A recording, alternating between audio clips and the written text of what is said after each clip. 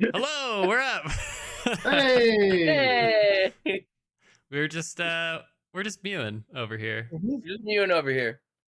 Just a little morning mewing session. That's right. mhm. Yeah, We got the yeah, true. I don't We like got this. that at all. We have a mewer with us. Looks like Quigley Q. yeah. I got a little mewer here right now. Wow. Very Uh, sleepy Muir. very, very. Well, hello everyone. Welcome back. Hopefully, to some of you, to day 2 of Check Please a Palooza. Woo! Check Please 5. If you're here for the first time, hello. My name is Bag of Takeout or Bag Off, and today I'm joined by. Hi, I'm Quigley Q or Jacob Reisinger. I'm Dalesman DM or Ian Bonner. I'm also Copperlight at the same time right now. That's right, Copperlight slash Dalesman DM. Copperlight can't be with us this morning, but has been a great charity chat for us and great opening remarks person. So, yeah. But how's everybody feeling today? Any cool highlights from yesterday? Things you're excited about?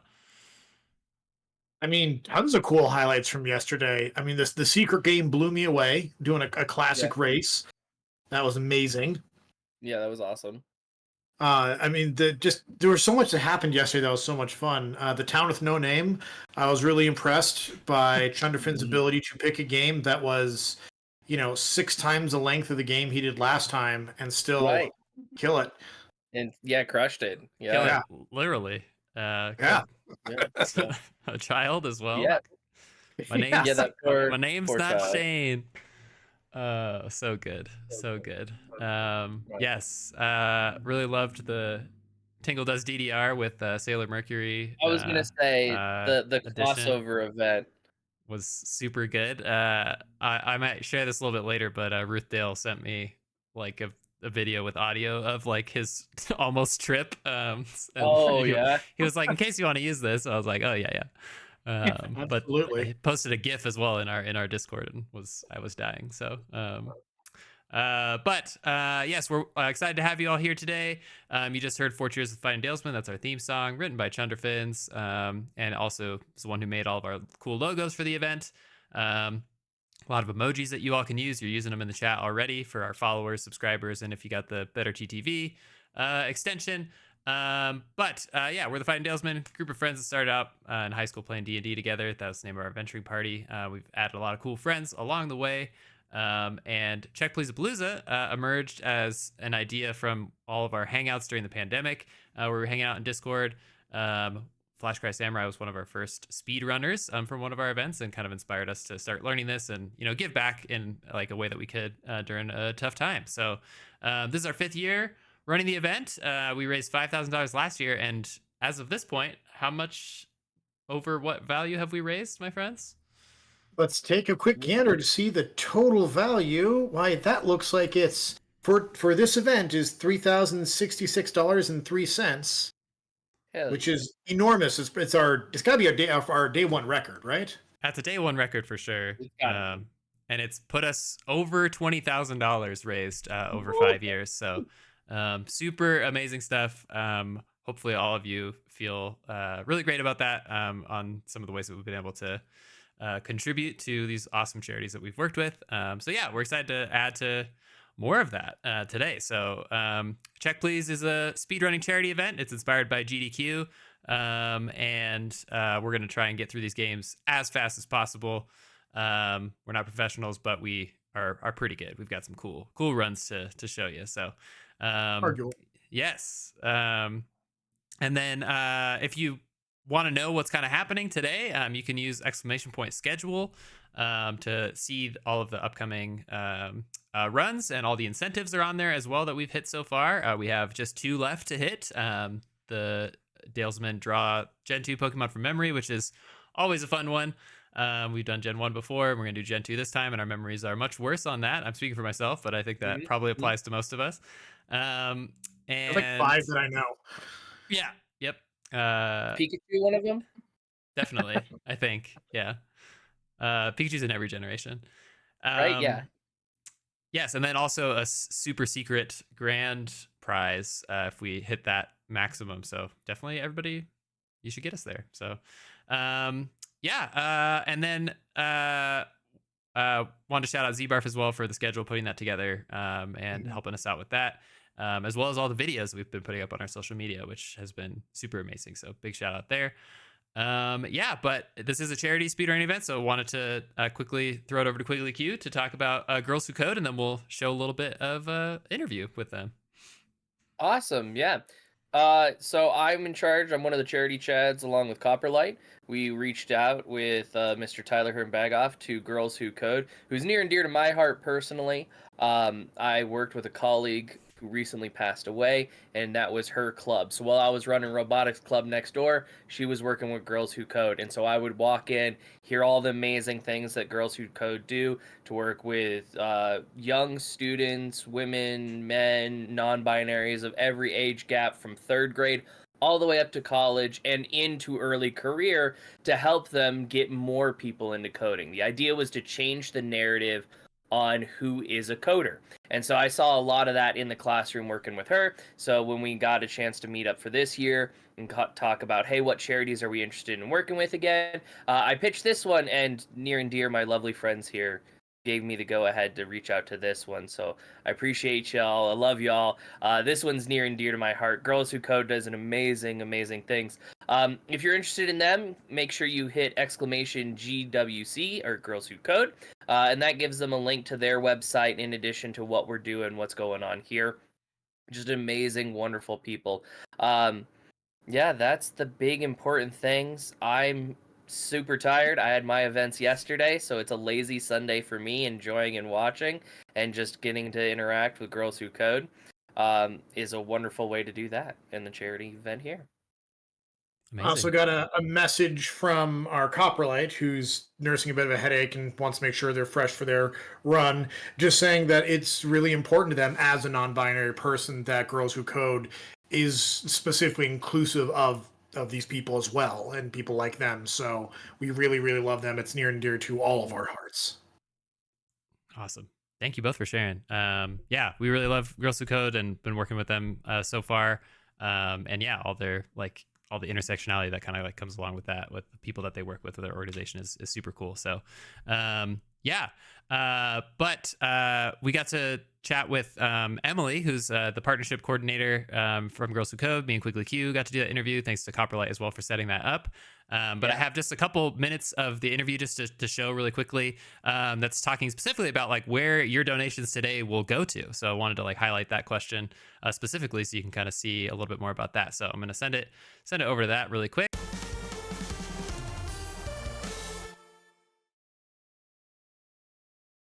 Going. What do they go to? That's what everybody wants to know. It's like, hey, we're going to donate, we're going to pitch in. You're trying to help check Palooza out, and we're sending it all your way to Girls Who Code. Where does that go?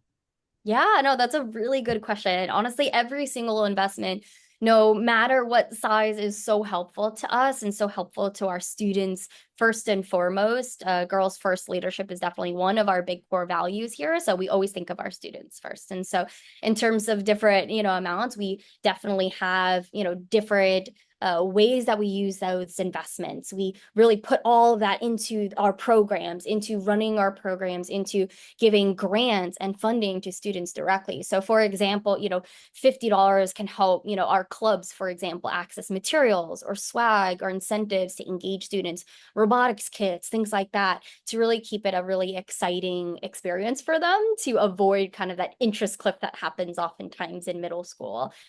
$100 tends to provide like a full year of programming for a club's student. So if you wanted to provide like a full year programming for a student directly, that's $100, and that really goes a long way.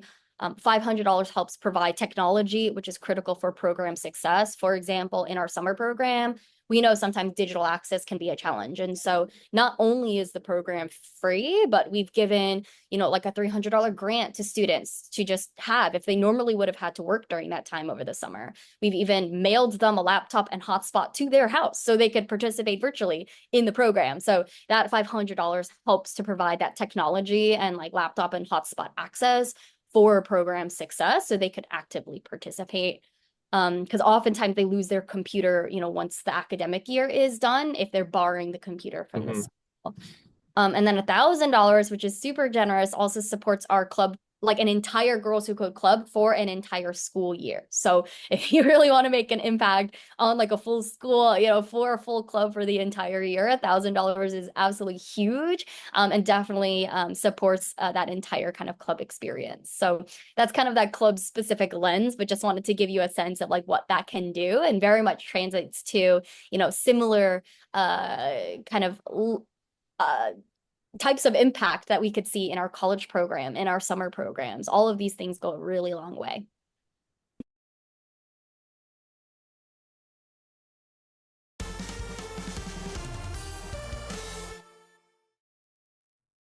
Big shout out to Emily once again. Happy birthday to Emily's grandma, who that's why she couldn't join us live this time. But hopefully that gave you some idea of like the tangible impact that this program can make, and specifically what the money can go to. And we've raised over $3,000 now, and you heard that like last little stat there of like $1,000 can kind of sponsor an entire Girls Who Code club for an entire year. So that's 3 clubs that we've hit right there, or even 30. Already. Yeah, or even what was it? 30. Yeah, 30 students like participating for a year. So really cool to see some of that tangible stuff. Hopefully that inspires you all. Definitely inspires us. Hey, think of it this way for anyone. I know we don't have to sell this to anyone who's here already donating, but if we do hit our goal of $4,000, at least $4,000, that's the entirety of someone's high school experience, going to a club every week or however long they hold them, and being a part of that and learning those skills. That's somebody doing that for 4 years from this event, from these 2 days playing funny little video games. We love to see it. We love to see it.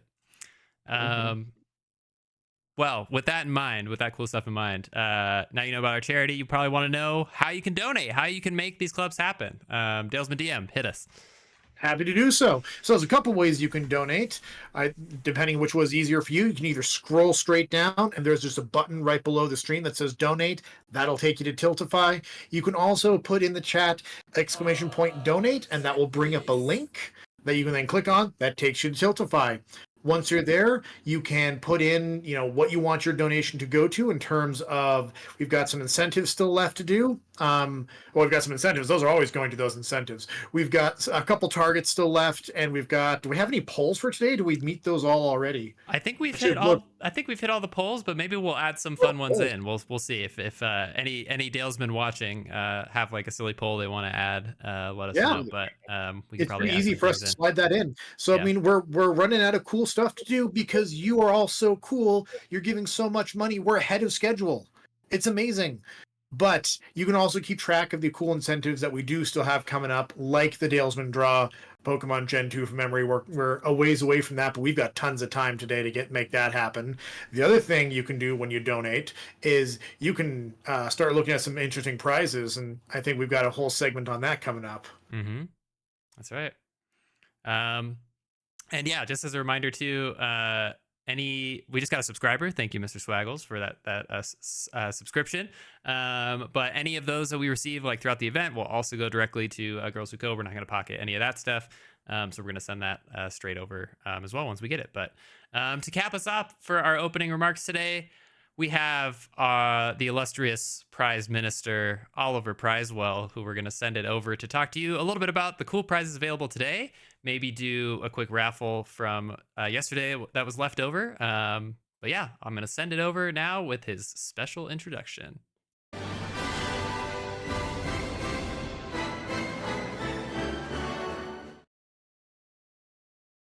Hello, everyone. Welcome to day 2 of this Check Please event. The votes are in for our grand prize yesterday, which was the Tingle costume that has been won by Flashcry's unofficial fan club, in parentheses, shamefully unrecognized by Flashcry's sad face. So, we will find out which donor is associated with that name, and you get a Tingle costume, and just let us know what your size is, and we'll ship it right to you. Coming up for our first prize segment, we have 2 very nice plushie toys. We have a crochet Pikmin, made by one of our very own Dalesmen, and also we have a plush lizard doggo that we're giving away for our Factorio run. Or no, sorry, Satisfactory. run. So get your donations in for these 2 prizes. And later on today, we have a very special Act Zero Sailor Moon DVD, which is a little blurred out. There we go. Act Zero Sailor Moon. So get your donations in, everyone. Get your prizes, and enjoy your runs on day 2. I'm going to throw it back to the bag of takeout.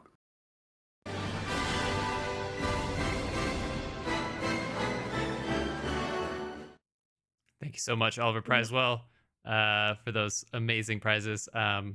I think I may be Flash Cry's unofficial fan club. But I can't really remember. So, anywho, thanks so much for tuning in this morning to our opening remarks. We're going to send it over to our first run, which is Slay the Spire by Dalesman DM. So we want to give him a second to get set up. But yeah, we will talk to you in a few. Bye now. See you soon.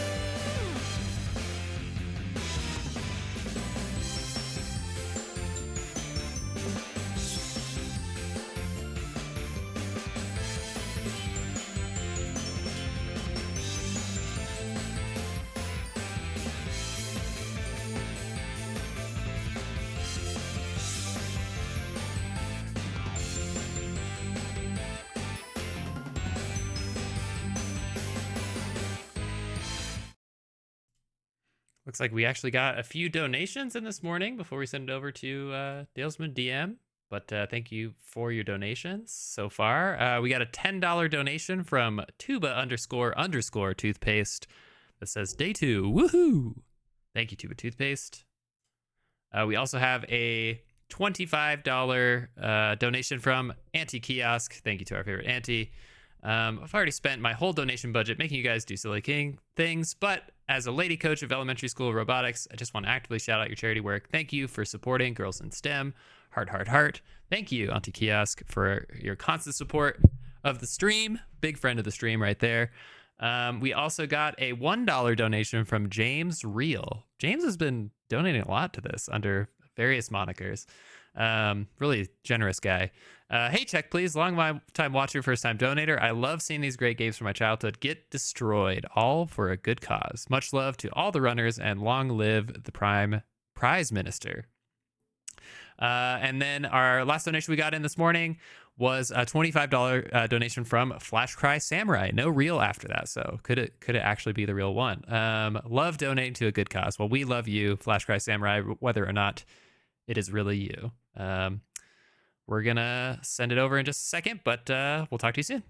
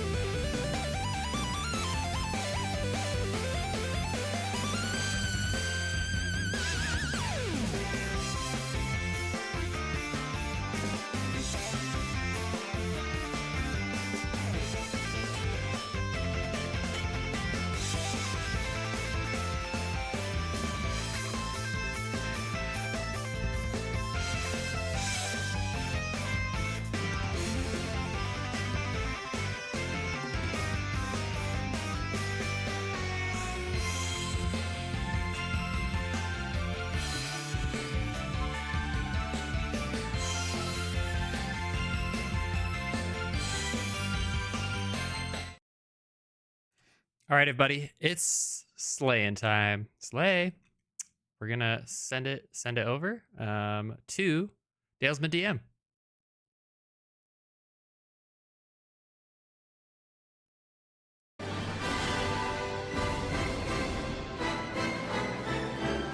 Green it is.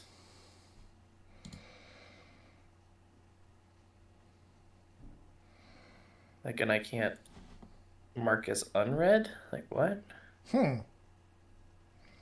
Oh, hey, we're live. Oh, he probably read them also when we were getting set up. Perfect. Okay. Hey, everybody. Welcome to Slay the Spire. This was originally going to be done by Chusk, our dear friend Nick. He was not able to, so I decided to step in. I'm not going to be nearly as good as him. If you watched his run last year, he got to the heart and actually did pretty good on it, which after I picked this game up is pretty impressive to do in a speed run. Very impressive. So I'll be just doing some random stuff. I'll get into the details of that here in a second. But quickly, do you want to introduce yourself? Yeah, hi, I'm Quigley Q, along with Dalesman DM. I also love this game, Slay the Spire. I mean, it's a roguelike. I love me my roguelikes in whatever form, whether they be card or action. So this one was great, and we love Chusk, and we were sad to see, but we're hopefully going to honor and get to the heart and slay it ourselves. Because it's all about slaying, Queen. Gotta slay. Okay, so I'm slated for a half hour, so I'm not going to waste any of that time. I'm going to be using, so the category is Claw is Law, the Claw. I have kind of an idea of what that is. So, I mean, I'm assuming it's going to be the defect, because take a look at those little claws right there. I got a list of random seeds I'm going to use, so we're gonna jump right on in. And we might as well do Ascension 5. Nah, let's keep it. No, let's do Ascension 5. Let's keep it going here. So we can start here. Upgrade common. Let's lose my starting relic. Upgrade. Oh, would you look at that? Oh, crazy. We've got the claw. Okay, so let's jump into this. And Yeah. Is the game audio working? Oh, I might have turned the game audio off a while ago. Look at that, I did. Hey, there it is. Is that too There loud? we go. Beautiful. Now we got some music going. Nope, don't save and quit. Okay. Don't want any of those. We're only interested in claws this run. And so I'm going to take away some of these things that we don't need, like orbs. We're not looking for orbs, we're looking for claws. Just claws, right? That's the whole name of this game? Mm-hmm. Nothing but claws. Oh, hey, Flash Cry. Oh, hi. I should swap my name. Totally. So we have an intruder in the stream, it sounds like? I feel like I'm hopping in. there's... I'm a huge fan of this game, so I definitely wanted to be on the couch, even though it definitely does not say I should be on the couch. I don't think it's an issue. Oh, shit. Whoa. Oh, hey, look, a claw. There we go. That's what we want to see. Oh, perfect. Ooh, look, more claws. So what's the advantage of claw? Like, you just jumped into it, you just started. I, of course, know what claws do, because they're the best card in this game.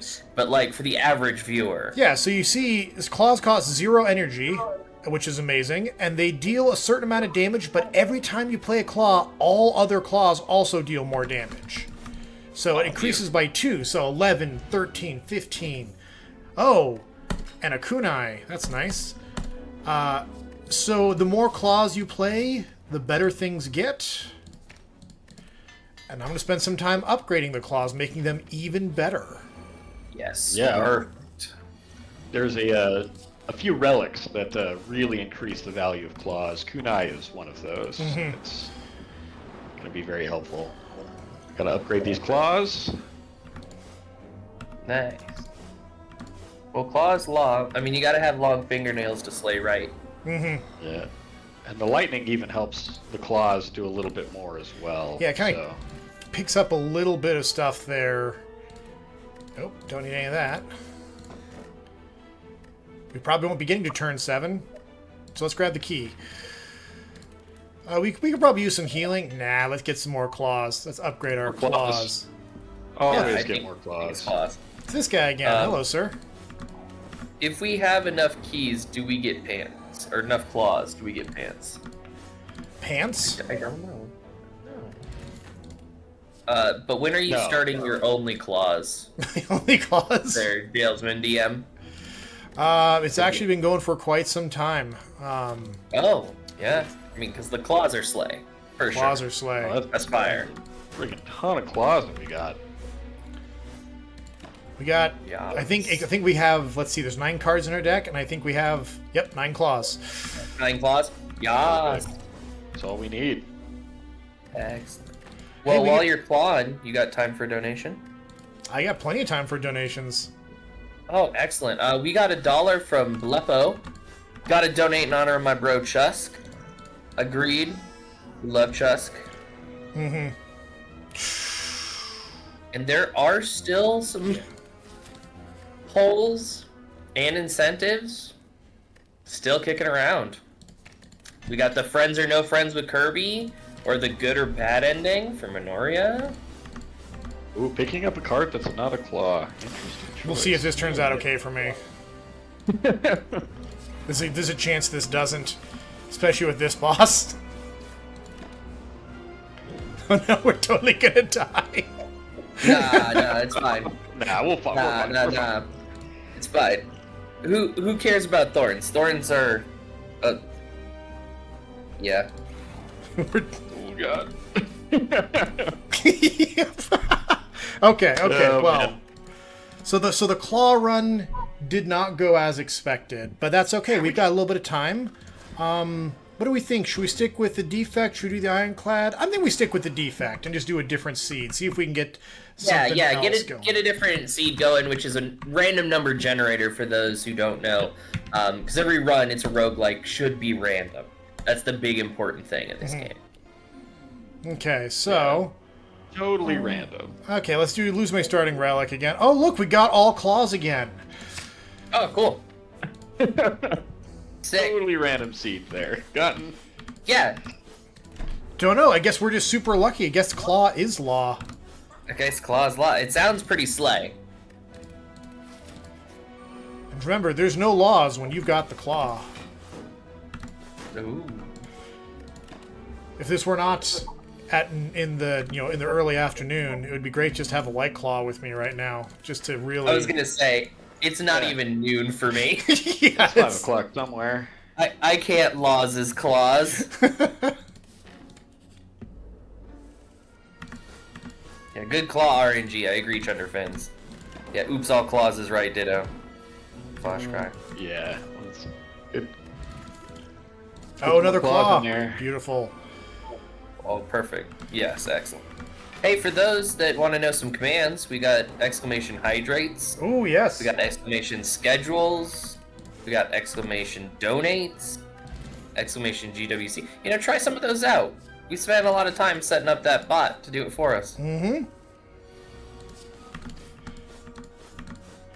So I did pick up something that's not a claw, but it feels claw adjacent because it's called Go for the Eyes, and you claw their eyes and it makes them do less damage. And cost 0. Oh.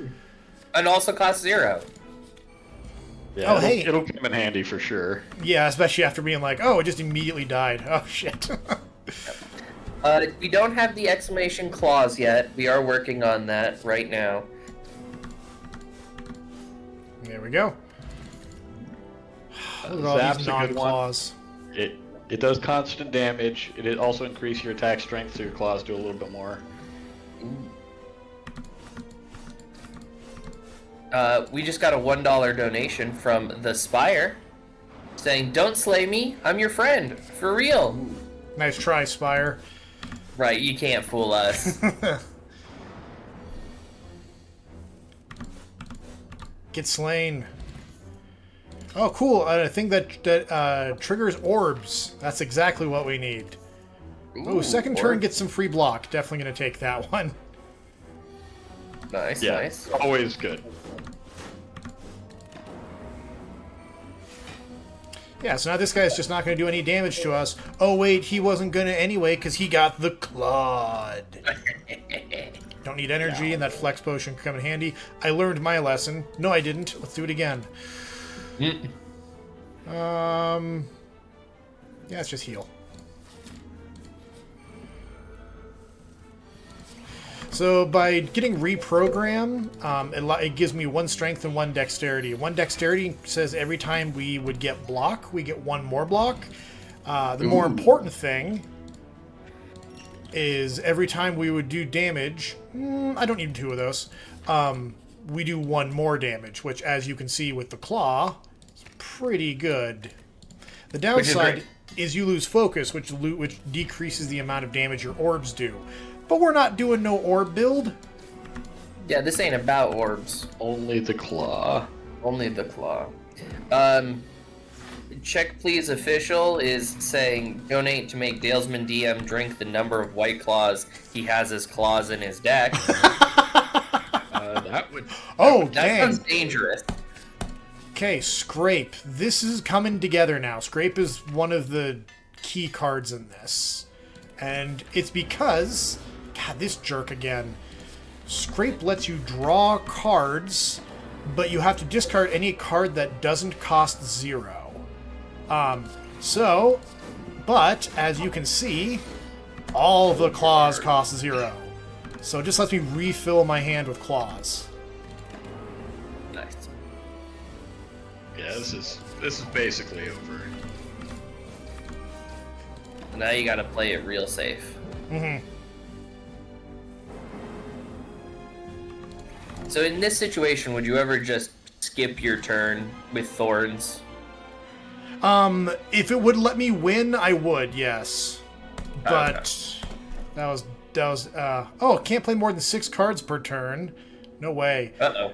Future No cards way. reward less 2 less? No way. We need those claws. Double effectiveness of potions, please. Yeah. We don't need energy anyway. No, we don't. Okay, okay, let's go see if we can get the boss.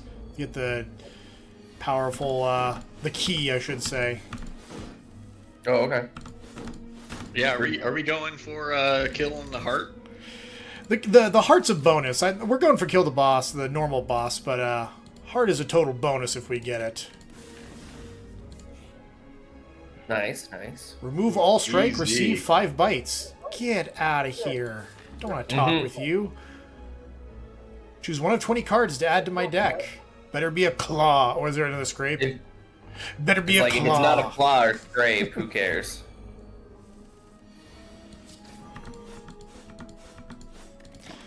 So I'm still going to be trying to get a bunch of like these relics that will do some passive benefits for me, because if I can get some specific ones, things that increase my damage, things that increase just my base damage, that's going to make this go real smooth. I'm going to play it super safe since I'm going into a hard boss and heal. Yeah. Yeah, good call. You got time for a donation while you in this boss? Absolutely. Excellent. We got $2 from Just a Simple Country Claw. The claw is law. And the Spire donating $1 again. Oh no, you're slaying me so hard. Hee hee. Agreed. I'm curious, who's everybody's favorite characters in this one? Who's your go-to? Good question. The Ironclad is probably my go-to personally. Oh, really? Ironclad's very good. Yeah, just having 999 defense and just doing 1,000 damage feels real good. Yeah. I like the Silent, but some of my best... Draw 1 card, it's got a picture of a claw on it. Yeah. And it costs 0. Let's do it! Yeah. Yeah. Yeah, I also love me a Silent. I was glad when they added the Watcher. If either of you had a chance to play with the just workshop in Steam, people make their own custom characters. Oh, absolutely. The Sailor Moon deck. Okay. Yeah, cat girls. For sure. So we're fighting the Snecko, who is a problem, because the Snecko randomizes the value of all cards in your hand. So it can really mess up a claw deck, but as you see, the claw is law and is too strong for even the Snecko. It's too strong. Yeah, this Neko is definitely a problem. Glad we got through that. Yeah. It's touch and go. Yeah. And we also got the Shuriken, so every time I play 3 attacks in a single turn, I get 1 more strength, meaning all my abilities deal 1 more damage. And as you can see by the sheer number of claws coming out here, it's pretty nuts. I love the shuriken. Do you want 2 FTLs? No, we don't want 2 FTLs. That's 1 is fine. Yeah, that's nonsense. Oh, draw 2 additional cards at the beginning of combat. Don't mind if I do. That is great. Nothing to remove. To play a status card whenever I add a card to my deck. We're not really doing that. Okay. So people are trying to predict how many claws you'll have by the end, so make sure we get a count by the end of how many claws is law. Now, is claws specifically the claw card, or is claws any card with a claw? I would say any card. I would say it has to be a claw. I think it has to be the claw. I agree. I think it's the claw. I'm gonna rest. I'm paranoid. We're doing real good, but the knight can be a pain sometimes. Because he's just got a lot of health. Yeah, it gets some HP back, for sure. Ooh, yep, you're a big claw daddy, I agree. That is Dalesman DM for sure. Luckily, we can like weaken him and stuff to make him not nearly as bad, but he is probably the hardest guy for the claw. He's got so much health. He and still goes down. And done. Can't get potions. Transform cards. Oh man. Well, let's get some orb slots. It doesn't hurt.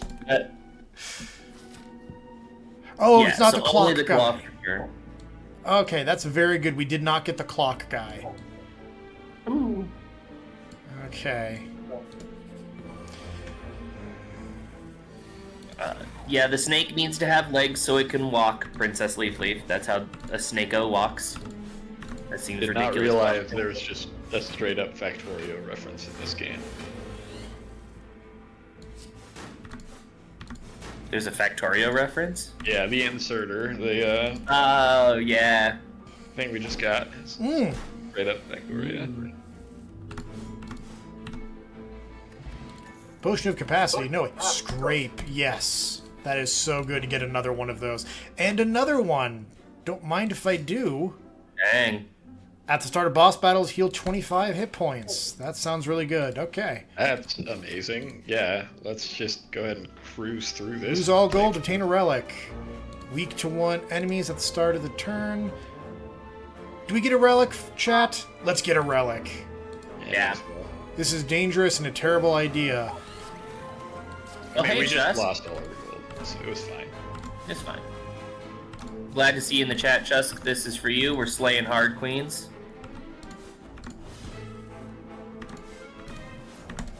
Yeah. Definitely no legs, mixed slither.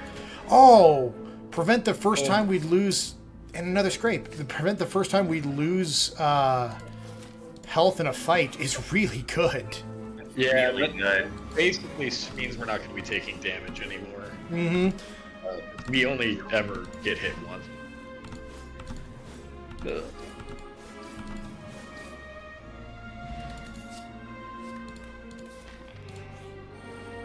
Ooh, this one's a little nasty.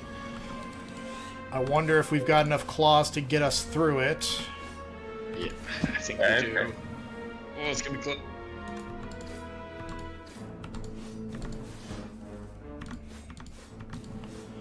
Not enough claws to get us through in 1 round. Yeah. Well, it's always the next round. There we go. Claw is law. Claw is law. Claw seems pretty skibbity to me. Oh, extremely skibbity.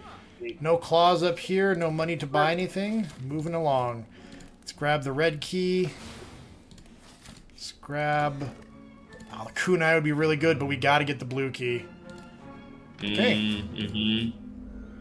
Oh, this guy. This guy sucks. Yeah, so... Well, let's see if we can make it work. Yeah, we got this. It's not gonna be too bad.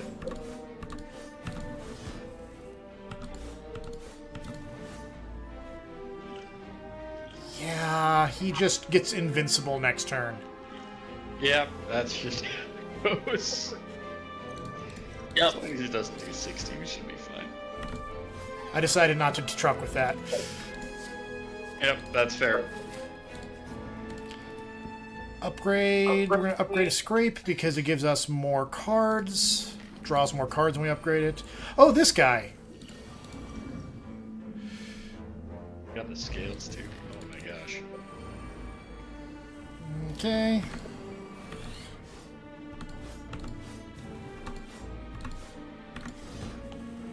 This is probably one of my favorite guys. Oh, couldn't beat him. Yeah, that guy's great. You just have to do enough damage to him so that he loses damage every time you hit him. So you have to hit him hard enough that he doesn't hit you anymore. But he just takes a while, and we don't need to deal with that. Yep. Right. Yeah, this is a speed run. Just skip the guy with 1,000 health. I assume you've killed him before, though? Oh yeah, it's a great time.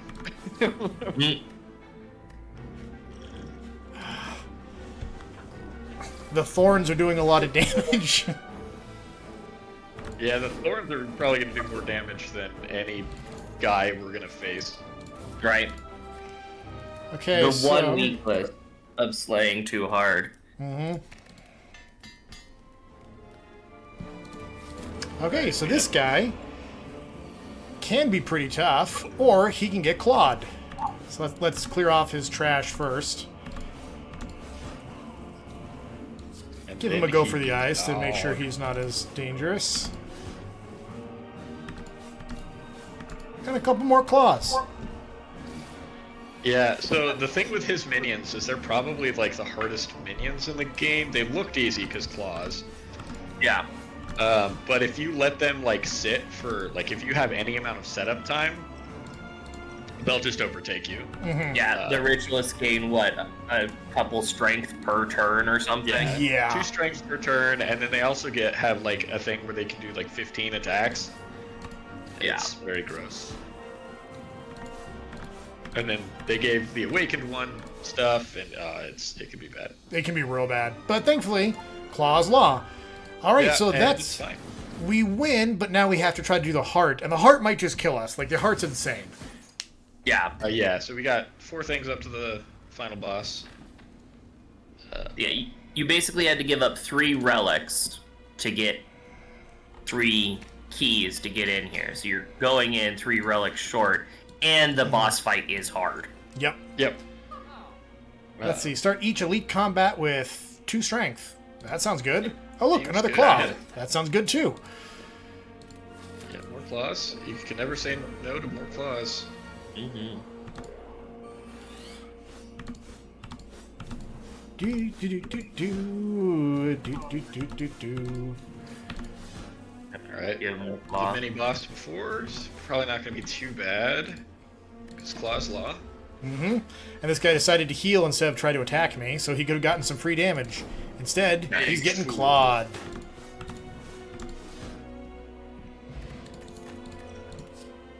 No claws.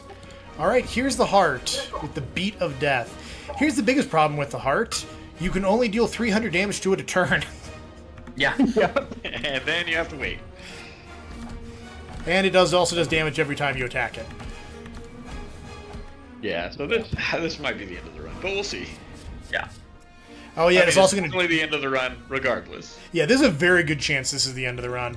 But let's get some 10 strength to get started, just to... Yep. Give Yep, ourselves only the- 300 damage. JVH. Agreed. Yeah. Freaking Plants vs. Zombies reference, too. Wild. Gonna get a couple scrapes out of my deck. Yeah, you gotta give him the claw. I agree. Context Sensitive's got the right idea. The simplest solution is just give him the claw. Mm-hmm. Okay. Speaking of, you got a $3 donation from DeClaw. The Claw claw. donation train. Each donation increases the previous donation by $2. Let's go. Right? And even They're with the coming in claw, there. we are down. Yep, that's it. That's it. That. All right, Here's the- time. Check, please, for dying to the heart, but winning as the claw. Yeah, you still win as if you die to the heart, you still beat the thing. So, Yeah, the heart's not considered the Nice. final boss. It's just considered another thing to do after the final boss. but we did it. High fives all around. Excellent, nicely done. Claws all around. Do the claw. Do you mind if I tell you something real quick? Oh, go for it. Ah, my friend, it is with great honor that I advance you to the rank of Claw. You've done it. You've shown them all that you're the Claw and the law. Oh my god, yes.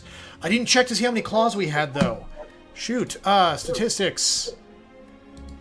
Well, can you see the last run you did at all? You might be able to in statistics. It's not. I don't think you can see the deck you had. Run history. Okay. It should be able to tell me. I mean, it tells me everything I did. Okay, there we go. So I had 8 normal claws, 3 claw X's, and 4 scrapes. So I'm saying claw X's count as double claws. So we had, what was that, 14 claws? So 14 claws total. cash for claws. I'm going to be donating $14 for cash for claws. Cash for claws. Let's do it. Thanks Pretty so good. much for letting me slay the spire. And Chusk, I hope you're doing okay out there. You're the best, man. Thanks for letting me take over for you in this goofy-ass run.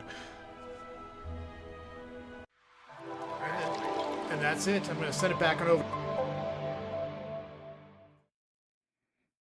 All right, big shout out to Dalesman DM for that Slay the Spire run, and yes, huge shout out to Chusk, who also provided some cool prizes, some Check Please water bottles. So make sure you're donating because you might be eligible for those.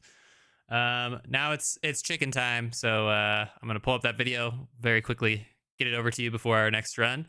But yeah, give me 1 minute.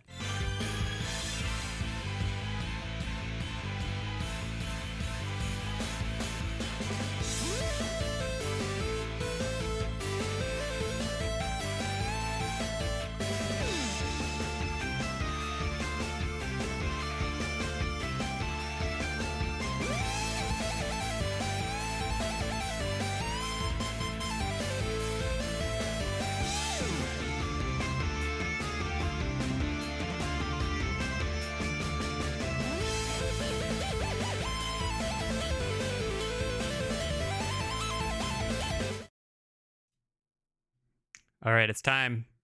Hope you're ready. Hope you're ready for chickens. Let's get some chickens in the chat. Are there any chicken emotes? There should be. If there's not, let's send it over.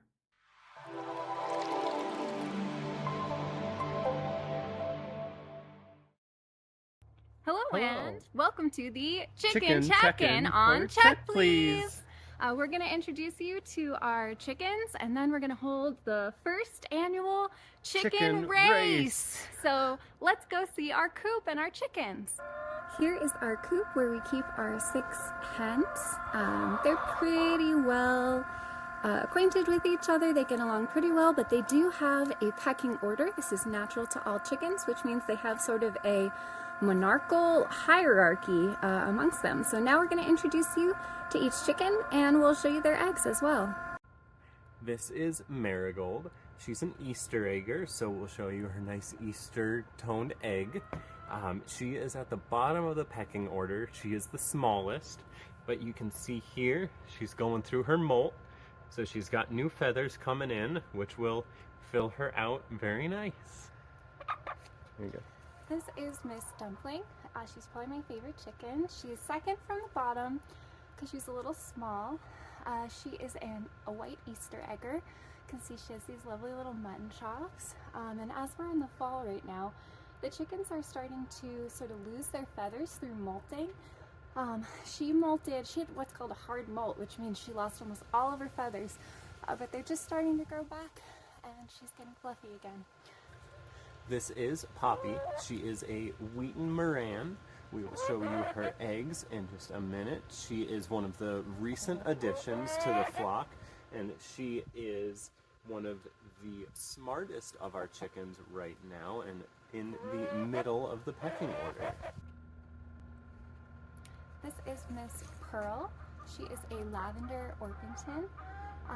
She is going through much more of sort of what's called a soft molt, which means she's just losing a couple feathers here and there. But we can see them literally falling off of her as she's sitting here with us. She's quite smart. However, she does become what's called broody a few times a year, which means even though we don't have any roosters, she tries to get an egg to hatch, and we'll just sit on an egg for around 22 days. But yeah, this is Miss Pearl. She's a smart chicken and a pretty chicken. This is Randy. She is a Cuckoo Moran. She is second in the pecking order, but she is not violent, but she is definitely our largest chicken. This is Miss Pickle. She is at the top of the pecking order, so she's the queen. She is an olive egger, so we can show you her green eggs in a little bit.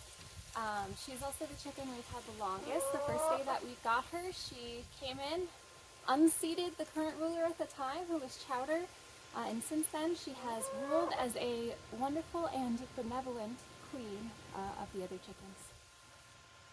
So here is our rainbow of eggs at the top of the pecking order. This is from our olive egger Pickle. It's a pretty greenish egg. This large dark speckled one is from Randy, our Cuckoo Moran. This is from our Wheaten Moran, Poppy. It's a beautiful little dark speckled egg, and you'll notice these are both Morans.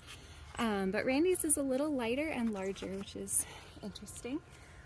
This one here is a blue egg from our Easter egger Dumpling, and you'll see it's a little lighter than our other Easter egger, Marigold, our chicken at the bottom of the pecking order. We keep this one, we wrote a little M on it, so we always know that this is hers. It's a little greener and a little darker. And then this is our Lavender Orpington Pearls egg. It's just a beautiful little brown egg.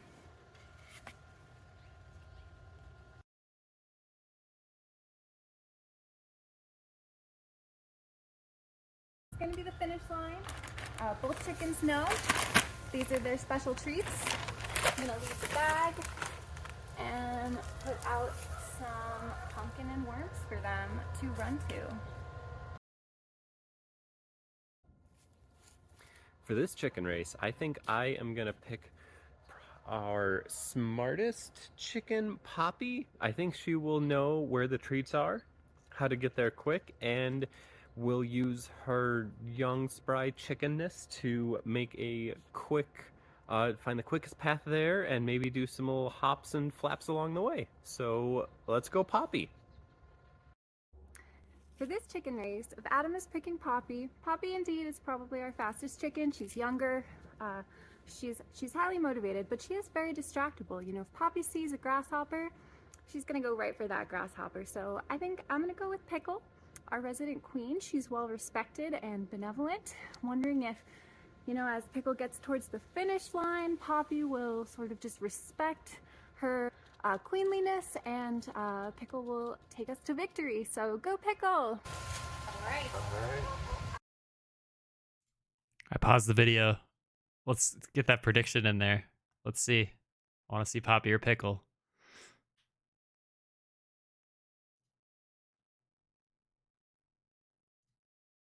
We got Poppy. Poppy with most of the vote. All right.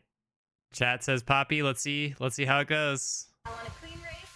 I want a fair race. All right, on your mark, get set, go! You can do it, Poppy.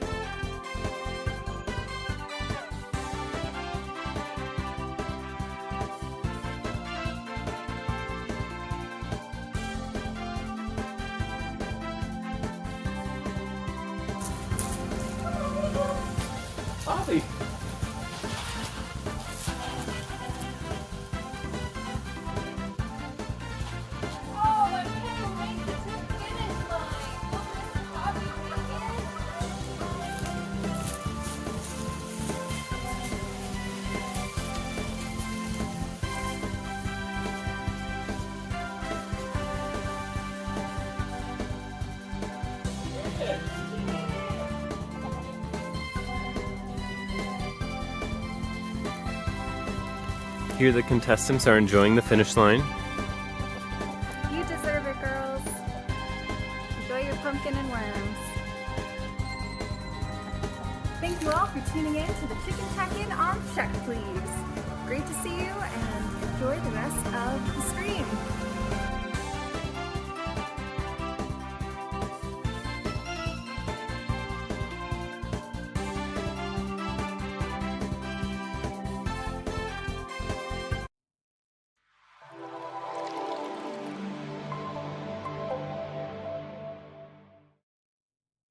Huge shout out to Pickle. 210 coins to JBH, the Reaper, and Shunterfits. Congratulations on your coins and winning that prediction. Big shout out to Ruthdale and Princess Leafly for the chicken check-in. Thank you for all the really great content. I think y'all are the content, one of the content stars for this stream for sure. Big shout outs. Up next, we've got Satisfactory by Winston P. Hurts to Vomit. So I'm gonna send it over there in just a second, but gonna make sure they're all set up first. Talk to you soon.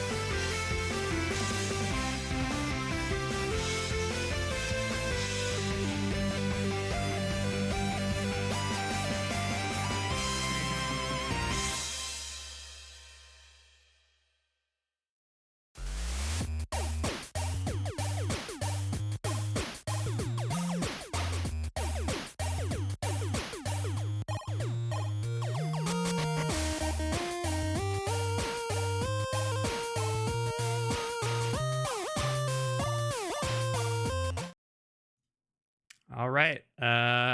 We got Winston coming over in just a hot second.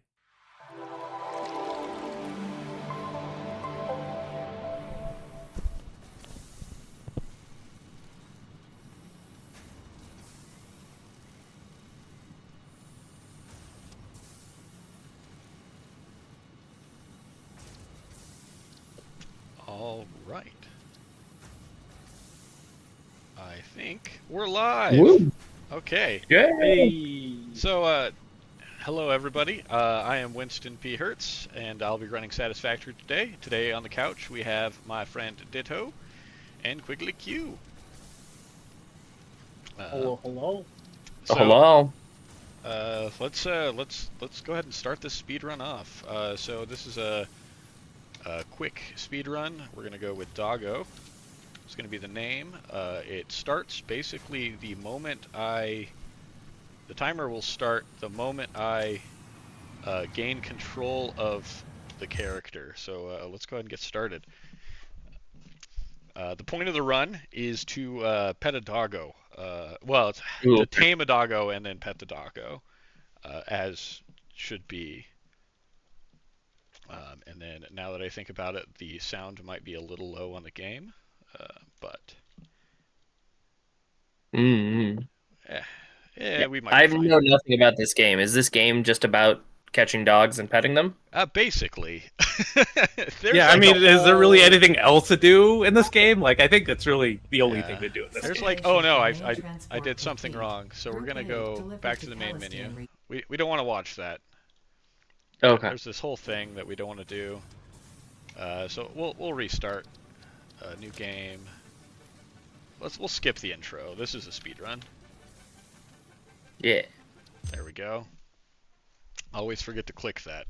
Should be a part of the speed run, but it's not. I definitely don't remember how to start the timer, so I'm just going to hit that button and hope it started. Okay, so I got the worst start, so this is probably going to take the longest amount of time. Completed onboarding and achieved Cool. minimum skill level required of a fix-it pioneer. We got people asking in chat if there are any cats. There are technically cats in the game, but they are scary as can be.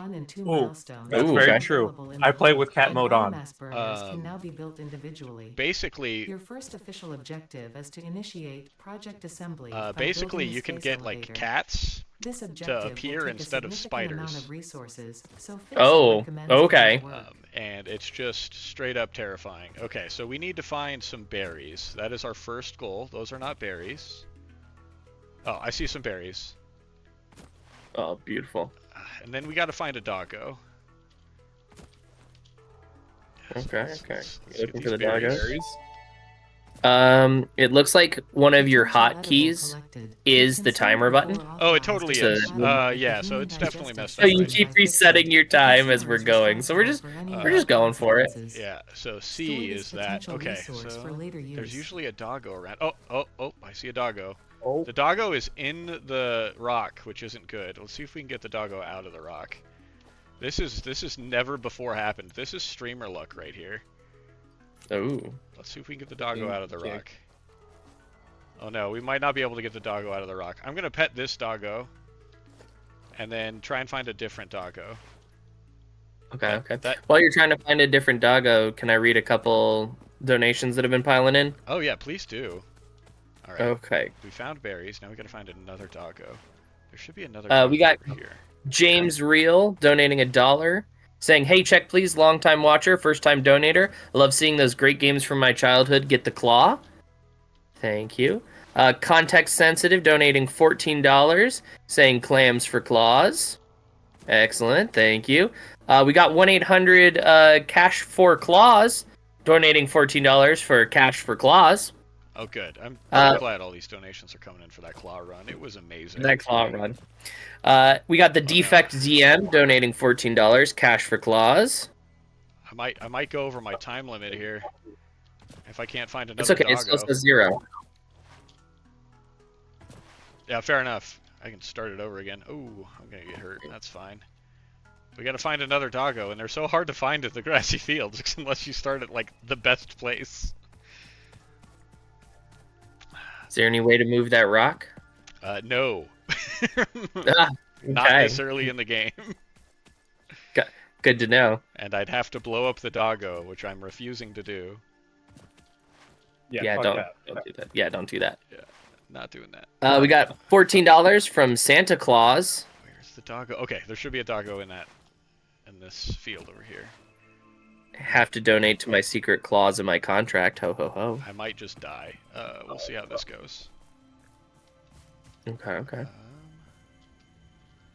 Where is the doggo? Not that. Oh, there it is. Okay. So I gotta come here. Oh, you seen me? Let's drop that. Back off a little bit. Oh, he ate he's Choco Boy. That's Choco Boy, and that's check please, right there. Yeah, check please. Check please, Choco Boy. Okay, so I don't want to abandon my pup. But we got to show you our factory next, right? So I'm just gonna pull him out of the game real quick by going to my desktop and then grabbing this guy. So now we got a puppy who's gonna join us for the rest of the run. Oh, perfect! I'm glad you pulled him out of the game. Yeah, glad I could pull him out of the game. Don't want him to just be in there and die. Exactly. Now that he's a tamed puppo, I want him to, join me. Yeah, and you too could get a small version of Doggo. Yes. Sent directly to you by donating. Speaking of donations. Yeah, now is a perfect time to donate. Perfect. We got JBH the Reaper donating $10. Donating $10 for the chicken race because Pickle was clearly won without cheating. Pickle donated $2. Cluck it, Poppy. I mean, good race. Tim and Margaret donated $12. Chicken Superstars, yay, you're all doing so well. Keep up the great work and have fun, Mom and Dad King. Excellent. And JBH the Reaper also donating in another $10, donating $10 more to my boy Winston for this hopefully satisfactory pet that doggo. All right. So now that we've got a doggo, and we've got our coffee too, so it's very important. You know, gotta take some sips. Oh, now I'm in leaves. That's fun. I think I fell down. We're gonna just do a quick tour here. So Satisfactory is a game about building a factory and taming some doggos. So here's all the doggos we've tamed. Let me just show you the most important thing. Is petting our doggo friends. Yes, good. Yes. Doggos give you stuff, which is amazing. And some doggos give you some really, really valuable stuff. So the doggos with names have given us some really good stuff. And they're such all good of boys. them have names. Exactly. What do you mean they all have names? They all have names. So they've given us some really good stuff. Yeah, and we usually name them after what they gave us. That was so good. Yeah. Oh, yeah. Because you got it. So this is our starter factory. It is known as like a steel factory. We spent quite a bit of time in here, but this is before any like aesthetic stuff is unlocked. So it's a pretty basic factory. Nothing too major going on. After we made this one, we made this guy, which is a very beautiful looking open factory. It is making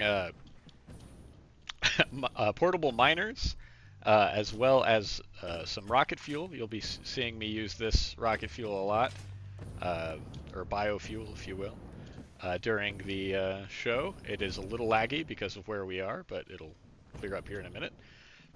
And then you'll see this storage blueprint a lot of different places.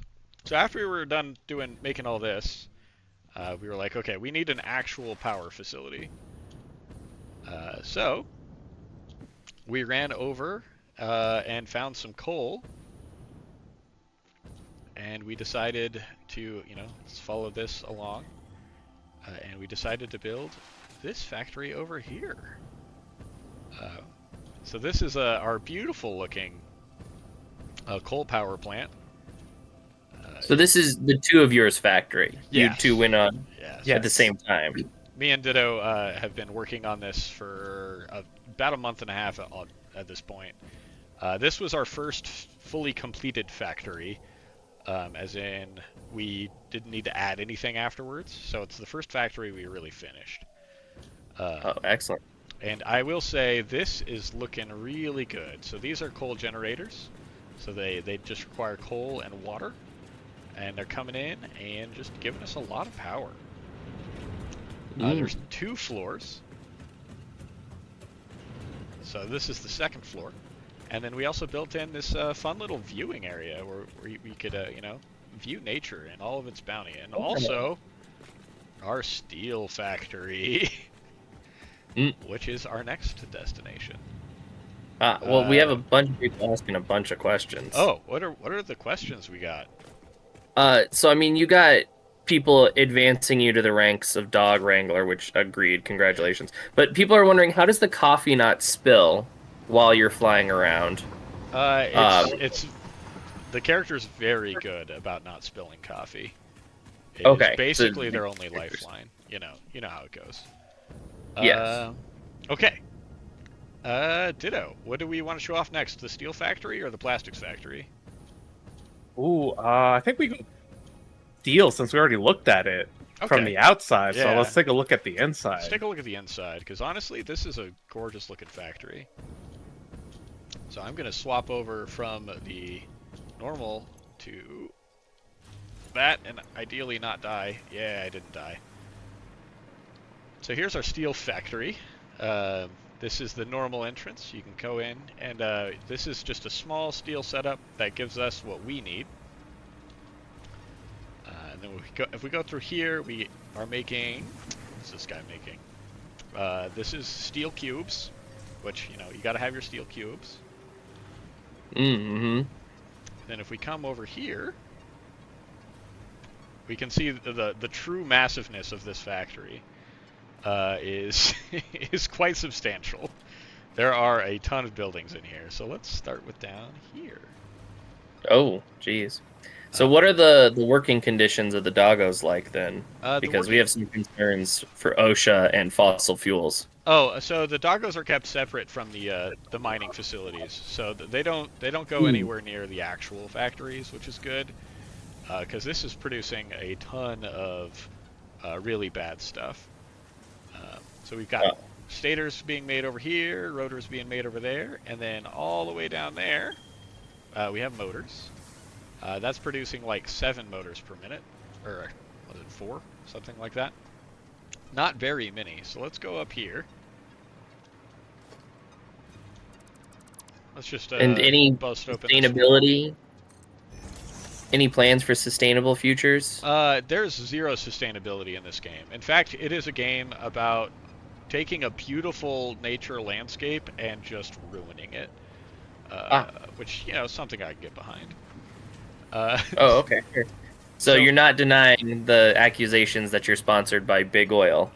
We are actually sponsored by Fixit, which is an affiliate of Big Oil. Yeah.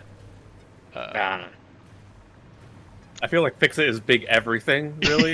Yeah, they're big everything. Okay. So throughout the game, you figure out the story, and the story is you're trying to save Earth by exploiting a different planet to save all the kittens and puppies. Is a direct quote from the game. That's fantastic. So this factory is a really big factory here. This is all to make the space elevator parts, and it's a gorgeous looking factory. It took a lot of time. And then there's the "It Happens" sign, which is probably my favorite. And is that ethically sourced? It is. So if you know anything about this game, we are making 5 of every end product per minute, which is quite a lot. And to do that, we needed a lot of really big facilities like this, but we also needed a lot of power. And to get us started, to get us through most of our power needs, we had to basically use Big Oil's setup. We had to use technology from Big Oil. So that would be that facility right there is our Big Oil facility. That's a good-looking factory. It's got fuel generators on the side because we're making something around 600 turbo fuel per minute, and then 100 normal fuel per minute, which is getting packaged so we can do some flying. And then we also have got trains coming in and out. That's called the safety train because it provides all the things we need for safety. Mostly guns. Yeah. There's guns are important. A lot of creatures on this planet that are not happy about you taking all of its resources. So you have to defend yourself a little bit. People are wondering at what cost, which I'm assuming they mean how much money are you making? There's no money here. We're just trying to save humanity. Oh, okay. So in fact, we are property of Fixit. Yeah. Well, you would even argue it's priceless. Yeah. Because we're saving all of the cats and doggos. So over there is the space elevator. So we're trying to send stuff up the space elevator. So you get products. So from the beginning of the game, you have to like make something to send up to the space elevator, and you have to continue that trend. So this guy, I forgot to show off kind of the best part. Ooh. So we made a refinery blueprint, and instead of going through the normal door, I'll go through here. So this is where our refineries are. This is where we're making a ton of turbo fuel. And as you can see, it's very uniform and looks really good. Nice. And you can see the fuel flowing underneath the floor. Yeah, look at that. Super cool. And then that over there is our open source, or our open walled plastics factory. Up there we're making, 3,600 plastic pellets per minute, which is making 400 normal plastic and 600 rubber. Okay. That's being flown to trains over there that go to various other factories in the world. How are we doing on time? It's on 15. We got the bump. Let's see. What was your time set up? I think we had 25 minutes. It looks like you have about 5 minutes left. Okay, we're gonna turbo through. Let's go ahead and let's just do all the factories all at once, because that's while you're doing that, to do this. you got time for a couple donations? Yeah, we do. Okay, we got Billy Joel $1 saying, "Pet us a dog, you're a spaghetti man." We got "Can I pet that dog, please?" donating $4.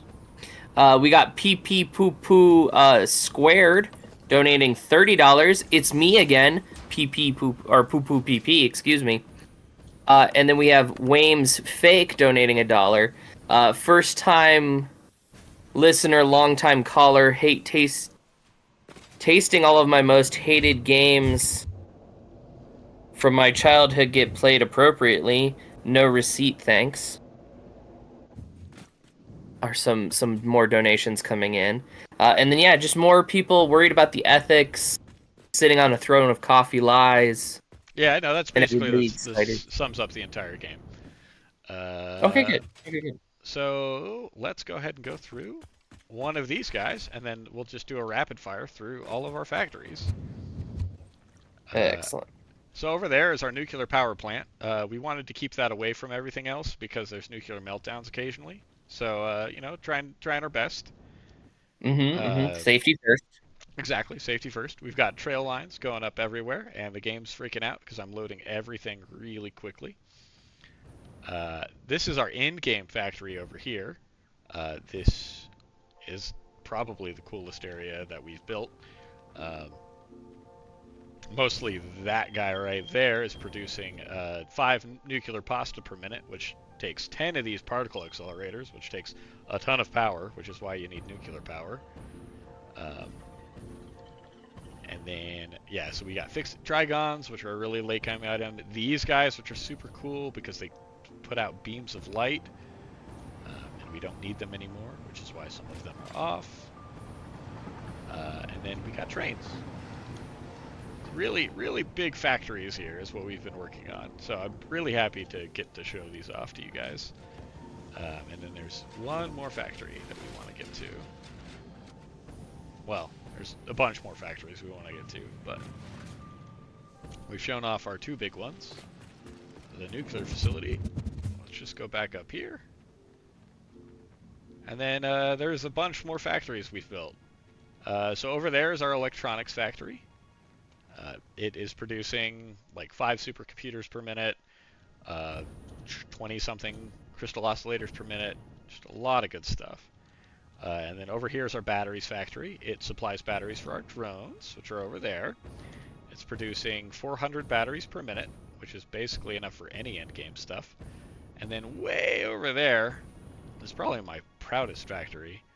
That is producing 36 big cubes, which is a really heavy recipe. Oh, dang. Ditto, what about you? What's your favorite factory? I really like the battery factory. That's probably the one I spent the most time on. Yeah, it's a really and good it's yeah, and it serves a huge purpose, right? But the steel factory is also really great, especially with our big tower. Oh yeah, our big control tower. Oh yeah, so here's an example of the friendly creatures that are radioactive, and then those guys, terrifying. So yeah, it's a good thing that we're just murdering everything on this planet, except for the lizard doggos. They have the most survivable trait, in my opinion, of being adorable. And the Beanie Boys. Yeah, and the Beanie Boys. And with that, you are at time, my friends. Cool. Yeah, I wanted to show off the electronics factory a little bit because we worked really hard on these blueprints, and they look super cool. And with that, we are done with the tour. Thank you all for coming. Beautiful, beautiful. Check, please. Was that check, please? That is check, please. Back to you, Tyler. Can I say one thing Oh real yeah, you can quick? say one more time. Yeah. Can I say one thing real quick? Sorry, unless Ditto, you want to do it. Oh no, please go ahead. Oh, okay. My friend, it is with great honor that I advance you to the rank of factory capitalist. You've done it. You've shown them all you can pet a doggo. Cheers. Congratulations and cheers. And then now we can send it back to Bag Off.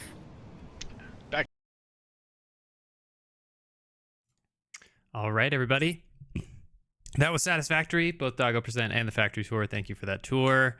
Lots of allegations, though, against Winston and his factory in the chat. So we'll have to see if any of those come to light. But next up, we've got the Dastardly Drink Box. We're going to get that set up, make sure it's ready to go, and then send it on over. But we'll talk to you in a minute.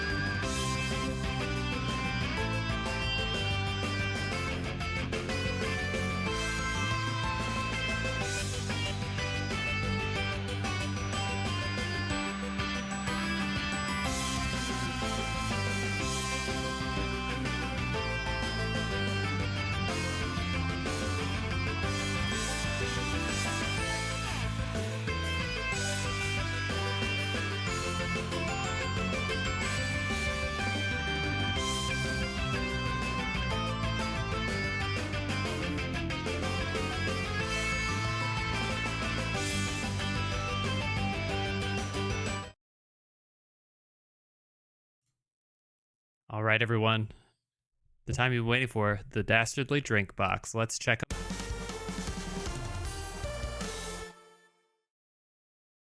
All right, I'll go grab it.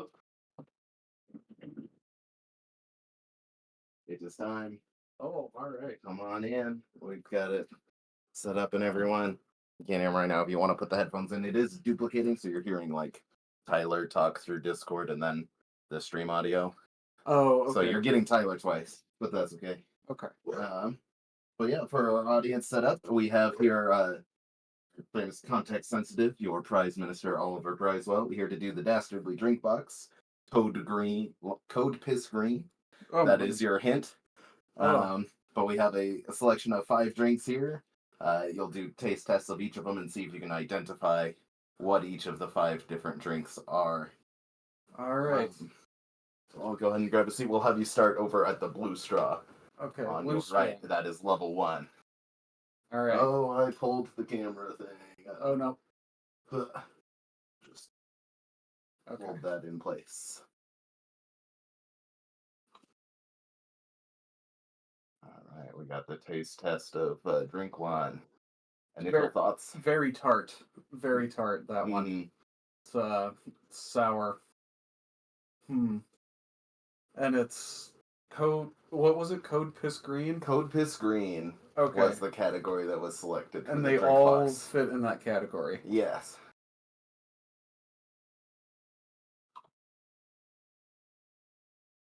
Oh, God. I don't know. How many guesses do I get for each? A few. A few. Okay.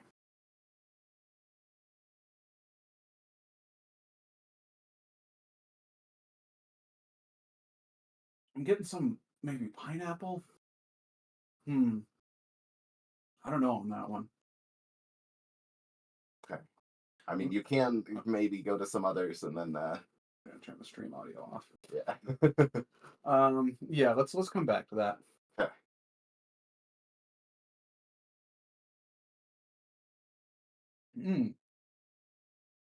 I was going back for more on that one. Likes that one. It's a lot sweeter than the other one.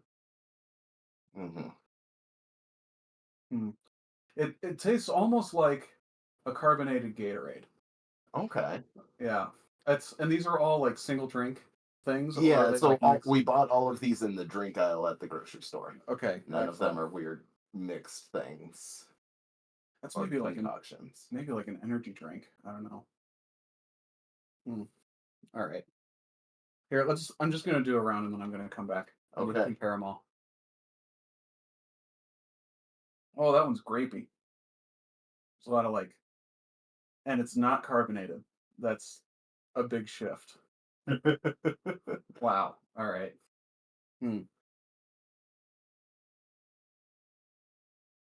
Oh, I don't even know. Man, these are tough. I'm gonna say like that one just seems like a generic like mixed fruit juice that you could buy. Okay. But that doesn't fit like piss green.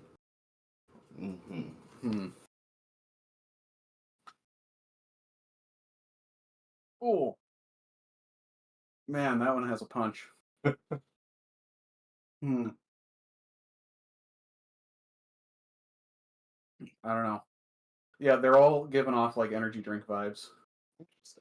Yeah. Okay.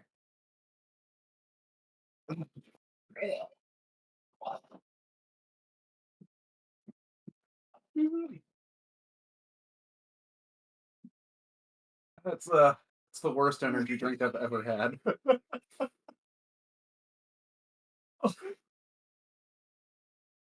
I don't even know what that could be. Let's go back to the others.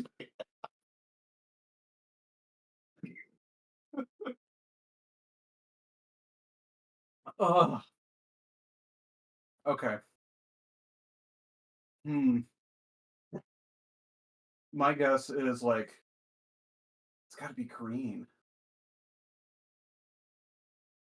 Like some sort of well, no, because it's flat. I was gonna say some sort of Powerade thing, but that's not it.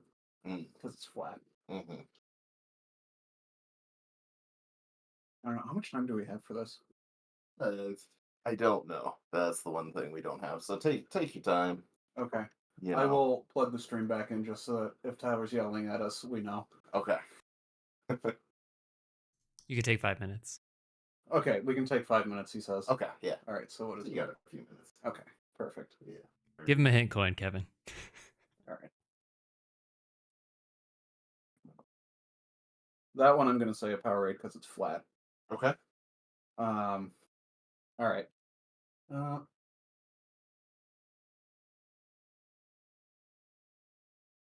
This one I'm going to say mellow yellow. Okay.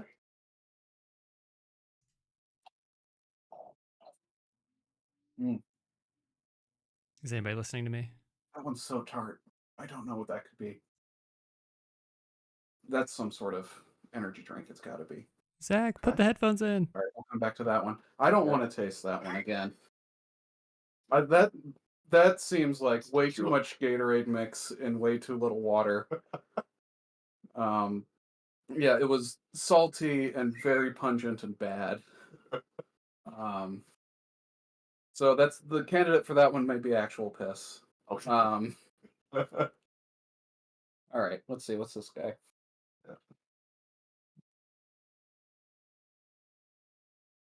One's a little appley. It's green. I'm gonna say maybe it's not quite Mountain Dew, but it seems like Mountain Dew. Maybe it is Mountain Dew. Maybe I'll say Mountain Dew for this one and Middle Yellow for this one. Okay. And this one I'm just gonna, I don't know, throw out some, what's a green, like Monster energy drink. That's pretty green. All Okay. right. And yeah, that I'm just gonna say some god awful concoction that you guys mixed up that no one should ever have. Okay. Well, overall, pretty decent guesses. You were close on a couple of them. Okay. So this first one blue over here, we'll call energy drink will be count as a point for that one. It was a Red Bull Green Edition. Okay. Very nice. So the energy drink guess I think will count as a point for that one. This one that you thought maybe was Mountain Dew is a Doritos Lime. Ah, okay. All right. So it's close. You know, just soda. Nice limey soda. Yep. The middle one, do you remember what you guessed for the middle one? I think Powerade. You were guessing that's Like right, a green Powerade. Powerade. This one, I think that's the one you're farthest from. This was an aloe vera honey water. Wow. All right. Aloe vera water. This one you guessed the like Sprite or 7-Up or one of those. Oh, yep. So it's a Olipop lemon lime soda. So pretty close on the, Okay. lemon limey soda, but this is like a fancy supports digestive health. Oh, So- nice. I'm glad that you gave me that with the last one. That was very thoughtful. Yes, it'll help you after the last one, which was just lime juice. Oh, Jesus. That explains why it was like so tangy and extremely sour. It was so sour because it was just But- lime juice. We thought maybe you would just get that one. I After can't believe how much of that went into my mouth. I think it just overpowered me, and I did not know what to do with it. It was so sour, it came salty. Like it's. we ran into a problem. I opened that up, and there was like a little like pour spout thing to prevent you from pouring too doing much just what we lime. did. So I had to pop that out to fit the straw into it. Wonderful. Well, thank you. I will take an antacid immediately. Yes. All right. All right. Thank you all for joining us for the Dastardly Drink Box. I think we can give him a solid 2.5 out of 5, maybe a 3 out of 5 on that one. All for right. those guesses. So solidly done. And back over to Bag Off, I think. Thank you all.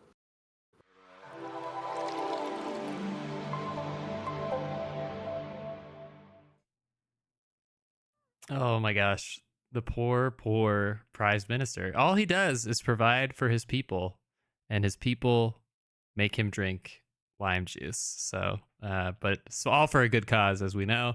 Big shout out to Context Sensitive for that. And now he has to do a speed run. So Fallout 3 is up next.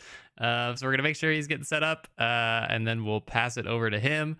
But we will talk to you again very, very soon.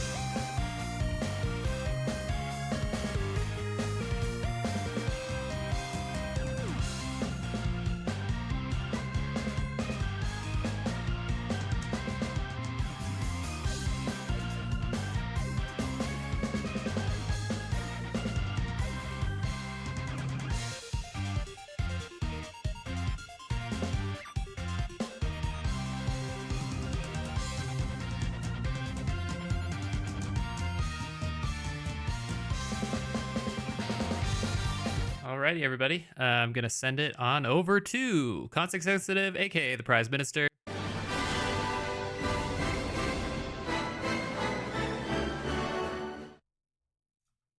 All right.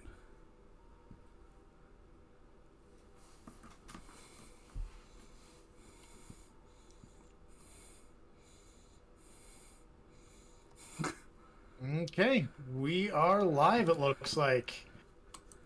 Oh, awesome. Hello, everyone, and welcome to our edition of Fallout 3, which is Babbies Forming Babbies. This is based off of a glitch in Fallout 3 where you can escape the vault as a baby. It's gonna be a real weird run. Yeah, I hope so. Yeah, this is going to be a little freaky, sorry. Listen, kiddo. I know you don't like it when Daddy leaves you alone. So in the normal Fallout, you have to do like this whole intro where you start out as a baby, do stuff, and then slowly grow up, and it changes like your stats basically.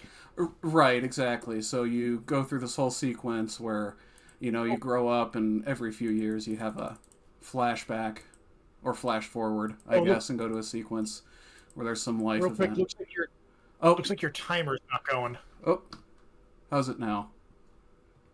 No? Well, I'm gonna have to wait for the stream to see, so I assume it's fixed in a second once... Well, let's see. Oh, okay. It's because the hotkey is different. Alright. Oh, God. I did that in the practice run of Endurance. Here's what we'll do. We'll load back in and start it up. Alright. There we go. Okay. Come to Daddy. Anyway, yeah, so originally, you would go through this sequence, grow up, kind of develop friendships, make a few minor choices, and then you'd have to follow your dad, who escaped the vault, out into the wasteland. You just stay here while Daddy runs to his office. You'll be okay, pal. But this is a speed run. We don't have time for that. No, we're not going to wait for Dad. We don't have time to grow up, so we're just going to leave the vault and explore the world on our own and get into some trouble.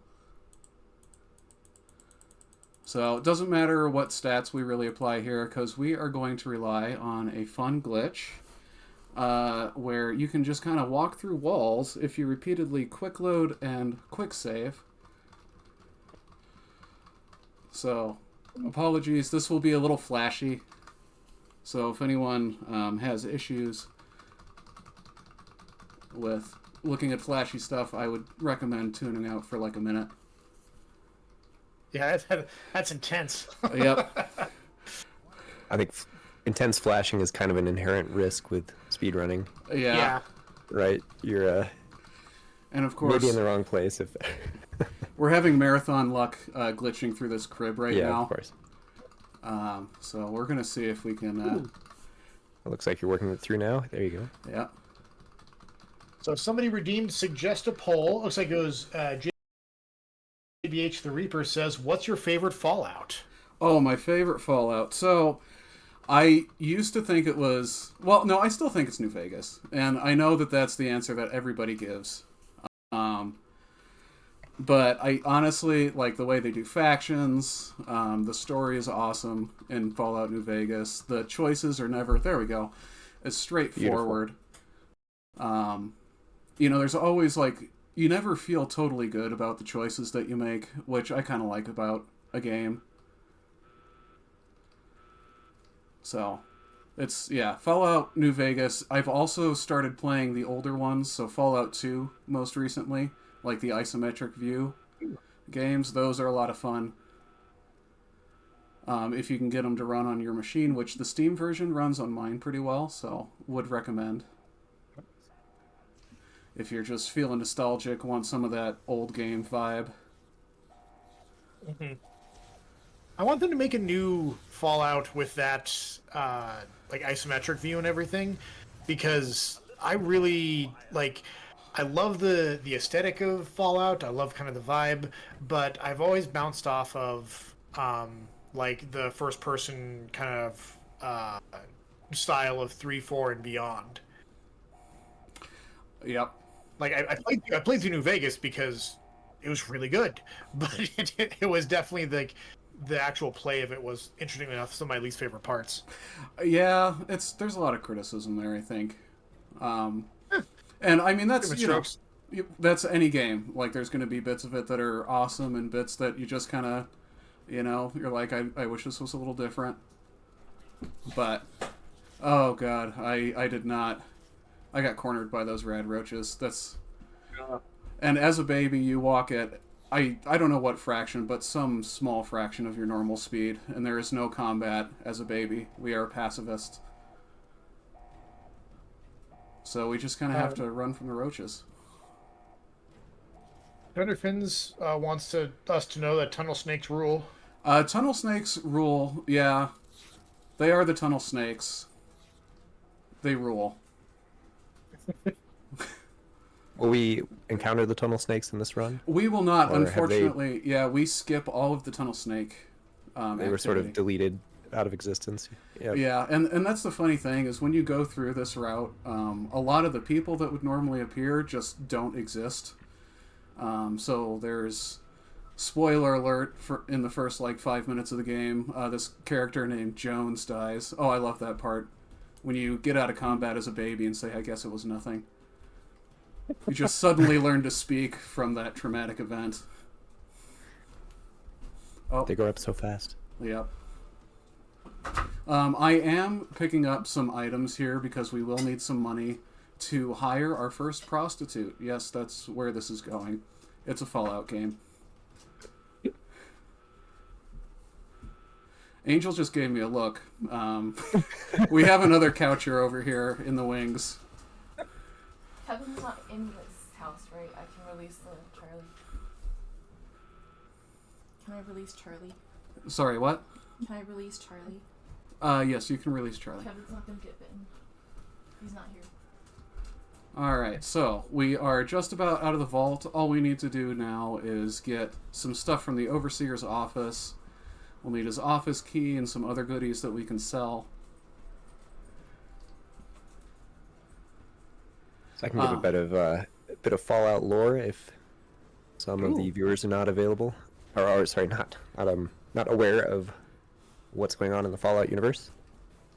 So this is a post-apocalyptic society, but there are survivors who've hidden themselves deep underground in these vaults. So in this case, we are in Vault 101, and in the sort of normal progression of the game, you get to experience, in a sense, kind of the downfall of your vault, and you escape out into the wasteland, the surface, where things are not so great, but humanity is kind of cobbled together in existence, and it's just rampant with horrible monsters and crime and all these things that I guess we're going to experience as a baby. Yep. And the most terrible thing of all, capitalism. Right. That's true. The true evil of that the is wasteland. truly the true horror. Yep. We've got a couple donations if you've got a minute. Oh, absolutely. Yeah, hit those donations. So we have $1 from James Reel that says, "Thank you, Contact Sensitive, for inventing and running this disturbing but hilarious category." I think that was for the Dastardly Drink Box. Okay. Or it might be this one. It could be either. I did not invent this. I did see this from another streamer. Okay. So, unfortunately, I can't take credit for that, and I just thought it was hilarious and decided we had to do it. We have $5 from Ditto that says Swear Jar. Thank you for doing that. This is a family-friendly stream, so two babbies forming babbies. And then we have another $1 donation from James Reel that says, "With this babby's formation, the thread of prophecy is severed. Restore a save game to restore the weave of fate, or persist in the doomed world you have created." Oh man, what an Elder Scrolls reference. That's... oh, that hits me right in the heart. Excellent. Right, yeah. Right in the heart with Kagranak's tools. But I'm going to fire one right back at him. Alright. I don't know if we got the incentive to disarm the bomb, but I'm just going to do it. So we'll need explosives for that. And then we'll just load up the others.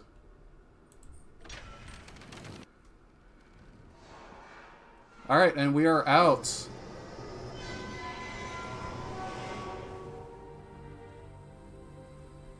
We did indeed Oh, meet the excellent. incentive for disarming the bomb.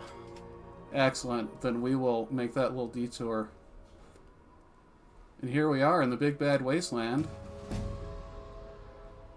Got our first level up. Doesn't matter where that goes because we already have... Well, let's throw some explosives to be safe. And of course, Lady Killer, given what we're going to be doing.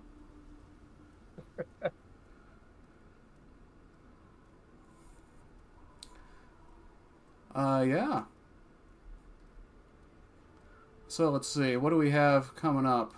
Prize-wise, I don't know, I think it may have switched over. We have Sailor Moon DVD now active. So everyone get your prize donations in for that. If it's not active already, it will be here in a little bit. All right. I have no idea what prizes are active. Maybe people should go to the donate link, and then since they're there, they might as well donate already, right? Here, I'll drop one in the chat for everyone. Oh yeah, what an excellent idea. Our own Dalesman DM. Oh, okay. This is the part where we just jump off a cliff casually on our way to Megaton. Baby's first base jump. Yep. You got to pick up skills quick out here in the wasteland. Since it took so long to glitch through that wall, we may not get the vendor that's outside of Megaton. It's usually the quickest way to kind of sell stuff to get the caps we need for hiring Our Lady of the Night.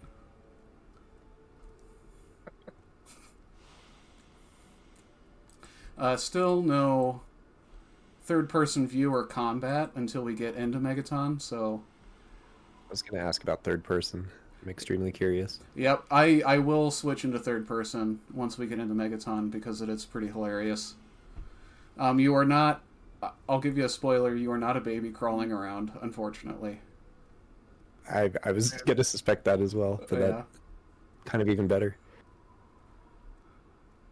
Alright, looks like we do have our vendor. Oh, nice. And this is Finally, some the... good marathon luck. Right, this is the fourth weirdest thing this vendor has seen today. Yep, we're just baby crawling up, speaking perfect English. Fellow student of the wasteland. That's okay, true. dude. I'm very advanced for my age. Buying drugs and weapons. Yep. Alright, so we now have the caps we need.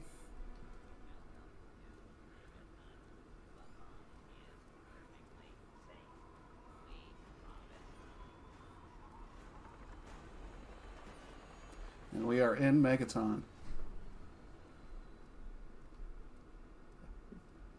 Well, I've got good news and bad news for you, Zach. What's that? The bad news is that one of the keys you're using is the global hotkey for your live split. The good news is you're making incredible time right now. Oh, no. Really? Because it's... Oh. Shoot. How is that? Alright, well... Yeah, because I use the minus key, which I don't think I would use anywhere else. I have 11 minutes 48 seconds on my live split. Is that showing? Okay. Maybe it was like maybe it's being eaten up in the something else. I guess it's moving over into getting clipped off. That's what the word is. Because right now what I see on stream is 1 minute and 40 some odd seconds. The current split or something. Okay, I think I just sized it wrong. Mm. And there we go, we disarmed our bomb. Ooh. We had to get some street cred first. And now the slog up to the top. We have to get up to Moriarty's Saloon, which is at the very back of the town. At the very tippy top, which takes a little while. And here's our third-person view for everyone who's curious. That's what babies look like. Yeah, this is what a 1-year-old baby looks like. Our dad did say, walking like a pro. Check us out. Yeah. It's developed. Yep. There, next to a standard human. Because children aren't humans. No. No.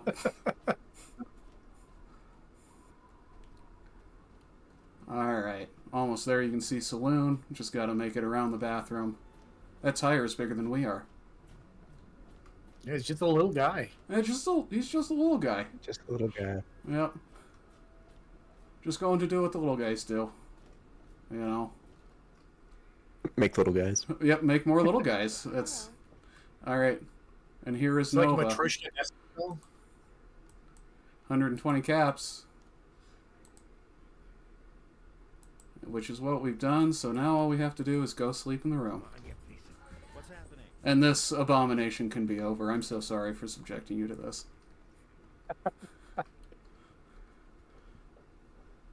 However, yeah, it didn't let us do this at home.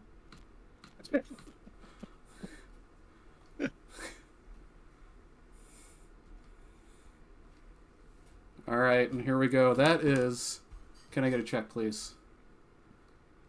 Check, please. Check, please. All right, that babby has formed a babby. And we are at 14 minutes, 4 seconds. Not my best time. Again, took a little longer to glitch through that wall than I would have hoped. But thank you all for watching. We can do a couple donations or we can cut back. I'm not sure how we're doing on time. Well, I mean, first we got to do one thing real quick. Oh, yeah, that's true. I had almost forgotten. My friend, it is with great honor that I advance you to the rank of Babby.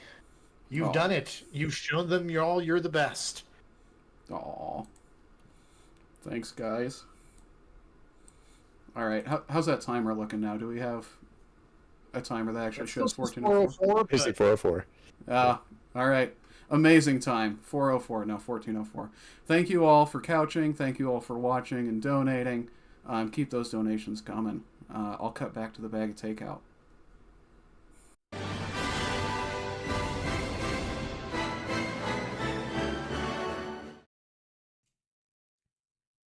All right, everybody.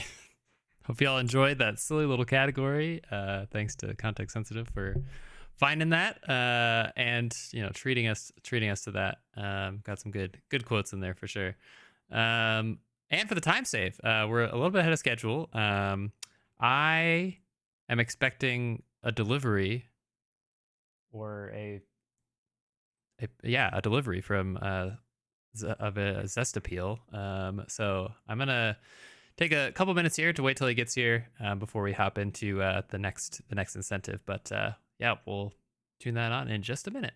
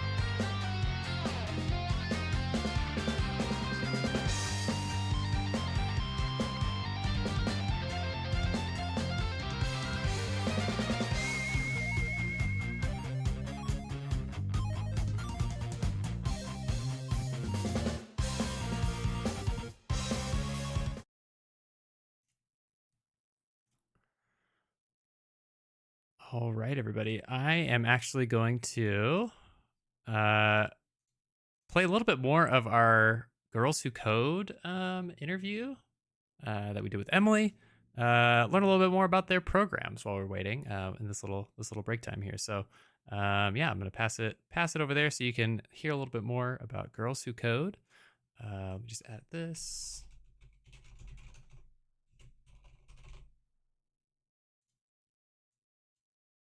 And yeah.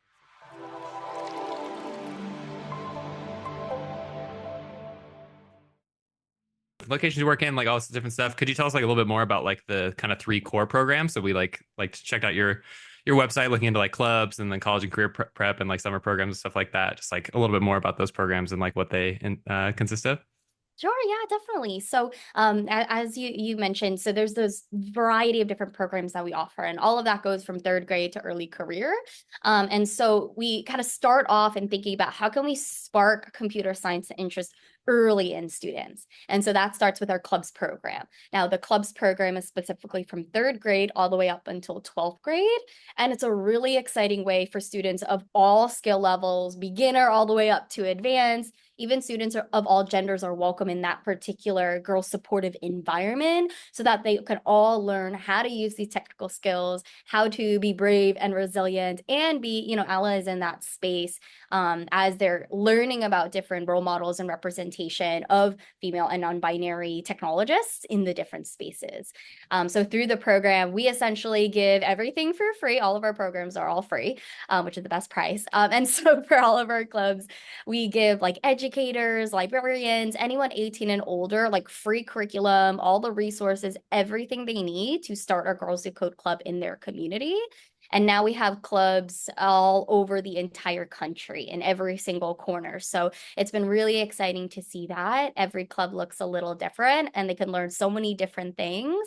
We even give not only the free curriculum and all of that, but we also give a clubs fund where even, teachers can get school supplies and snacks and different things to build their sense of community and really, foster a sense of kind of sisterhood within that club experience.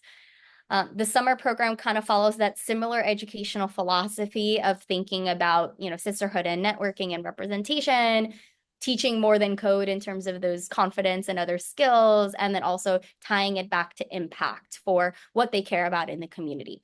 For our summer programs, it's for 9th to 12th graders. They could choose a variety of different options in terms of scheduling, but the summer programs overall really connect students too with our company partners. They're a huge critical piece of what we do.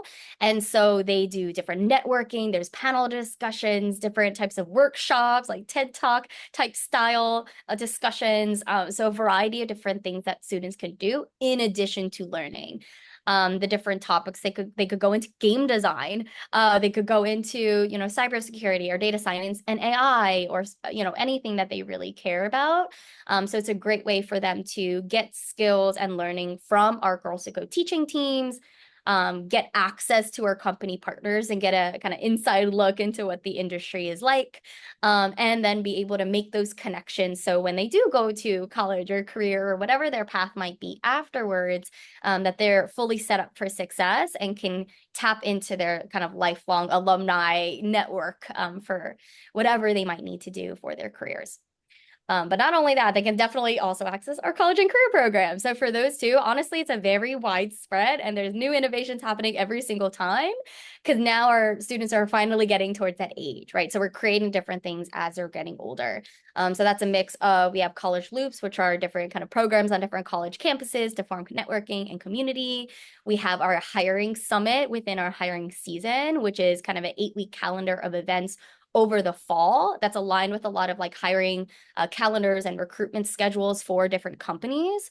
So that way during this hiring season, there's a number of different events that students can learn how to ace the interview, how to, practice technical interview prep through a different program. They could join the hiring summit, which is like a virtual event where they get connected with the hiring managers directly at companies, do like quick chats or interviews on the spot, share all of their resumes. One of our company partners hired like 17 students within like 2 weeks of the conference. So every single year, there's a lot of really great connections when it's sometimes pretty difficult in a job market, especially for some of our early career folks who just want to get their name in the door with their experience. And then we also do have different kind of webinars, talks, meetups, a number of other different things for that college and career side as we're continuing to grow, like our Girls Who Code Labs program, which is kind of our emerging tech and AI program to kind of dive in, get practical work experience, kind of learn what it's like in that industry as well. So lots happening, all to say, and more to come because we're in the process of our strategic plan, which is going to outline the next 5 years for our vision for the organization. So there's more happening, more streamlining, more kind of new aspects of our program. So I'm definitely excited. We're definitely excited. There's a lot in store for the next 5 years. So definitely encourage folks to stay in the community and tap into everything that we can offer for free. Yeah, that's amazing. Yeah, that's fantastic. I see it on my end with the middle school students in our club and our code, and seeing how wonderful your programs are and how amazing that curriculum is. Like we love your curriculum here. And so now to see that you have all the steps in place to continue and take them all the way up and get their foot in the door at a job is amazing. Yeah. That's amazing to hear that they're being supported every step of the way through your program.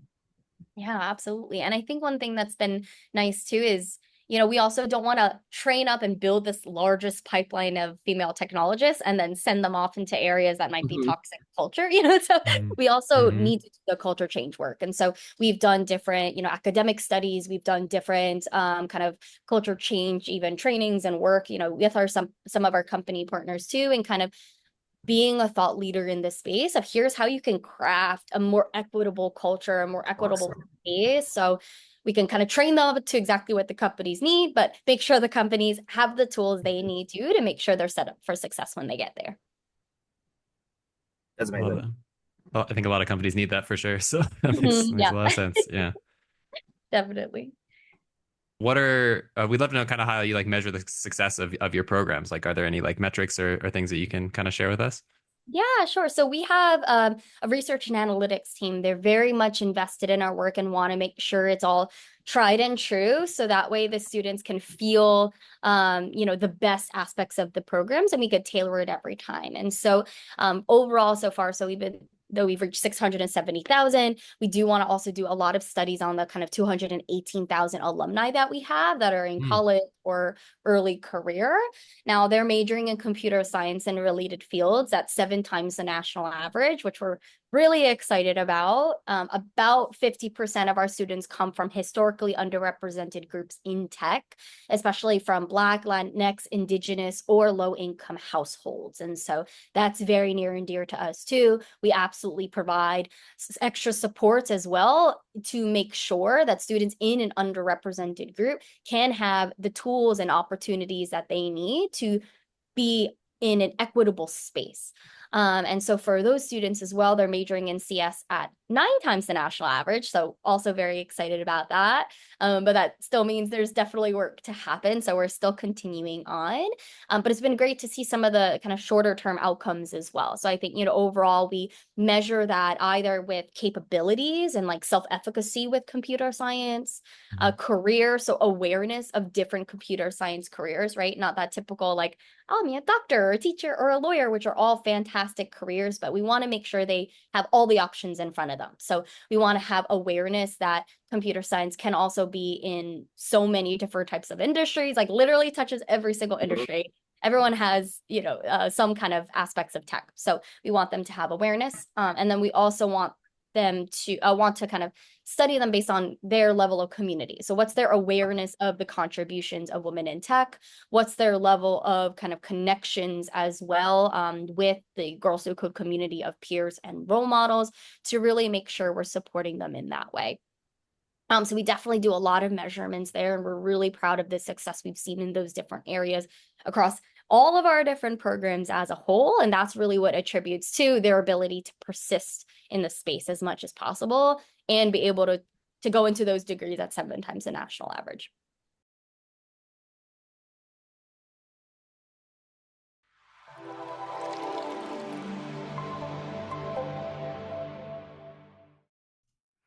All right, y'all. That was Emily once again, giving us some awesome information about Girls Who Code and their program. So hopefully you enjoyed that little segment. We got a little bit more of it that we'll show off when we get some other extra time. But we're going to hop into the next incentive. and that is Tingle and Zero Suit Samus. Double Team Sephiroth. We got a cool little video for you. But yeah, I'm gonna get that set up, and then we'll be back with you in a moment. Toodles.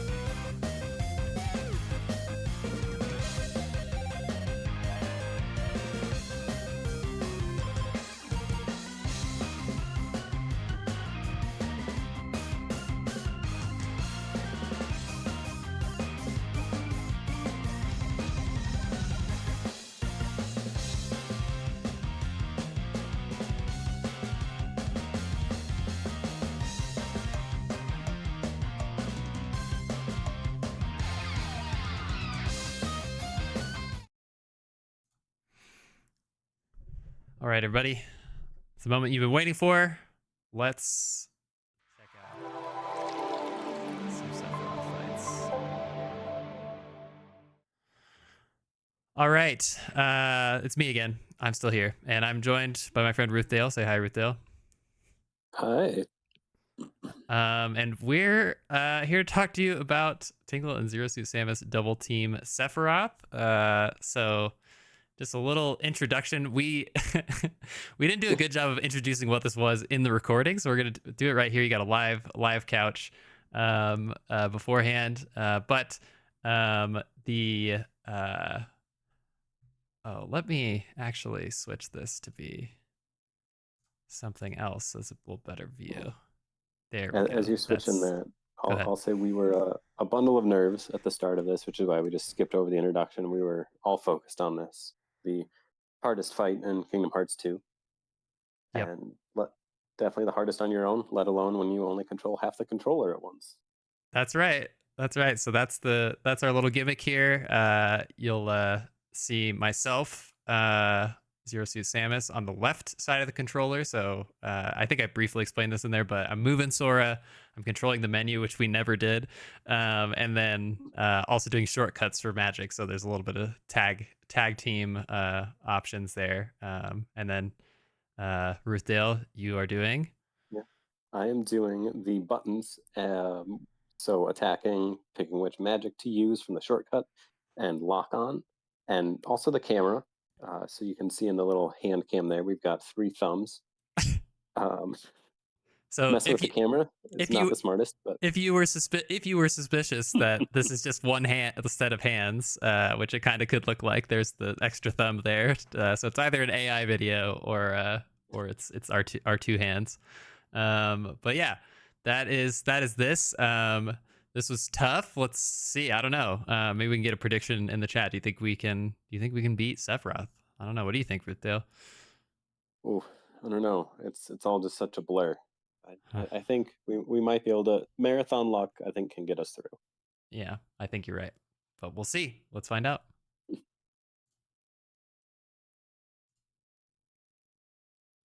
It's Tingle here.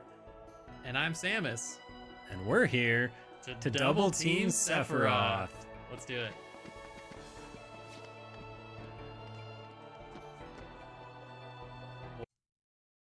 Oh, really quickly, let me put a timer on here. Oh yeah. We forgot to start the timer on ours, so let me put that on there really quick. There we go.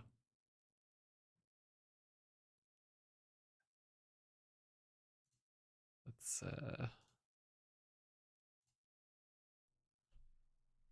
And we'll be watching the cutscene this time, which thankfully was one of the best features of Kingdom Hearts 2. It let you skip cutscenes, whereas in 1, you got to watch the cutscene every single time you died.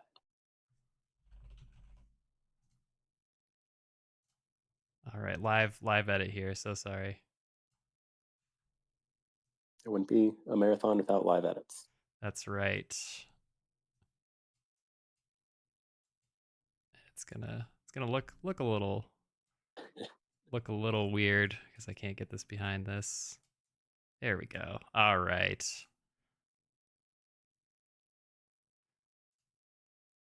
All right, let's start this back up. Watch the cutscene, of course. Yes, of course. Oh, and just so everyone knows, We'll start start the the timer left on side the of the battle controller. begin. I'm on the right.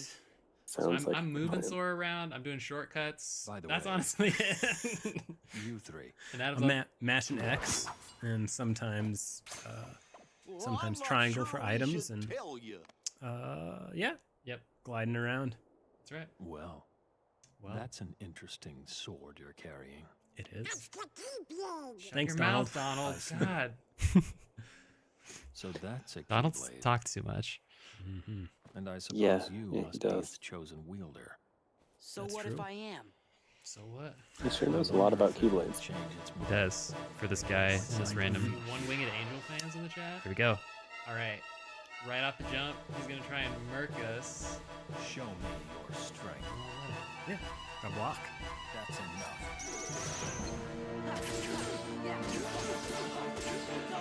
You'll notice the hand cam start to move towards Ruthdale's direction because his part is very intense. He's just swinging a sword at nothing. We're doing 1 billion damage. Princess Leaf Leaf, we're using the ultimate weapon. Oh, that wasn't right. So you can't do that in the air. Oh, we gotta heal. Heal. Come on. Yep. Yes. Block in the air. All right. Safety run. Yeah, any one-winged angel fans in the chat, rise up. Wiggly, you haven't seen a clutch heal yet. Just you wait. Oh yeah. Hours of practice to get that. That's right. This is also the first time I ever legitimately fought Sephiroth. When I played originally, I cheesed him with Trinity Limit over and over and over again. I think that might be how I beat him too. Sin Harvest. We got him out of this. Yeah, we got it. Okay. So that move, he reduces you down to 1 HP and takes all of your MP as well. So you have to hit him before that. I want to Manage sit to by get the him wall. that That time. helps so much. Yes. Oh, we're cooking. Oh god. Oh, it's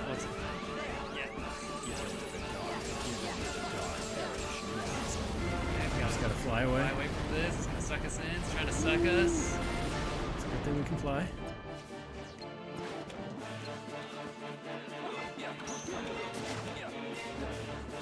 Teleports all over the place. Yep. Yeah, we've got the Sin Harvest interrupts here. Yeah, at the LMDM you can. Okay. Okay, heal. We're gonna heal. That's enough. Oh, yeah, we got the craziest thing we did in that run. We just did a Kiraga invuled through that reaction, which was crazy. Oh, meteor. All right, just gotta fly around in circles. I know. Oh, yep. We got another. We gotta die. We gotta do it.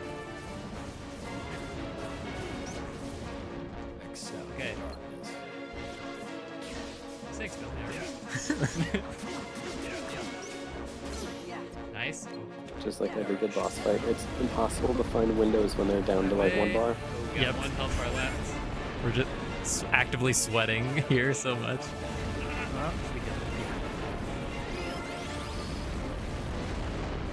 Like attack or heal, attack or heal. So close. Sin Harvest, we got him. We got him. He's done. He's toast. Yeah, let's go. Check, please. Check, please. Sorry if you missed the hand cam. Yep.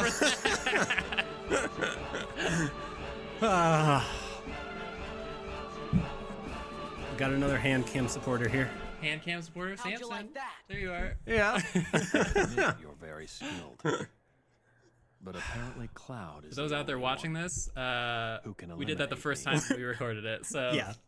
you know, We know- we practiced it beforehand a little bit, but that was our First success. First clear, and the first time we recorded it. Settle things. And we did it in 0 seconds. God damn! That's where we realized the timer was New off. PB. Oh my god. Do you want to do it with a timer?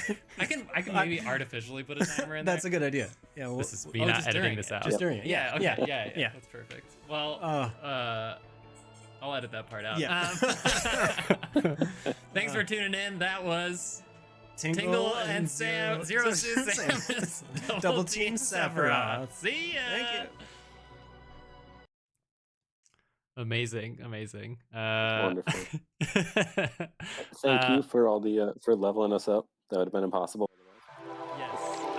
Yeah. For context, that was a level 99 Sora with Ultimate Weapon. I accessed on original PS2 as well. That wasn't Final Mix or anything. I just when we were prepping for this, I looked at my memory card, and for some reason I had a save file right outside of the Sephiroth fight, and I was like, was I just as a child preparing for this? So anyway, but that was that. Thank you, Ruth Dale, for coming over and doing that wonky little tech setup for for us. Anytime. Yeah, but all I have to say to us, it is with great honor that I advance us to the rank of Keyblade Masters. Keyblade Masters, yes. We've done it. We've We've shown done them it. all. We've shown them all. We're the best. Yeah. Anyway, we got Pikmin 4 coming up next, and that'll be with Winston. So we'll get that set up. But talk to you soon. Bye.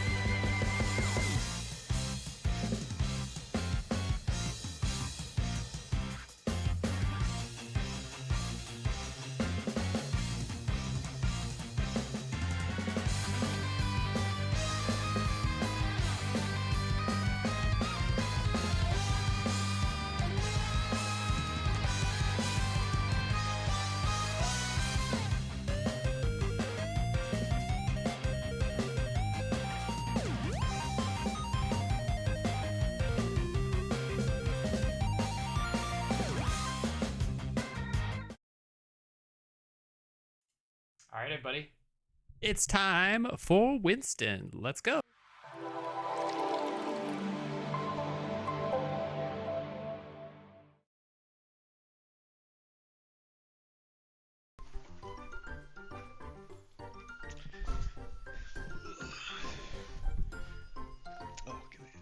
Doggo not in frame? There we go. Doggo's in frame now. Oh, very good. Had to get the doggo in frame real quick. Most important member of the run. Okay. Hi, I'm Winston P. Hertz. I'm going to be doing Pikmin 4. Olmar Shipwreck Tale. Let's turn off auto so I don't hear myself like 4 times. And then, does the cats want to introduce themselves? I'm Flashcry Samurai. I tried to learn this game and run it against Mark last year, although I had a friend help me. Pebble Push. Mark still won, so shoutouts to Winston. And I'm Tuba Toothpaste. I was a big fan of the race last year or so. Overlay definitely says satisfactory. Let's see if I can... I don't think I can fix that real quick. Maybe I can. I don't think I can. It'll be a satisfactory Pikmin Yeah, run. this is going to be a very satisfactory Pikmin run.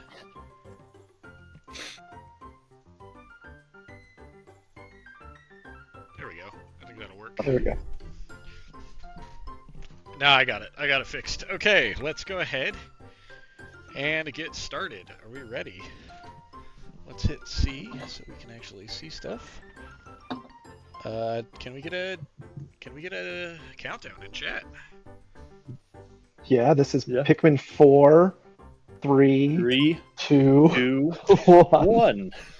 All right. Guys, start on my own. I couldn't remember if it was like I was at the screen that started or not, but it doesn't matter. I can like submit this, so I'm not too worried. All right, let's get 10 out. Let's. Now's a great time for donations. Awesome. I have a few here to read. So we've got one from James Reel for $1. Big check, please. Shoutouts to Context Sensitive for giving us. You've done it. You've shown them all. You're the best. We have a $25 donation from. I'm gonna go with Anonymous for that one, and then I'll move on to a $10 donation from Pregananant. Am I Pargant? Am I Gregnant? Am I Pagante? Help! Is there a possibly that I'm pregnant? I'm not gonna finish this whole thing. Great reference. Thank you for the donation. I'm already really far behind on time, so. Do you want me to just keep going? Yeah, go for it. Alright. We've got $1 from Sephiroth saying, that's an interesting sword you're carrying. And then another $1 from Sephiroth saying, perish now! Then we've got $10 from Woo Girls Who Code. And then $1 from Sailor Mercury. Thank you for all those donations. Tuba, do you have it pulled up? Do you want to read any of these? Yeah, I can start reading some donations. We've got another $1 from Sephiroth. Give in to the dark. We got $25 donation from Anonymous. Thank you, Anonymous. With the message, great cause. We got $21 from Sailor Mercury, DVD please. Referencing the prize of the live-action Sailor Moon DVD that we have as a prize. We got another $1 donation, this time from Mickey the Mouse. Did somebody mention a door to darkness? Thank you for that. I really need to dig into that right now. I feel like I had to read it as Mickey Mouse would want. Disney, please don't come after us. We got $250, large donation from the Fallout 3 baby. All in for General PP Poo Poo. I'm guess that's referencing the poll name a general in Europa Universalis. Let's see. Do you want to read some more donations, Flashcraft? Absolutely. If we've still got time, Winston, or if there's anything you want to talk about. We're just in the Oh. game right now. So. All right, we've got $10 from Tim and Margaret saying, it's always fun to watch Tingle. Mom and Dad King. Thank you so much, Tim and Margaret. Then another $10 from JBH_the_Reaper. $10 commenting, shoutouts to my boy Ruthdale on the Tingle and Zero Suit double team. You guys look amazing. And then $35 from Poo Pee Pee Poo saying, it won't end. Sorry, not sorry. And then the last one I see here so far, before I refresh, $10 from Dalesman DM. $10 per wing on that angel. Thank you so much, everyone. Yeah, and that brings our total on my screen to $3,681.03. Well over halfway to our goal. Yeah, just a little bit over halfway, definitely. Alrighty, time for that bag flatten. That bag is flattened. Yeah, bag flatten percent's done, so that's good. Alright, gonna throw a bomb there. We're gonna throw. Oh, please. Yeah, okay. We need to throw 2 yellows and a red on there, otherwise it's gonna take forever. Maybe shortcut. Throw the yellows first.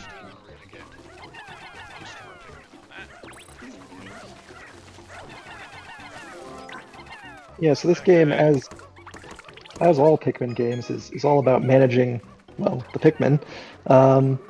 You also want to flower them. Do they do more damage when you flower them, or is it just speed? Which is very important.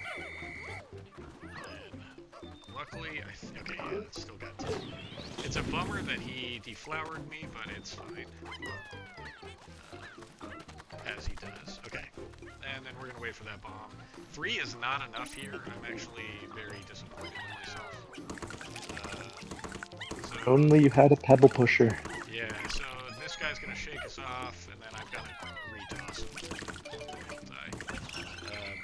him. We are getting some word from. I'm sorry to interrupt, but we are getting a little bit of word that you are a little bit quiet in terms of audio. Let's fix that. Hopefully that'll fix that. And then we are good. Well, let's actually get the bomb. And then now we're good. Okay. All right, that's two Pikmin in the deaths per dollar on this run. There's going to be at least 5. Okay. If not more than that. So. Okay. Yeah, we don't want PETA coming after us, or not PETA, but the Pikmin version of PETA coming after us. Yeah. People for the ethical treatment of Pikmin. Exactly. Pikmin are tools to be used and discarded, actually. How dare you. Fun fact about Pikmin. That being said, I will save all I can. I do not want my leafy friends to die, but sometimes that's just how it be. Well, the leafy ones, that's one thing, but the flowers, gotta keep those. Yeah, gotta keep the flowers. If you're familiar with the route, you've noticed I've taken a lot of safety strats. That is because this is a marathon, and I'm not too concerned about time. I'm more concerned about getting everything done. So that Pikmin I just threw is how you get that bomb with 0 time loss, which is a trick I actually discovered. And that yellow going there is going to be a problem. That's fun. It looked fine, but turns out he was not. Okay, so that bomb is actually going to teleport to our party, which he did. Awesome. You just got the dog, Space Dog. Moss. This is the special thing of Pikmin 4. I just have a problem. And Moss is best girl, I'm Yes, pretty sure. Moss is best girl. Okay, so the biggest problem with the run is now done. Gotta go get you.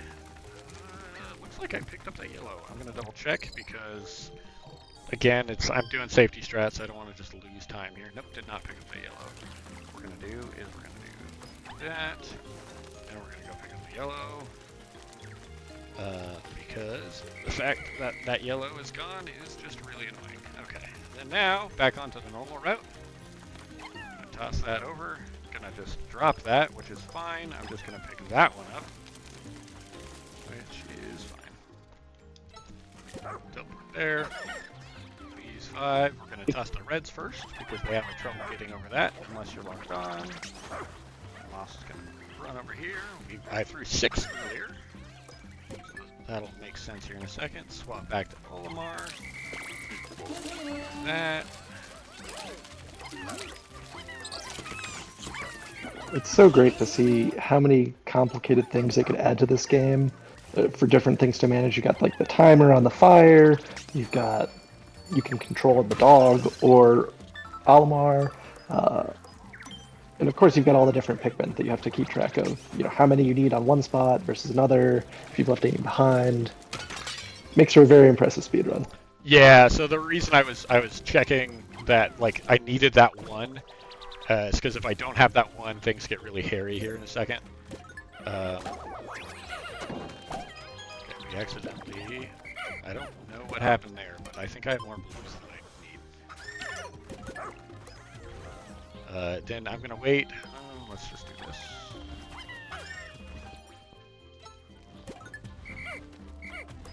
You moved to the base there, and that teleported Olimar also. Yeah, it over to- teleported Olimar, which is really convenient. That's very cool. That, swap over. Now this guy is fun. We're gonna supercharge for this. We're gonna just miss.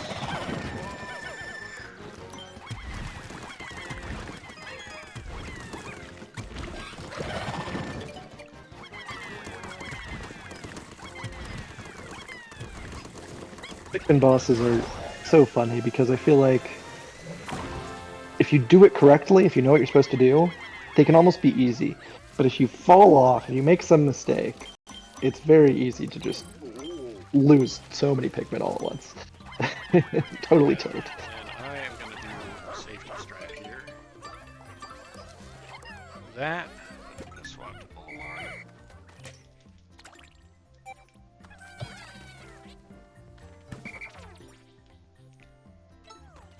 And the objective right now is to collect as many ship parts as you need to leave. Correct? Yeah, so there's 30 ship parts, just like there were in the first game, and then I am missing Pikmin. Okay, so, fun thing that happened. I am missing 2 Pikmin here. That's not a run killer, it just means I have to use some backup strats. So I have to speed this thing up in order to use the Pikmin. Which is what I was afraid of.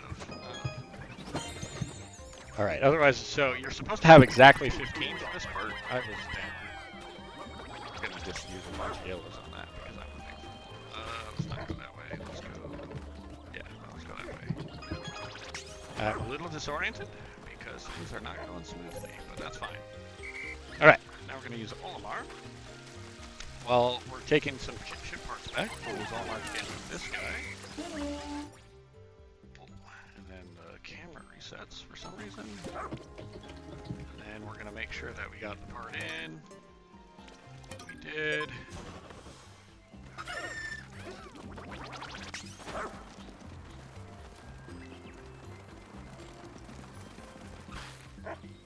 Use a bomb to kill this guy.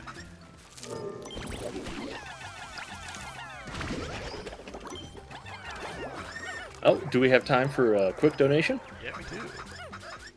We've got $20 from a Red Onion saying, "My Pikmin are the best." That red onion is wrong, but it's pretty close. I mean, I'm gonna try and dodge. Okay, so this is not the best snag route.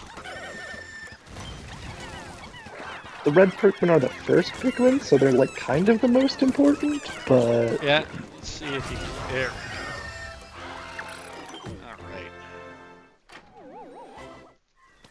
Alright. Tuba, what's your favorite color Pikmin? Ooh, I do like the blue Pikmin. You just need to get through the water sometimes. You need boys. Yeah. Excellent choice. That's actually the type of Pikmin that has been crocheted as a prize. I forget if that prize has already been drawn or not, but it will be a blue Pikmin this year. Ooh. Let me check. I can check really quick and see if that is still active. Winston, what's your favorite color Pikmin? Blue, for sure. Oh, everyone's a blue fan. Not the best Pikmin, but really good. Really good. Yeah. Okay, perfect. Okay, so I got those as blue pellets, which is really nice. And this guy's going to come in hot, which is wonderful. Alright, and then while Moss picks those, I'm going to have Olimar give me another spicy spray. And then we're going to do some backup strats to make sure we're all good. We are all good for the next day. So that's 2 more Pikmin down, plus the 3 I lost earlier. So we're at, I think, 7 Pikmin deaths? 8 Pikmin lost. Bummer. Oof. So we made a new friend, Moss. That's really exciting. Next stage is Serene Shores. Hopefully, yeah, we got it. We're good. This run's not going terrible so far. 14 minutes. I think that was 6 minutes plus oh gosh, that was like an 8 minute. I don't even know if I finished by noon. I don't have my normal visual cues because I'm plugged in with the headphones, so I can't really hear the game. That adds a little bit of extra flavor. Some spiciness. Yeah. Spiciness spray. It just means I have to really rely on muscle memory for counting how many Pikmin I've thrown.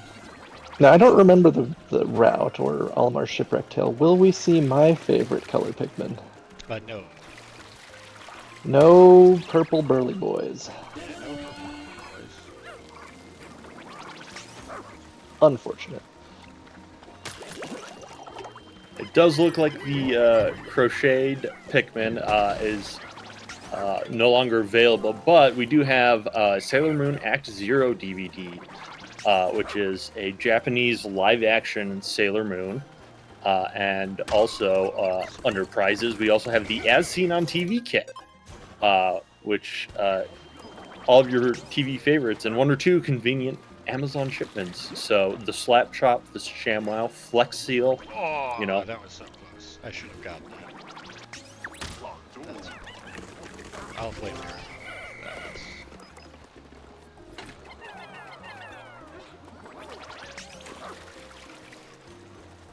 Let's see if I can do it.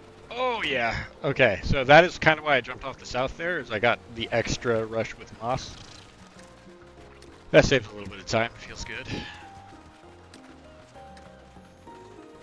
I think this is right around where my run started really falling apart last year. So this is where we swapped last year. Like I remember, like you right being Yeah. in the middle of this fight when we swapped, and like I took over. I was like, oh, this is disastrous. Well, so I started this fight, it went very poorly. I went back to get more Pikmin, I think, and then we swapped because my run was falling apart. Fair enough. That's just how it goes. Yeah.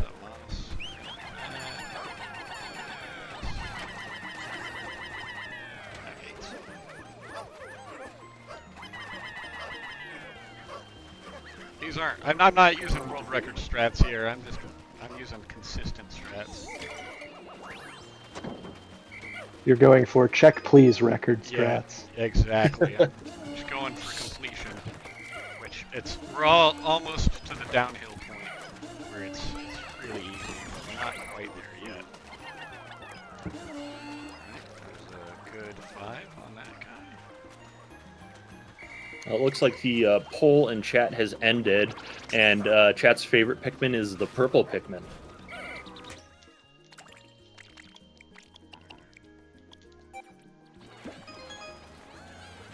So I actually did that section really, really well.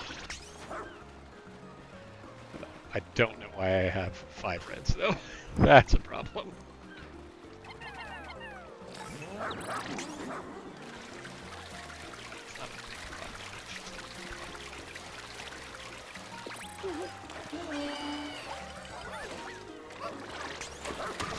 That guy has ruined so many records for me that I just wanted to kill him. Just as revenge. Yeah, no, I hate that guy. He's a real dickweed. Alright, I needed at least 16 or 15 blues here. I've got 16, so I'm doing good. Alright, gonna run into that wall. I'm gonna use a bomb here. Yeah, it's gonna blow up both of his eyes at the same time, I hope. Okay, and then we're gonna...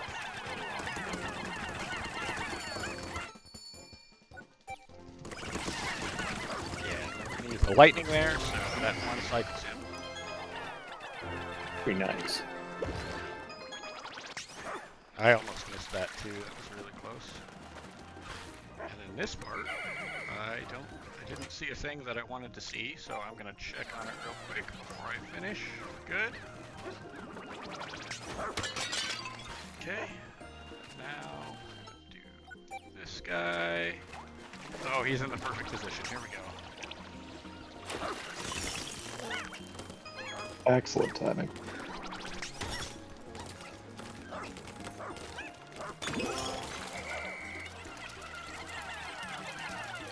Done. I'm just gonna abandon some blues there, pick up some reds. We got that guy. I didn't hear the faintness of a death, so I'm gonna assume we're doing good. Find out when I turn around. And boom, that is time on this guy. Just double check. I really don't want to go back in here. Cool. Time on this guy. Boom. And that's a lot more Pikmin. I basically sacrificed all of my reds there. So if you're doing Pikmin deaths with me, we're gonna at least $19.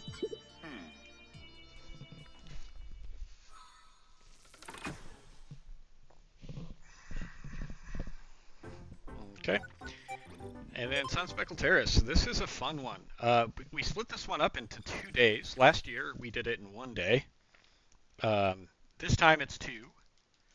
The reason it's 2 is it's faster with moss. So because you can just run, it's really quick. So this should take less than 2 minutes ideally. All right, do that. Wait a second, swap. We're just gonna do that. Let's get all the reds because we're not. I'm not good at that swap yet. Let's do swap. Basically, we need 25 reds here. Or 25 reds. Let's do the safety strats. Alright. That wasn't ideal, but that is the hardest skip in the game right there. We found a lot of setups to make that a little easier, and I freaking nailed it first try, so.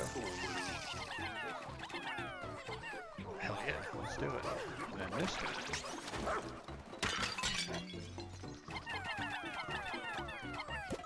Swap alarm. Normally if I was going fast enough, I could have done that. I could have gotten here before they got in.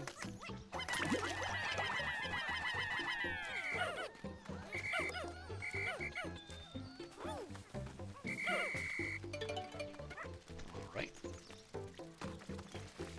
use the bomb on this guy, because I don't like him. Let's push him back, push him back. Nope. Okay, well, let's do this.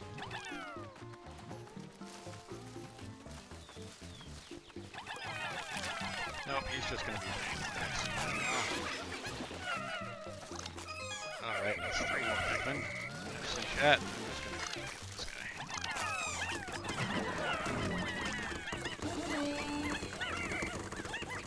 If you don't kill him, it is faster. I should have just gone for safety. Now, that guy's dead.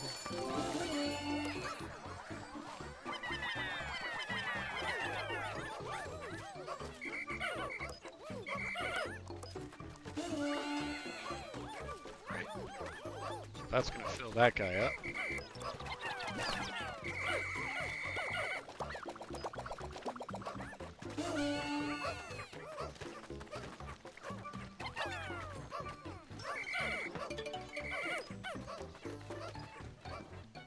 Alright, that was an abysmal day, but it is how it goes.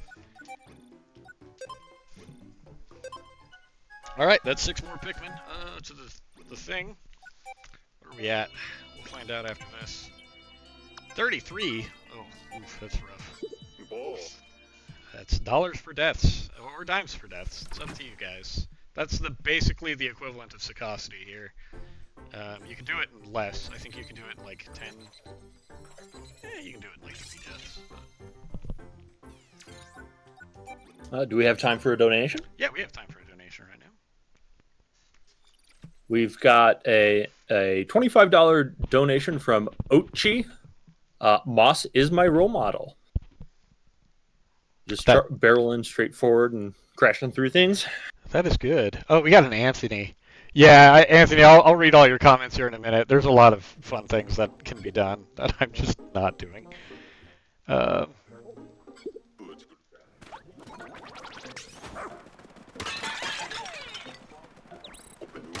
we're going to kill these, get these pots down, get these 5. There we go. Just going to get the reds, because that's all I need. Those yellows will follow me. I'm going to go a little extra distance here to get these reds. And then we're going to get all of these. And then once I see 2 10-10 down there, I'm good to charge. We're going to get those guys under here. And there's 5 yellows up here we need. And then, yep, 7, 15, 15. We're right on track. So Anthony, the guy in chat, is the current world record holder. So congrats to Anthony. Wow. Yeah, congratulations to Anthony. Thanks for tuning in. This guy is a huge pain because of that. Oh, please say I kill him. Please say I kill him. No. Now I have to do a bunch of shenanigans for that, which is fine. Alright, we kept kept 5. We got backup strats for this mistake, so we're good.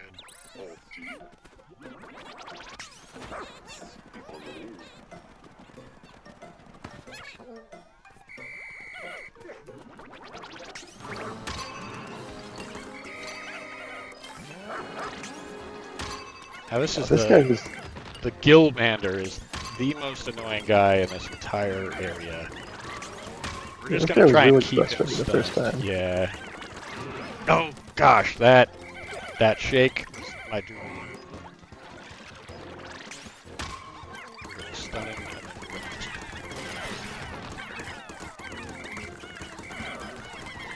So he tries to get his gold things back onto him. Yeah, because they protect his scales. You have to like kill his scales.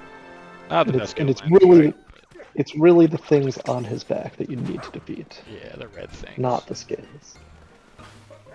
Yeah.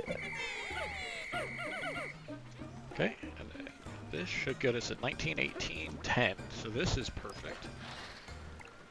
Right where we want to be for this time in the run. We're gonna just mess up that throw. We're gonna do that. These guys. There's some yellows over here we're gonna pick up. Kill this guy.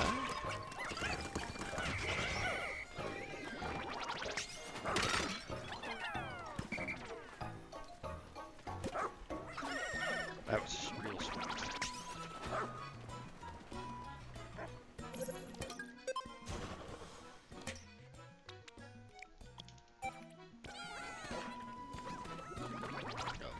Getting stuff because I'm good at this game. Alright, we're going to use the bitter spray here because it speeds this up, and then hopefully the booze go in. Classic. Those guys not going where you want them. Alright. Oh, he's in a good position, so that's really exciting. So they're going to go there. I should double check, but I'm not going to. Okay, so that should kill him. Once that bomb goes off,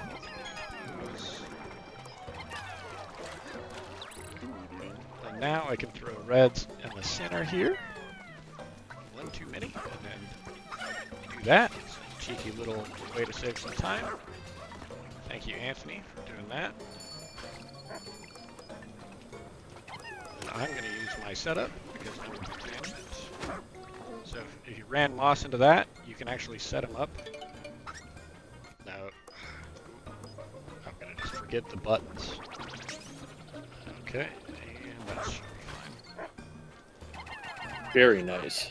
Yeah, that's really hard. That's probably where everybody struggles the most. I discovered that setup while in New York on vacation. CC Charge showed a video of basically he broke the world record with that skip, but with no setup. And then I was playing around with it that night and found the oh shit. It's all good. We actually have plenty of time. That's what I get for going through explanations. Okay. So I'm using that for speedrun kind of thing. The amount of time in the day is not really much of a limitation. No. It's much more just against your own competition at this point. Nope. Why is the button not working?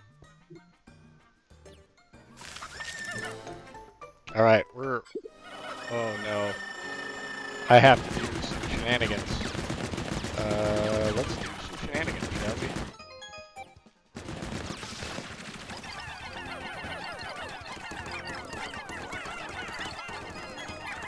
Shenanigans.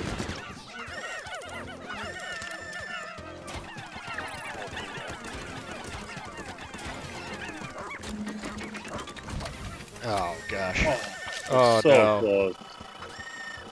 It's all good. Olimar is going to be stuck because Moss needs to do some work. So this run basically just became a disaster factory. Oh no. Yeah, so Olimar falling off of that thing was really bad. Okay, so he's dead. So that's good. Do I have enough here? I do not have enough here, so Rat. Okay. As we lose some Pikmin, I'm reassured by the fact that their deaths will turn into dollars for girls. Yeah, so deaths will turn into dollars, so that's really good news. And then we're gonna just throw 30 Pikmin on there. Normally you just get this with moss.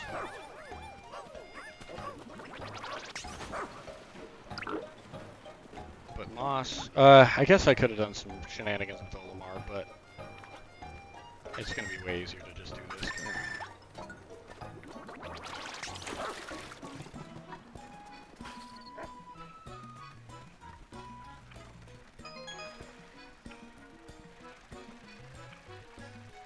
I think that's the first time I've missed this jump. I know you missed it last year, Justin, so this is just a check please tradition at this point. Yeah, pretty much. Knock that guy down just to make sure we don't have to deal with him. And then we're gonna go get 2 more Pikmin to max carry this guy. Do we have time for a quick donation? Yeah, we have plenty of time. We've got like 30 seconds to kill. Okay. We've got a $10 donation from Pebble Pusher. Today, we Dandori. Tomorrow, we also Dandori. I Dandori, you Dandori? Dandori. All right. That run went exactly as I expected it to. Kind of smooth and then disastrous at the end. We're going to kill this guy. So let's get him away. And it will be check please here in about 2 seconds. Check please. Boom. Ooh, 31 minutes, 56 seconds. Oh, that was not bad. rough. I think it's pretty good. I'm impressed. I'm also not bad. So impressed. Thank you, everybody, for tuning in. Yeah. Well, Winston, I have something important to tell you. Good job. Oh, thank you. I really appreciate that. It means a lot coming from you, yeah. A fellow runner. So we lost 42 Pikmin there, so $42 per deaths. 31 reds. A lot of reds. I will join you in that dollars for deaths. All right, 42, the perfect number of dollars per deaths. And that is it from me. I believe we're going to send it back over to our good man, Bag of Takeout. Thanks for watching.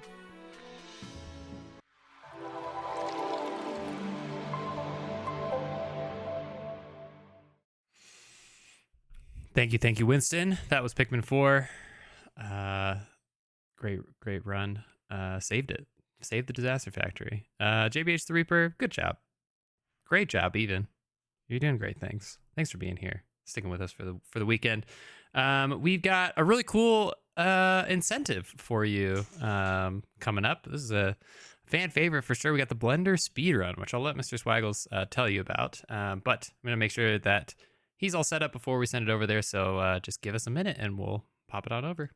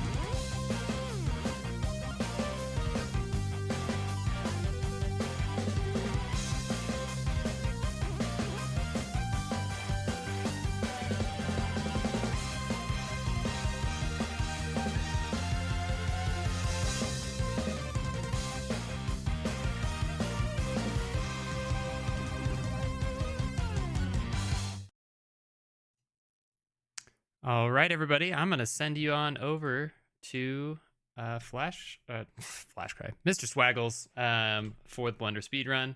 Although Flash Cry, I don't know. Do you know how to use Blender? Right about now.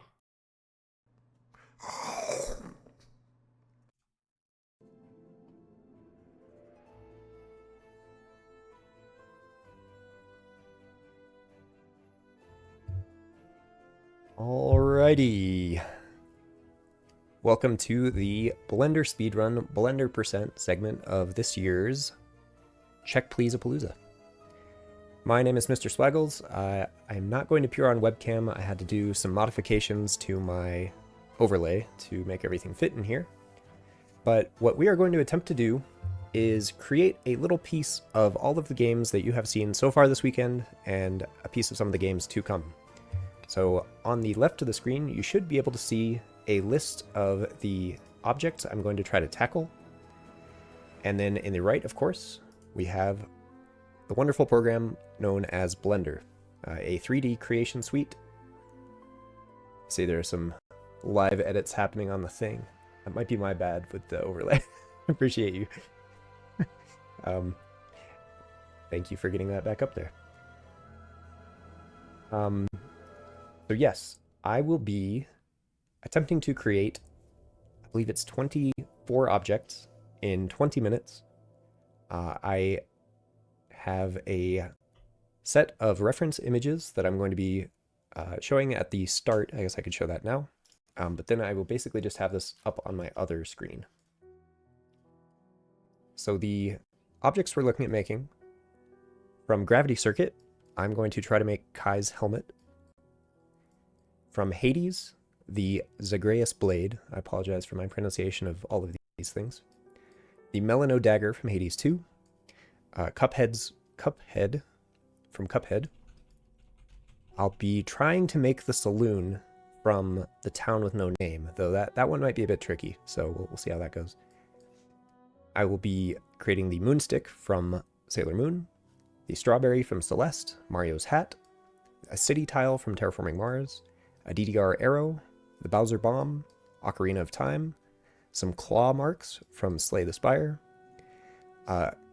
loose recreation of a Doggo from Satisfactory, a Pip-Boy, Keyblade, Maple Leaf from the upcoming run of Minoria, the Crown of Spain, which we will get to know a lot more about in the Europa Universalis run to come, the Scarf from Journey, a Cube from Beat Saber, a Mirror from the Kirby Amazing Mirror game, Olimar's Ship, which we just saw, and then a tree from Ori Will of the Wisp. Alright, since I don't appear to have anybody in my couch, I will just count myself off. Alright. 3, 2, 1. Away we go. Alright. So Kai's head is sort of a sphere. I'd call it a sphere. So we're gonna do that. I'll be in your couch. All What's right, up? wonderful. Welcome in. Thanks for joining. This is Winston P. Hertz. So Kai's head has got these cool little kind of banana things going on. So we are going to create those. This is not pre-recorded in any way, and I don't really even have a plan for most of these, but you know, that's the fun of it.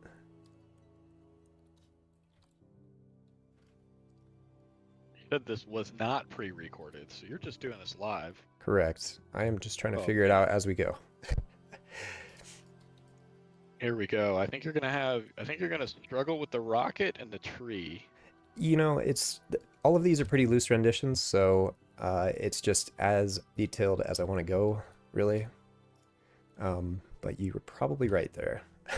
Yeah, trees are hard, and it basically in every medium. Yep. Damn you, organics, for being difficult. That is a very good looking horn, though. Yeah, okay, more or less got the thing figured out there. We're gonna need one more. All right, if you're just tuning in, what are you making right now? This is Kai's helmet from the very first game of the run, sorry, of the weekend yesterday, which was okay. the gravity. Sorry, Gravity Circuit. Gravity Circuit, that one. Okay, we're gonna call that good on Kai's helmet. I will come back and add some color to all of these, but I gotta keep on a steady clip. Yeah, we gotta keep going. You gotta do the hard stuff first, and then the easy stuff. I'm just going in chronological order. So there is the helmet. Boom. Well, I meant like 3D modeling and then coloring. I think is the general like. Yeah, flow. exactly right. All right, so now we got the sword, the Zagreus blade. Let's see. Can I do that? We got a skull over here. Some nice boss battle music from Hollow Knight to accompany me. This does feel like a boss battle.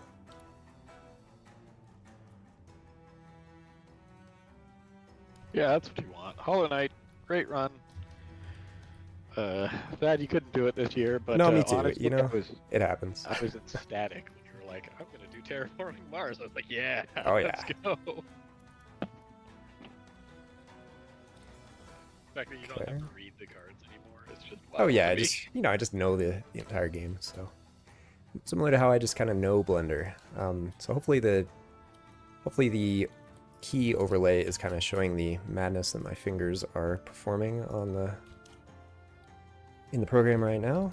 It is. I'm digging the key overlay because like I think that's the hardest part to explain about what's going on. It's like, oh yeah, my clicks per minute is really high. Yeah, I never tried to measure it while playing Blender, but it's probably very high. Okay, that looks to be just about done with the Zagreus blade. But we do have these crazy like devil horn things, so let's get those in there. And I think I'm gonna go the lazy route. Do it. Kind of an abstract rendition of these horns. Perfect.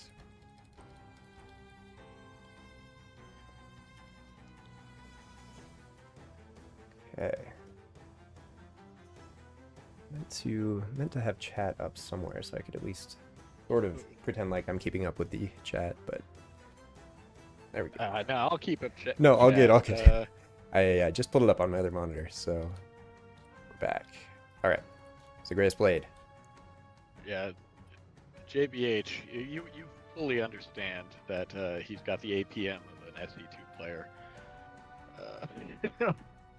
which is honestly kind of accurate. Yeah, I mean, I took StarCraft 2 pretty seriously back in the day, for what it's worth, but yeah, this is a different beast for sure.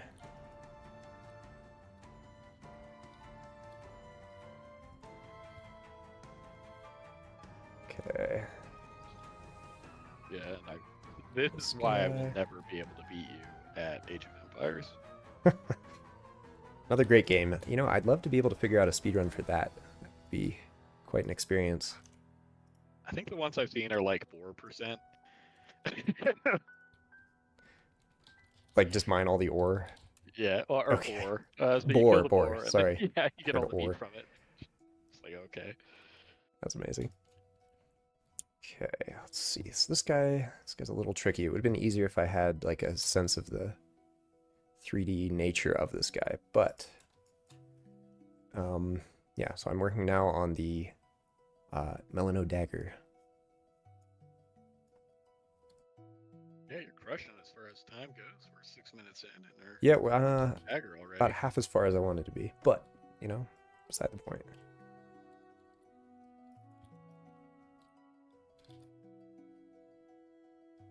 Okay, do some of that. Some of that.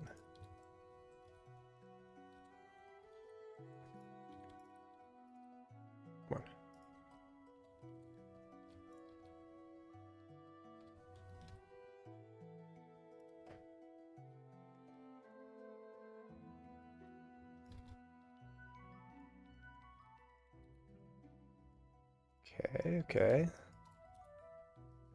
It's entirely too much.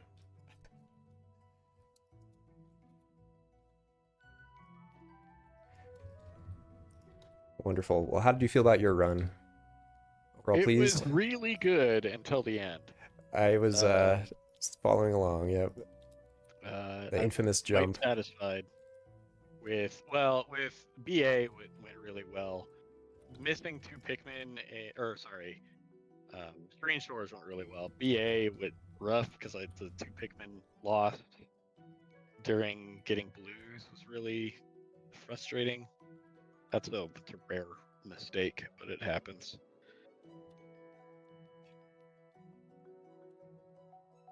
All right.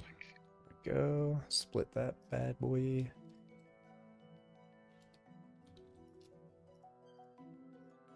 It's kind of like a disc thing that sits in here. I apologize that the reference images are off screen, but you'll have to take my word that I'm staying true to form. I'm a huge fan of the mesh split that you're doing there. Yeah.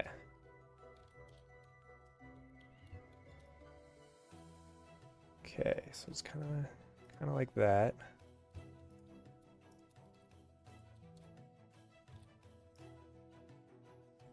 Okay, sweet. And then we got a little jewel thing.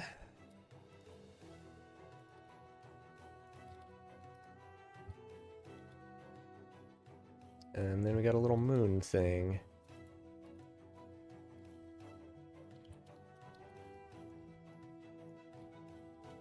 That's what a moon looks like, right? Yeah, last I checked, that's exactly what a moon looks like. Oblate spheroid, yeah. Excellent. All right, that is the Melano dagger. Little off scale. We're gonna expand that guy a little bit. There we go. Yeah. That looks better to me. Tiny Pac-Man shape. Yeah. All right, wonderful. Now on to Cuphead's Cuphead from Cuphead, which is a cup shape, which is a sphere. You guessed it. Easy enough. Everything is either spheres or squares. It's right? pretty crazy when you think about it.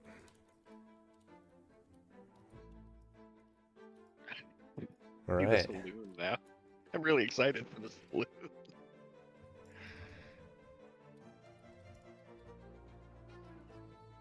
Okay. So he's got a Taurus sticking out the back of his cup head.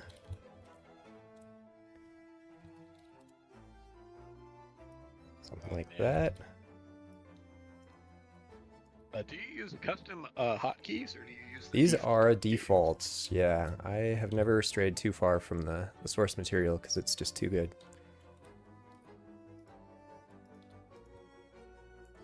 Yeah, whatever. Easy cup. Yep, he does have a straw sticking out of his head, so gotta get that.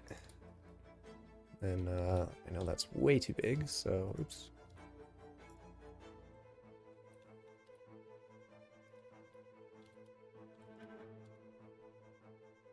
All right. There we go. Everyone in chat is just in awe. Oh, That is a cup head. Okay, the saloon. I was worried about this one, so let's see.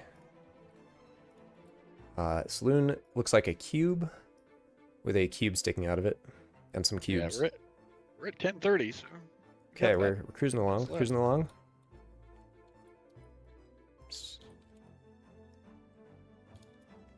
Okay, it's got that. And then it's got one of these. And then over here, it's got a little pole.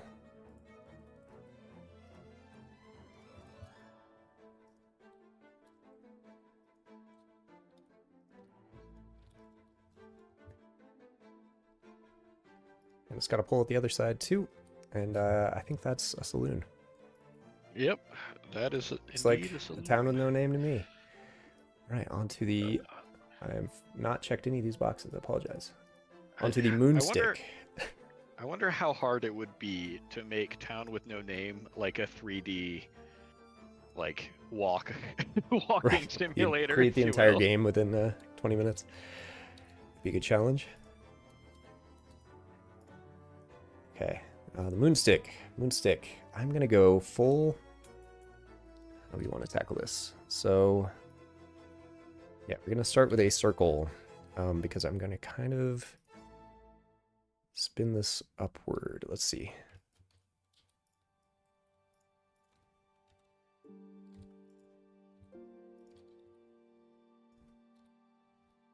Center. Taking a bunch of different approaches for how I'm like shaping these things. I don't really have a plan when I'm just looking at the object. I mean, you're starting with squares or circles or cylinders. Correct. And just moving from there. So.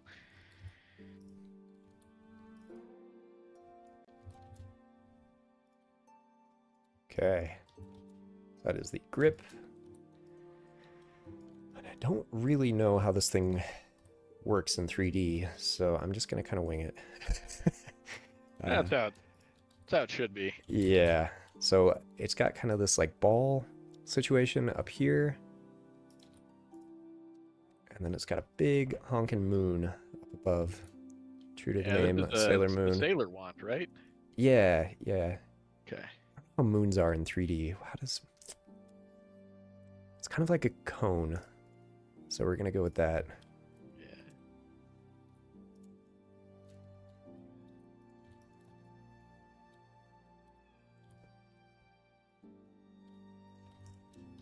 Oops, that is the wrong keybind. Okay. Yeah, a lot of scrutiny is going to come from you in chat if you don't get the Sailor Moon wand correct. I am petrified. Yeah. That is not the right shape.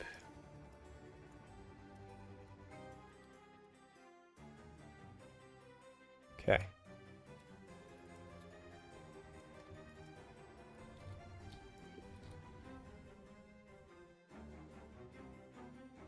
Okay, that is a pretty decent moon thing in the time that I've got. Yeah, not bad. It's looking real clean. Looks like a very man on the moony thing. Right, I gotta kind of like rotate these in a little bit. Yeah, Turns out this I is just love kind how of a it hard shape to make. Yeah, I love how it just like turns into the moon. Like how's the straight thing gonna just curve like you want it to, and you just do it. Right. Yeah, this is gonna be a bit stretchy, but you know, that's fine. Oh no, and I kind of mangled my staff down here. It's fine.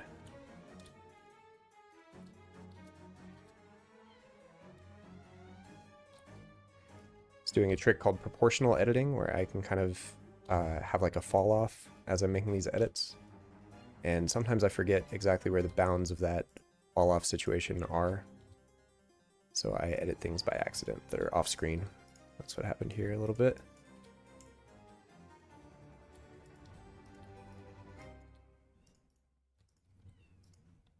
Okay. Just a little bit of cleanup work. And then there's one more crystal piece that's kind of hanging out here. As well as, importantly, 3 crystals on the hilt. Yep, those are very important. In a little triangle.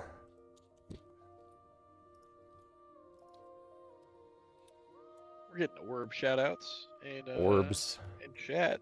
Yeah, Shout out to Sailor Moon Orbs. Okay. Boom. There is the moonstaff. Moonstick, excuse me. Looks very Perfect. clean. Yeah. Good enough. Alright. On to the strawberry from Celeste.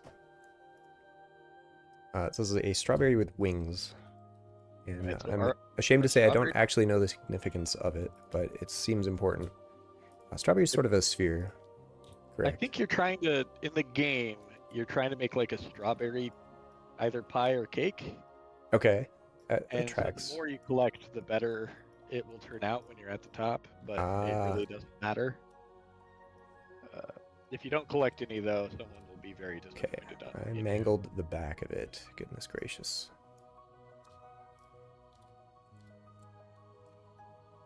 Okay.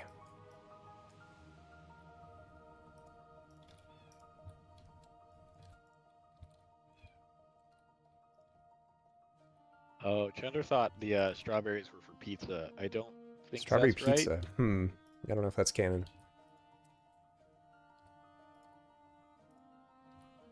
Boom! Way to mirror that super fast. Yeah. Oh, I realize you're not sharing this on Discord in any capacity. So thanks for You keeping up with the live stream like everybody else. I'm you're good. You don't need to, because I'm following along. Wonderful. All right. You're There's... probably like, why is he talking about something? I did No, 5 all seconds good, ago? all good. I clicked right then. Okay. We are going to extrude individual faces.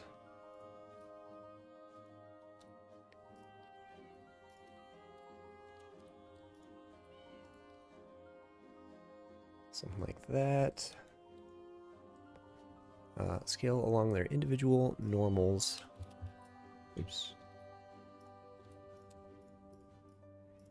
Trying to make little strawberry leaves right now. Oh yeah, the little crown of leaves there. It's looking Yep. really good. Thank you, thank you. It's like step 1, basic shape. Step 2, statue of David. Yeah, that basically sums it up. A little bit. All right, there's the strawberry. All right, Super Mario hat coming right up. Hopefully everyone is Start with a circle. familiar with that one. I think, yeah, Super Mario hat is kind of like a sphere. Yeah. Except without the bottom half. Then we're gonna turn that circle into a god. Oh, timer ended. Oh, that's a bummer. Oh, I must have pressed that by accident. Here, I'll keep it going. Oh, thanks for being on top of that. Yeah, we got. Looks like we got about 3 minutes left. So. Okay.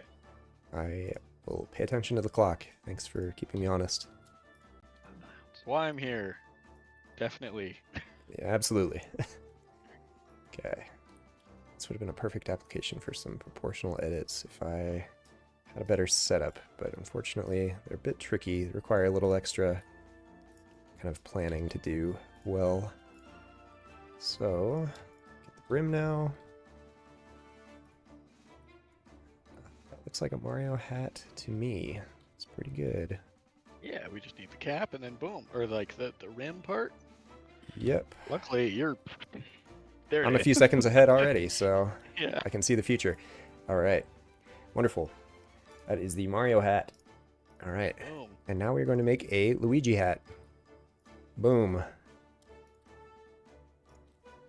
Next, Dome City from Terraforming Mars. Ooh, Dome City is one of my favorites. Let's bust this out real quick. We got 2 minutes. I have plenty of time for this. I'm not going to make it to the end of the list, but keep working on these in the background. Yeah, I think this will be the last one, and then I think after Carrie's game, Europa, we can do a quick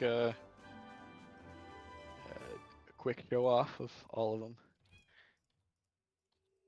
Yeah, this may turn into a tweet or something to show off later, but wanted to see how far I could get into this, you know? Yeah, make sure to follow us on all your favorite social media visiting websites. Whatever your preference is for the social medias, we have it all. Oh man, this Dome City's coming together really fast. Yep.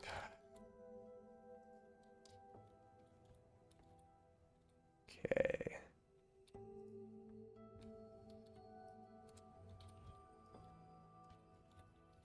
Cool. Yeah, find us on MySpace.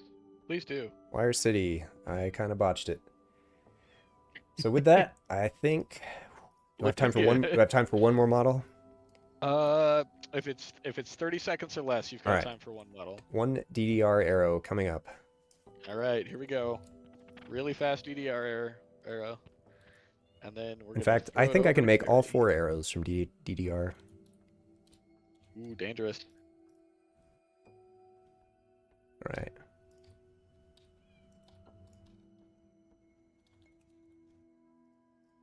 Universe modifier.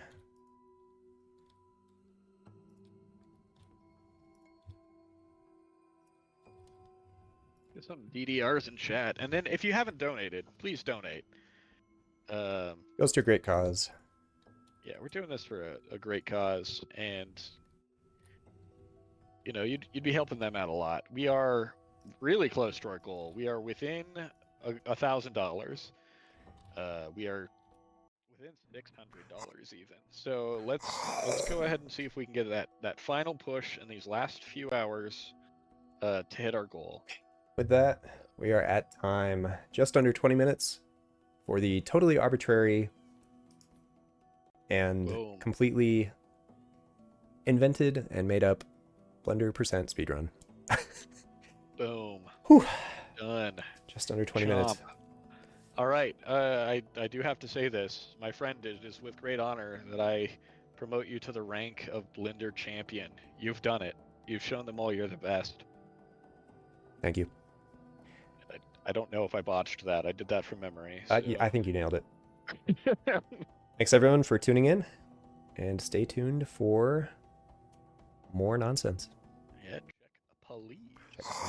You're going to be on the next couch, right?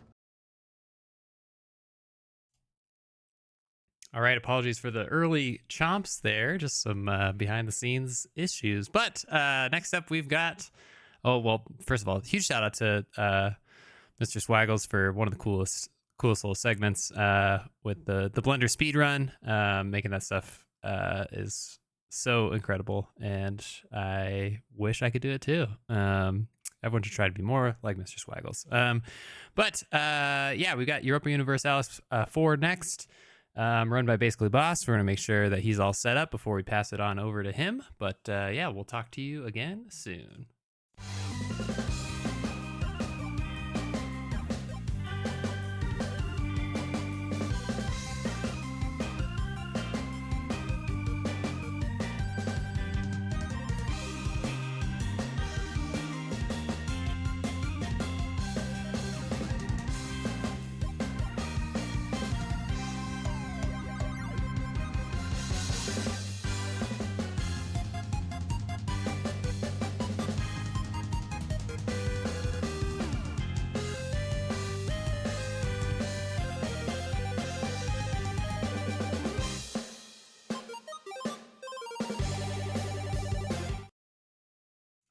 Looks like we actually have a few donations while we're waiting for Basically Boss to get set up. Samson, did you hear me talking? Dog cam. I think, let me just refresh this, make sure these weren't red. Yeah, we've got $42 from RIP in Pikmin. Thank you for that donation. We got $42.42 from Flashcry Samurai. Dollars and cents for deaths. Ooh, love that combo. We got $4.20 from Tuba __ toothpaste. Dimes for deaths, those poor Pikmin and Pick women. We got $50 from Sheridan. Sheridan, thank you so much for that $50 donation. Appreciate it quite a bit. And then lastly, we have $10 from Will It Blend. Great old feature. Old content. Love to see all this stuff being blended in record time.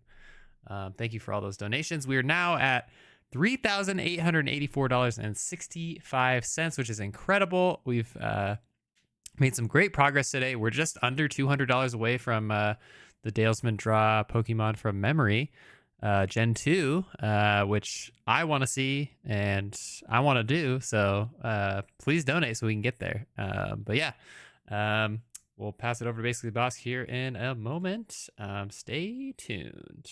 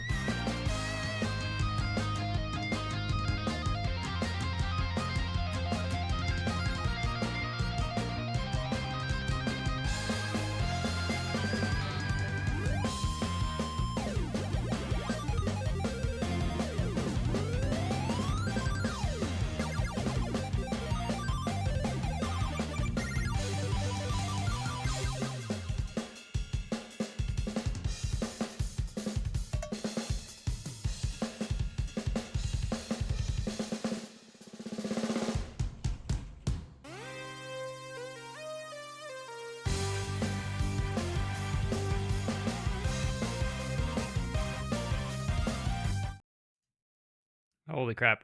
We just got a $250 donation from Owain. The Blade Master of the Arena himself is here to donate to us, but that has put us over $4,000. So we've unlocked that next milestone, the Dalesman Draw Pokemon from Memory Gen 2. Super excited to tackle that later, a couple hours here. But we're incredibly close to our goal and unlocking that maximum incentive. But yeah, super excited. And I think basically boss is almost ready, so I'm gonna make sure that that's all good.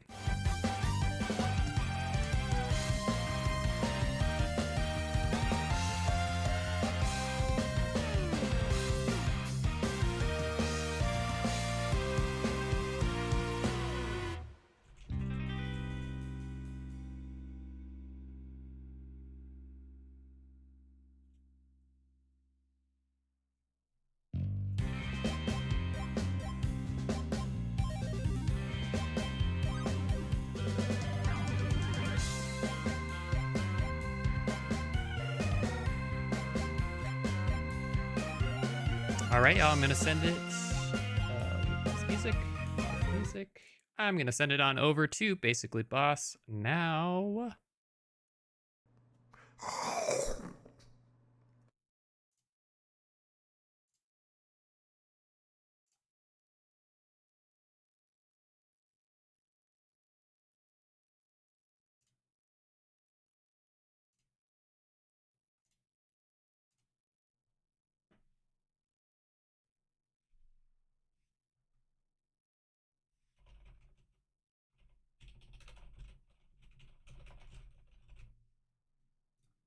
Which is a category that I just made up for this event. Usually Europa speedruns happen in game time. The game starts in 1444, goes until 1821, and it's about accomplishing what you can by the earliest date here. But because we are live... No audio. No audio? No audio from what? From me? Your audio... Okay, I don't know what happened. It's fixed. Cool. It might have been. Yeah. We're No, good. I All think it was a All tiny right, thing. all right. Anyway, Zero like I minutes. was saying, we are live, so we are going to be doing this in real time. It's going to be tricky. We're going to keep up at speed 5 the whole time. Things are going to happen, but because there's a bunch of stuff that happens right at the beginning, and we have a little bit of extra time in the segment, I'm just going to let you know. So as soon as I close this, I'm going to mouse over to live sprint, start the time. Early goals are, we have a bunch of rebellions we're going to put down. The goal for the run is we need to own... Okay, I'm just not going to pause. We need to own the entire Iberia Peninsula, either as our own country or as a personal union or a vassal. And we need to change our country. So when you were playing as Castile, you combine with Aragon, you form the Kingdom of Spain, for example. So that's the goal, is own every province in the Kingdom of Iberia and change our country's name. And that'll be finished. And let's get going. Let me start the live split now. If I can pull it up. 3, 2, 1, go. Well,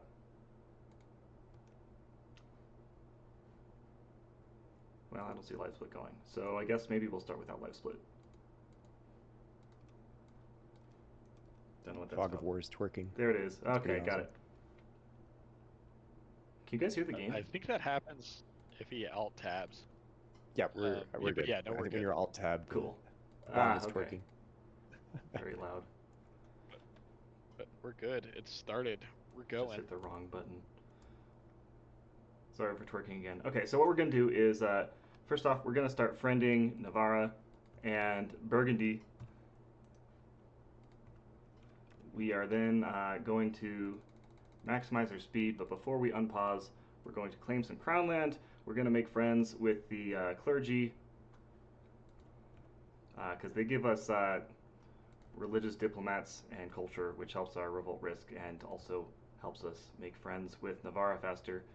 We're also going to be friends with the burghers, get some money from them, because it's a cheap loan. Oh shoot, I missed the loan. Where's the loans? Indebted, perfect. Okay. And then we are going to start building 3 ships. Let's just do 4 because sometimes it doesn't quite count with 3. this is a non-deterministic run. You got like stuff randomly changing sometimes. There's random events, and it does not work the same every time. So we're gonna go now. We're running. We're unpaused. All right. I can't handle all We're gonna these start events. seeing a bunch of events pop up. Yeah, I'm gonna change so that I'm not paying attention to any of these countries because I cannot handle seeing all these events. And that's just kind of how the game goes. Is there's going to be a ton of events. We're on 3 times speed. And so Carrie's run is going to be very impressive. General is what? Pee pee poo poo? Pee pee poo poo. Okay. And there's the event. Cool. We've recruited General Pee Pee Poo Poo. He kind of sucks, but he's not terrible. And then, okay, so this event is, we're going to stand with the king here. This event, there's like a civil war. It's being fought by Portugal and Aragon are sort of like funding different rebels in my country. And we decided to stand with Aragon because when we do that, we get an event later, Isabella of Castile, which gives us Isabella as an heir, historical figure. Isabella and Fernando historically united the peninsula. And this is good because there's an event that pops up if I have a female monarch and Aragon has a male monarch, or vice versa, then the Iberian wedding happens, which means that we just get married and their country becomes mine. So yeah, basically, we just get a quarter of our goal done, just exactly. like that, real easy. Okay, so I just completed a mission which gives me claims on Granada, and in February 1448, we will be able to declare war on them. So that's good news. Burgundy is it'd be nice for them to be allies with us and married, because their king. There's a chance that we might just inherit their country too, which is useful but also tricky in this run. If it doesn't happen, it's fine. But if it does happen, that'd be great. Okay. So what happened here with Navarra is Aragon has already made them into a vassal state.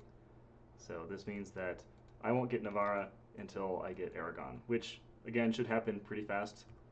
Oh shoot, I forgot to name that guy. We'll have another one. So now we're going to war with Granada. The important thing here is we need to make sure that since Portugal didn't join this war on our side, we need to make sure that either we call Portugal in immediately or that we are besieging all of these provinces, because Portugal will sometimes declare a separate war on Granada and come in and try and like take their provinces while I'm trying to take them, and that's a huge pain in the butt to figure out later. So we got to make sure we get them all for this run.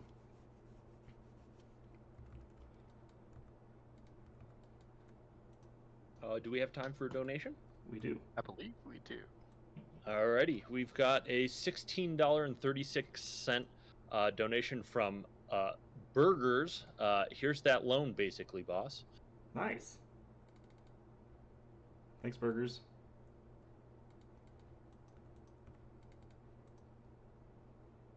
Yeah, that really actually saved my butt because it let me. That was a really nice interest rate. You got me the friends and family special.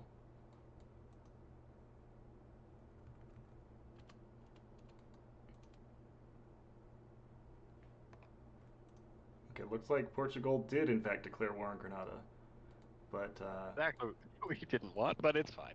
Well, it's fine because we already sieged Granada, but yeah. We can't take all their stuff yet. They won't agree to that. Oh dear, that sucks. So they won't agree because they are allied with Tunis and Morocco, who are very powerful, and we gotta beat these guys up some before Granada will say, oh, I guess we're not gonna win. Isabella of Castile, perfect. Okay, so if we hadn't gotten that, I would have had to disinherit. We had an heir called Enrique, who really sucks. He's famously bad. All the Europa players hate him. And actually, this reminds me, there's some stuff I didn't do that I really need to make this run work out. Because this is Andalusia Palooza, I'm going to take a pause right now. We're going to try and culture convert also to Andalusian, because that's what we do here. That's also part of the run, is we need Andalusian to be our major culture.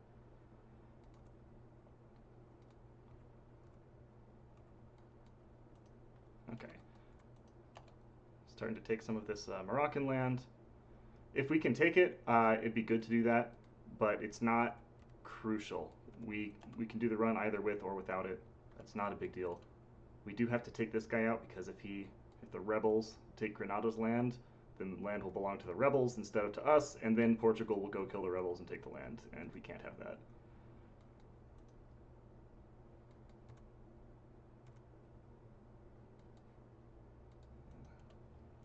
Stability is really important in this run because there's a bunch of events that trigger civil wars, and the wars are all over when you have both no rebel occupied provinces and also positive stability. So we already had one. There's going to be another one coming up, I think, since we have Isabella as our heir. It triggers when you have a female heir. Okay, we're 100%. We're just going to peace out. They won't. Okay, yeah, we don't need the money. We're just going to take Granada's land, and we are going to take some money. And can we take Tangiers too? Yeah, shoot, let's do it. Why not? All right. We're doing a little extra there. Yeah. So this actually will help us later with the culture conversion thing.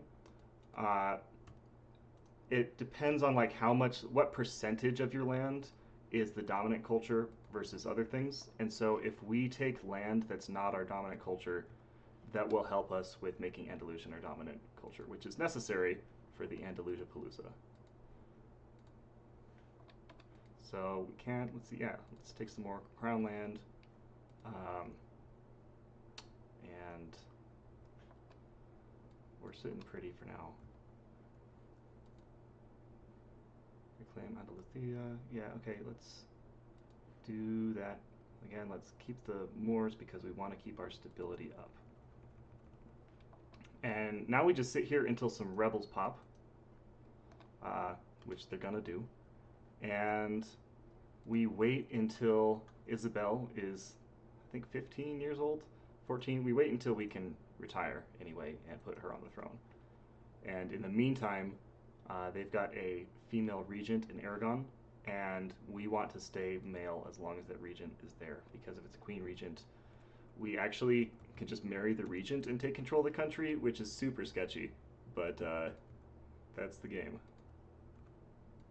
And real life. And real life, yeah. It's just like real life. Okay, Aragon, actually, let's be allies. And then I don't have to be allied with Portugal anymore, because I'm going to have to go to war with them later. Oh, we're already not. Cool. Alright, so we go kill this rebel stack. Yeah, I don't care about that. So a lot of these events, they offer you like trade-offs of, options might be good in different ways or bad in different ways, and you can choose which one you prefer. For our purposes, we basically don't care. There might be some that are really horrible, but as long as they don't change stability, yeah, sure, let's make them Catholic because we are Spain after all. We gotta have the Inquisition around. But yeah, for events-wise, we mostly don't care about that because it's not going to be so terrible whichever one we pick. The consequences are not going to be dire. So the goal is just like figure out if they have a stability loss, and if they don't, then we don't care. And if they do, then choose the other option. Yes, okay, we got Aragon. Let us bind their dynasty to ours. Okay. So I'll open up the diplomatic view to show you guys now. Yeah, that color, Aragon, is ruled by us in a personal union. So what's that mean? That means that now we just have to take control of Portugal, and then we have to change our country's name. And once we do that, then we will be able to. I mean, that'll be check please for us. We gotta wait until this truce goes away though. So. We got some time to kill for now. I mean, you know what a truce is, right? Truces are just pieces of paper. Yeah. That's all they are. Yeah. But like I was saying about the stability, the Civil War event is really nasty. And yeah. If I was going for like a world record, I'd probably do it. For now though, well, how much stability do we have? let's see. Yeah, we don't want to get to straight to -3.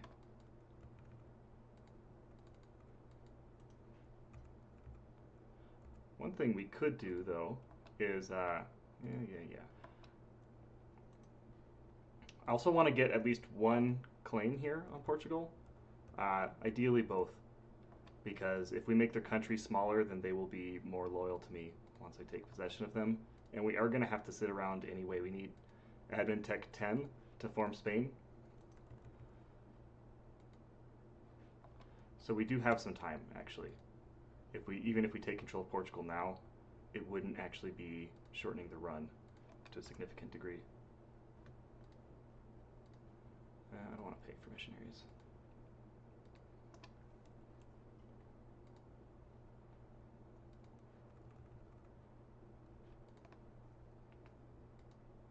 How are things on the couch? Any donations? Any questions, comments? Yeah, we got a $42 donation for the Pikmin deaths. So thank you so much. Thank you very much.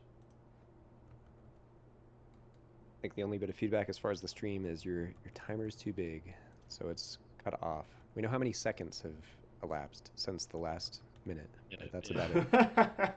Oops. Oh well. I think that's just gonna be how it is. Yeah, I guess so. Meanwhile, James Real and General Pee Pee Poo Poo are laying siege to Malaga. So Now, did you go with the Spanish spelling of pee pee poo poo, or is this more of an English spelling? this is an English spelling because that was the option in the poll. But I see. if we have another one, I can go with the Spanish spelling.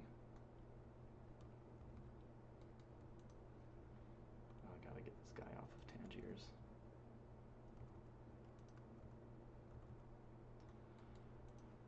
Okay. Rebels of Brewing. Diplomatic technology, yep. So if we get this, if we get the, let's see, is that going? Yeah, that's fine.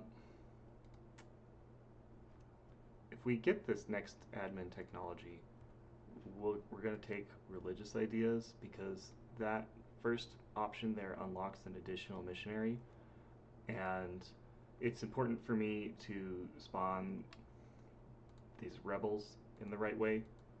If you do converting, right, the rebels that it's creating are Sunni zealots, whereas without the missionary, it's creating Granadan separatists. The zealots are a little less to worry about, and also by making some of them invest in religious rebels and some of them invest in national rebels, we make the rebellions less bad. Okay, are we ready to go? Shoot. Okay, Portugal decided to ally with some Tunisians, and they're also at war with Morocco. So that's their loss, I would say, because it's time to go to war.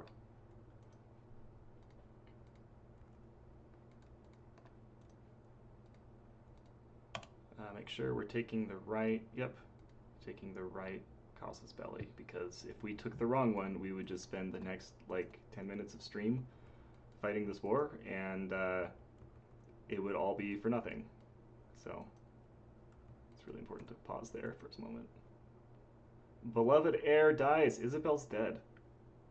Oh no. That sucks. Yeah, yikes. That well. is really bad. Yep. Too bad. Turns out it doesn't even matter. Because we already got Aragon. And are you going to make them your vassal? Is that what's about to happen? No. So there's a mission. Castile has a mission that if you complete it while you're not allied with Portugal, you get a claim on their throne. So I have declared war on Portugal using the casus belli that has a claim on their throne. And so if I win, I become the King of Portugal, the way that I'm currently the King of Aragon. Oh, convenient. So you just have to win this war? Yep, that's but right. you're about to. I'm about to. Because, you know, you've got 90% of their country. You just need one more little province, and then... So actually, one thing I forgot about. is they're also allied with England. So we might have to go over and beat up England a little bit, or at least like hang our boats off and blockade them.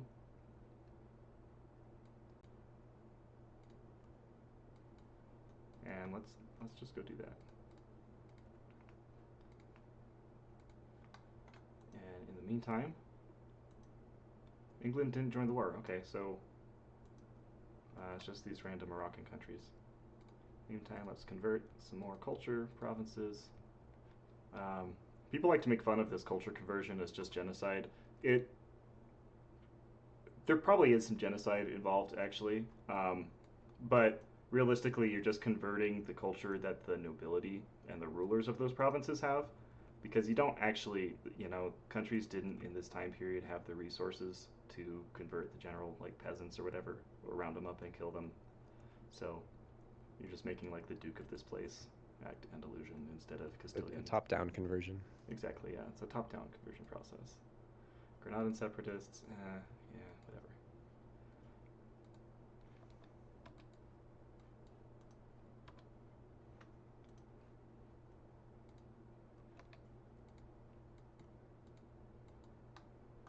Okay, Aragon's over and Navarro over here trying to like win this war for me, and I'm ignoring it because I forgot about this country. Whoops. Yep. So we got all of Portugal. Now we have to destroy all of Portugal's friends. It's true. Yeah.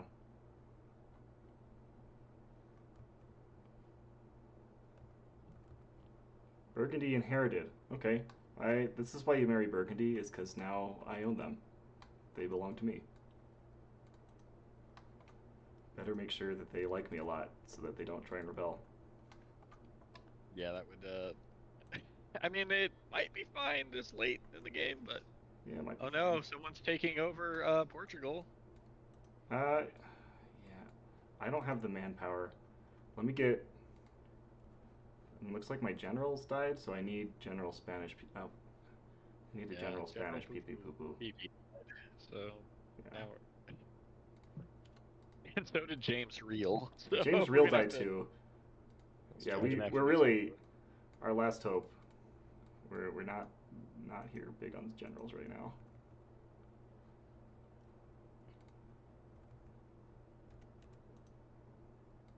We squashed him. Okay, and Burgundy's coming over here and just beating up my rebels. So thanks, Burgundy. Now we don't even have to worry about the rebel situation. Doing solid. Okay, so what do? I'm gonna take some of this land from Morocco because there's a cool thing that we can do if we do this, and that will let us finish the game a lot faster than if we wait for Admin Tech 10. So I'm just gonna take that land. Yeah. And then we're gonna peace out with Portugal, and we're gonna demand that we become their king, union with Portugal, and then we're gonna take these two provinces. So that way they won't get upset and try to leave us, even though they already are doing that. That sucks. Pay off their debt. Okay, now they're good. It's good to be rich. You can just give people money, and then they're like, "Oh, I like you." That is how richness works. That's how being rich works. Yeah. Zamora. No, I'm gonna keep that. Okay, Portugal. We're gonna improve relations with you. We're gonna get that missionary I mentioned. The Duchess of Burgundy died. So now Burgundy is actually just a part of Spain. Easy peasy. I don't know what people who think this game is hard are doing. Can we convert to Andalusian yet? We can. Perfect. Okay, so this is where we're going to actually twist this around. Instead of forming Spain, waiting till Admin Tech 10, we're going to try and become Muslim and restore the Sultanate of Andalusia. So that will actually let us finish the run faster. I was secretly planning this all along. I just thought it would be fun to keep you all in the dark. Oh, appreciative.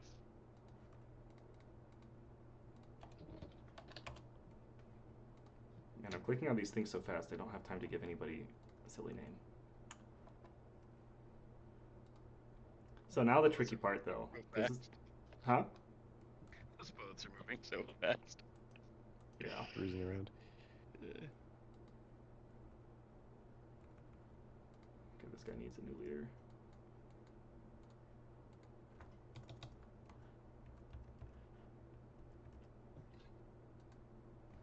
Wonderful. The Oh, fabled, dude, he's good too. He's a powerful general. the fabled Very pee pee powerful poo poo. general. Pee pee poo poo. Castilian becomes the new primary culture. No, screw you. This is Andalusia Palooza.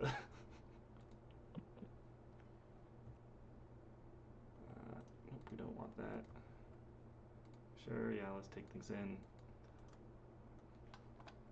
France is big. We don't want France to declare war on us, so we're gonna form alliance with Austria just for defense here.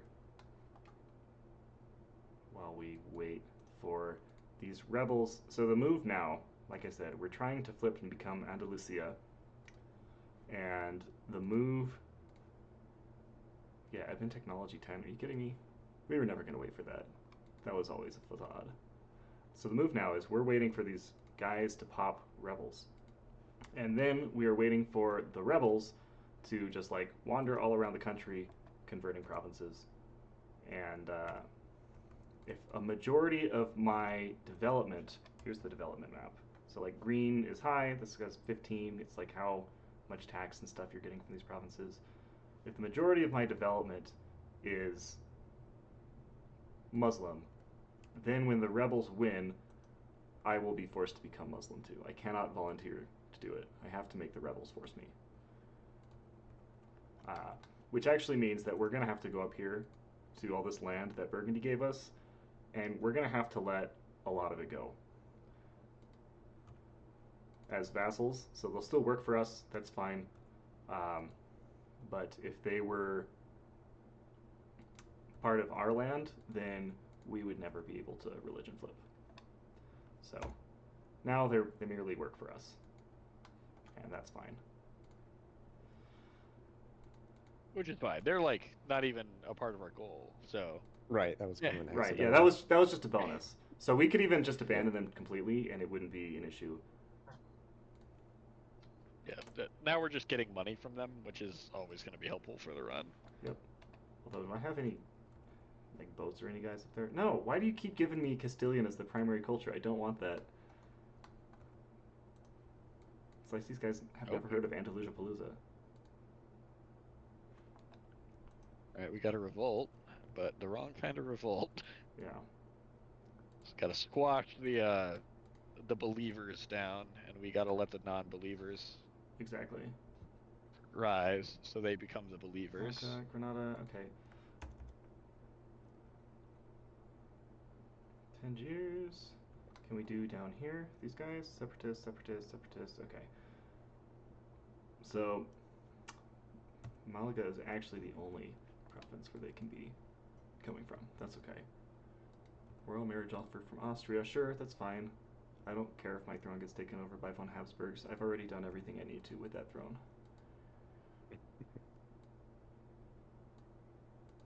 Do we have time for a quick donation? We certainly do. Alrighty, we have a $1 donation from James Reel. Hey, check please, longtime viewer, first-time donator. I love seeing these great games from my childhood get destroyed, all for a good cause. Much love to the runners, and long live the Sultanate of Andalusia. Hell yeah. Long live the Sultanate of Andalusia. Thank you so much, James Reel.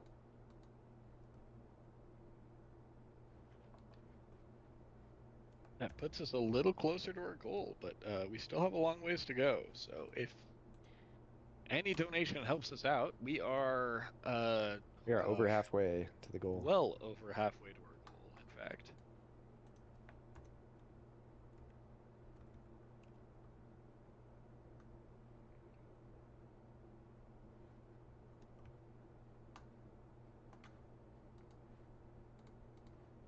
We are indeed well over halfway to our goal.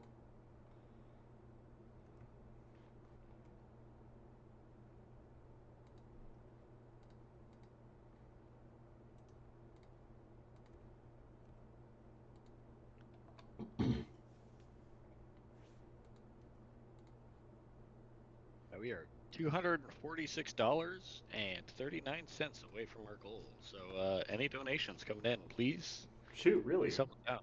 We're a lot closer than I Yeah. realized. Wow. Yeah, That's great. we are very close. So Yeah, the Babby Sex Percent brought in a bunch of donations. yeah, that was a very funny run. Very.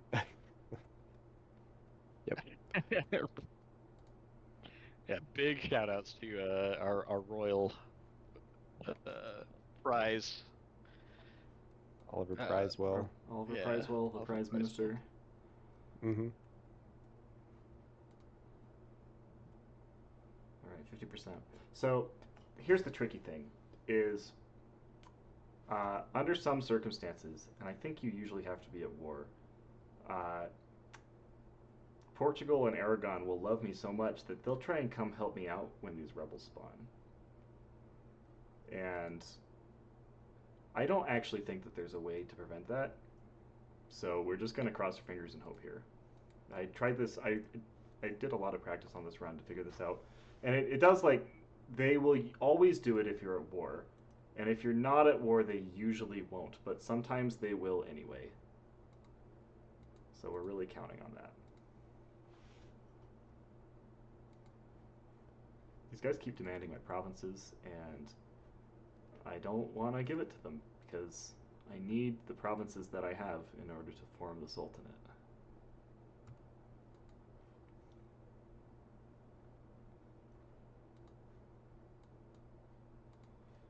Yeah, just took strong duchies there, which is a thing you can get when you have a lot of vassals. It gives you an easier time having vassals. You know, you'd think that maybe you could get that before you have a lot of vassals, since after you have them, you clearly are managing it okay. But that's not how life works. Just gotta wait. And we are so close here. We're at 70%. It says 2.1 years on average. At this point, because we're past all those civil wars, we actually want our stability to go down. So that event was a godsend. Normally, if you want your stability down, you could do something like declare war without a casus belli. But we can't declare war because if we do, then when these rebels spawn, my vassals are going to come murder them. And we can't have that. We need them to live.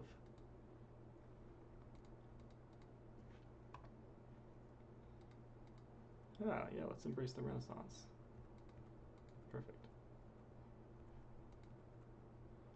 Okay, who do we... Any ideas for naming this heir? I believe. If you donate in the next 30 seconds, you could name this heir. Oh gosh. Donate quickly.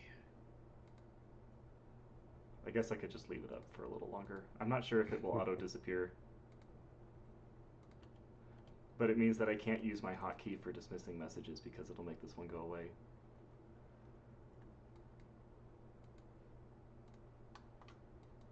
Alright, so I'm just going to hide out on the other side of the country while these rebels are doing their thing. They have to convert more than half of my land by development. That's the only way that this will work.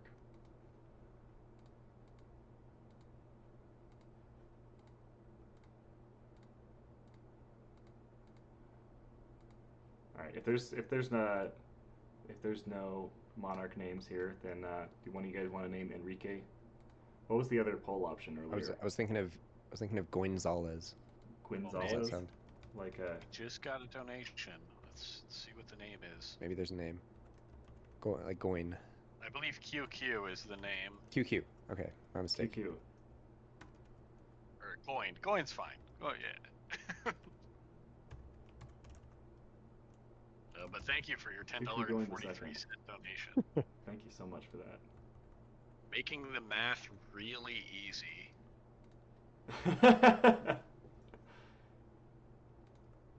We are $240 away from our goal. Let's see if we can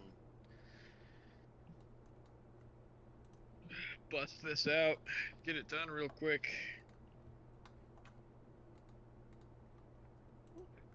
Hammer out some donations. Yeah. Let's get those in.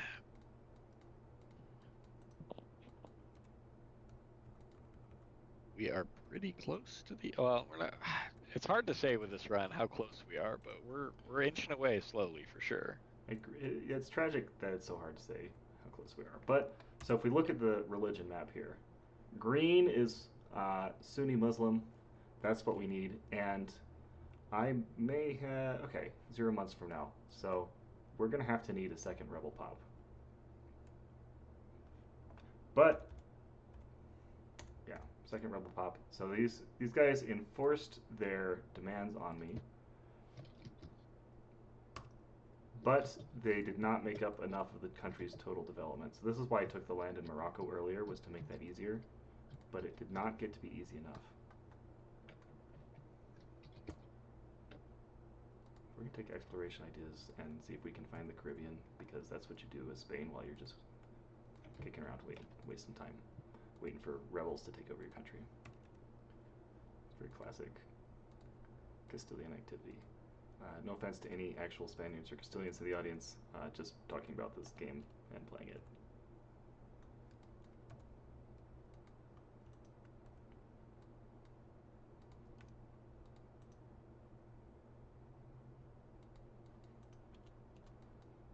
Okay, something was bugged. I was trying to get these guys back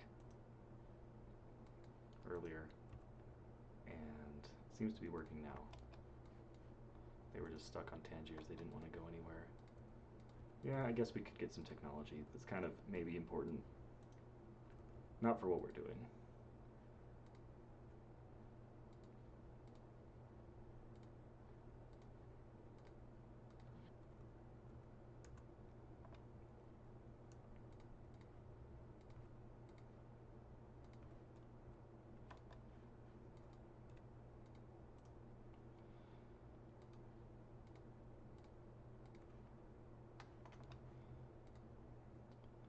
So one common complaint that people offer about this game is that if you're not declaring war on people, there's not that much to do. And I have to say I like this game a lot, but that's a totally valid complaint, as you guys can see. We're just clicking all these pop-ups and sitting around chilling and waiting. Right. I mean, you have a pretty specific agenda, so it's true. There's a lot of extraneous things going on. You know, I saw news from Crimea, news from the New World, right? But you got plans in the Old World. One thing that might be worth doing, so since we don't have, there's a cycle timer on Rebels, and if you look at these guys now, it's like minus 93 because they recently revolted. So we have 5 years, and we could try and take some Moroccan land, which would raise the percentage of our land that's Muslim. We're pretty close, so I don't think we need to, but it would be something that we could try doing in the meantime, I guess. Does Morocco have any allies? We just got a $1 donation. Whoa! From Let's Hammer Out some donations from our good friend Hammerhand Lamone. Thank you, Hammerhand. Thanks so much, Hammerhand. And the Galactic Emperor Palpatine says "Rebel scum" for $1.01. Thank you. Thank you so much, Galactic Emperor Palpatine.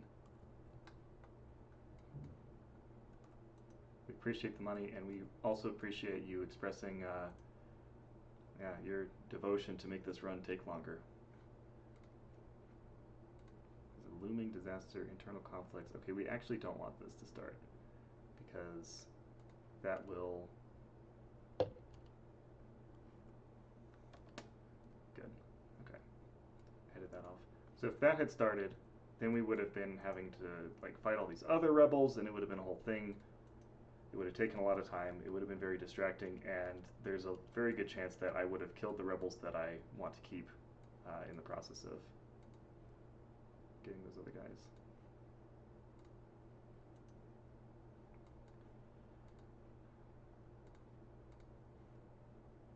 Moroccan separatists.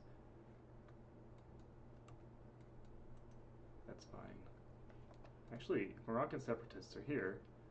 That means that these guys are done with their revolt cycle timer, and we can start converting them and maybe try and get the Moroccan separatists to become Sunni rebels instead.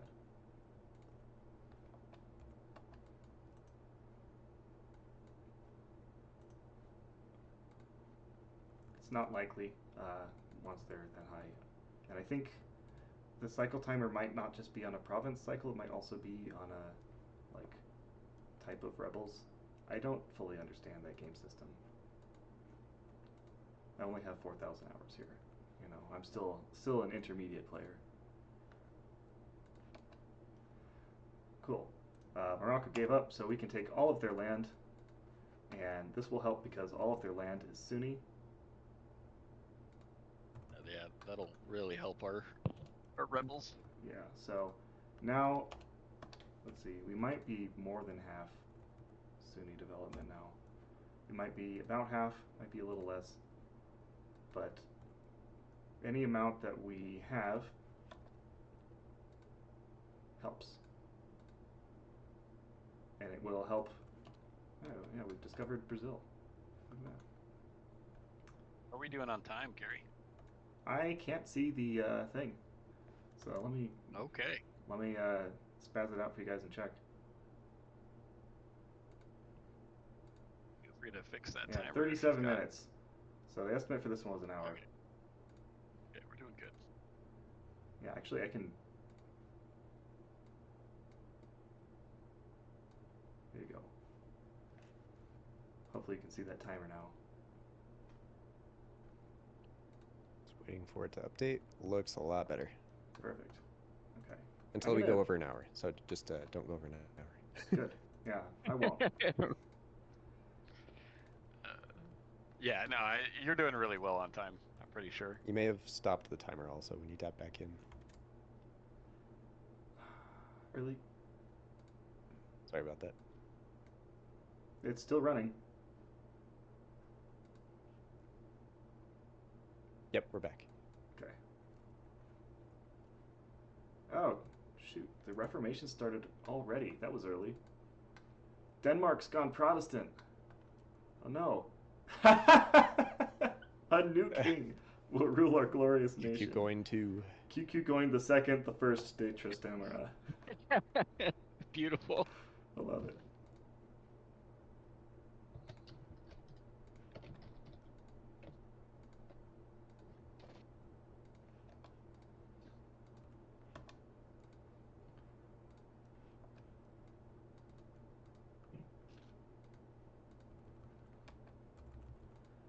Okay.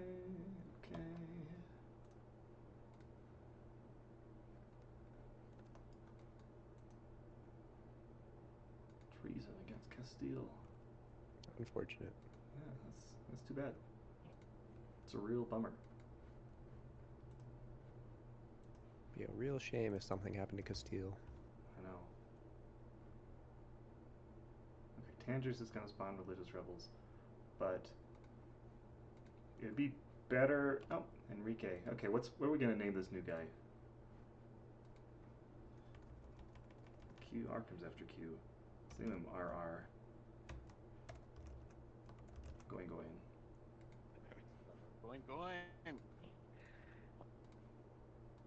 Yeah, it'd be better if we could spawn rebels up there. Oh, Sunni Zealots, cool. Spawned right in there in Toledo, which now has this weird Moorish name, Tula. I wonder if it comes from that. That was amazing luck you just had with that. Yeah, that was. It was a little quick. It was not. They were at 80%, I think. But I'm glad that they spawned up there where they have a good chance instead of way down here where they wouldn't be doing anything. I'm going to disable this castle just in case they wander up there. They'll have an easier time sieging it.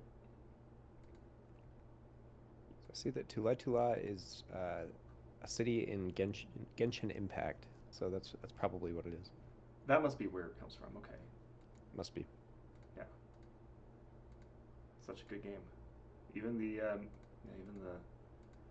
15th century Spanish liked it. Everyone likes Genshin Impact.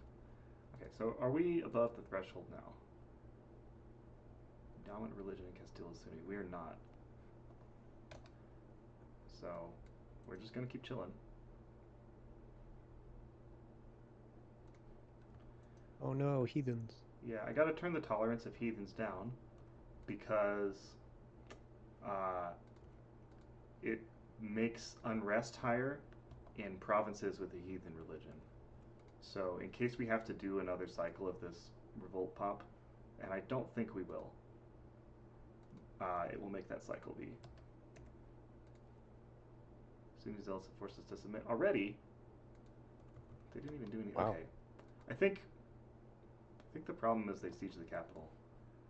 There's so many different things. Okay, so next time I can't spawn them in Toletula, because then they will take over the country faster than they will turn the country Muslim. Which is a bummer. Yeah, we want them to not take over until they've already made everybody into their religion.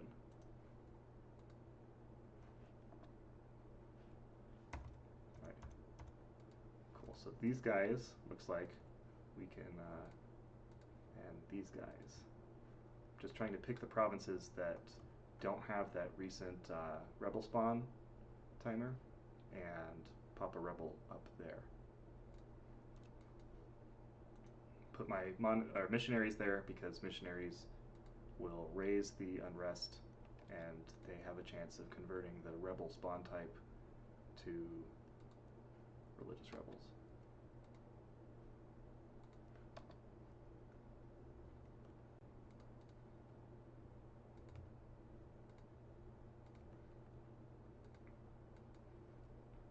And just Burger's got some land. Alright. Alright, cool. We're on the way again. And we did successfully change those from separatist rebels to religious rebels.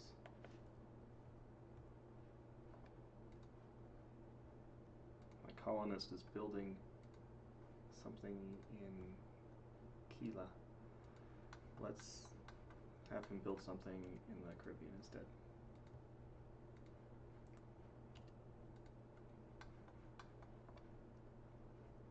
I will not devote any time that I'm not going to already spend waiting around, but it'd be neat if we could just get a colonial vassal in the Caribbean popping up. More swag points, I guess. Yeah, exactly.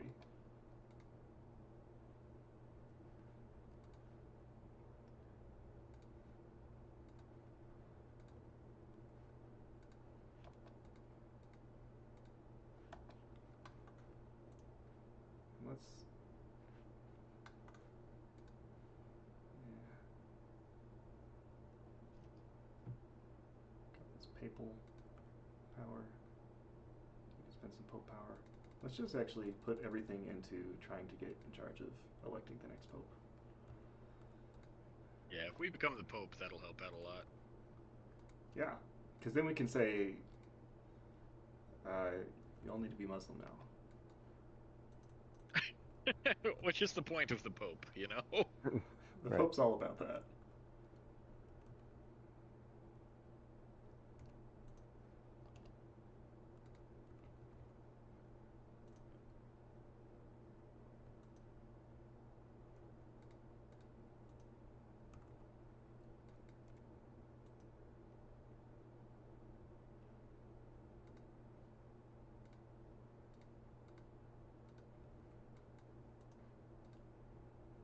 We keep unlocking these missions just by sitting here not doing anything. Oh, that was from colonizing. I guess we were doing something.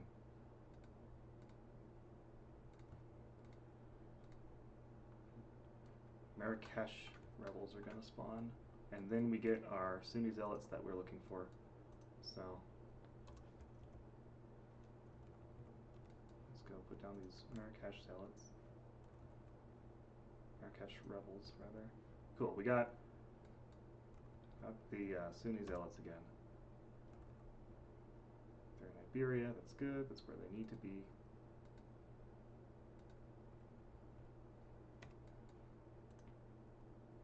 Alright. How are we doing on time, do you think? Do you think we'll make I think we're probably between 40 and 45 minutes right now. And well, I mean, that's where we're in. How long do you think we got left? Gotcha. I think we'll make it on this rebel cycle. Let me see, what's our 53%. So we're super close. Okay. And cool. And if they convert like 2 more provinces, then I think we've got it. Yeah, that's kind of what I was thinking. But they're gonna need to. So Nevers went home without killing rebels. I was worried about that, but we escaped that fate. I think we're here. Just gotta wait for them to kill this fort. And then go over and besiege Isbilia and Huelva. Isbilia. Wait, Isbilia, that's not a Spanish. It is. Oh, it's an Andalusian name. Normally that province is Sevilla. No, I don't want any of these acts to help out missionaries. I just want to let the missionaries pop Sunni rebels all day long, every day.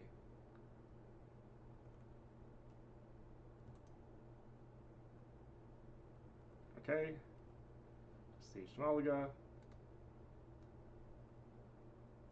Come on, come over to Sevilla. Okay, yeah, sure, go slow, that's fine. 53%. Modified by... So this number is not exactly right because there's modifiers that can affect this number that don't affect the actual percentage of the country. But I think if this drops to 49%, then accept demands, no. Sunni becomes the new state religion of Castile. Long live the king. Long live the king. All right. Long live the king. And now we can restore Al-Andalus. That's check, please. There it is. Check, please. Look at that. Beautiful. Boom. Color. 10 minutes early, too. 10 minutes early. Beautiful. Yeah. That was actually, it usually happens in half an hour or an hour. So this was an odd amount of time. Split the difference. Yep. Yeah. Yeah. Cool. Well, thank you all for joining me on the Andalusia Palooza, along with QQ going the second, the first, James Real, and Generals PP Poo Poo and Pei Pei Po Po. Yeah, let's call this check, please. I do have the honor of saying something, though. What is it? My good friend, basically boss, it is with great honor that I promote you to the rank of Spanish leader. You've done it. You've shown them all you're the best. Thank you very much. Chat's freaking out right now. Check, please. Well done. Thanks, guys. All right, bag of takeout. If you are ready to take it over for our break, feel free whenever.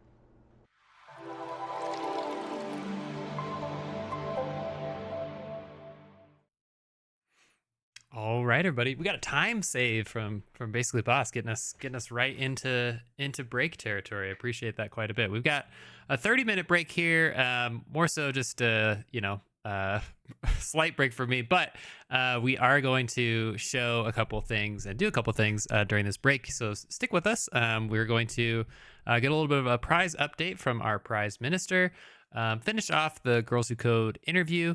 And then if we have some time, we're back on time with our break. We might head back into the Time Police or whatever that book was called with Tail Time. Once again, choose your own Tail Time. So stick with us and let's all get set up for an announcement from our prize minister.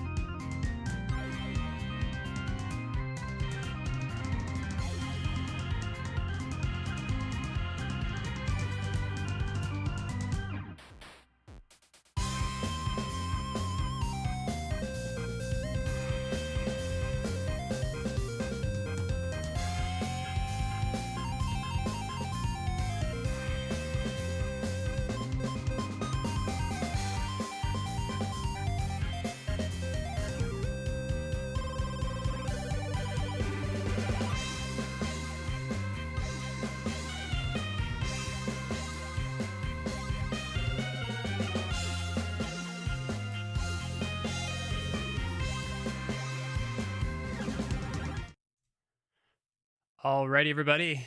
We have a quick proclamation for you from our prize minister.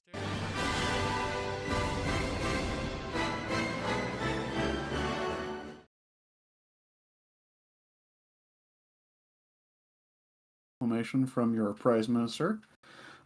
Bidding has now closed on the Sailor Moon DVD and As Seen on TV kit. You can no longer get raffle tickets to those, but starting at 4, or having just started at 4, we now have the Hero Forge gift cards and some more Discord Nitro coming your way, so get raffle tickets for that. If you've never seen Hero Forge, it is a super awesome site where you can design your own miniatures for games, for tabletop games, and they have like a web designer, and it's super cool. Bunch of different materials, and I think they're having a sale, so gift cards will go a little longer way. And then Discord Nitro, it's just awesome. So if you don't know about it, check out the Discord site, look at their Nitro options. And then after that, from 6 to 8 p.m., we have, and I will show you the signatures, but a signed game signed by the Dalesman. I'm going to keep the game secret until we do the drawing. But if you donate anytime between 6 and 8 p.m., you'll get that prize. A raffle ticket for that prize. $1 a piece, up to $25 per donor. So get your donations in. And that is a lot of nuts.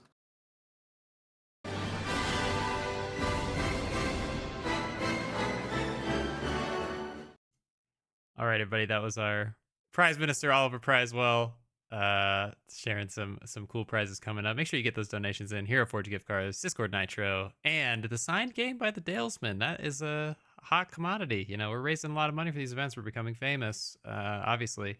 But speaking of, we are now at $4,206.45. So we're incredibly close to our $4,444.44 goal. Help us get there.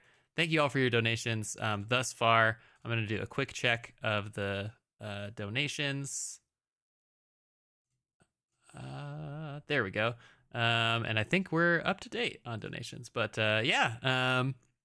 I'll set up the Girls Who Code interview for the next little bit of our break. But stick with us until I transition over. Thanks, y'all.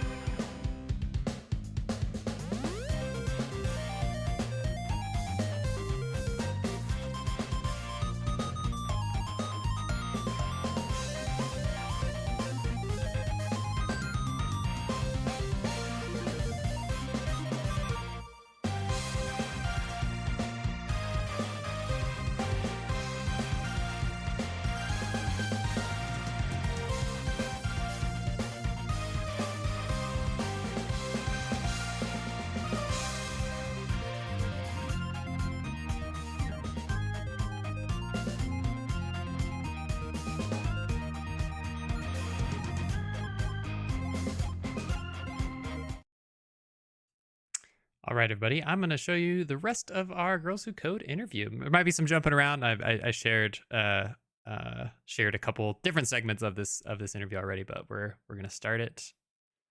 Start it from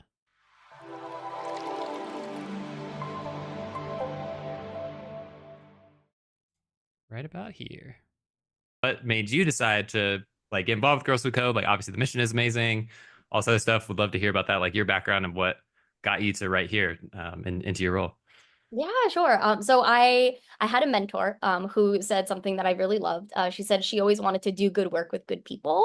And I've really tried to follow that and model that in like everything that I've done in my career. And so I started off pretty early in educational equity in different nonprofits to really think about how can I give students the skills that they need to connect it to whatever they're passionate about. Every student has so many different passions. So whatever it might be to connect it together to help them make a difference in the community. And so, I was really passionate about that all throughout my career. And then I found Girls Who Code, where we do, take these technical skills that are very tangible, especially today, and these kind of passions and different things students care about, environmental issues. Maybe it's like water conservation, maybe it's, I don't know, education based, whatever it might be that they care about. It's a great way to connect together. So that's what originally drew me to Girls Who Code.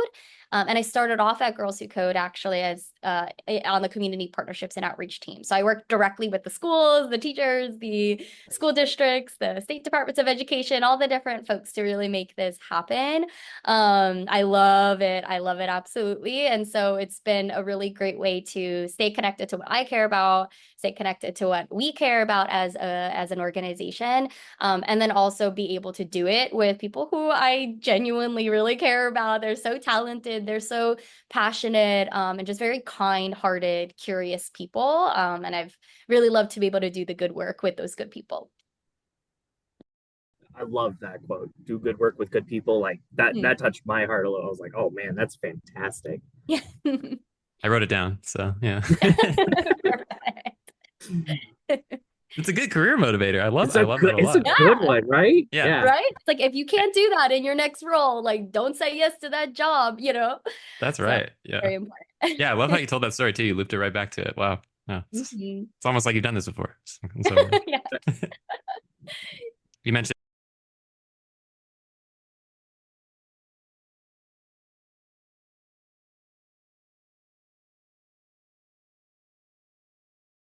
or maybe that they like want to start a club at their school, or like, yeah, just like get involved in the program in some way. Like, what are some ways to make that happen? Yeah, absolutely. There's so many different ways for folks to get involved. So it depends on their interests, depends on their time and capacity, Sure. and all of that as well. So if folks want to, like, let's say volunteer, they could definitely start a Girls Who Code club in their community.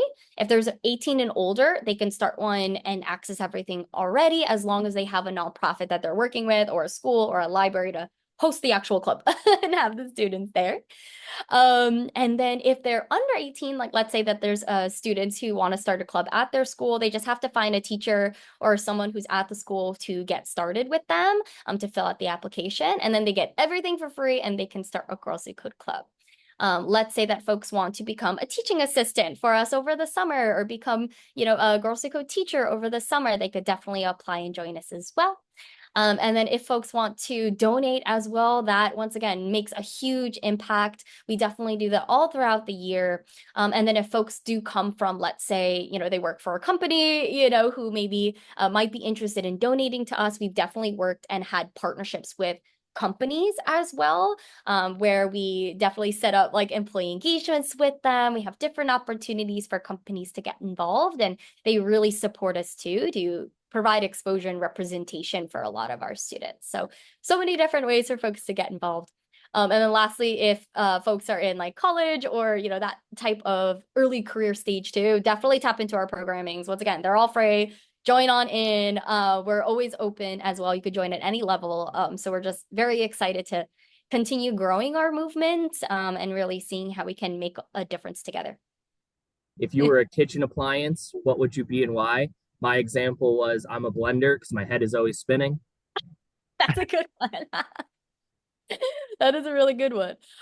You know what? I was kind of thinking about the same kind of vein. I was thinking maybe like a KitchenAid mixer, where it's like the Mm. whole because I feel like I always like to bring people together, like bring things together, whether it's my family or my friends or my coworkers. I'm on our cultural committee at Girls Who Code, so very much on brand for me. But yeah, I feel like I'd be a KitchenAid mixer, mixing everyone together, into something yummy. I don't know. I love that. Some love it. It's a good question. Mine would be a whisk, I would say. Nice. I don't know if Nice. that's an appliance, I guess, just like a kitchen tool, but they're just kind of, I think they're kind of weird, but they also like use a whisk to like break things up, kind of like make like, I don't know, make things like smooth, like keep things like Yeah. keep things moving. So I think that's like kind of, I do a lot of organization and coordination as with this event and other things too. So but yeah, Hey, that's you know, mine. I But thought of a whisk first. Like the really? first thing I thought of was whisk. So it's funny you said that. And that my sister is a baker. She just finished culinary school Oh, and she's amazing. a dietitian too. So anyway, so then I was like, okay, what kind of things does she use? And then I thought mixer. But first thing I thought of was a whisk because I was like, I'm also a little silly, I don't know. Yeah, just I a think a little, whisk. little quirky. Yeah, Yeah. you always kind of look at them there in your little jar of Yeah. appliances. Yeah. Exactly. Thank you for answering that really fun question as well, and all of these questions too. And to those of you watching, hopefully this has inspired you to maybe get involved, or even just donate to some of these really cool programs that Girls Who Code has going. And yeah, be sure to send in your donations throughout the event, and we hope to see you around. But thanks a lot, everybody. Thanks all.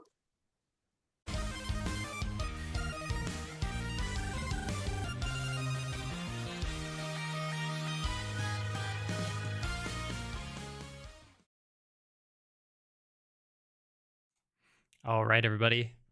Thanks for tuning in for the remainder of the Girls Who Code interview. And once again, big shout out to Emily from Girls Who Code for being part of that. We have a little bit of extra time before our journey run starts. So we actually are going to bring back our illustrious Dalesman DM to read us a little bit more of a tale.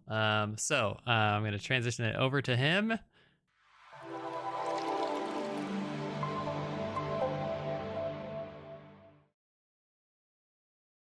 All right. So I'm going to start reading some more Danger Time. Danger Time.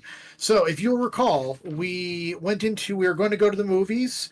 Our little brother screwed that up for us. So we went into a clock shop, talked to a time wizard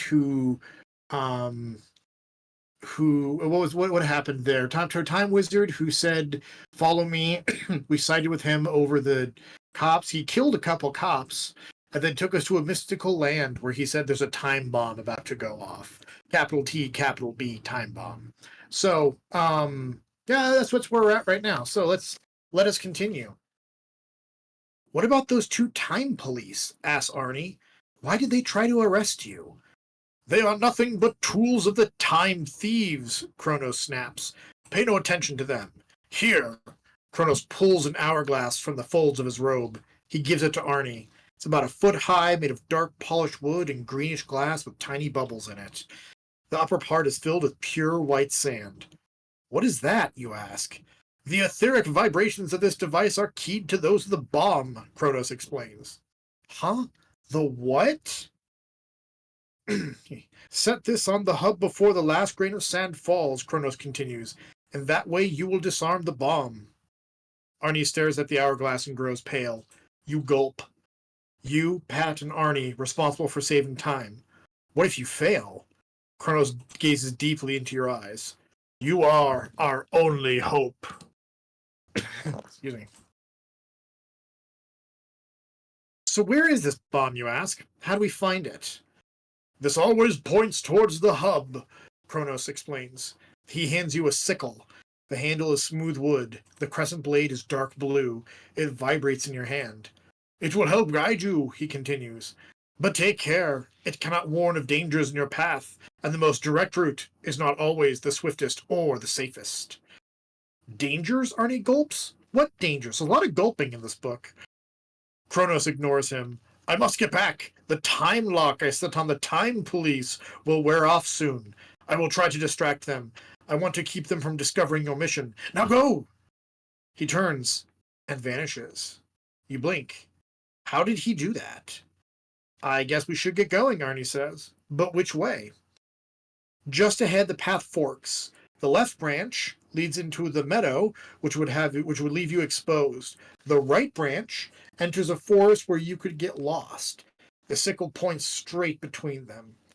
Thanks a lot, Kronos, you grumble. This sickle isn't much help. So, pick a path, Pat says. To take the path to the meadow, page 109. Take the path into the woods, page 45. What do you think, chat? Do we go into the meadow that is more exposed, or do we go into the forest where we could get lost?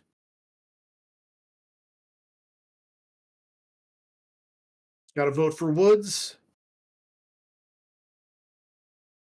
Got Chunderfin doing another vote for woods. Chunder, I'm going to have to ask you to donate some coins if you want to vote twice.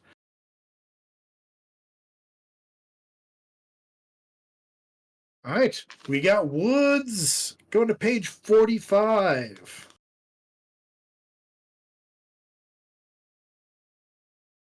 Man, I just looked over and it says the next one says tug yourself over to page 77. So that's where we're going next. You set off through the forest. The trees meet overhead, blocking the light. You stumble along the murky, overgrown path. Roots trip you and branches reach out to rake your face. I don't like it here, Pat complains. Why did we come this way? You wonder that yourself, but you don't say so. I think I see a clearing, Arnie announces. He starts to trot. Pat runs to keep up with him. You pick up speed. Oops! You trip over your shoelace. You go sprawling. You catch your breath and scramble to your feet. You double tie your shoelaces. You glance around. Arnie and Pat are nowhere in sight. The path narrows and threads between two huge mossy boulders. You can't see the other side. They must be through here, you figure. You hurry through. Yikes! Two big ugly giants leap down from the rocks. They look exactly alike. Each grabs one of your arms. Mine, they declare at the same time. They start to pull you in opposite directions. Whoa, these ugly dudes are strong. Tug yourself over to page 77. Ow, that hurts, you cry. Cut it out. It talks, one gasps. The tension in your arms eases. You gaze up, and up, and up. You realize the giants are identical twins, larger than life and twice as ugly. Isn't your uncle's sign Gemini, the twins? That explains the double vision in front of you. Of course I talk, you tell them. I'm here on an important mission. Please let me go. You can't bypass unless you answer our riddle, the one gripping your left arm says. It's a rule. Uh-oh, this sounds like double trouble. Why shouldn't you say secrets near a clock? The one on the right demands. He smiles, revealing long yellow teeth. You hesitate. The twins pull your arm again. Your shoulders feel as if they're about to come apart. You better come up with an answer before they tear you in half.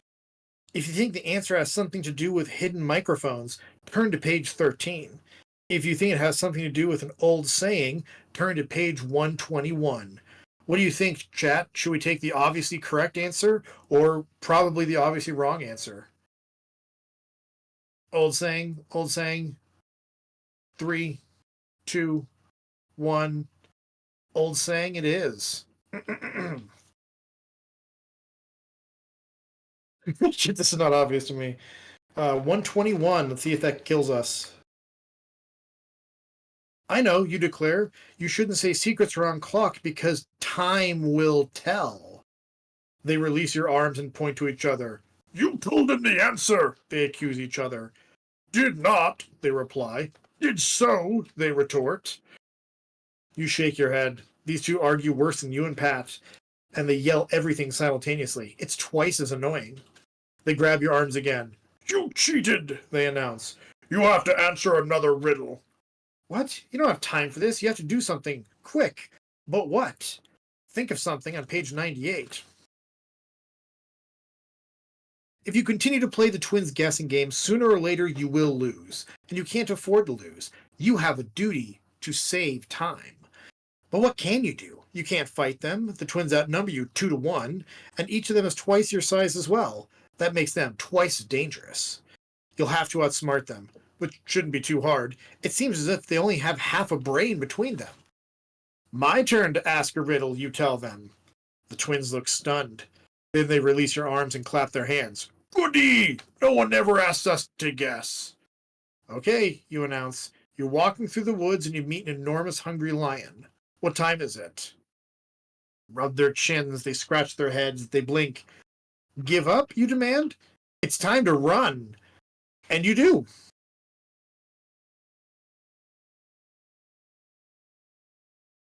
We don't get it, you hear the twins shout behind you. While the giants try to figure out your riddle, you race away. You spot a clearing up ahead. You hope you'll find Arnie and Pat there. You break through the bushes. Oh no! They're there all right. Each is trapped in the claw of an enormous crab. It's another zodiac creature, and not very friendly. They spot you. Help! Pat wails. It's squishing me. Ow! Arnie yells. These claws are sharp. The crab eye stalks twist around and stare at you. It's really gross to watch. You are grateful it only has 2 claws, or you'd be trapped like Arnie and Pat. Don't worry, you call. I'll think of something. But how do you deal with a crab the size of an army tank? The only weapon you have is the sickle, and it's so small compared to the crab. Of course, the sickle does have magical powers. Too bad you don't know what they are. You might find a better weapon in the woods, but will Arnie and Pat be seafood snacks before you return? If you go looking for a weapon, turn to page 16. If you attack the crab with the sickle, turn to page 95.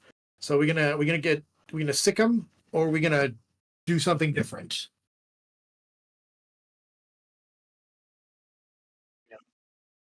So we'll probably get to this next section, then have to break. Kill Pat, that could be anything.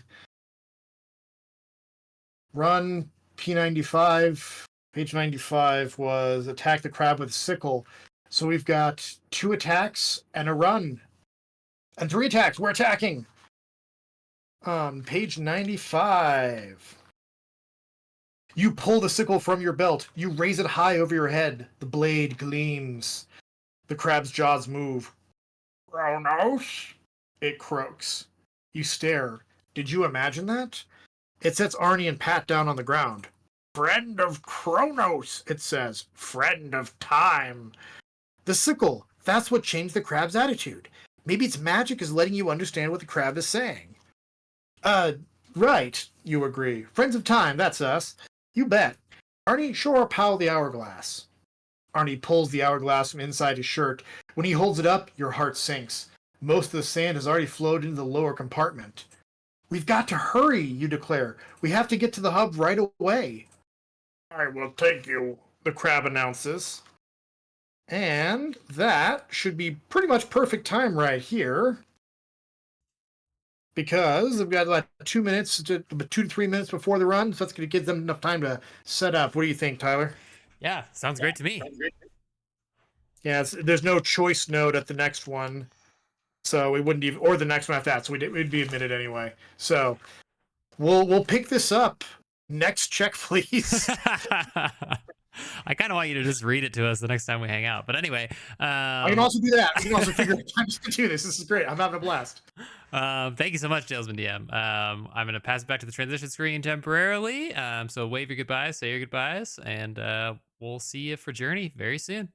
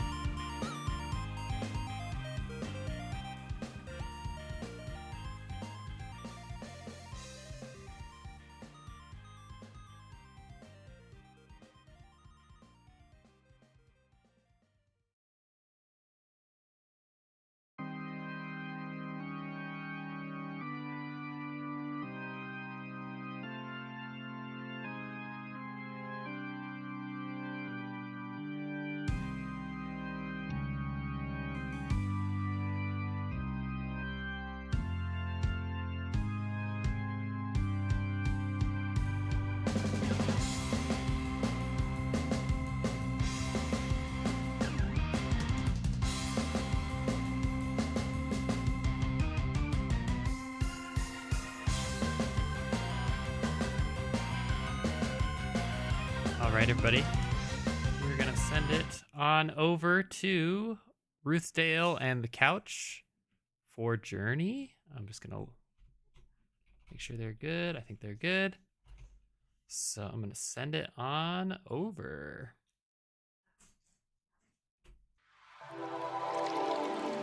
Sort of like echo or anything. No. No, but I'm just hearing Tyler do his announcement, so I can see there's some lag. Okay. All right, so it looks like we are live, it says Bag of Takeout. All right. Well, thank you everybody for coming to this journey run for Check Please 5. And there are a lot of different ways we can run Journey, but today I'm going to be doing a Red Robe glitchless run, which is about the closest to how you would play through the game normally, but we're just going to be as efficient and quick with it as possible while being the hopefully the most relaxed speed run of the weekend. So we're going to go ahead and get started.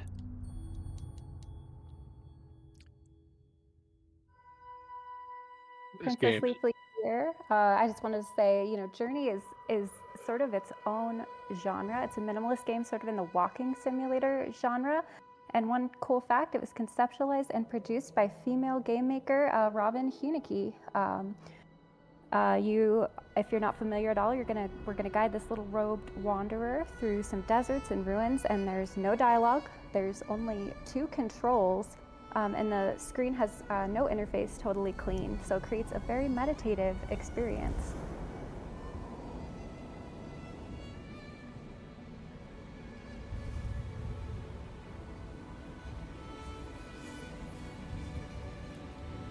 And I believe that there was also a poll that we had for this speed run of possibly visiting Gary and Larry or stopping by the warming hut. So at some point, we'll just need to know which of those won. I We got voted for about 20 minutes, so we got time.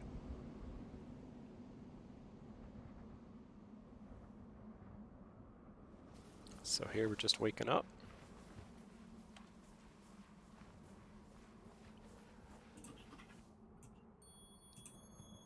We also we don't really have a name or really an identity.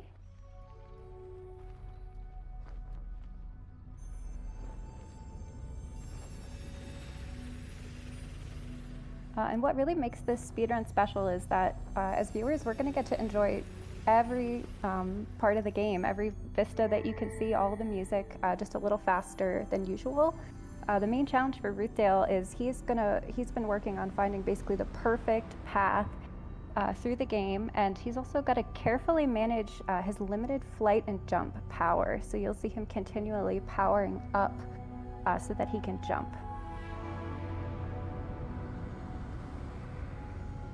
We've got quite a few donations, so let me know a good time and we can read those off.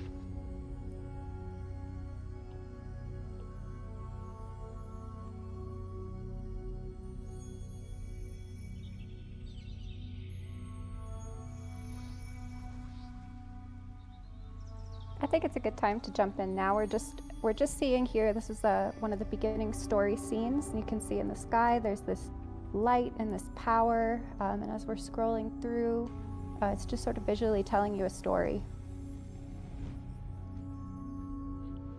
I just love how simple but aesthetically pleasing the design of the game is.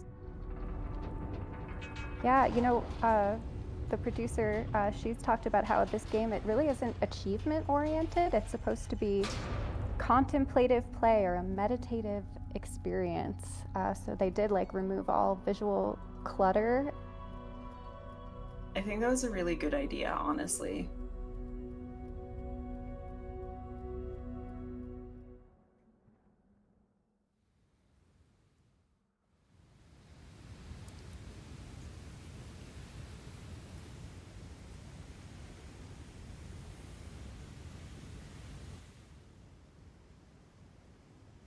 Another thing the playtester or the developer said is in playtesting, originally they designed these cutscenes to be a bit more traditional. And she said that people would literally just start checking their phones during the cutscenes. and that really frustrated her. So they redid the cutscenes to be sort of as short and simple as possible to keep people engaged. And you'll see later, as a character, we actually end up as part of the scroll, which is really cool. Mm-hmm.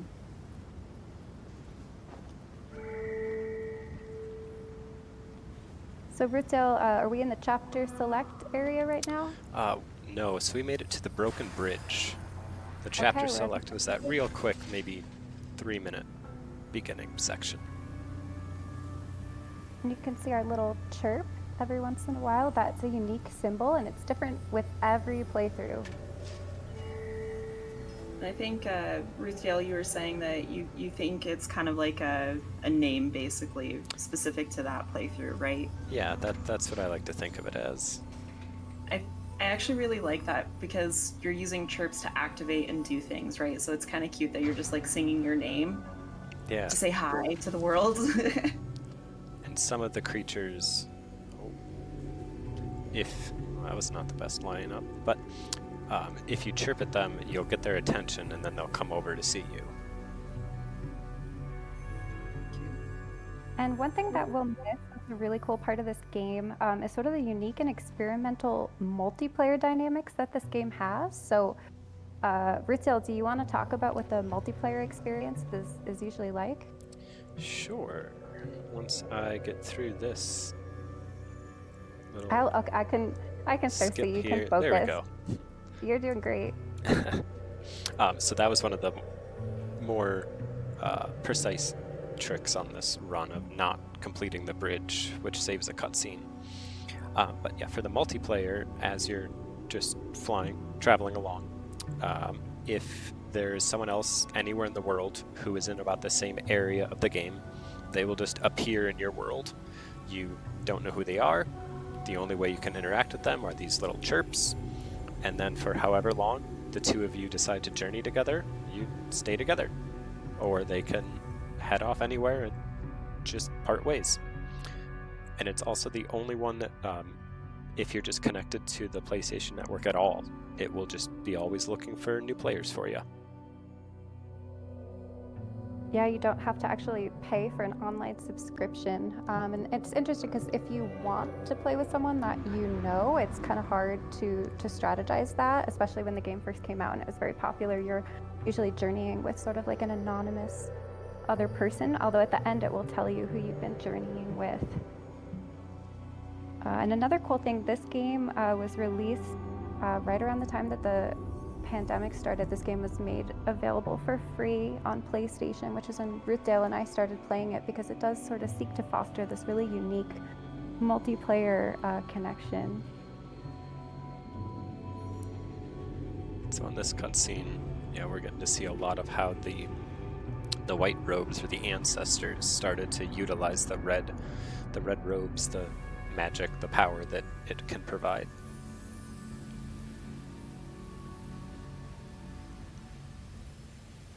Yeah, and so far for them it looks good. They've created some buildings, they've lit them up. Real quick, I wanted to mention we just got a $25 donation from Tim and Margaret. Love you all. You're a great group of friends. It's been a nice weekend watching all of you. Mom and Dad King, thank you so much. So sweet. Thank you, guys. Thanks, Mom and Dad King. Appreciate it. Thank you guys. Love you.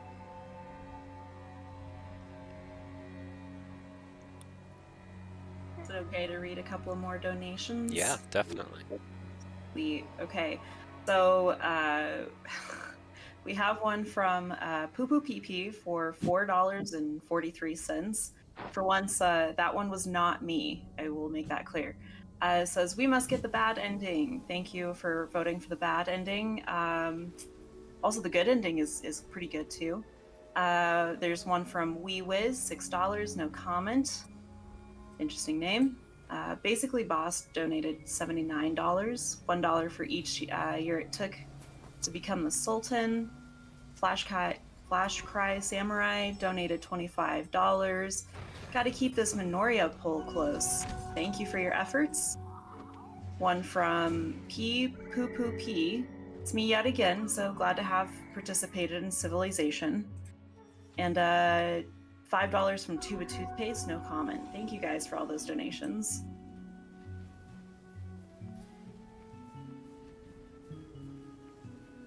Man, I voted for the good ending. Is the bad ending winning now? I think it is. Oof. Your only hope is to donate more, so I please, know. let's get those in. It is. So now, Split.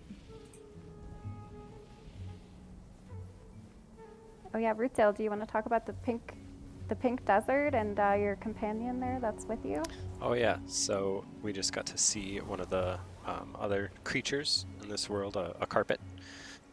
We rescued them from some rubble. We'll learn more about what that is later. But they kind of fly along, and if we stay close to them, they will charge up our scarf. But they've got their own place to go, so they don't follow along with us. But we just kind of stick with them for as long as our paths keep going in the same direction, and that carpet we will run into again later. But we're taking our own way for this section. We have a question in the chat asking, just saying they're confused. Are you looking for a companion in this run? And just to clarify, yeah, I think we actually have the PlayStation's not connected to the internet to make sure we don't get a companion. Is that right, Rudil? That is correct. For speedrun purposes, having a companion negates the run, because similar to how carpets work, anytime you interact with a companion, they charge your scarf. So that would kind of become like an artificial way to give yourself more jumps throughout the run. Yeah, and it's interesting, the dynamic between players in this game for the multiplayer level was very intentional. I was reading again what the conceptualizer, what she was saying about it, and she wanted your companion and you don't depend on each other for success. In this game and Journey, your collaboration is more about just sort of being mutually engaged, but not dependent, to just be with each other. And this was a really hard problem for them to solve as game makers. Initially, she said there was a lot more sort of like puzzle design that had to be cut to sort of foster more like genuine connection and shared experience. And she also, wants you to still feel sort of fear of the unknown without a companion, being more like a resource or a competitor. So it does feel like a lonely game, but it's really not. It's not intended to be such a lonely game.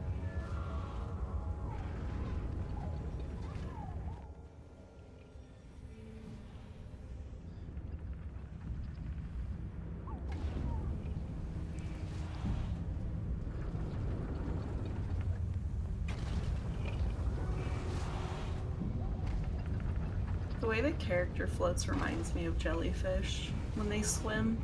You're gonna see some almost full jellyfish later on. You're gonna love it. It's all jellyfish. Everything secretly. It's jellyfish. Everything. And the real jellyfish. You'll see. Yeah.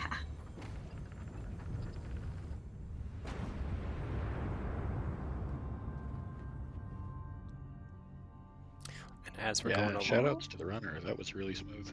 Oh, thank you. As we're going along collecting those floating symbols or glyphs, those make our scarf longer and charge our scarf. So that's the best way to get jumps along the way. And I haven't been counting so far how many we've gotten, but I think the plan was to do dollars for symbols or stacks for symbols, I think. I think normally it's between 9 and 11, depending on if I get all the ones I'm trying for. Dollars for designs. Yes, dollars for designs. Money for mosaics. Wait, I love that. In this story here, we see sort of the power. They're powering up their civilization. The civilization's scoring up high, and we can see the wind at the top of the hill. And wind is an important symbol in this game. Question for the runner. Yeah. I know you've been practicing this one a lot. Do you plan to submit to speedrun.com? I do. Probably not this run, especially since we're going to be doing... I think we're going to be visiting Gary and Larry on this run. But there are so many different loading screens, like you're about to see, that the speedruns are separated by platform and run type. So I think the quickest run I have right now, I haven't submitted it yet, but I think that would put me in second place for the PS4 Red Rope Glitchless. Awesome. Yeah, I think I've got a just like 48:30 or so, but I think I have to shave about 30 seconds off if I wanted to try for first place, which would be pretty difficult. Oh, and in the sky right there, you might have seen a shooting star going up north. I don't think I'll get to see it again, but that will become important later.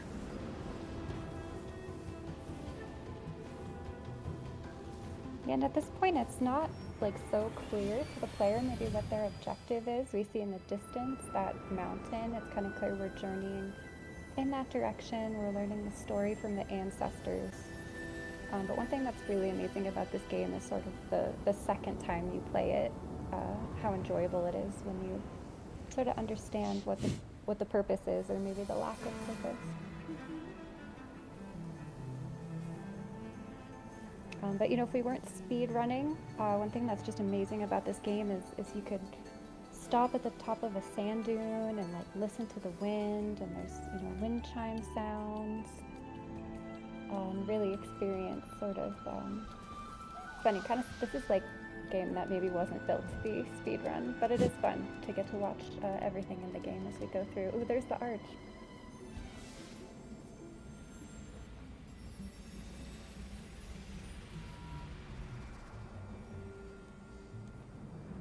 Everything about the game, I think what's really unique about it just feels incredibly, like, graceful. Every piece. Yeah. Yeah. We're coming up on one of the best views here. I don't think I'm the only one that thinks that. That's my favorite part too.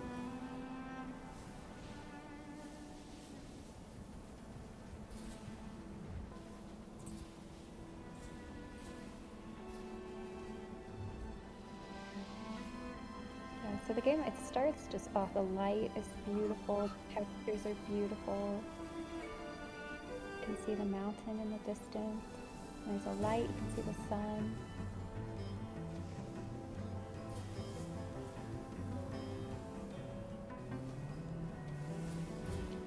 I love the migration of rugs. Yeah. A flock of them. And up here I'm going to be doing one of the other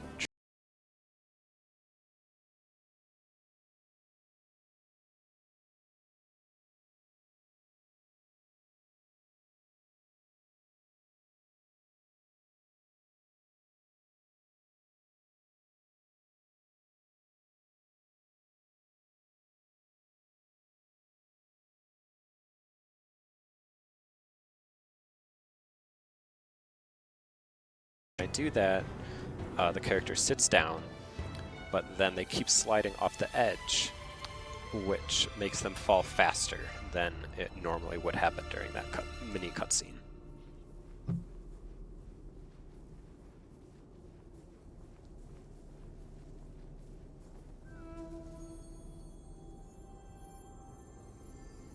And it looks like we're starting to move down into the next area.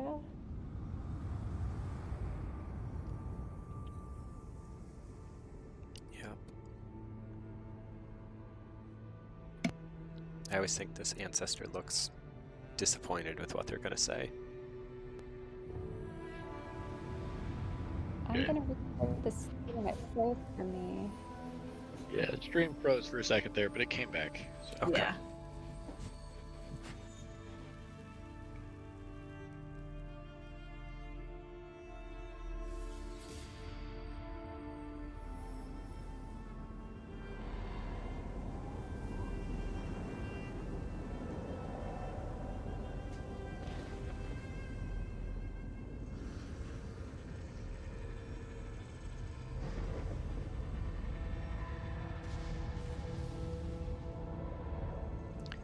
Yeah, so that just shows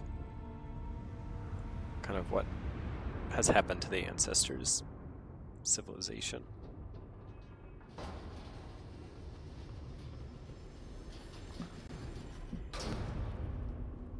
Yeah, and the creator described this as sort of like a pretty classic sort of sci-fi story. They said there was some inspiration from Ian Banks' Fearsome Engine, if you've read that. But, you know, it's about an ancient civilization, greed, war. But she really still wanted us to feel empathy towards this prior civilization. So, you know, we kind of see them misusing this resource. But at the same time, I don't think we're supposed to see them as evil.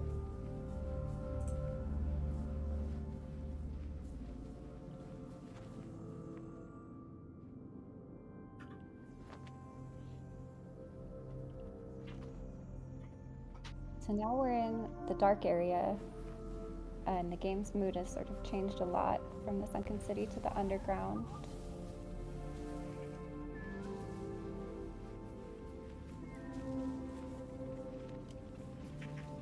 Quick shout outs to the Journey community for showing up. We really appreciate you guys. Oh yeah, thank you everybody. Would not have been able to do this without the support and advice and countless helpless videos from the Journey speedrun community. Journey really deserves its amazing community. It's such a great game. I do sometimes wish my little arcade Silver Moon game could have had a supportive community too, but I think that's a fair point. I think one of my favorite things, though, about just like speedrunning in general is how absolutely kind these communities have been with whatever respective games we all have. Yeah. So, you know, good for us and for perpetuating the kindness. So Copperlight, you mentioned those jellyfish. Yeah. You got more jellies? Oh, lots of jellies here. I'm excited. And you can see here are a bunch of sort of deceased war machines. Some kelp.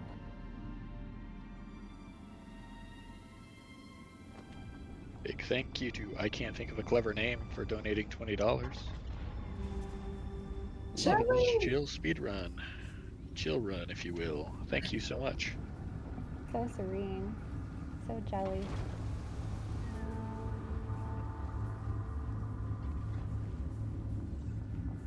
I forgot it kind of like tunnels you up, it looks like. You come out the top. It's interesting. I like that. It's all about the jump/fly economy. And I was talking to Lucille about this earlier, but I do think in the dark area level, the underground, back in the day when the ancestors made it and their power was working, it would have been lit up. But because they overextended their use of the power, it's dark and kind of scary down here.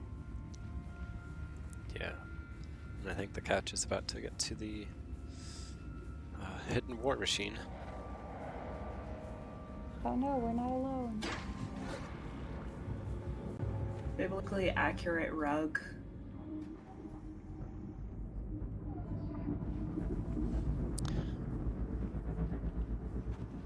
Yeah, Bruto, we have a lot of folks from Journey community in the chat. Stephanie of Texas, Stoic Mom. That's great. Thank you everybody for coming by and getting to see some good marathon luck of getting bit from a war machine, but that happens once in a while. It's hard.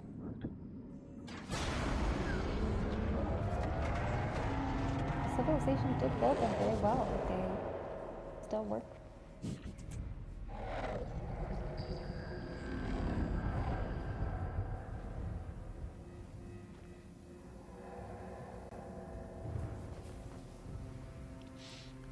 Check Please says they were expecting a chill run, and that was not particularly chill. That was one of the least chill parts, that's true. Wait till you get to the ending. Pretty not chill part. I do think that Bag of told me that Visit Gary and Larry won this time, so we are coming up on that here in just a second. We do have a cue to hydrate. Oh, well. That'll happen in a minute. I'll hydrate for you, Ruthdale. Don't Okay, worry. I can hydrate through this next scene, the Okay. next story time.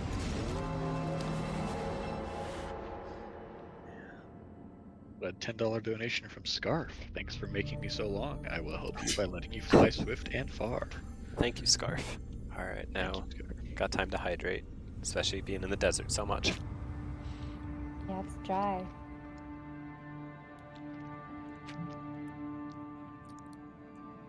And Ruthdale, our cat Thistle, is watching intently. Wonderful. Thank you, Thistle. Especially with this, the lit up tower. Yeah. So now we get to see the full effects of their fighting over the power. And is this the ancestor who gives us who really looks into our face, or is this one who avoids us? This is the one who we look on together and kind of Yeah. both understand what happened. The game is sort of fully open to interpretation, but I've always interpreted this part of the story to be sort of when you are kind of reaching adulthood and learning about reality, the death of all these ancestors. And you learn that those symbols you've been seeing around on the ground, that they're graves.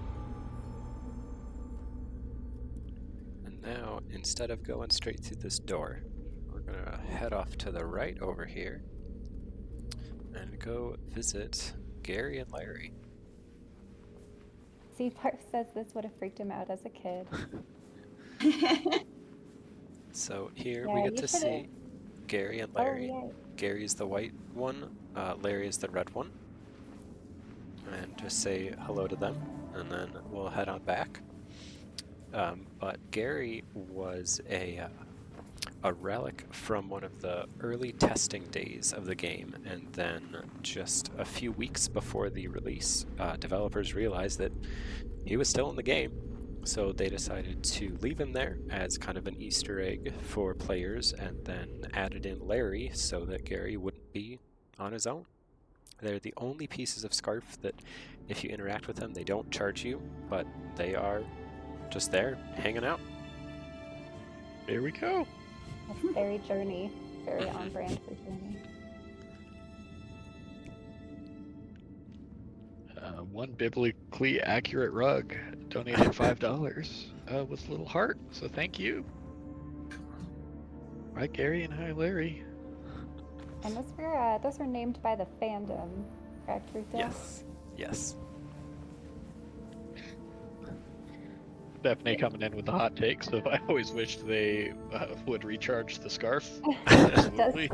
does feel a little unfair if you go out of your way to say hi to them.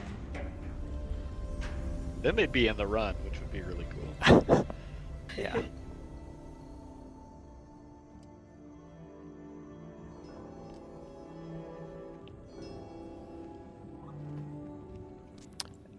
And even though we got a bit earlier from the War Machine, it looks like not much of our Scarf, or maybe even any of it, got taken away. So, That looks great. yeah, that means that now in the tower, I will be able to do some of the kind of best paths that I'm able to do that need a long Scarf to be able to make the whole jumps. Except for that part, apparently. There we go. Riding up the goo.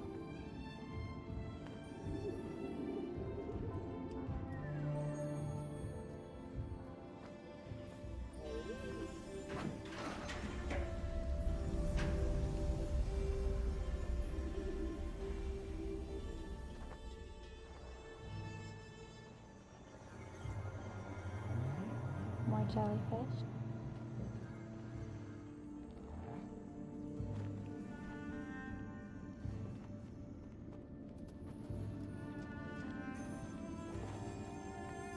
So I know in the Cuphead run we had I'll a cab, but you know, for bees, right? I feel like all jellyfish are delightful.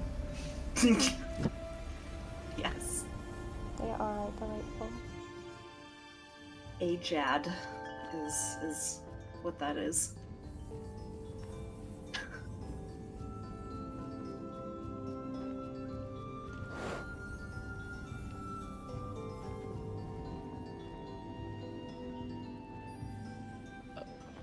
Big thanks to Tuba Toothpaste for donating $5.01. Such a chill stream to eat dinner to. Thank you, Runner and Couch.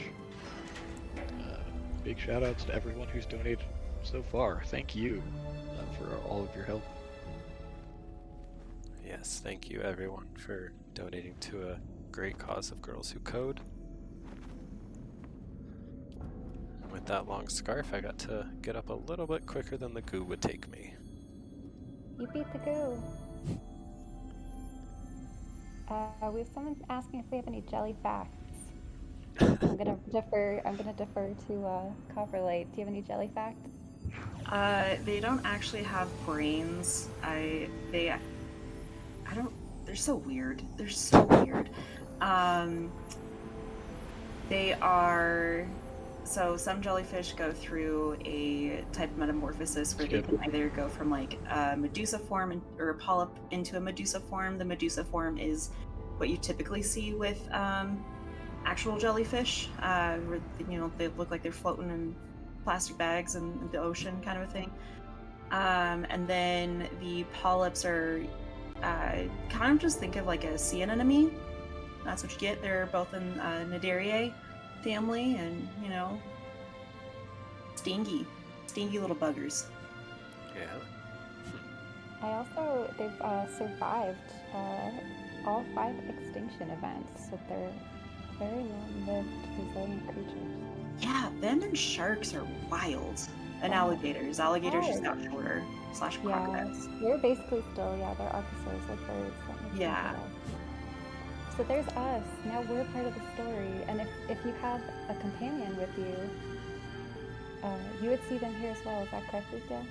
Yes, at any point, like at any level that you had a companion join you, they would appear on that scroll, and you would see them. Just see the parts of your journey that passed, or that crossed. And then this part's pretty dramatic too. It's for the first time we're seeing the future told to us by the ancestor, and we see ourselves. And we realize, yes, there's that mountain we've been moving towards, and it looks like it's going to be a difficult journey, moving up that mountain, working against the wind, but we've come this far.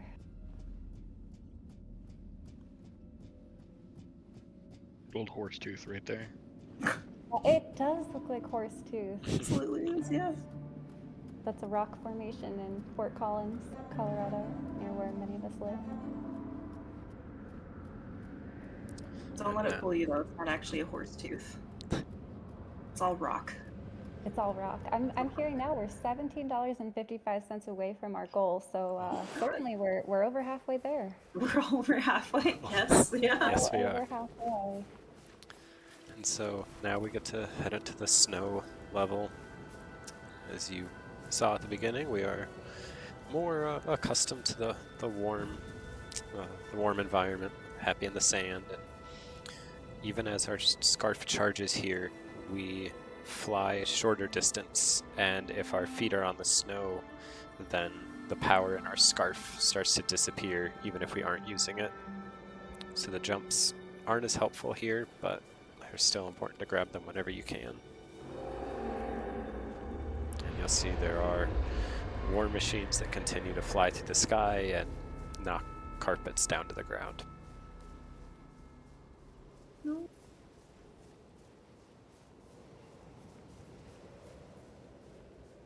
Sad little cold carpets. Yeah. They get warmed up when you interact with them.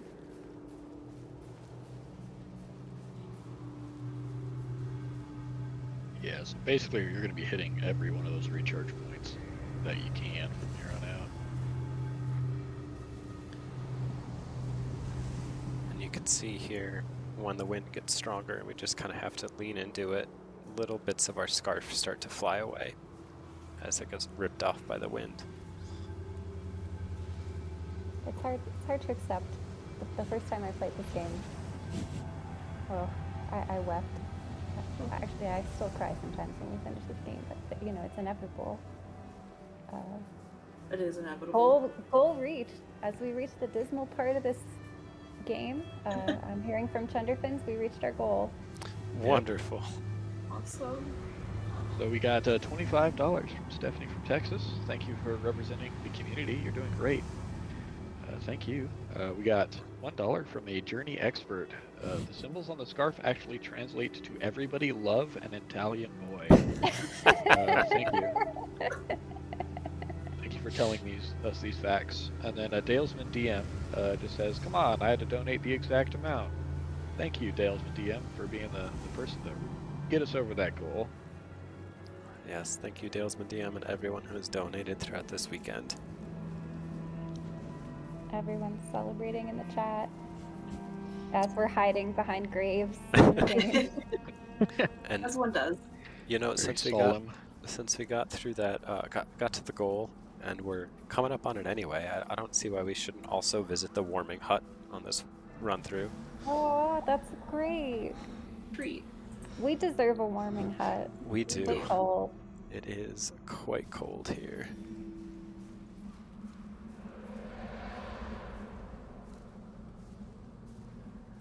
Tim King Sculpt says, yay, 444, decimal point 44.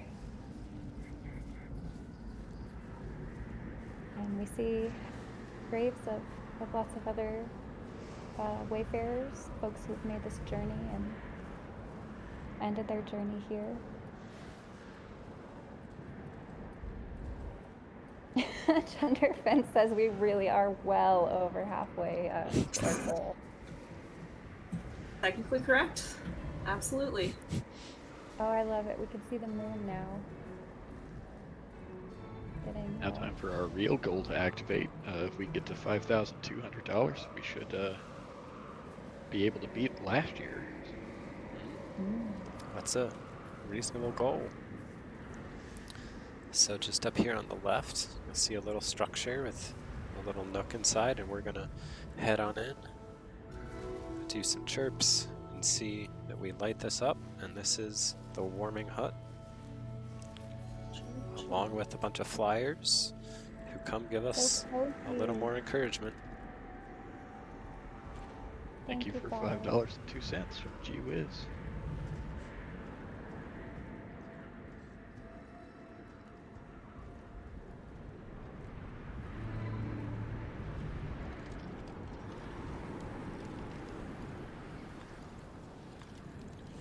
More graves than I thought in the warming hut.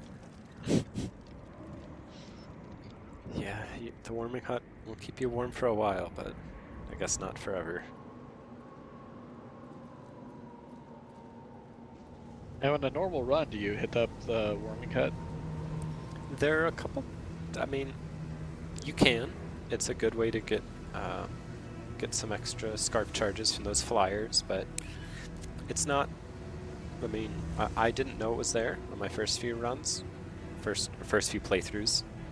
Just kind of stumbled on it by accident once, which is how a lot of the secrets and a lot of the experiences in this game go. Shout out to another member of the Journey community. Hakexa3 came to visit you, Rootdale. Oh, thank you. Yeah. Love all the support for the Journey community. It's a unique game that draws unique people.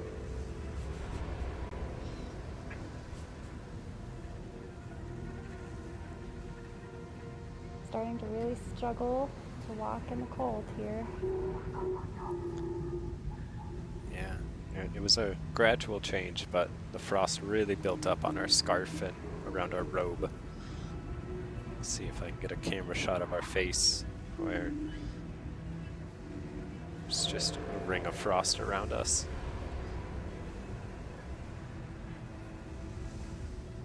Yeah, but we have to keep going. It's not like we can turn back. That's true. Maybe we could turn back. We could go back to the warming hut.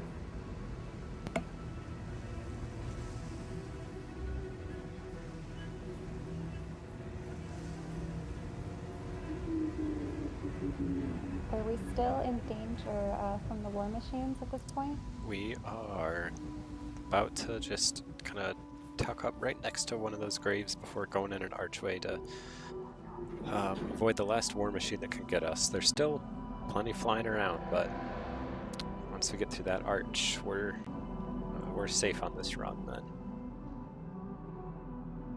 I love this arch.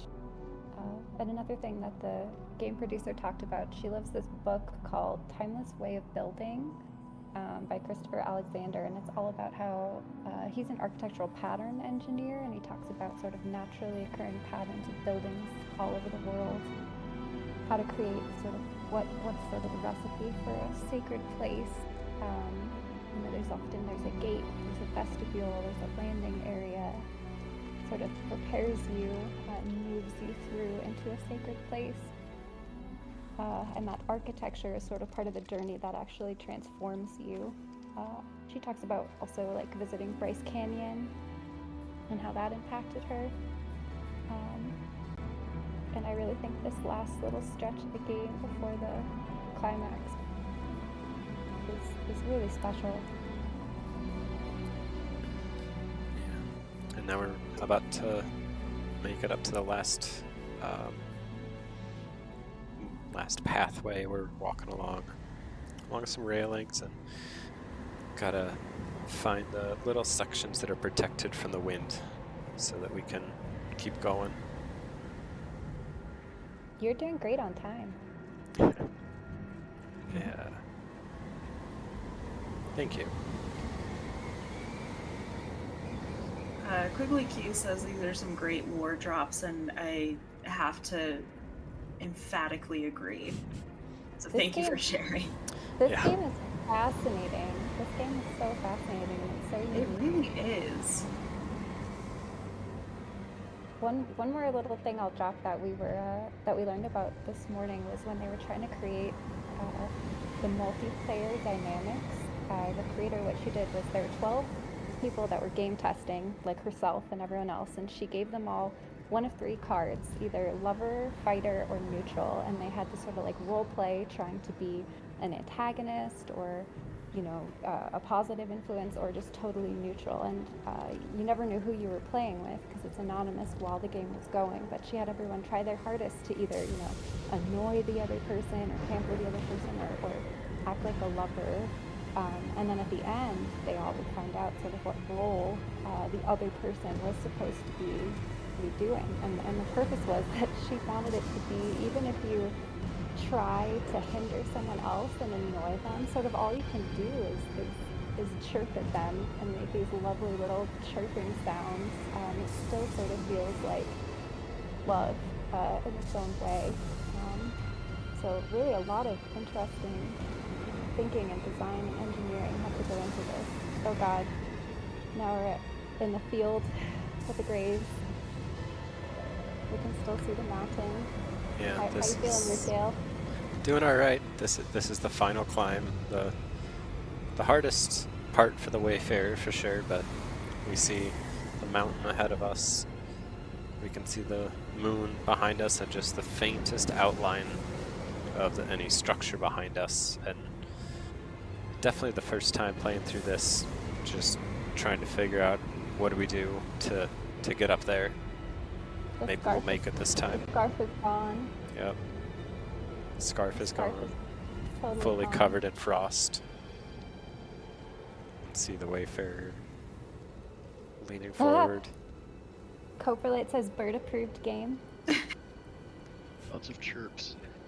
Yeah, even if you try to chirp now, you're silent. Yeah. Right? That makes sense. I'm That's really- chirping. You can see just the faintest outline and see them slowing down. And I can really imagine how having a companion walking with you at this part would offer some comfort. Yeah. The companion would be slowing down just as much as you. And At least you'd know you were doing everything you could. You were doing the right thing. yeah. And then slowly even the view of the mountain fades. And all you can see around you is clouds. A faint outline of the moon. But you keep going.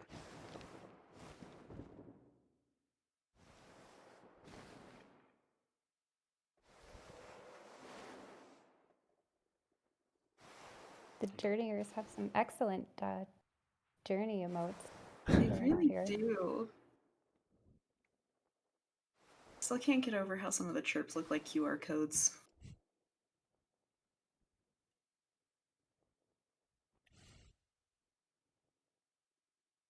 All right. Getting to the end of our journey. And no And matter I'm not going to cry. what you do, it ends the same every time. But don't worry, this isn't the end of the game. That's true.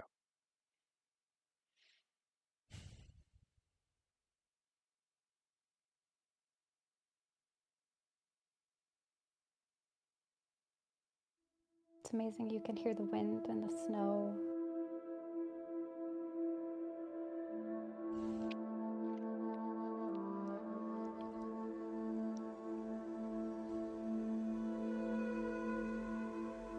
Pixel3 says, R.I.P., rest in peace, crying face. Yep. So then we wait, and as a player, you're like, did we do it right? Yeah. We look very dead.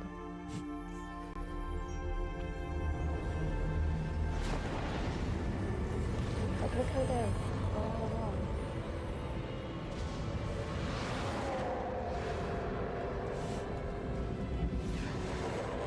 The ancestors. I like that they arrange themselves according to height. They're very organized. They are very organized.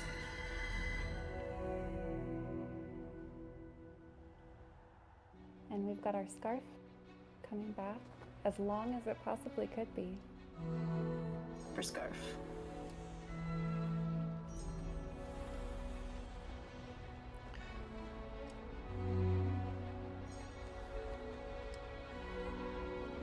And we're finally moving up. There's still the war machines here. That just blows my mind.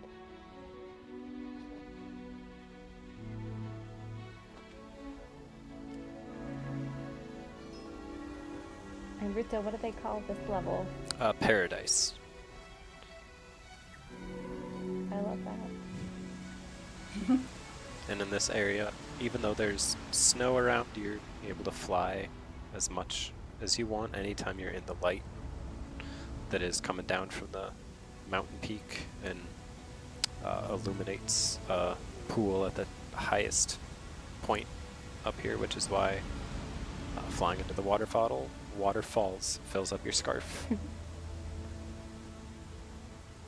And I think the water symbolism is really powerful because sort of we've been following the source of this magic, this resource, and when we get to the top of the mountain, the source is water. And you know, water is precious. We started in the desert, so it just was always really beautiful to me. I am a water scientist. I'm a water scientist. I'm like, of course it was water. It had to be water. Shout outs to Bexa. Thank you for the $25. Thanks for running Journey. No, thank you for joining us.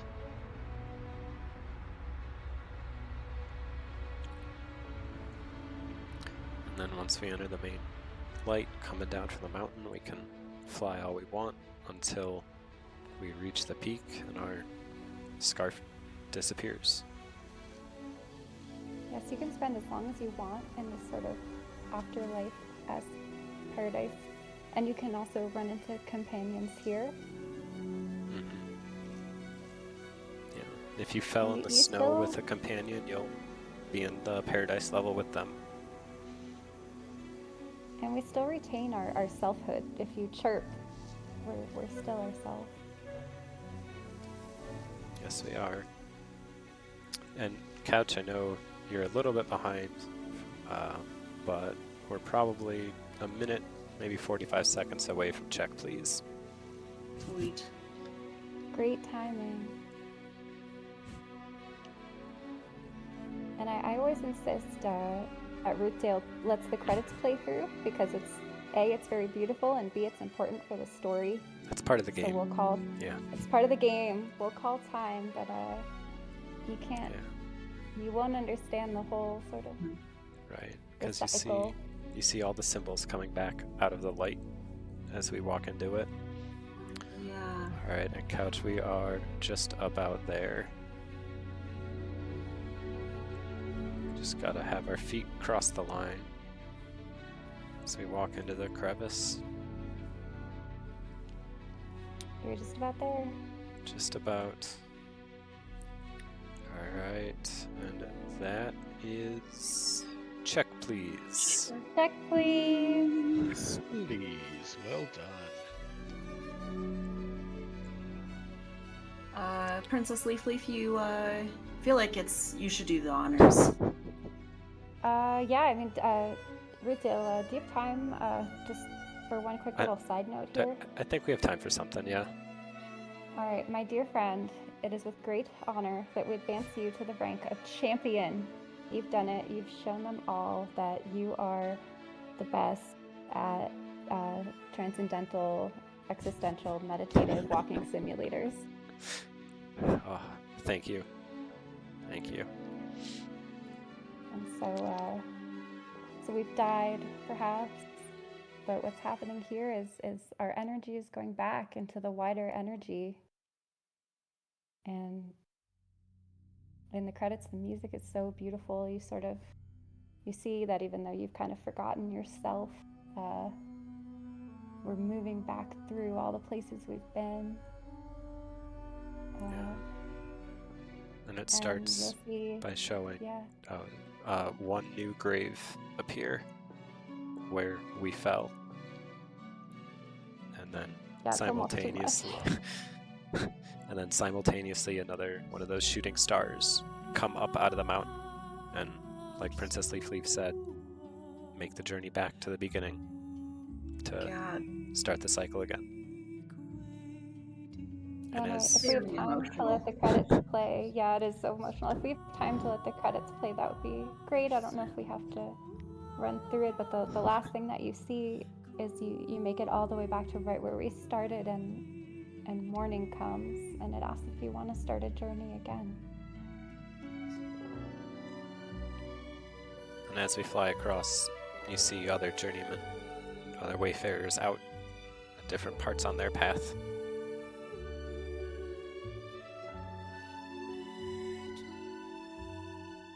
Yeah, so you do have to wonder sort of what was the purpose, and it's supposed to be sort of a metaphor of your life, maybe. I think it's just the life cycle of textiles. Textiles specifically. Yes. Specifically scarves. Yes. And other types of fashion that keep you warm, that move from desert to snow. Yes, yes. Thank you, Water Real, for saying it was me the whole time and donating $25.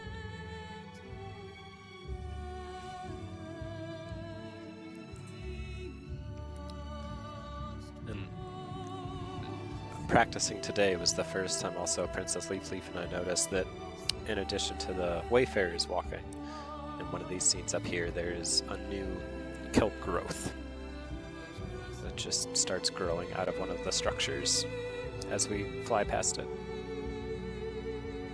Yeah, I think it's sort of saying like that energy that we received from the kelp that helped us, that's being given back to the kelp once we've completed our journey and goes back into the cycle. Borrowing it. Oh.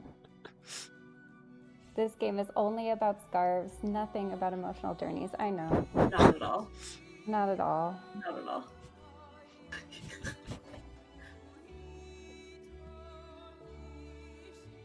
But I do think this game, was a huge success, and its goal was so different from other games. Like, people still do, unlock achievements and work on achievements, but the goal was sort of to make people feel something and think something.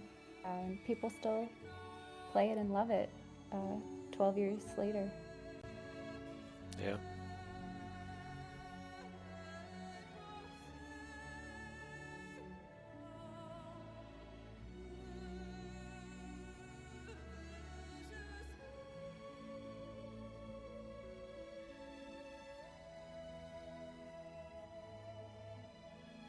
Ruthdale, what's your best time so far? I think my best time so far was, 48:30. Oh, that's really good.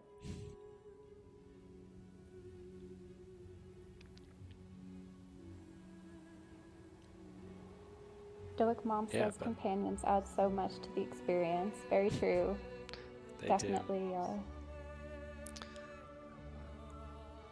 And where we're coming up on here, like we said at the beginning, we're playing offline, so didn't run into any companions, but if there were any that you happen to see for however brief throughout your journey, at this screen here, after your light returns back to the ground at the starting point, there would be a little display that says companions met along the way, show you their symbol, and then their gamer tag, which would be the first time you'd be able to know who it actually was you met along the way. It's really cool. And it's just amazing. Like Ruthdale said, you don't have to have a subscription to PlayStation Online to play with companions. It's the only game like that. Mm-hmm.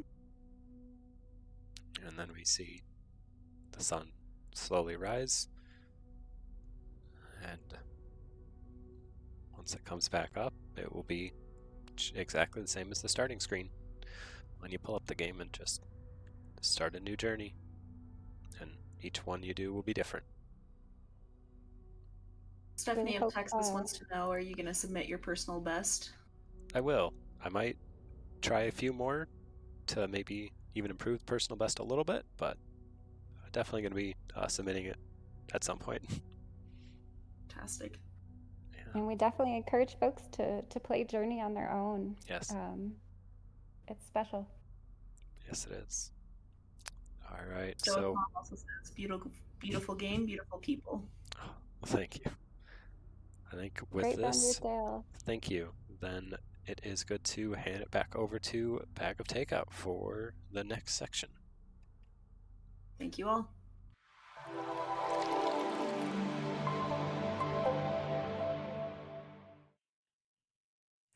Wow, what a beautiful run. Not our typical fare on Check Please. I loved the emotional journey we got to go on with Ruthdale and the crew. That game's been on my backlog for a long time, but I think I need to dig that one out. So and I encourage everyone else to as well. So thank you all so far. And this happened on the run, but we have hit our goal for Check Please 5. So we've done it. We've shown us all that we're the best. So thank you all so much for your donations. They really mean a lot.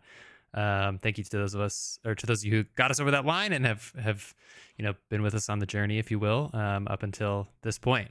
We'd love to have your donations still.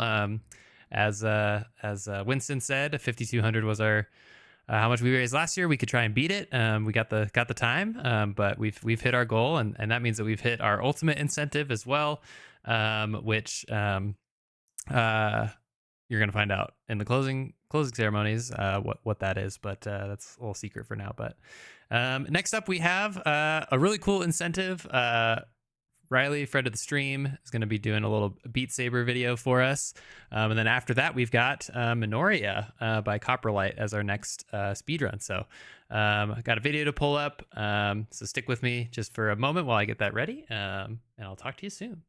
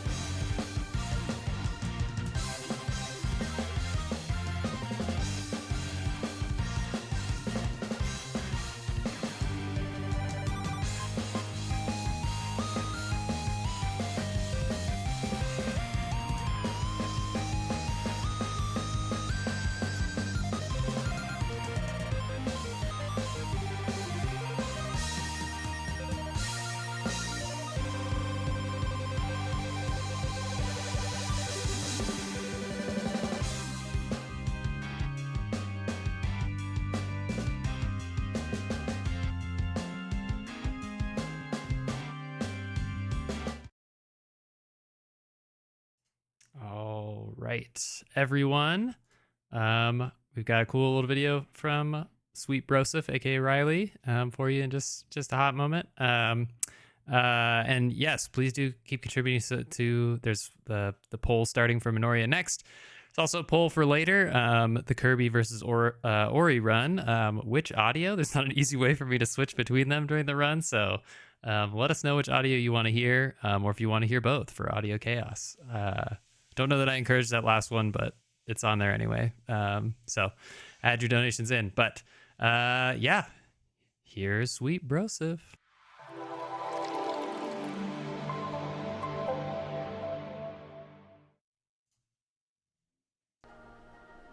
It's crab rape time!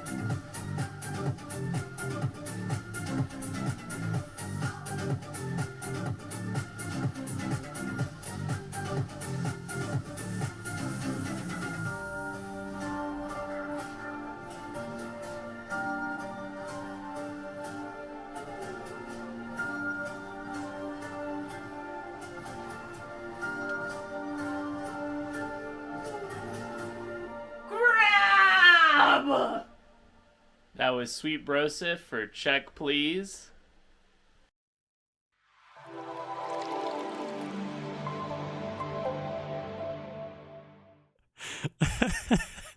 I'm laughing again because I watched this the first time and the end was by far my favorite part of just crab followed by that was Sweet Broseph for Check Please. Just the duality of those two. So anyway, thank you so much to Sweet Broseph for submitting that incentive and for you all for donating for it. Hopefully we can bring that one back. I wanna see some more of it for sure. Anyway, we've got Copperlight coming up next with Minoria as our next speed run. We're getting close to the end of this whole thing. We just got a couple more incentives and speed runs left. So stick with us. I'm going to make sure that they are ready to go, but then we'll get into it. Talk to you soon.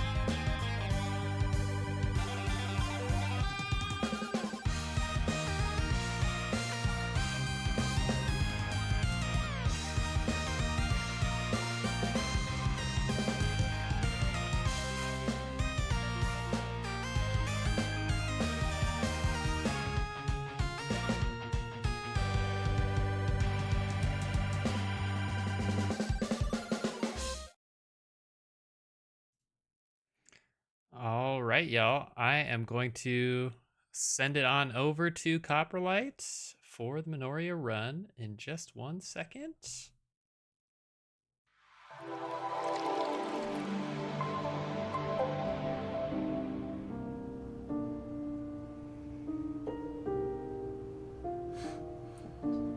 I gotta keep everything open. All right, we got Discord over here. All right, we're live. All right, we're live. All right, hello, all of the friends and pals and buddy bros out there. It's your favorite fossilized poop, Copperlight, me. Don't know why I chose that as my handle, probably because I'm part goblin. Couch, would you like to introduce yourselves? Sure. I'm physically sitting next to Copperlight right here. I'm Dalesman DM. And We're married. I am context. Yes, I am context sensitive, not in the marriage. I am streaming elsewhere. Not on the marriage. Okay, cool. So, this game is Minoria. We're doing New Game Plus, so all I'm doing right now, before starting the timer, is getting to restart the adventure. I remember one year I forgot to do that, and it added like 10 minutes to everything, and I was so embarrassed. I remember that. Okay, That was I'm gonna Momodora, start wasn't it? time. Yes, just don't remember which one. Okay, gonna skip through that. Do you have time while we're getting set up to do a couple of the donations we're seeing here? Go for it.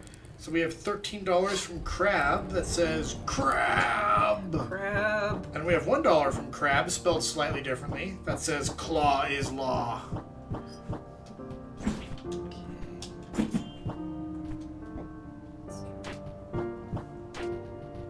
Yeah, I think we were just saying before we went live, the visual style of this game is just amazing.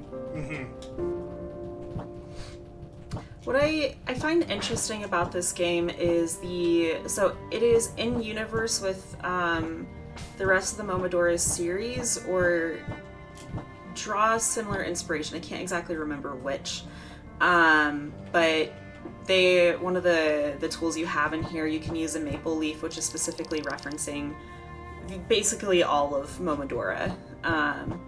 But more notably Reverie Under the Moonlight, which had the biggest following, was the biggest hit for the whole indie series in general. So the art style on this one is definitely a little bit different if you know the whole Momodora series, because it was more pixely in the other ones, and here this is obviously more 3D than anything else. So here we are rescuing the princess, who is... I'll say it now. Wait, hey, do we know if good ending or bad ending won? Oh, hey, let me check that real quick, 'cause we probably should close that soon. I think we should close it. When do you need to know? Like now? Before I fight the final boss. Take a look at who's in the lead right now, and then we can go from there. So, good ending is winning by like $1.01. Yes. Okay, I look down and then you purify a witch on me? Jeez. Purified that witch? Okay, so, yeah, the whole, kind of setting is witches, which are like a more druid, really, in nature, and versus the church, and, we'll kind of learn along the way how corrupt the church actually is.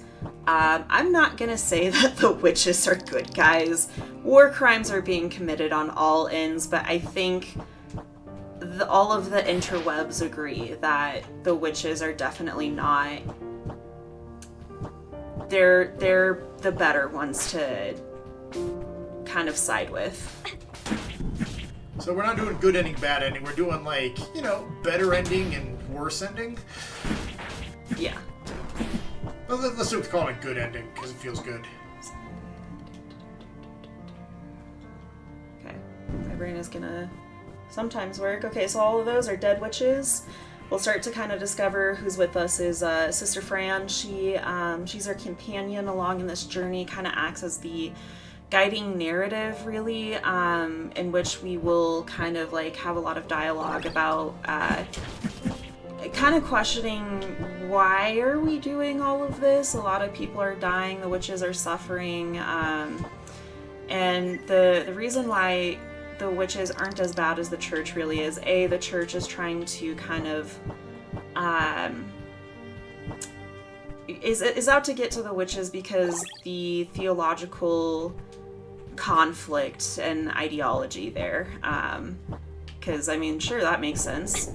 Not as the game narratively, but as an action by an entity to take, I think is quite interesting. But, so, you'll end up finding out in one of the archives later on is that they talk about how, well, yeah, the church has been using, like, the witchcraft, essentially. They were trying to weaponize it, which is how we can purify witches. They're trying to, or they've been experimenting on witches. And when we get to the Mercy Cellar later, we will come across some witches that have been tested on and just kind of left to die and rot. Did you call it the Mercy Cellar? It is called the Mercy Cellar, yes. That's like you can't be the good guys if you have a Mercy Cellar. Correct. I think that decides it right there. Yeah, I agree.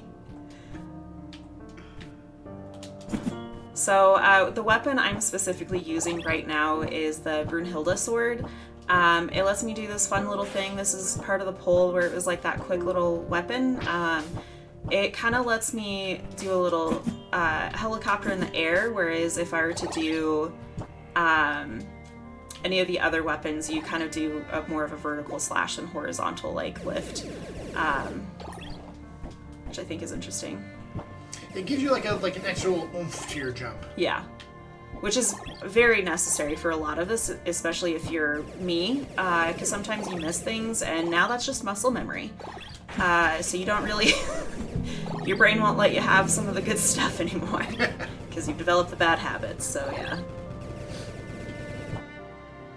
Oh, speaking of weapons, technically that poll isn't closed, but Soup Ladle is winning in a landslide for the beating the hardest boss. I don't think anybody voted for anything else. Yeah, no one did. Yeah, it's only Soup Ladle.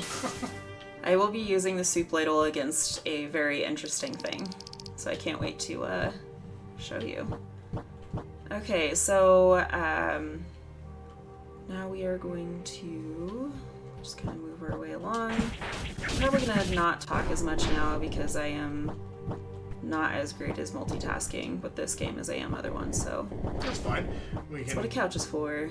Yeah, seriously. So, as you can see, we're kind of a battle nun in this one. I don't really fully know why we're a battle nun as opposed to a normal nun, but that's what we are. Seems to be a lot of combat. I think we're tailored to this situation. Yeah, just a little bit. Let's see. Any new donations coming in? I'm refreshing it as well. We're at 2,500. Or, sorry, 4,500. Well over halfway. Well over halfway, yeah. Yep. Yeah, excellent work, everyone. Coming up after this is the Dalesman draw the Pokemon from memory. Like, I don't know about you guys, but I am screwed on this one. Yeah, I am excited and terrified. Gen 2, I remember maybe a handful. It's going to be amazing.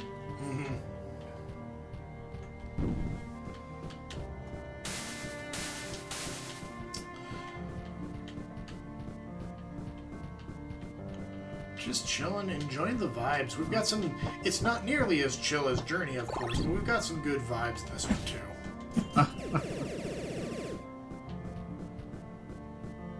too. Battle Nun is best nun. I agree too. Was that in the Twitch chat? Yeah. Nice. That was in the Twitch chat, yes. Soup Ladle from Quigley Q. Fantastic choice, I agree.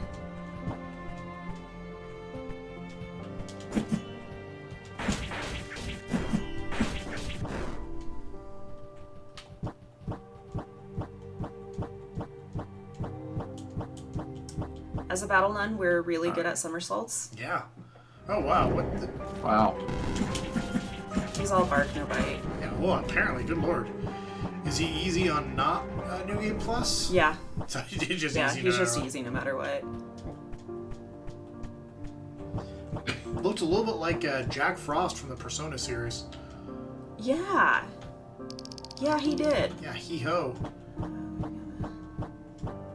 I always forget to open this thing. It's actually helpful to have later on. Yep, save you a little bit of time. Yep.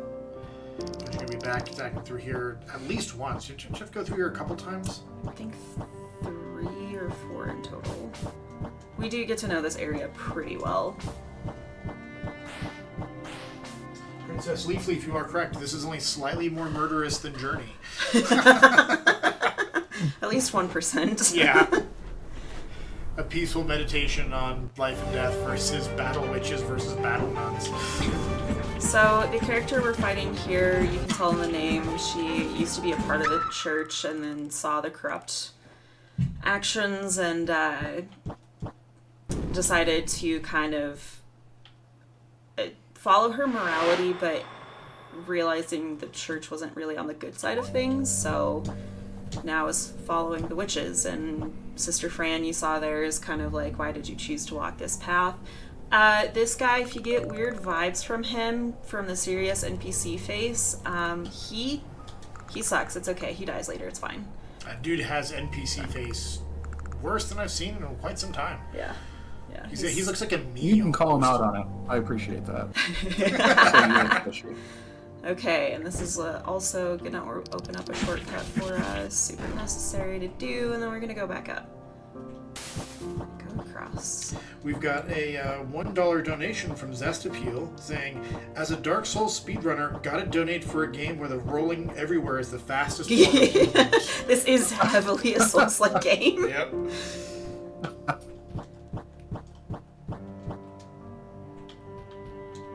Oh. I have that open specifically. Yeah, it's a speedrun that's being streamed. Means not everything is gonna go as much as you want it to go correctly. Mm-hmm.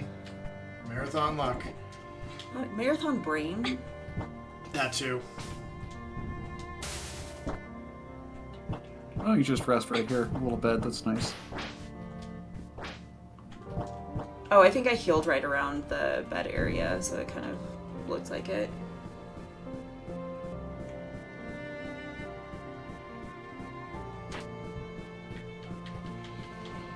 Okay, so Pin was essentially saying, like, look, there's this evil, horrible witch to go kill, because we gotta get through the garden, so you should go kill her. So that's what we're doing.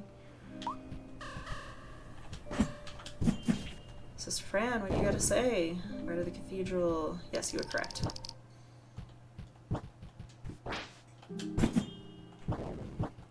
I do like the animation of that like little air swoopy thing is super satisfying. Satisfying. It is so satisfying.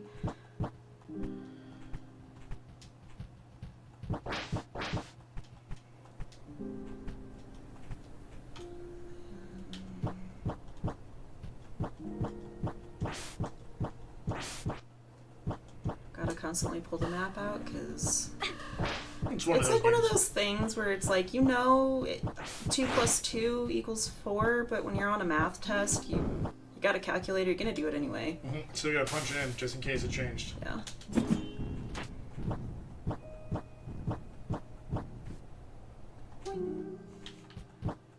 So what other weapons is it? Just Brunhilde? Is that like the primary weapon you pretty much always use, or That's the one that I default to because the extra loft during a jump that you can get is so helpful. It's also the only weapon you can use in a tactic called Incense Hovering, which I can do fairly well, but there's this one glitch that cuts off so much time if you can use it correctly. But I think the biggest problem with that is with New Game Plus, it seems like the hitbox for enemies is bigger, so they're easier to aggro, so I can't actually utilize that glitch. Oh, I remember you telling me about that. That like So in one practice you were able to do it fine, and then you were doing New Game Plus, and it just doesn't work. Yeah. Yeah, you have to have a new game, it seems like. So, bummer there. Okay, so here's the garden. Here's Pen. It's our me buddy again. Looks a little fishy. A little fishy. Okay. And then for this one, we have 4 like weird cyst-like looking things that we kind of just gotta kill. And that will remove a barrier preventing us from getting to the witch that we are, dang it, set out to kill. Chime off in the comment, witches or nuns? I mean, I feel like it's gonna be pretty pretty obvious, but No, so the hard thing is witches or battle nuns. Yeah, okay, that I think that's a great clarification. Witches or battle nuns? Alright, weird cyst-like thing. Pop that Kind of like like a grape. It's like a mushroom that's about to release spores because of all the spores we just inhaled, and we're fine. It's fine. That's fine. No, it's. I think you can go septic from that. It's fine. I told you, it's fine. It's fine. It's fine. Can we get an official poll in the chat? I'm away and I don't know how to do that. But so far it looks like we got 1 vote. Well, technically we have like a lot of votes for witches from Princess Leaf Leaf. Nice, nice.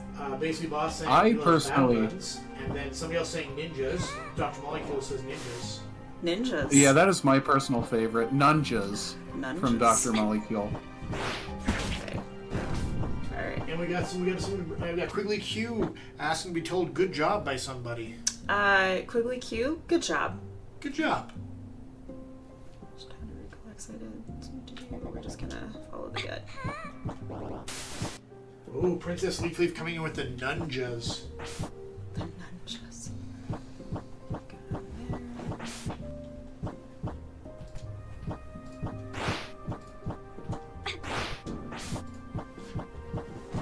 Sorry, had to vote real quick in that poll. Oh yeah, we got that poll going. Mm-hmm.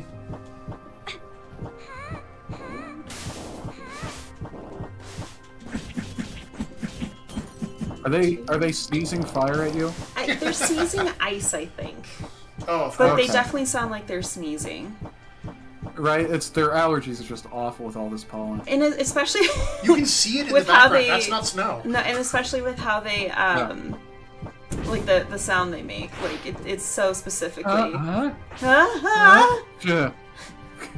Sounds like a sneeze that gets stuck, honestly. Oh man. Oh, it's the worst. No wonder they're hostile. Yeah. Yeah.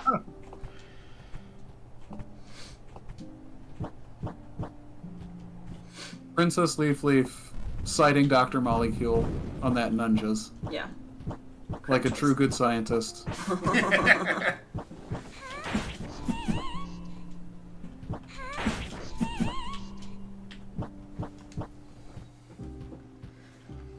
Oh god, I always do this every single time. Forget what the last cyst is? No, I go down and well, kind of. I go in that area every single time, even though like the moment I enter the gardens, I tell myself not that area, but every time it's fine. Battle Nuns win the poll. Sweet. Hell yeah. Yeah, I respect it. I understand it. This is actually where we wanted to be. Barely, it looks like. Bless you. You gotta kill him to help him release the sneeze. That's all it is. Yeah, they die in a moment of ecstasy. It's just finally... Thank God it's out. Yeah. Oh, and the proper parenthetical citation from Princess Leaf Leaf. Thank you. I love it. Okay, here we get the royal key, which actually lets us into the castle. Or parts of the castle, I should say. So, is it in this area that you get the maple leaf that you can use as a weapon? That's like a reference to Reverie? I forget where you get the maple leaf. Don't ask me. I'm not an expert on that one, apparently. Fair enough. Which I find ironic, but yeah. I just always love that in Reverie, that they're like, you know, yes, here is this holy maple leaf, and you walk over and you start smacking like a wolf with it. Like, oh, okay. Oh god, I wanted to go the other way. I might need some silence. Sorry.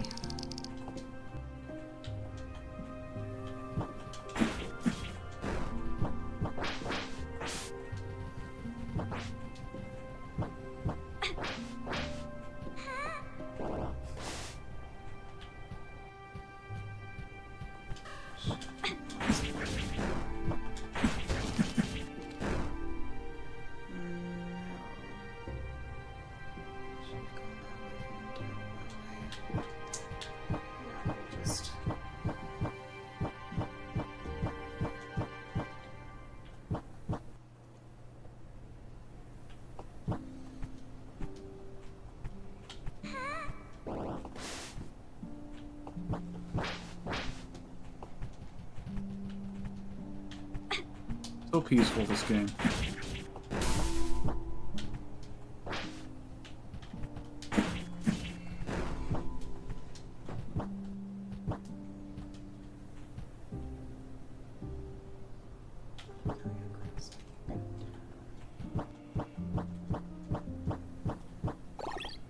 Let's see.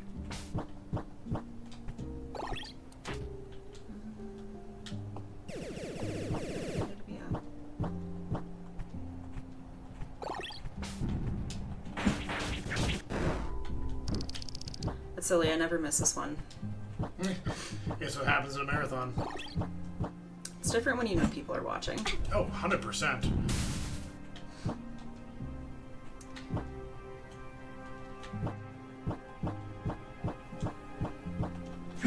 I don't know why they're just staring at it, but they are. Okay, diminished.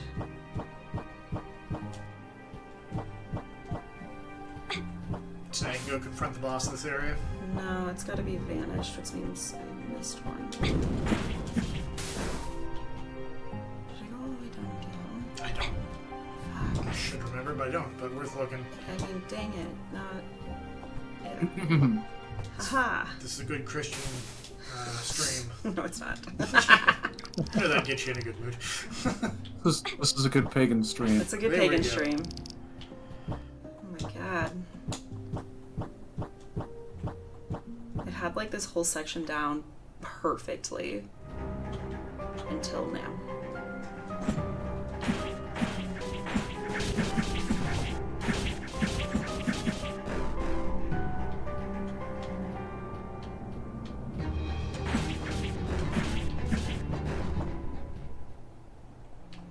Doing a little combat arena there, getting through.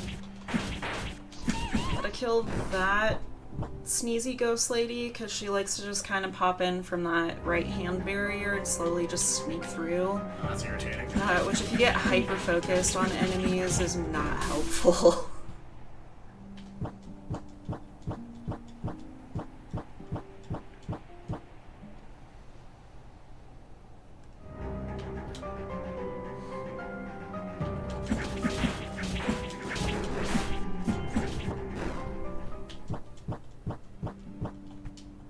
And last one. There we go. All right. The Golden Witch's cyst has The Golden vanished. Witch's cyst is ceased.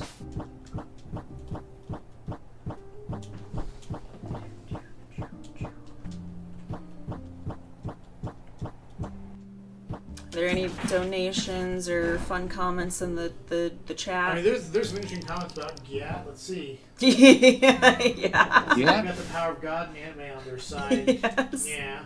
Yeah. Talking about how the church won the poll between ninjas and between ninjas and witches. We got a fun comment from Princess Leaf Leaf. Yes, yes. Just says fun comment. Thank you.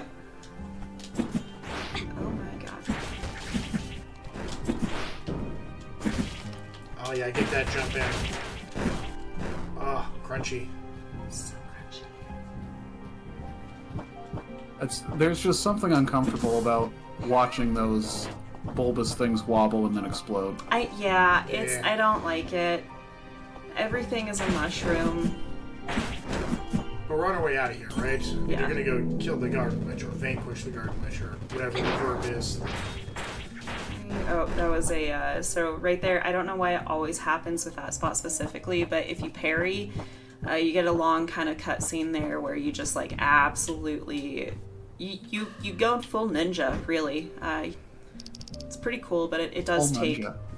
a lot. It is a long segment, I guess. It's our me Oh, buddy. what's he doing here? That's fishy. I'm Being gonna a say that fish. every time. I'm sorry. No, please do. No, it is the thing now. I mean, I like to call things as I see them, right? Like if I'm driving by horses, I look at Dalesman DM and I say, horses. Same thing with cows, cats, that guy, fish. Yeah, so this is the Garden Witch. She is specifically the one where you have to do the incense hovering, which I'll show in a second what that is, but you could technically bypass her. Her hitbox in New Game Plus is just enormous. So, Witch Purified, we're gonna get a cutscene with Pin where he offers us tea, and the tea is actually poisoned, and makes us pass out, and a man with one arm drags us all the way down to a mercy cellar, where there is not mercy.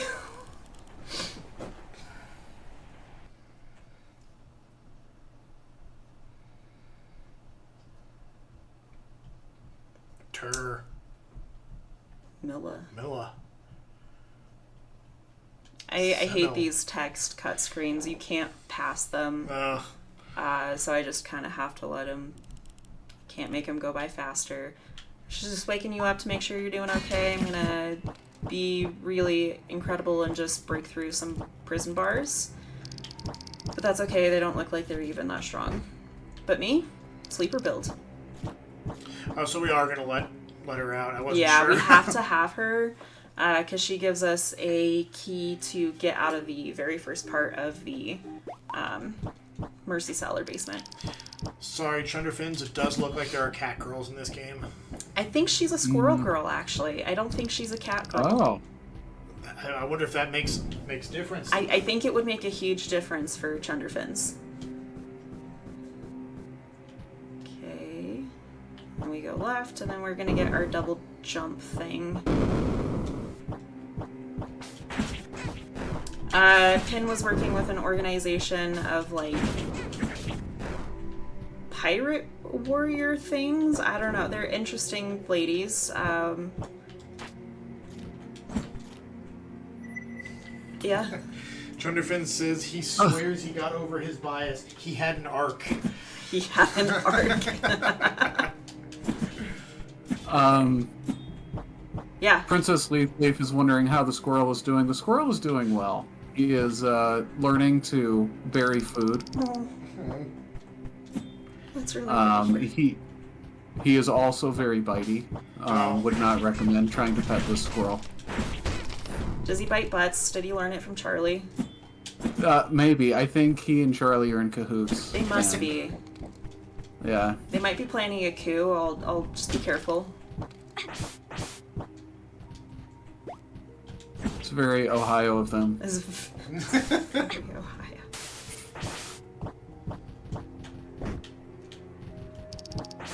How old is Minoria? When did it come out? 2019.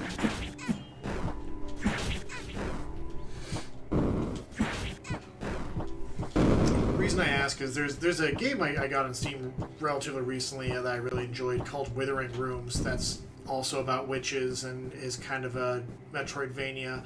And some of these environments I'm like, wow, these are very, very similar. Like the art style is completely different, the gameplay is completely different, but like that's the right type of enemy type for this area. This is kind of an interesting area. It's just kind of funny. I'm like, my life is surrounded by witches. Don't get guillotined. Jeez. Don't lose your head now. I'm trying not to. Those bombs, good lord. I know you're on New Game Plus. They're hefty. Chunk ya.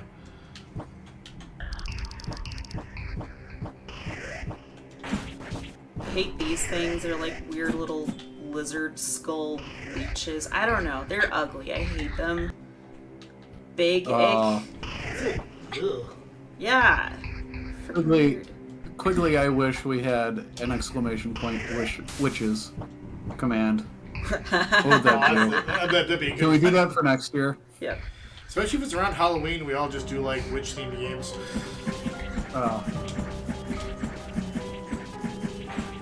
Oh yeah, one of them like to float down every now and then. I don't know why. Okay. she's usually a pretty hard mini boss, but again, New Game Plus level 99, I can't get any higher in my leveling. You can't lose. You can, but I feel like, I don't know. I'm gonna refrain my judgment on that one in case it happens to me, because, you know. You know what? That's a good idea. Ooh. Wait, so what are those little jumpers? Weird, awful creatures that should not be alive. Okay. I don't know what they're actually called. It looked a little like an inverted Cuphead for a second. Oh my god. Oh, that's interesting. Yeah, I can see that. Yeah. Is that what happens to Mugman after he sucks his own brain, like, out? That's it, yeah. The ultimate fate. It's what cup moms tell their cup kids. Don't do that. Yeah, don't do that. You'll turn into that. You just have one, like, around. Don't do that. That was your uncle until he sucked his own brain. Yep. So when you do those, like, jump things with the sword, are you supposed to be using that to get over places, or is it kind of like a skip? It's a cheese. Yeah.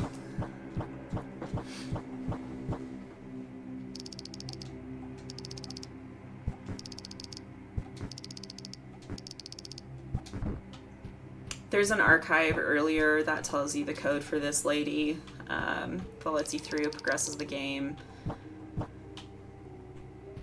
Is it 23 is number 1? Yeah, sure. It's 1909, I'm not sure why. Some things you remember about games, some things you don't. That's one of them I don't remember.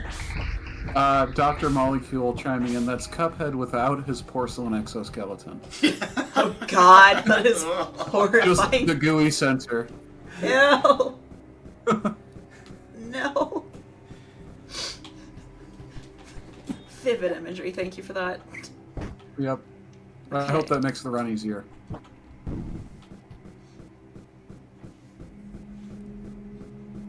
Now I can't think of just anything but Cuphead and Mugman just having like chitinous exoskeletons.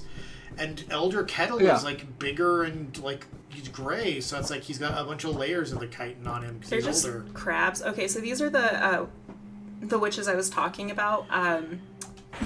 Begging to be killed because life is horrible and painful, and I don't care what kind of run I'm doing, I always put them out of their misery, because Jesus. Mercy percent. Mercy percent. Mercy percent. We are in the mercy cellar. I will embody mercy. We're getting some crabs in the chat. Crabs. It's all crabs. Crabs! And an excellent Beat Saber round. Oh, that was awesome.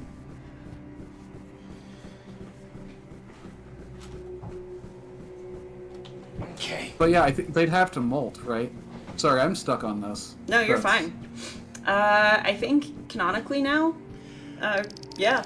Do lobsters molt? Are there just, lobsters like- just keep growing until they like can't grow until they like die from their being so big?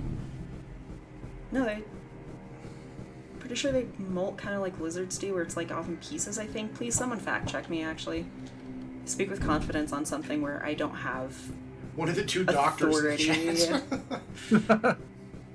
Lobsters are not my area of expertise.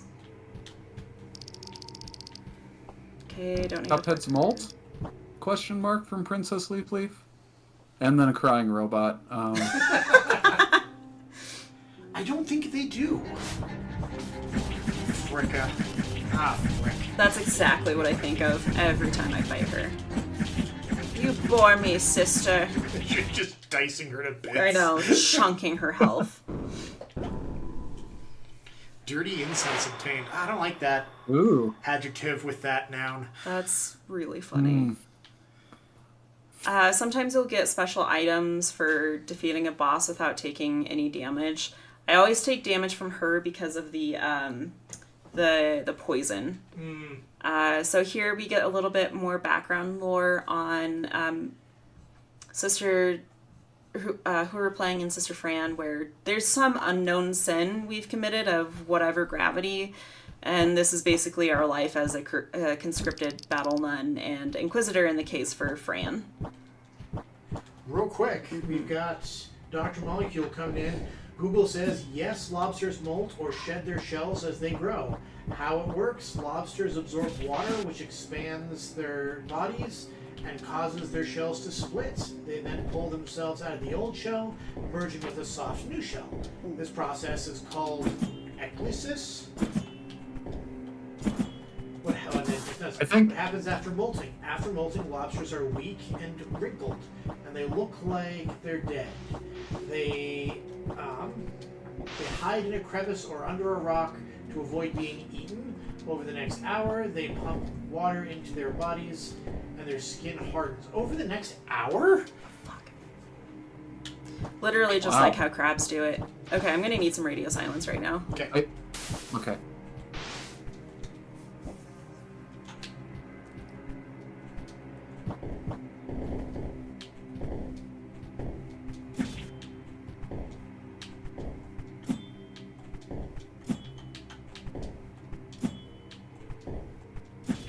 All right, we're good. Woo! All right. Woo! With all this educational content, I think our stream can now apply for a grant.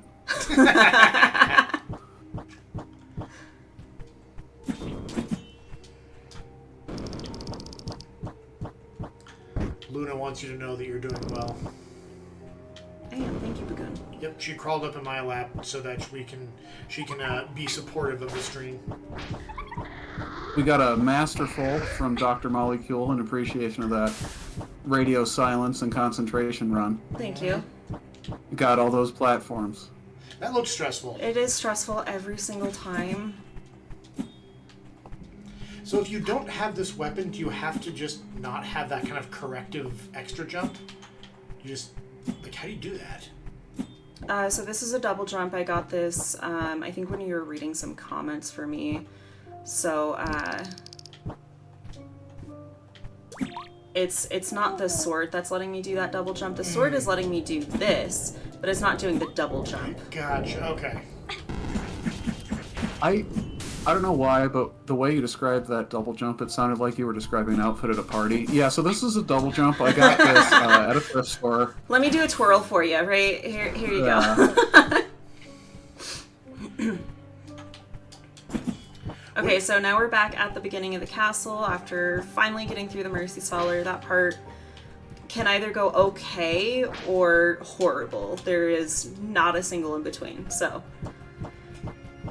Looks like it went relatively smoothly. I think it depends on, yeah, I don't know. I wasn't a fan, but oh, fair enough. It's also different because, yeah. Okay, so we opened up that shortcut earlier. We're gonna go back this way.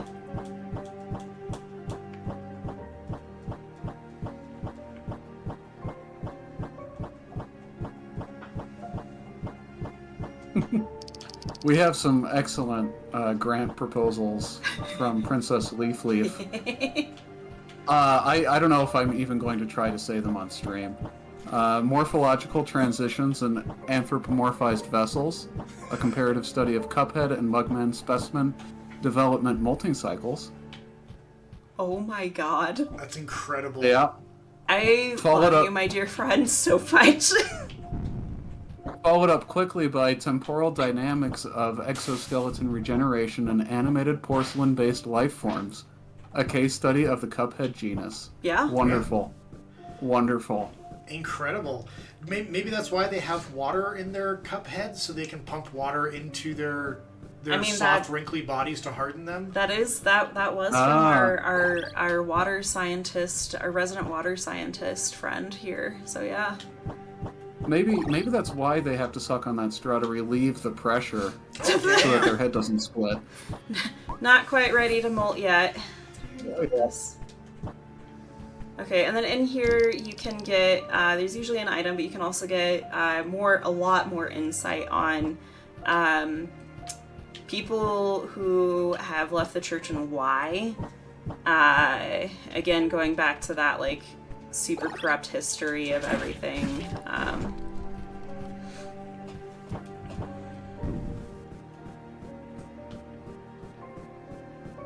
What ending one? We haven't closed it Is yet. it still going? Oh yeah. Yeah, let me know when to close it. Wow, we just got. Do we have time for a donation? Yeah, go for it. $50 anonymous donation. Thank you, whoever donated that $50. We really thank you. appreciate it. Yeah, seriously, thank you. I'm gonna jump over to see if I can find the targets and everything. Just harder on my phone. And let me know when to close those.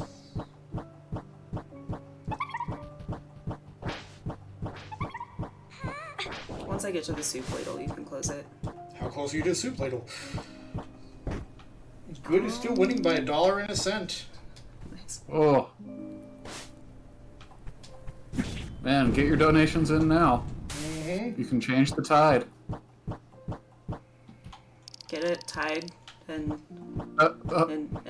been on water and lobsters and crabs. I see where you're going with this. Ah, yeah. Lots of intertidal things there. It's a nun joke. It's a nun joke. Nuns are intertidal species. Battle nuns specifically. Okay, back at the garden. Alright, let's see. Polls. Good or bad? Okay. Got Oh this man, it weird is. boss. Yeah, neck and neck. Have to defeat the weird, they remind me of this, I can't remember if it's Thai or Vietnamese, monster, I guess, where it's the lady's head and all her guts hanging from her head. What is that thing called? I love that thing. That thing is terrifying. It's genuinely. By the way, Mom's watching, or at least watched part of it. Hi, Sharon!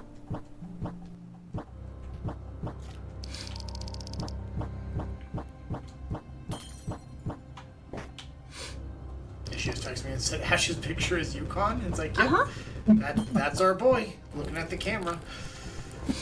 Wondering what we were doing by taking a picture of him whenever we took a picture like that. I like this photo specifically because it looks like he's taking the selfie.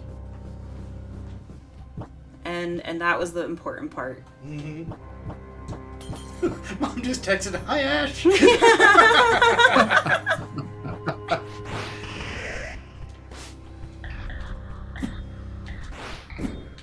That is my incredible mother-in-law. She's alright, I guess. It's my incredible mother. Sorry, Mom, if you're still listening, I assume you are. We'll be Quick watching shout out Great to British Baking moms. tonight. Yes, we will. Sorry, context, what'd you say?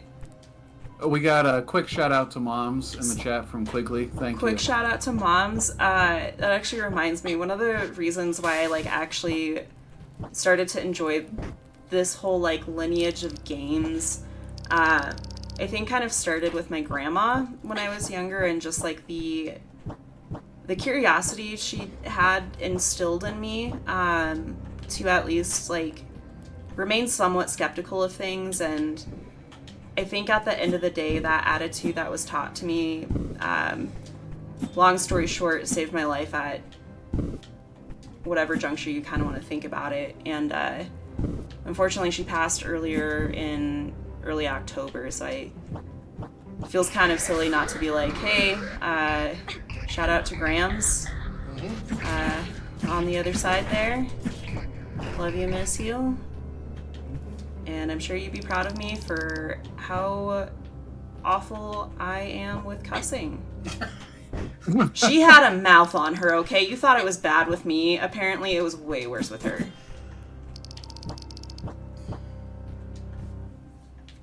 We got some hearts in chat. Thanks, chat.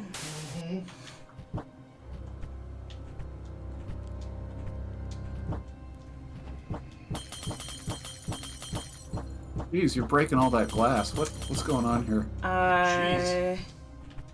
Just Not being very stealthy. no, just doing what I do best, which is somersaulting. Yeah. Can't really be stealthy and somersault.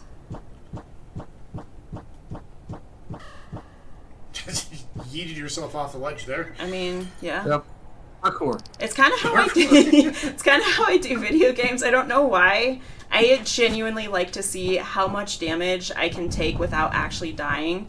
So that dragon that just flew by is going to be the hardest boss that we will fight here soon. Real quick, to clarify your point, you like to see how much damage you can take from falling. From falling, yeah. Yeah, you enjoy fighting gravity and winning. Genuinely.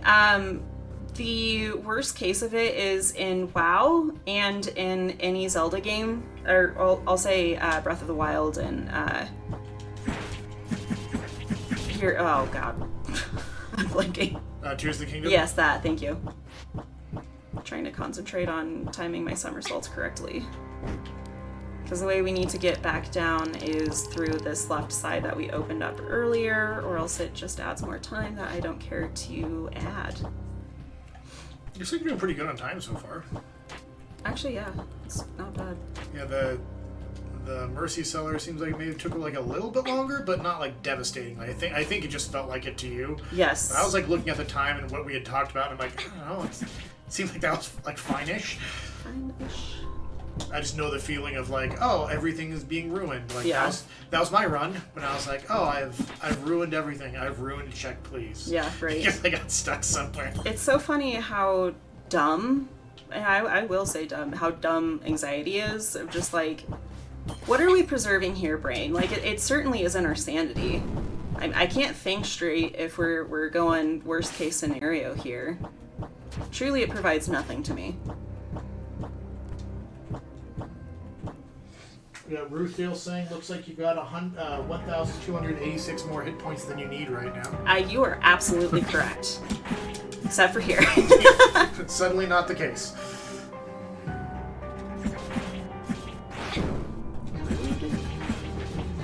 I do like the guards. I think their design is really interesting. What I like about Battle Nun here is our tiara.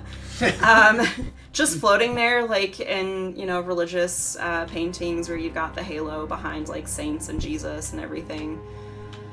Very fitting.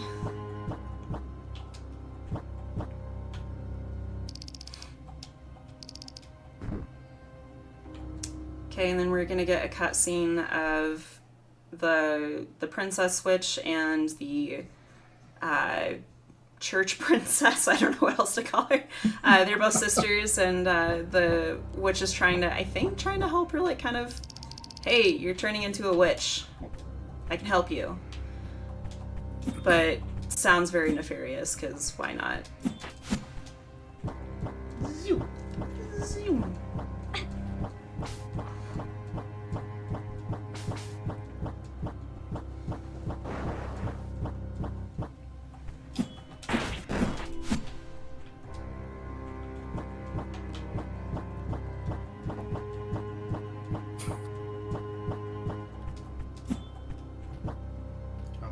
What could have killed that thing so thoroughly that you killed in 2 seconds? It actually wasn't me. That was on a different part of the game.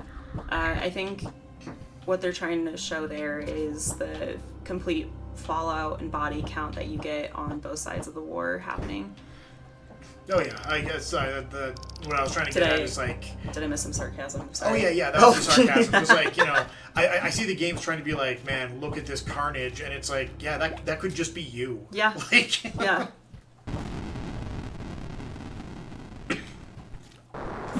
Here's the Witch of Lust. Is this the dragon? No, it's not the dragon. Why? The next one will be... Oh look, geophysics. It's the worst with the princess. It's really bad. It is a Mordor game. Yeah, it is. You should not like using a leaf to smack the cleavage of a giant witch. Oh, no. dang! Oh. Okay. Wow. Radio silence, I guess. Okay.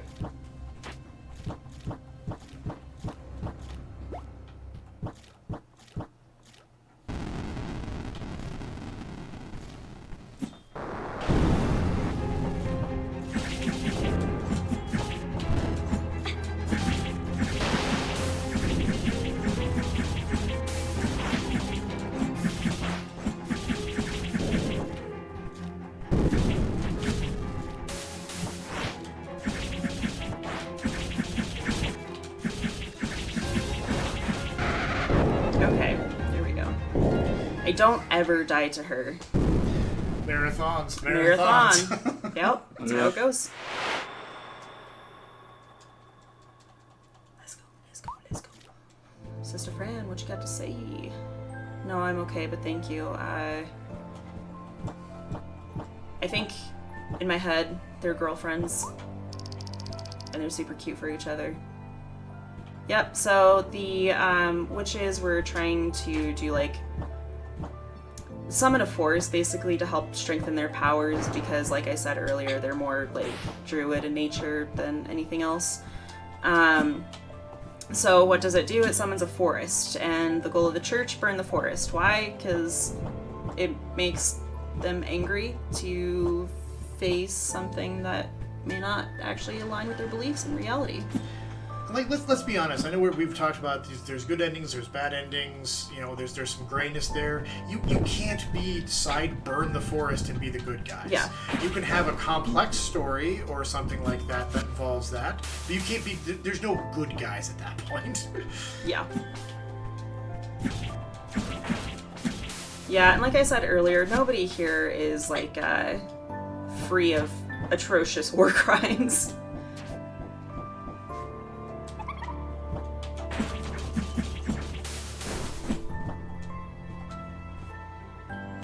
We have an actually. Ooh. Yeah, as I say, so I see. What is the actually? Actually, prescribed burns can be beneficial for some fire-adapted ecosystems. Courtesy of Princess Leaf. Yes, yes, that is absolutely correct, and it is part of their natural cycle and everything. It's really cool. Add to that point, I do actually love. So here is the soup ladle part. Ooh, soup ladle. This is the hardest boss, and it will get rough. So radio silence. Let's go ahead and also close out the poll. Tell me the results here in a minute. Of the final one? Yep. Okay.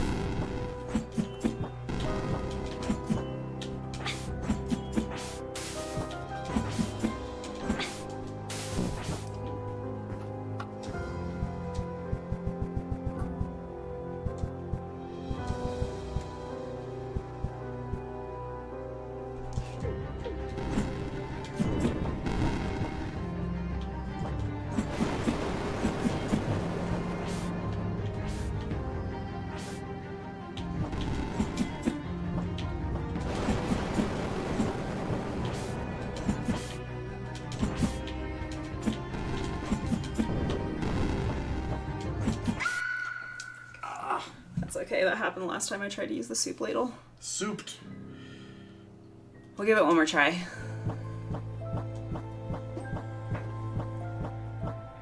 Princess Leaf says, give him the ladle. Get ladled. Oh, dang it. I was using the wrong one. Make your enemies soup. I was like, why did I just take out so many chunks? Oh, I didn't re-equip, that's why.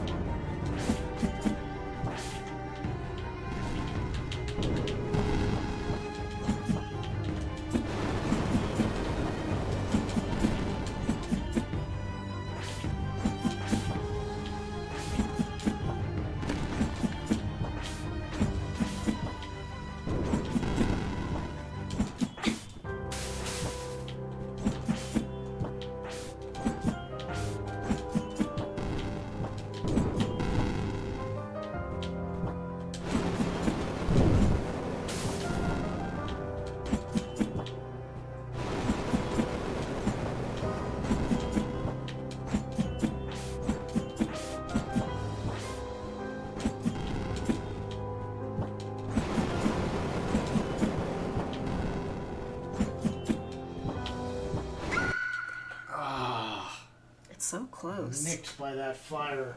All right, just to save on time, I'm gonna go ahead and just move back to my original sword. As Check Please points out, as long as the last hit is with the ladle, you killed it with the ladle. You know what? That's fair. All right, let's get it down. Also, to also point out, you brought it down to halfway with the ladle both times, meaning one full health bar has been depleted. That's with a the ladle. very valid point.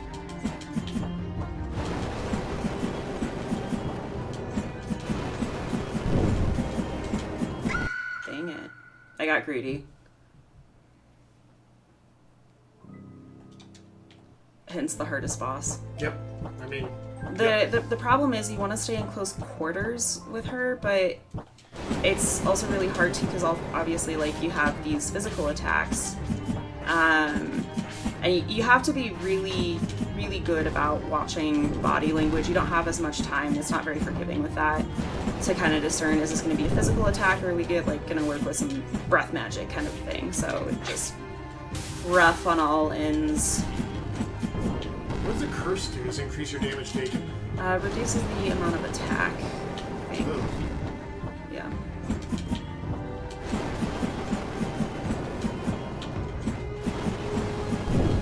I'm gonna now just go ahead and switch to the ladle.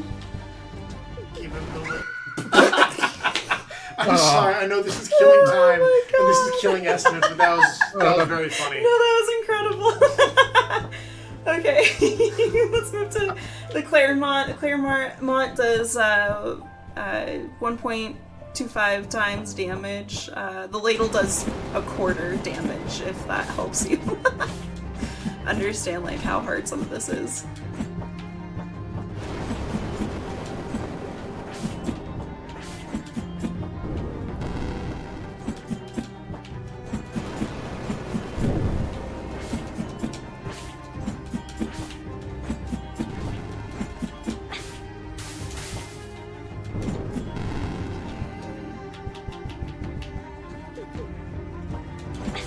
Why did I do that?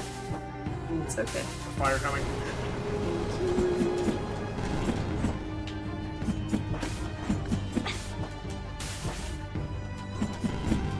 Please die, please die. Yeah, There we ladle. go! Oh my god, get ladled! I just saw you go off the screen right as I saw something blue on the other side. No, it does that to me every single time. Okay, now I'm just gonna do this because I want to get through the end and not go too far over if I can help it.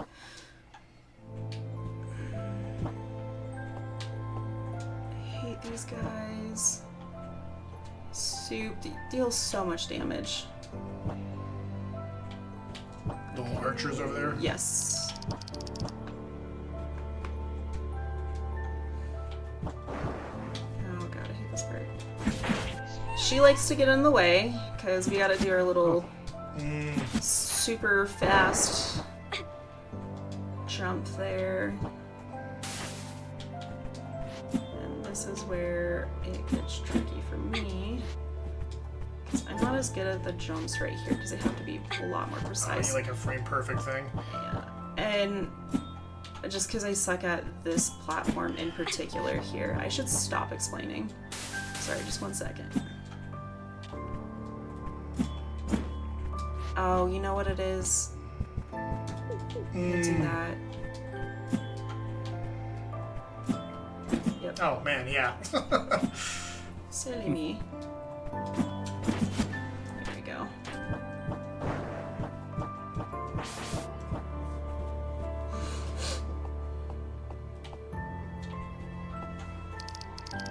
Alright, good ending or bad ending?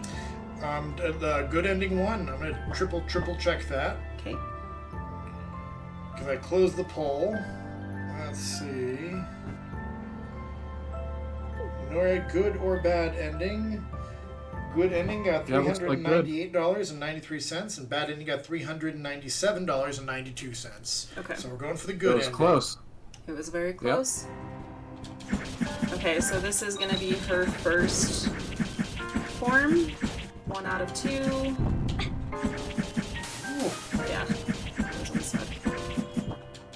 So my damage output might cap out with each new game plus, but for these guys, it does not. Oh, it just keeps scaling. It does, yeah. Snake witch. Yeah, she's cool. Wow. Yeah, see? Ooh. I can usually recover from that. That's alright, though. We'll keep going. Is she perhaps weak to ladle? No, don't. We're not doing ladle. Not for her. It was super effective.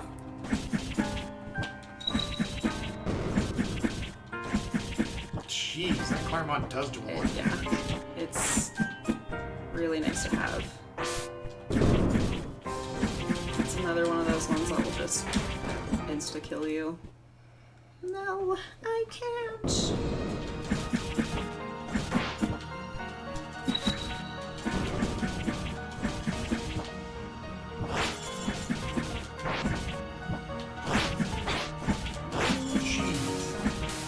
That's okay, she's down. Okay. So what's sad here is she's trying in her own twisted way to like kind of help her sister, and as she dies, or is kind of dying, reaches out to her sister, and like that's her last thing that she says ever. So since we are doing the good ending, we are going to refuse the princess. She's now losing her mind. And Fran is like, kind of, I'll support you either way. If you do the bad ending, Sister Fran, even after you like ascend to sainthood, that was a weird noise. She questions, is this really the right path to walk? Is this check, please? Did you already, or is it coming up in a second? It's coming up in a second. And then she stabs her sister a whole bunch, because that's what saint people do. Mm. And unfortunately,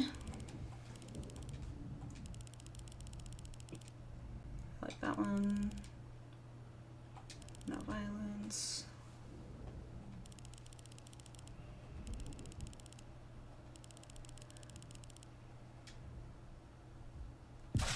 And she does pass, but I think with perfect knowledge, Sister Fran would probably still make the same decision.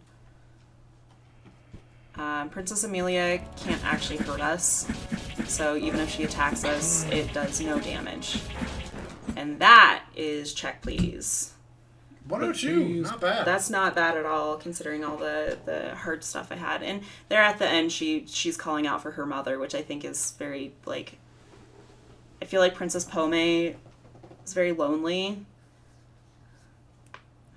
And I'm just gonna like let the rest of the story kind of play out here, because I think it's important to the narrative, kind of like we did with Ruth Dale's run.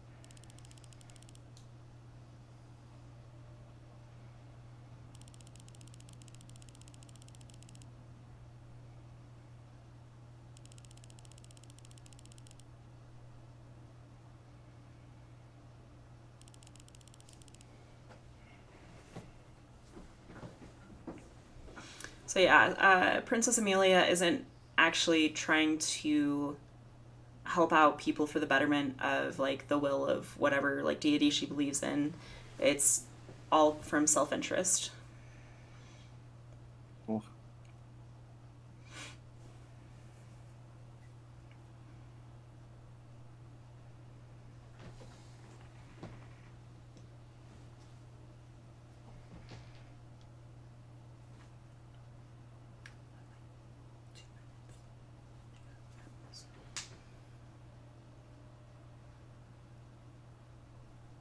Again, we're tired of all the killing we had to do, which is why we spared the princesses, plural, before Amelia killed her sister. And it's going to pan into the grave of Sister Fran in the ceremonial forest and the flower that we were referencing in our diary.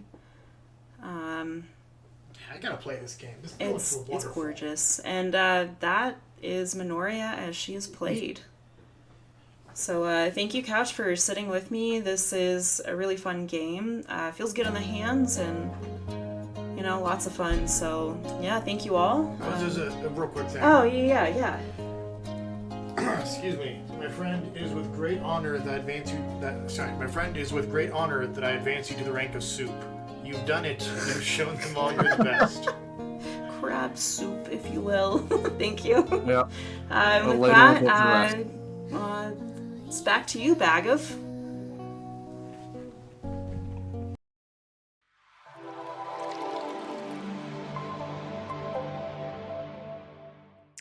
All right, everybody. That was Minoria by Copperlight. Thank you to them in the couch for the cool run. And I'm loving all these cool stories on these runs. But anyway, we are going to hop into the next incentive, which was our $4,000 incentive. Thank you all for donating to get this. This is one of my favorites for sure.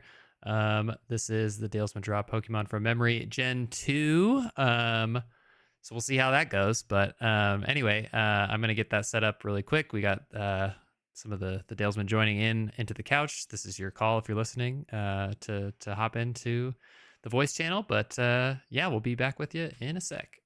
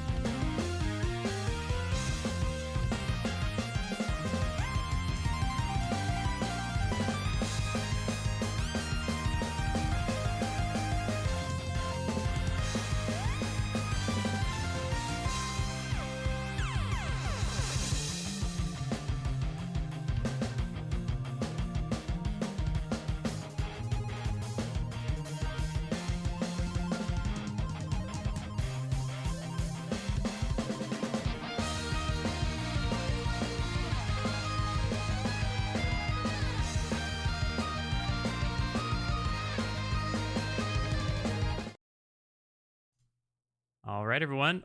We're going to head over and see what the Dalesman can cook up for us today. So let's head on over.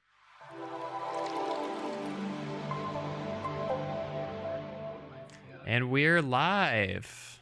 Woo! Woo! Woo! Woo! We are here. So We've done it. We're just taking a square that we feel like. Yeah, so welcome, first of all. This is the Dalesman Draw Pokemon from Memory Gen 2. We're going to spend 1:30 seconds. Each of the Dalesmen are going to grab a grid. If you see someone else drawing in there, move to another grid when I say go. And you're going to spend 1:30 seconds on each Pokemon. I'm going to zoom in to try and give the stream a good view of this.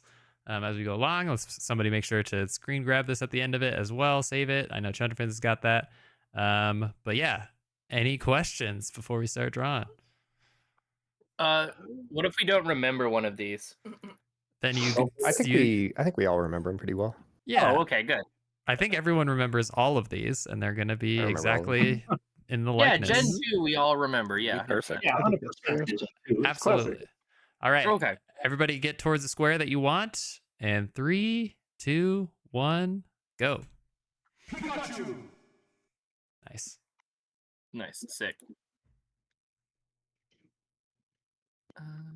Let's draw one of these. So small. Is there a paint bucket somewhere? There is a paint bucket. There it is. Oh no. Oh. What?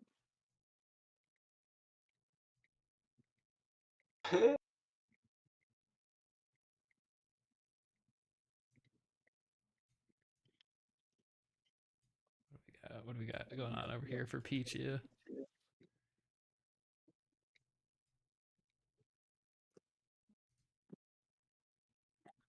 Well, we got them big old eyes. Really good Sudowoodo from Z-Barf so far. Yeah, you like it? I like it. I feel like it had boxing mitts on, but I think your feeling is right. I think you should lean into it. 15 seconds. What? 15 seconds. That's it? You've got a lot of them to do, man. You can't take much time on these. Yeah, that's. Let's go blue. All right, 3, 2, 1. Time. Pencils down. All right.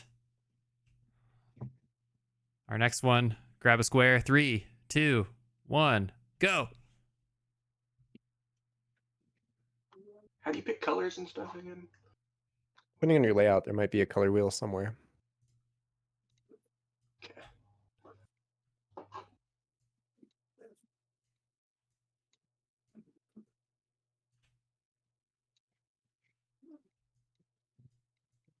And it looks like Princess Leafleaf redeemed simple and clean. Oh, God. Of course they did right now. Well, you know what that means. Can do it. When you walk away, you won't hear me say, please, oh baby, don't go. Simple and clean is the way that you're making me feel tonight.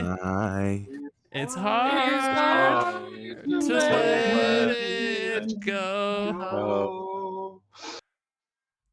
Beautiful. We're gonna get DMCA for that once again. Oh, Okay, when that happens. Really good Blossom. I think she maybe has arms. She probably had those. I like your interpretation. I don't remember any arms. Not Crobat. Oh no. 15 seconds. Oh wait, actually, time was up in Yeah, I was a gonna say, second oh, ago. shit. I wasn't monitoring. I was going around the All good, all good. canvas. 5 seconds. I'll give you bonus time. Oh, thank you. You're the best. 3, 2, 1. That's it. All right. Change places. Grab a square. Change court. I feel like Quigley Barf has to be done by either Quigley or Z Barf because otherwise it's going to come across really mean spirited no matter what you do. All right, 3, 2, 1, go. Oh man. Ah, shit. Fuck. Family Good start. friendly stream. It's shit, not crap. it's not a family friendly stream. We have the mature filter on. Family friendly. It is just a friendly stream. A simple and clean stream. A simple and clean stream, if you will. Yeah. I will. Oh, Celebi. Also, don't use the eraser because then you find out later. I can shape. This Agumon is crazy. What does Slowpoke look like again?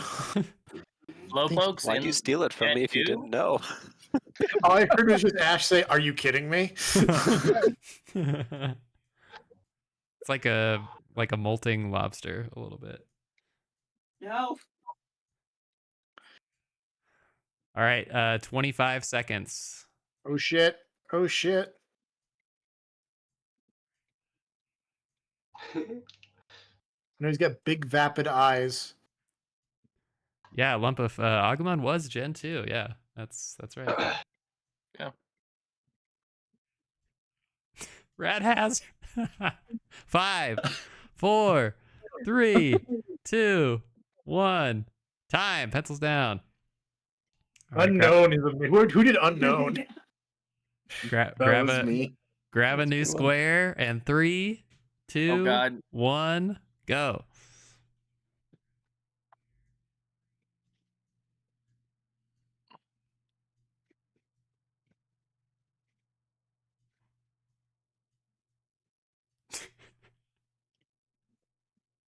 I'm gonna just infect.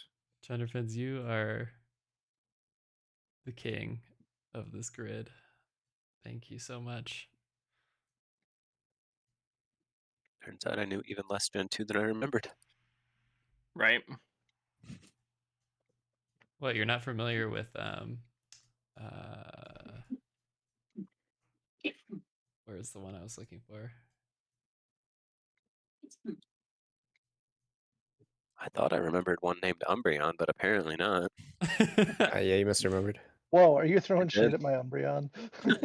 Whoa. That's a cute looking That's Umbreon, exactly if you how ask I me. remembered it. Don't throw shit in it because I was trying to do it and I was picking up a color and then you started doing it. Oh. Total Yeah, wait- snooze you wait. lose sort of rules. I'm proud of that fancy. Yeah. I thought You Lois got that Griffin good was green Lois Griffin was Gen 3, but I guess Gen 2. Little did we know. 15 seconds. Ah, shit, What? shit.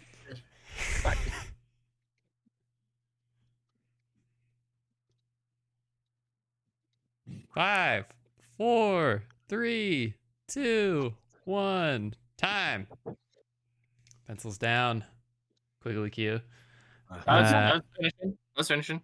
All right, grab a new square. 3, 2, 1, go.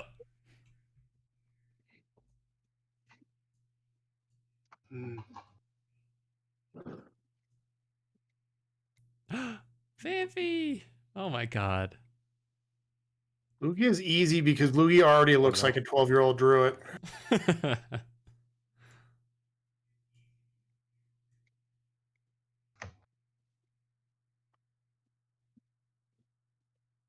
Hitmontop, slightly like a uterus. I like it. My whole area of the map was filled up, so I'm skipping this one. I'll go to a different section.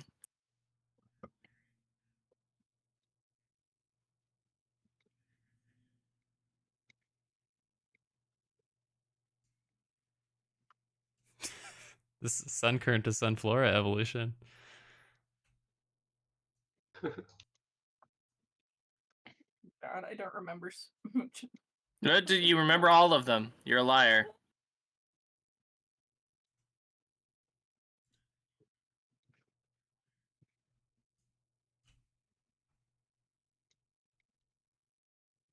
Oh, 15 seconds.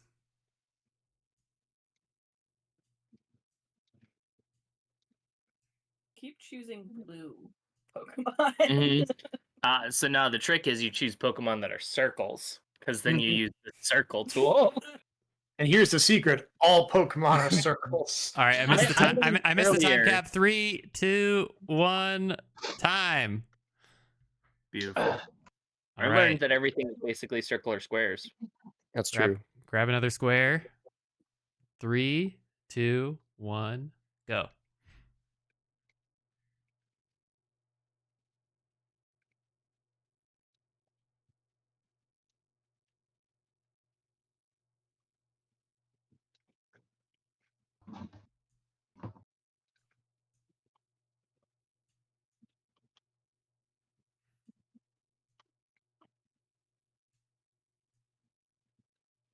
Houndoom. I love Houndoom.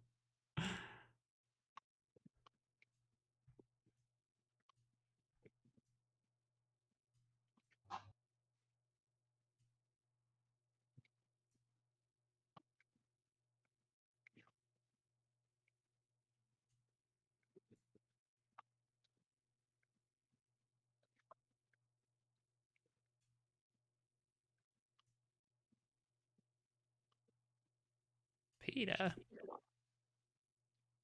All right, 30 seconds.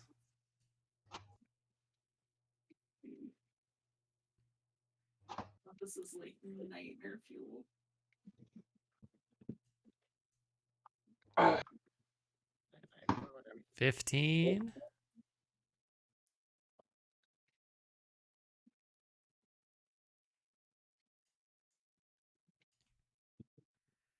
5, 4, 3, 2, 1, time. All right. Grab another square. Getting low. And 3, 2, 1, go. Shit. That was mine. Oh, all right, fine. No, you're good. You're good. Battling Quigley Q. Nope, this is my hop it. Yep, it's all yours. Again, you grab the ones that are circles. True. They're all circles.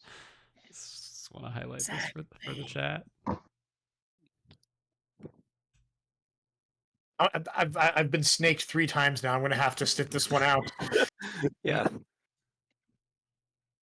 Wait, no, I don't. I can do this one real quick.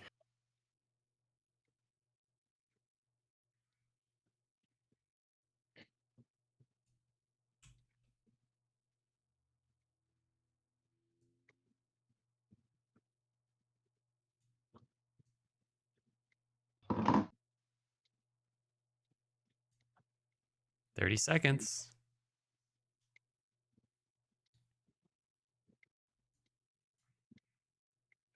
Very good, Swaggly. Very good. Thank you. Oh wait, that's All right, Sobble, not Smeargle. 15 seconds. Oh, never mind.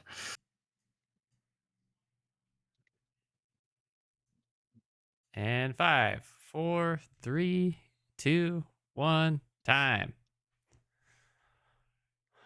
All right, grab another square. I think we're getting close here. This might be one of the last rounds. All right, and 3, 2, 1, go. Ah, Magby, no. Yeah. Dunsparce? You want me to do Dunsparce? I don't even know what that means.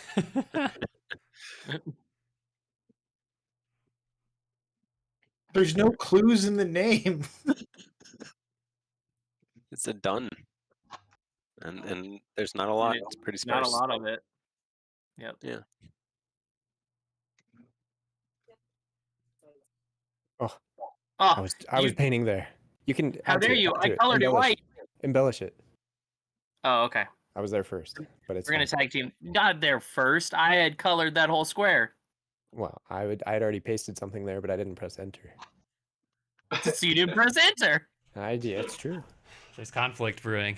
All right, well, Oh, let's that's wrong. make this beautiful. together. We're They just can do it. we're They just can do gonna tag anything. team this one. Yeah, exactly. We're Oh just my gonna tag goodness. team this one. That's This is beautiful. cooperative. This is cooperation. Look at Add those, some look diamonds. at those colors. Oh my goodness.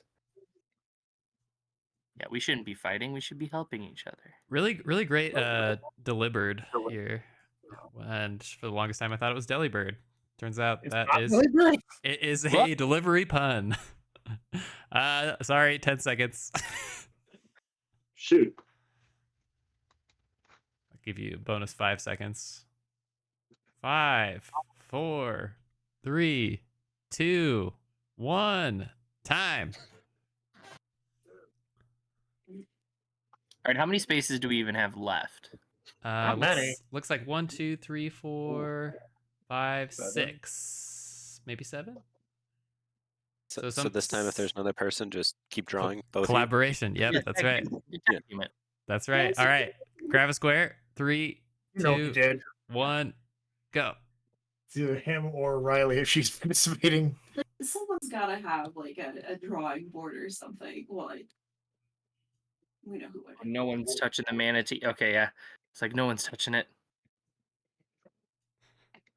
Oh, I gotta go draw a bigger spider, huh? Okay. That's Gotta put the big old chin on Chincho. big spider. So let's Wait, draw. where is Chincho? Well, Drawing.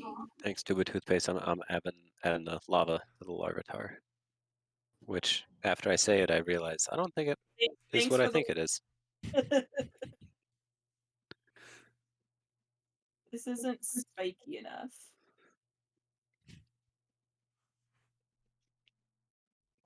Put some highlights. yeah, it's highlights. Hey, yellow. All right. 30 seconds. Oh god, I think it's this. I think it's something like that. Oh, I'm so glad Scrumpy's here. Scholar. A scholar, if you will. Oh, it's a saxophone. I thought it was a pipe. Is that all the squares now? The ska edition. It's so good. Oh Who's yeah, got it it? needed the eyebrows. I'm sorry, I forgot the eyebrows. Thank you. I forgive Copperlight. you. All right, that is time. Sorry, I missed that. I got distracted Beautiful. by ska. All right. Wow. Yeah, we did it. This masterpiece. Beautiful. We've Wow. done it. We've shown them all. Let's do a quick little tour for the chat. Oh my god, I love it. Man. Got the perfect Beautiful. percent, right?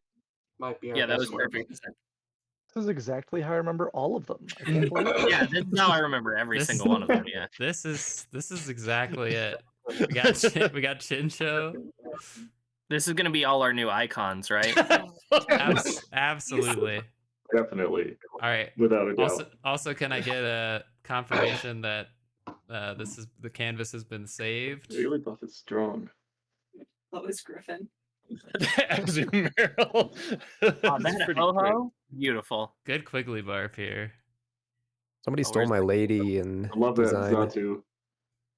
Yeah, Natu and Zatu are great. Lady Bun, lady. It's just it's copy and stretched. Yep. Yeah, somebody, so that's how somebody stole my lady and then Entei- removed the copyright. It's kind of low blow. Remove I the know it might be copyright. one of my favorites. Yeah, Entei Suicune, which just copy pasted, change colors. What do Which you is mean? beautiful.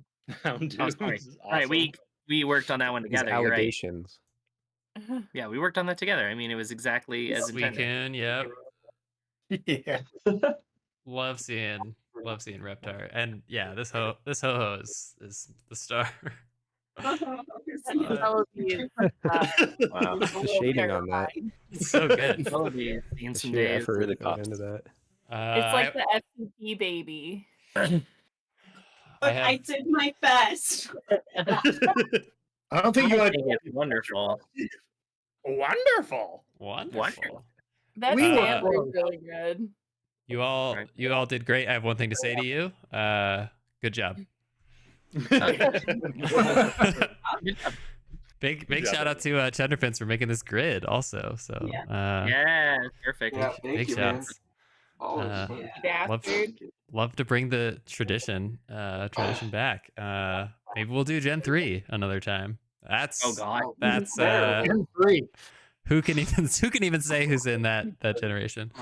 All of us. We all remember it You're perfectly. right. Yep. Anyway, that was the Tales of Draw Pokemon from Memory Gen 2. We are going to switch into and get ready for our final run, the Just a Little Guy race, Kirby versus Ori. And so we're gonna start on that in just a moment. But yeah, stay tuned with us. I'm gonna send this back to the main stream. We'll get set up. Bye now.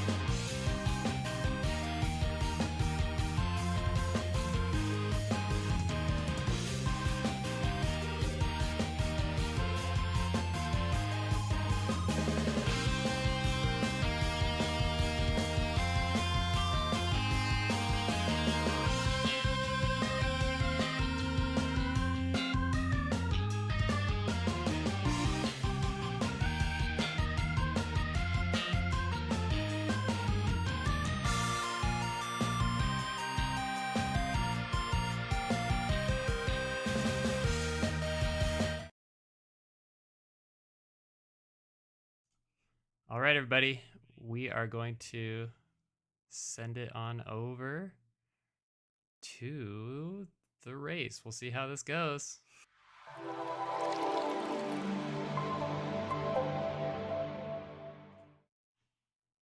All right, and we're live.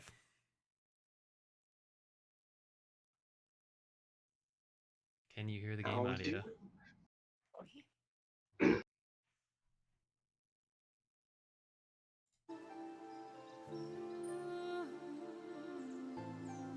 Can you hear the game audio now? It's because it was clicked out. Okay. I think let's pull this over here so we can monitor. Thanks for your patience, everybody.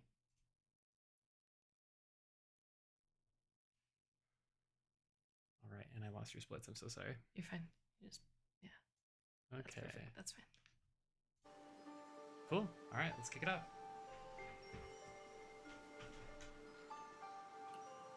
Hey, Seabarf. Copper Light.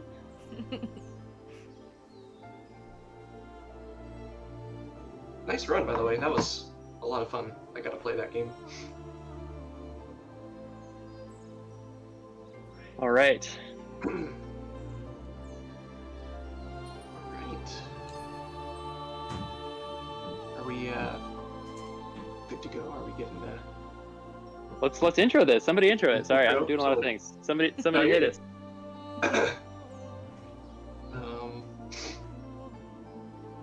I guess we could do introductions. I guess I'll start. I'm Zbarf. Today I'm running Kirby and the Amazing Mirror, any percent category. Yeah, thanks for donating, everybody. Thanks for being here. Yeah, and I'm the Wrenchler, and I'm gonna run Ori and the Will of the Wisps, and a huge plot twist. Very excited though. Haven't done it as a race before, so it should be fun. Same here. Yeah, I was not expecting to do a race for Kirby, so this will be fun. I have no idea how these two games will line up, but at least they're both cute characters, so that's kind of what we're getting at here. Got some cute, lovable characters. But yeah, Just a little guy. just a little We guy. lovingly named this the Just a Little Guy race. Excited to see how it lines up. But yeah. Let me make sure I pull the chat up. But yeah, any couchers want to say hey as well? First of all, I'm back at Takeout. This is me again. Hey, I'm Gilpin DM. I'm also couching for this. Copperlight, also couch. Yes, and all of these are adorable. And Mr. Swaggles. Originally, I was scheduled to be part of this race, but had to back out this year. So, thanks, Ebar, for stepping in. You're the real hero. And looking forward to this race against the Wrenchler. Thanks for couching me. Yeah, solid couch. Yeah, this will be fun. All good people, good games. Well, yeah. shall we get into it? Just so the Wrenchler knows, I'm not sure if it'll auto start your timer, so you might need to hit the numpad. I think is the button, the big one on the bottom. Is that a 0 on a numpad? I don't have a numpad on my keyboard because I have the cool and pro light up one that I won on like the second check please we ever did. Oh yeah. Oh yeah. I still use that thing. I love it to death. Amazing. All right. Shall we get a countdown then? Are the runners ready? Let's do it. All right. 6, Not 5, 4, 3, 2, 9, 1. Go. Go. Don't worry, I smothered Copperlight. Guess we could have Zawad that. Missed We could opportunity. have Zawad that.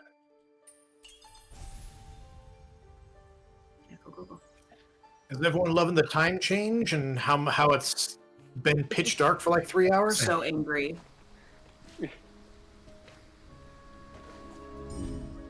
Tough day. Z-Barf's getting some daytime right now in the future. That's right. Living in the future. How is the future, Z-Barf? Today is especially great with the weather. Come on. I was one off. That's okay. I'll just keep going. Yeah, we had a couple days ago. It was pretty rainy, but we've had some nice weather.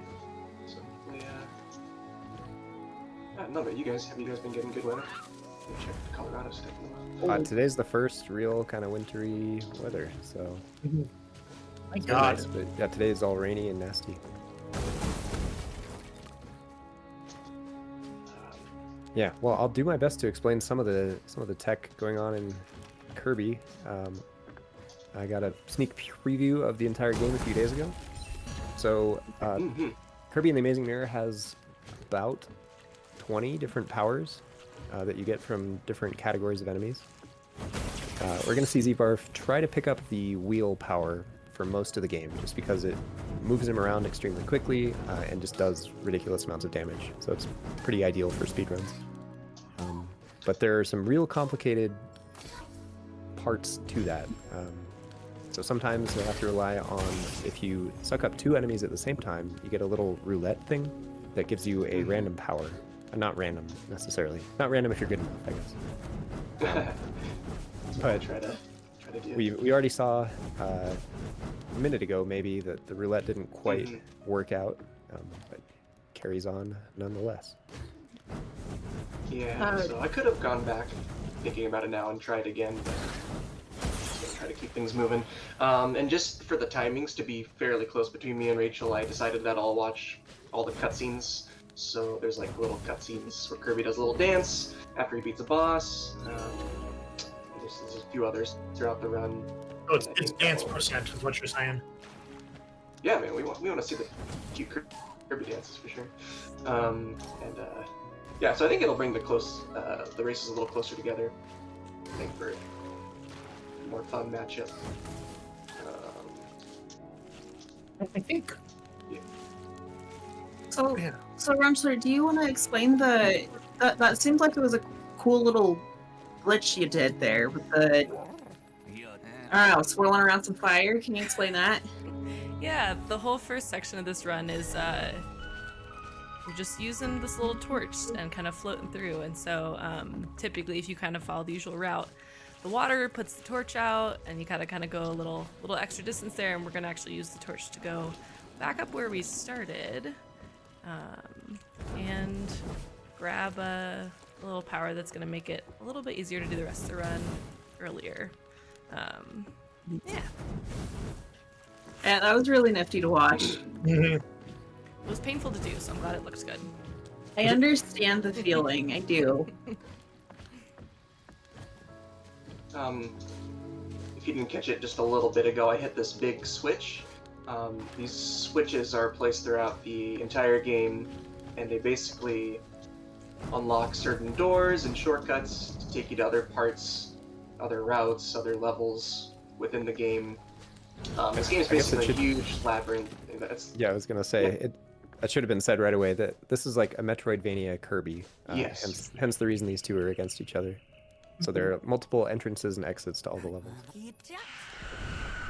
Yeah, so if you're playing this game casually, which I did when I was little, yeah, unless you have a guide, it's really easy to get lost, and there's certain paths that you might not even discover unless you go back and play the game a second time, or if you're, if you're taking notes, like, okay, I gotta come back here and hit this door, or hit this switch, I didn't get this before. Yeah, it's kind of you can kind of see on the map. Every time I hit a switch, the map is huge, and there's so many different routes you can take. Are you relying on a notepad at all for navigating Yeah, this, or do you have it in your brain now? Still the notepad? I don't. Yeah, so I actually have shame a in little it, I was just iPad of my curious. spreadsheet, Yeah. or my little doc of notes. Yeah, man, if it helps me, feel free to use it. So he's fighting the first boss now. That first boss always has to be essentially the tree, even if it's not the tree, it's the tree. Yeah, so this guy is actually, right now we're in kind of an alternative universe, like a mirror world, and you'll see at least a couple kind of bosses and enemies in the game that look or maybe act similar to other bosses that you maybe see in Kirby games, but they're just a little different. So this is supposed to kind of be like a tree, but it's like a rock style in this world. Throughout the game, we're going to be collecting 8 shards from the 8 different levels, 8 different kind of rounds. So we got one down. That was pretty And good then normally I synchronization reset on your- kind of a first boss for both rounds. Yeah, that was awesome. That's crazy. Good Do you job have to a- the two of you. Do you have a quick moment for a donation or two? Think so? Sure. I think it seems like it. We have $100 Wow. from Kirby is King. It says, this donation goes to my favorite blob thing, Kirby. Wow, thank you to Kirby's King for a $100 donation. That's amazing. We also have $1 from constant donator James Reel that says, hey, check please, long-time watcher, first-time donator. I love seeing these great games from my childhood get destroyed, all for a good cause. Good luck to all the speedrunners. Oh, there's some bias in that statement. Speedrunners. So Z-Barf does have the wheel now, which should speed things up. He does have to be careful though, because he's vulnerable when turning, specifically at that point where he's turning around. But yeah, otherwise you're like invincible, which is really nice. The wheel just has like the satisfying sound to it. I don't know. It's just fun to move swiftly around with this wheel. Bam. And then What was we that get the cool enemies. giant jump you just did, Runchler? Yeah, that's sentry jump, which is the kind of, I feel like, main speedrunning trick for this game. If you grab the sentry skill, which is what we used our torch to go kind of up and grab, and then you get the sword. You can hit them at the same time, and if you do it frame perfectly, you get a really nice like giant jump. But otherwise, I'm somewhere in the middle. So there's a couple spots in this run where you do have to kind of do it perfectly, or I will get stuck, and we will see how that goes. What was that power up you just picked up? Was that sticky? Double jump, and then Double sticky was the only. I think they're called shards in this game. I think that's the only shard we're gonna pick up. Yeah. What does it do? It lets you stick to walls rather than having to kind of bounce up them, so I can just kind of hang out. Ah. Yeah, it is. It will potentially save me at one point in the run if I mess something up. It's a nice one to have.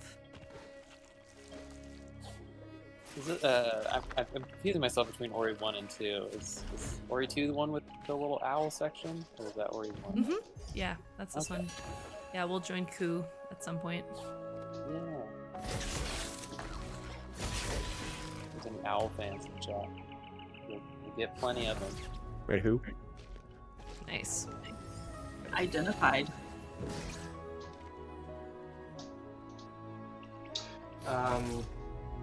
All the levels in Kirby are alliterations. If you don't know what alliteration is, it's like when you got two, I don't know, words, whatever, that are the same, starting with the same letters. So we were in Cabbage Cavern, now we're in Radish Ruins. And The then first area is the Rainbow Route, so lots of That's- cutesy names. It's very cute. Spoken like a true teacher.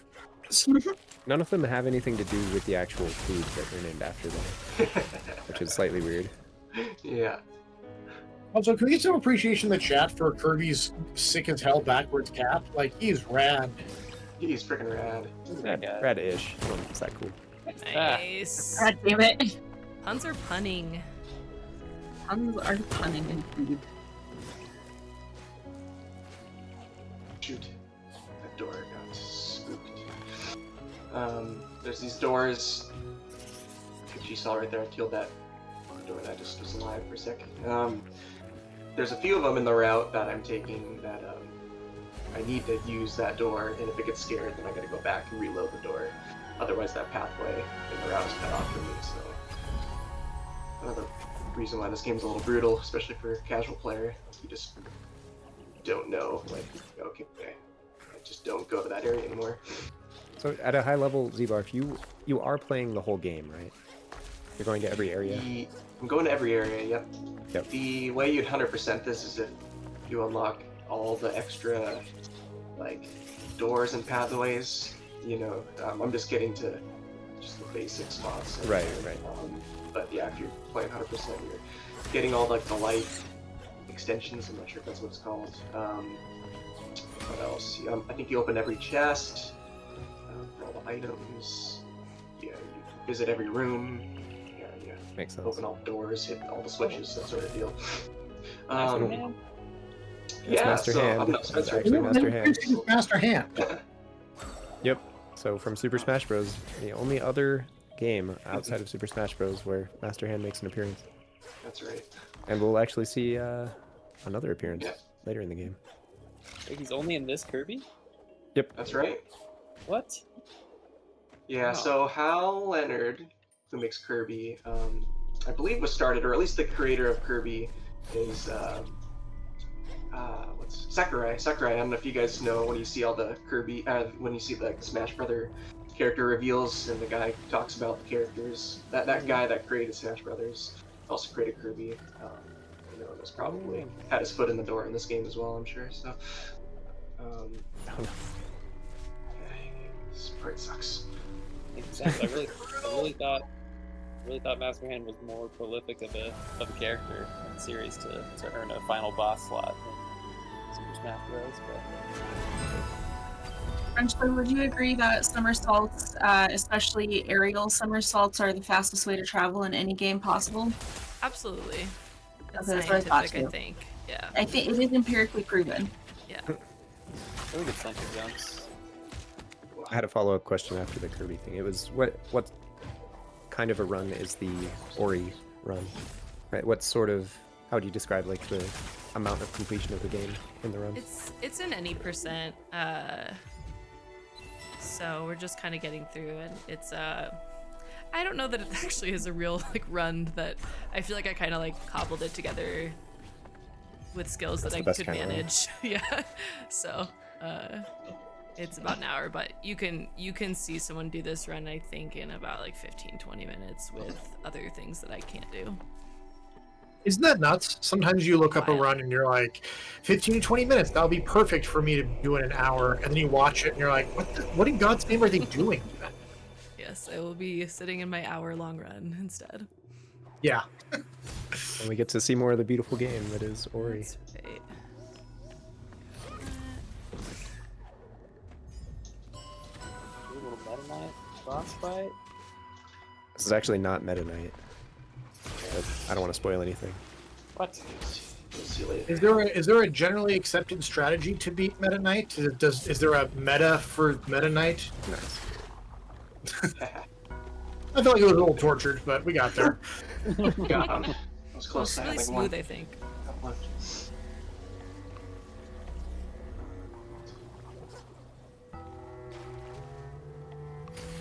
The little Kirby dance. In my head, it was one of those like carryisms where you don't know what he's talking about, then he brings it home, and then I didn't feel like it when I said it. That was good. You brought it home. Charge it.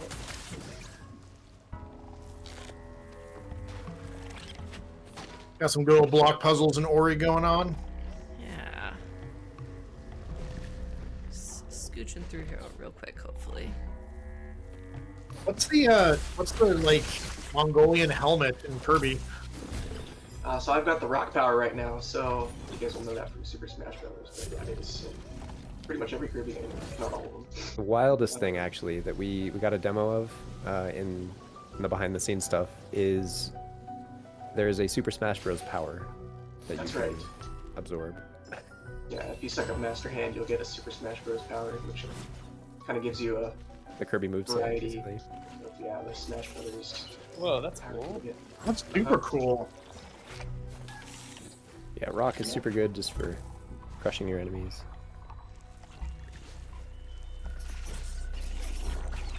Classic first time playing Super Smash Bros. Move. Yep. looks like a Kirby player, all right. Oh, we are $334.54 away from breaking our 5K. God Well damn. over halfway to our goal. Just a little over halfway. Slightly over. that was bonkers. He makes an appearance in most Kirby games as well. This upcoming boss here is new to the series, and I think he's only in this game. Cabbage Cavern. Not my Cabbage Cavern. Not my cabbages. Those look like the moles from Mole Mania, a little-known Game Boy game. It was an infuriating puzzle game where you had to be a mole and go back and forth, up and down. I only know about it because I remembered it. I remembered hating it, and so when at one point I was getting rid of a bunch of games, I took it to Games Ahoy, and they were like, "Yeah, we'll give you like $45 for this." I'm like, holy, what? Okay, this thing. All right. Just picked up Dash and Ori, so things are gonna start schmoving now. Oh yeah. You love Dash. We also got a comment of things in the chat. Cabbage attack. I'm hoping Pokemon Stadium.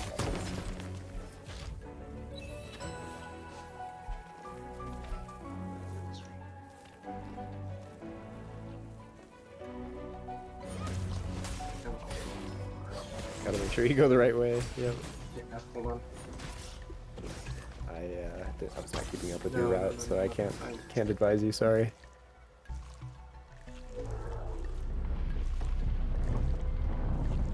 It's hard to resist watching Zbar's stream. Yeah, Very distracting. I'm like, Extremely what's bright happening? colors. Yeah. I don't know. It's speaking of something in the middle. It's just like I watch one for a while, and I'm like, "Wow, this is entrancing," and I watch the other. I'm like, "Wow, this is entrancing." That's exactly where I'm at. Yep. Yep. That's my exact situation. Watch Ori for a bit, and I'm like, "All right, I probably need to watch a little bit of Kirby," and I watch Kirby for a while. I'm like, "I have no idea what's going on in Ori. There's an Ori run going on right now. Oh wow!" Like, Yeah, I would say most of the time learning this game was spent learning the route, which seems kind of silly. You know, you learn a speedrun game, you want to know where to go, but this game has so many possibilities and doors where you want to go, where you don't want to go, and it takes a lot of time just learning the route. Most of the games I speedrun for Check Please have been very simple in terms of like the route and more glitch heavy, I guess I would say. Like Sonic last year, there was only like 5 levels, I guess. yeah, the routing for that one is forward. Yeah, exactly. Going around in circles around the, around the finish line. You are on a roll, my friend. Yeah, so like, how Oh, last yeah. I did 70 star. That's very rare.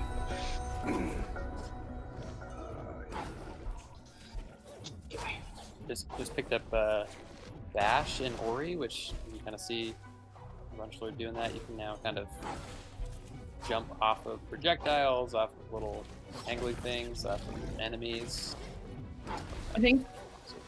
Yeah, I think this is like one of the hardest skills for me to learn. Like when I first started playing this whole series, I wasn't as much into platforming in a traditional way because like I did Ratchet and Clank, but it's kind of different. Yeah. So when you have something where you need to have such good timing, launching yourself from projectiles, it's so frustrating. How did you fare, Punchler? I remember in particular in the first Ori game, there's that escape out of the tree. Yeah. That requires a lot of like really precise bashing, and I actually think I went to bag him and I was like, hey, I actually can't do this anymore, and I quit. And completely valid. Nicely I done. was like, you must do this for me, or I'm gonna leave. But we made it happen. We persisted. It's funny because well, I don't think it was that section, but there was a section, the original Ori, that you looked at me and you're like, do it. And I'm like, cool, I've done platformers before. Yeah. I was like, oh damn. So speaking of ridiculously hard skills, Zbarf's in what I believe he told me is the part he struggles with the most in the entire game. And it looked like he pretty much nailed it on the first try. Not surprising at all. So, okay, real quick. That was That pretty was something impressive. you were struggling with, Bark, because you did not make it look like you were struggling. Yeah. No, he crushed through that. I We hate watched this him level. struggle. One of my worst levels. Yeah, that was amazing. Spikes everywhere. Yeah, spikes, This boss- and you're doing these like DK cannon things through it. Yeah. I'm so bad at Donkey Kong Country, so I don't know why they put those freaking barrels in this game too. It's terrible. But yeah, this boss, I was like practicing. Like if I mess up and I don't have my wheel power here, what am I going to use for this boss? And all the 3 powers they give to you just aren't great. I find. I don't know. The wheel is just far superior for this fight. So I made sure to make it here with the wheel. Yeah. Yeah, for like a race, you know. If it's a speedrun, if I was doing this myself, it's fine. But like in a race setting, you gotta like have all these backups. Like, what if you mess up contingencies? Just in case. Yeah, I mean, what are you gonna do if something goes wrong? You're just a little guy. You're just a little guy. Just a little guy. Little guy. Little guy. Tivo Toothpaste has a question for our Kirby runner here. Is there a possible cannonless run? Cannonless run. So I'm trying to think here. The Mario cannonless. This is what we're thinking. Alright. Is there a possible cannonless run? Like, if I'm skipping something? With No, no I'm cannon. skipping the cannons entirely. Yeah. Oh, for the cannons that we just did. I was thinking like Mario 64. I was like, are you making a joke too? That is That is the joke. Yeah. he Of course, that's where my mind went. No, I think you have to do the cannons no matter what. Yeah. So. There might be some really crazy route around it, but I don't think so because that's how you get to the boss. So. Yeah. Yeah. Probably not. All right. Best Appeal has redeemed Runner shares a game fact twice, and he's requested 1 from each. So we'll start with Z-Bar. Share a game fact with us. So for this game, on the cover of the box, which I'm not sure who won the box, but the Japanese version has a very angry Kirby, or no, it has a very happy Kirby, while the American version of this game has a very angry Kirby. A lot of the Kirby games that are released in America will have a Kirby that looks like pissed off, but the Japanese Kirby is always pretty happy. So yeah, there you go. Actually, I just realized I opened this door. I lost my wheel power, so I'm gonna go get a backup wheel here. Game fact for us, Runchler. Oh, game fact. This game will make you cry at the end. That is Not a a fun fact. fact. I think that's factual. I think so too. I think the only thing, besides crying, it also has me feel is terror at certain points. Yeah. It's really good at terror. Yeah, this game it'll stress you out, it'll make you cry, it'll be scared. Sometimes you happy cry. It's a beautiful gosh, yeah. family cry. You get your heart shattered, rebuild it, shatter it again, the usual. The full human experience. Yeah. Packed into one game. Playing as just a little guy. Just a little guy. Looks like we've got a donation. We've got $12 from Wayfarer saying salary for symbols in reference to the Journey game. Nice. Journey, the chillest of speedruns. That was extremely soothing to watch. I had a message that didn't go through after that, but I believe that was the 3rd fastest run in that category. If you go to the speedrun.com page. Oh damn! Probably average Dale. Great Tanaka. You laugh, you cry, you're just a little guy. 10 out of 10. Correct. One more hit on this guy. I was hoping to have the wheel for this, but Yeah, it's pretty tedious without a power. yeah, just next time. Okay, here's where the snapping trick. Fingers crossed. That guy's gonna smooch me. That's right, doesn't matter.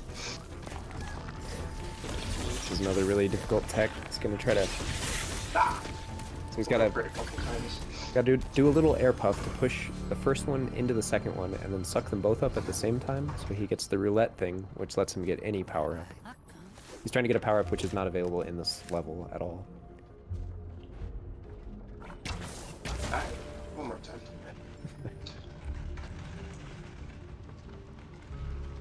There we go. We've got a Nice. prediction in chat Gotta think of that. about who's going to win, either Kirby or Ori. So go spend your hard-earned coins and on the scales as much as you want.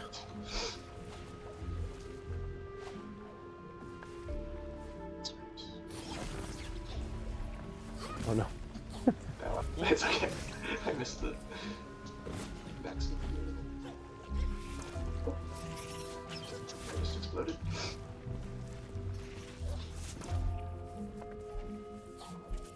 Wrenchler just sipping around.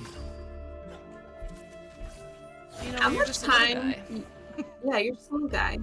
How much time do you think you can spend in air, in the game, without landing?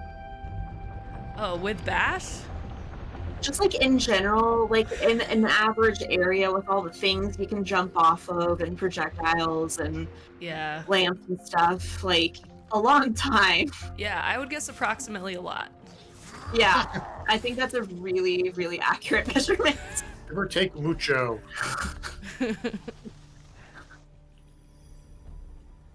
Love those big buttons Kirby presses. They're very satisfying. They're super satisfying, yeah.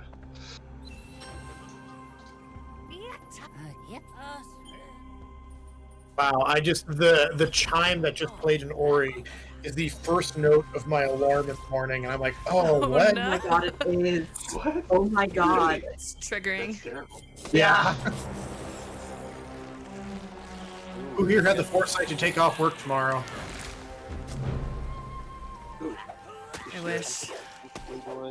Oh, sending you good vibe. I'm just gonna speedrun it. I'll do 4 hours in 8 hours. Or sorry, 8 hours in 4 hours.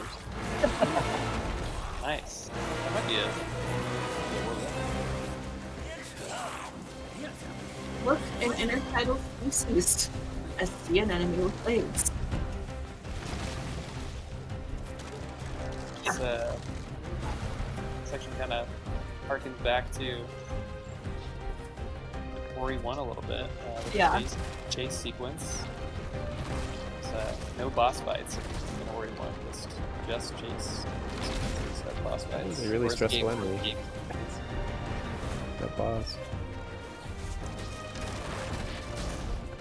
Ori does a great job of using the background, like the 3D, 2.5D Yeah. nature of it to really add a lot.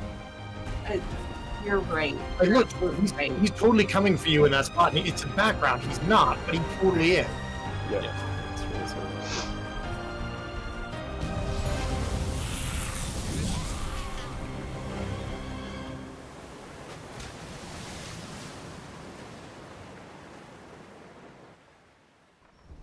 Oh, the Olive Ocean. No, Quigley. Bad Quigley. I don't like it when people do that.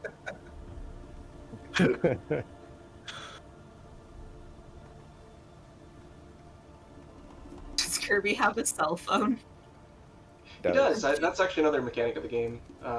You get three. What do you call it? Those are your friends. Lifeline, Yeah, right? you got Phone a three friend. friends. You got like 3 bars of. Hold on a second. Service. That's awesome. Also, I love in Ori, one of your buddies says that you're really soggy. And I just need to call that out. That's it. Just a soggy buddy. You're a soggy little friend. So brave. And so somehow- soggy. Yeah. Somehow it's an endearing statement. Also, a quick connection to your run, Copperlight. There is a category of Ori World of Wisps called Soup Percent. Yeah. 2%. Yeah, soup percent. There is a soup that you can acquire at one point, but it's kind of like a not endless, but like a big trade quest, kind of like like Ocarina of Time, where you like trade this for this, and then Yeah. you get the Goron sword. Yeah, eventually you can get some soup. So there's a category that's. I think we could have a whole like section of soup runs. Dude, You could do it in like, we should aim for soup next year. yeah, you could do it in like Dark Souls 3. Yeah. Oh, nice. There's that soup. Mhm. Skyrim, of course, you could make a soup. I want to find a game where you can become soup. I think that'd be Is that, mini game for Spotlight. is that like Carrion or something? A game we play as a horror monster?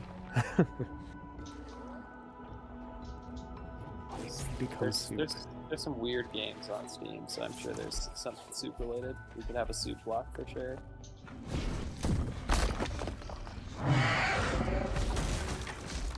Pretty. I'm just gonna search for soup. God, I hate the undead bird thing. Isn't it really tragic as well? Yes. God, everything's tragic in Ori. Yep. I'm going back to watching Kirby for It's time to go. He's in Colorado. Excuse me, in Colorado now. Oh, From Colorado. Enjoy the views. Kirby is? Mm-hmm. Oh, Now we No, are he's- in now he's in Buster Utah. Mountain. There we go, yeah. Yes, okay, I see what you're going for, yeah. Yeah, so it's like, oh, do I need to like watch out for him? Like, Having driven through Utah recently, yeah. So this one, the best, the closest I could come up with for a tie-in to the actual food this is named after is I think this looks like the Snyder's like honey mustard pretzel bites. I think that's what this whole place looks like it's made out of. I see where you're getting this, In my yeah. head, it's okay. It's called Mustard Mountain, but I get very hungry watching this level. Oh man, it's doing something to me too. That's incredible, I love it. Up next might be the cutest mid-boss of the game. Oh yeah, You guys let me know what you think it is. Like what creature it is? Oh my god! Is it bat or cat? Bat or cat? It's a bat with a cat face on fire. Some bats just kind of have cat faces anyway. So. Yeah, I think I'm it might I'd go with be more just like bat. a fox bat, which is like an actual, like the actual species, the fruity bat. Because it's got more of a puppy face and Nice save on the ears. keeping the wheel. As I completely bonk myself for can't turn around here. Nowhere near as Nice, got it back. Got it back. What do bats have to have rabies and all sorts of other diseases? I think they're so cute. I know. Nature doesn't care about any of us. Yeah, but can you imagine just having a little bat buddy and it wasn't like a vessel for disease? That's why we have video games. If you can't pet a video game, You can. You just look weird doing it. not friend, wife, friend shaped.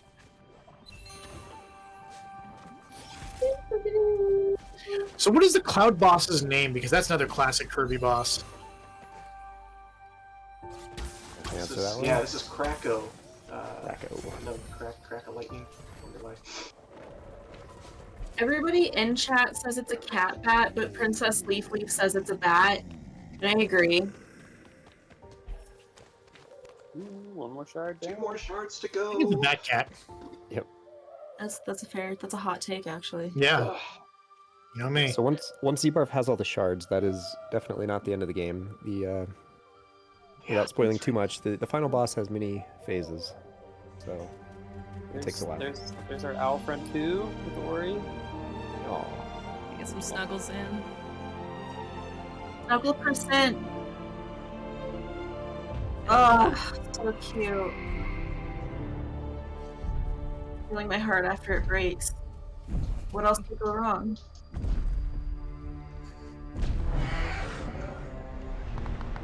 Danger bones. That's what could go wrong. Oh god. No. Little bit of Ori lore and I guess a spoiler for the first game, but your kind of big enemy in the first game is this owl. I forget the owl's name. What's the owl's name? Kuro? Kuro? I think. I have no idea. I've forgotten. Kind of your like enemy throughout the game, but then at the end you realize, she was just protecting her babies from like the light of the forest, and just like, but then she like sacrifices herself to save the forest, and one of her eggs like survives, and that's Ku here, who's her friend. Yeah, that's the additional tragedy. Yes. Can't just be a wholesome game. No, and there'll be more tragedy. Always more. Always more. Speaking of tragedy, Samson just barfed. Oh no! That is a tragedy. Speaking of, I'm sorry, that's so funny. it's really funny. Poor guy.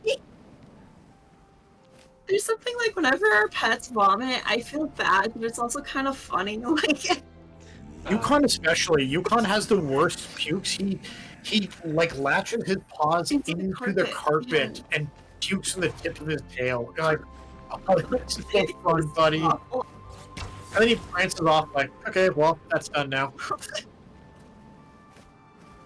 Samson's notorious for the silent barf, where you have no idea that he barfed until you find it. Yeah. Find it with your foot. Superpower. Yeah. He won't look at me. Who knows? Alright. We're finding vomit. Peppermint Palace. This is with your candy feet and thoughts constellation. on. Yep. Favorite. Mr. Yukon, who's staring at us right now. He's just a little guy too. Oh, so many little guys. Oh. Really great comment from Greg here in the chat. Greg Tanaka, that's the funniest goddamn thing.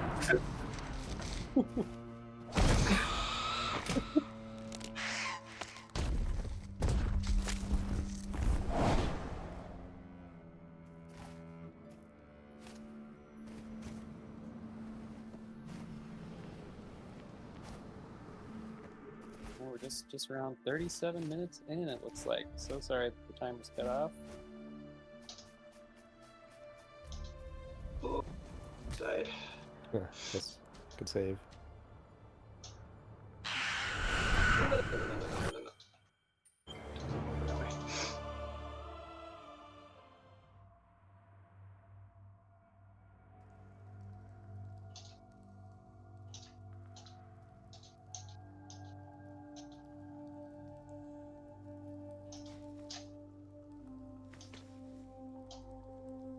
I had a question for Runchler.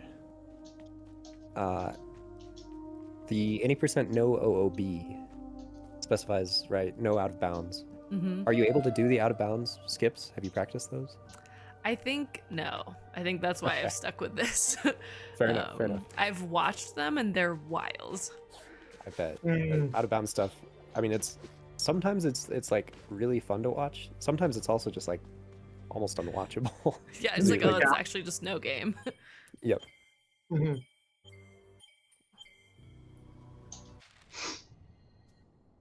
All right.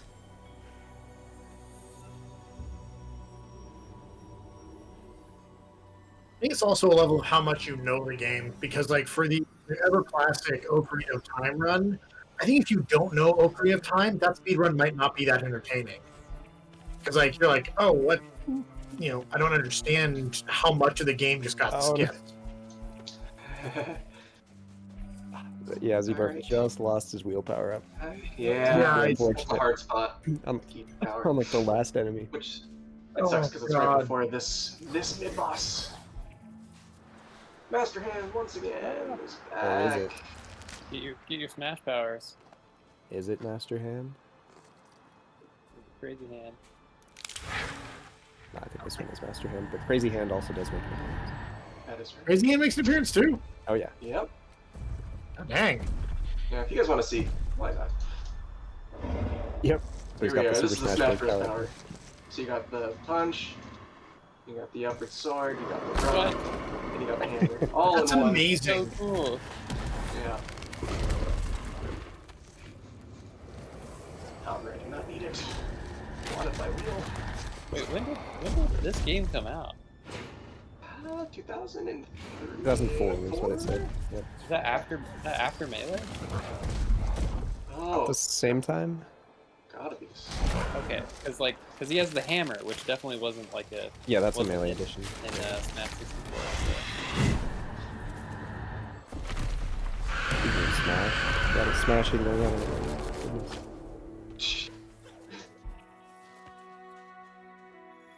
Why is everything in Ori so violently sharp? Yeah, right. Lots of pokey things.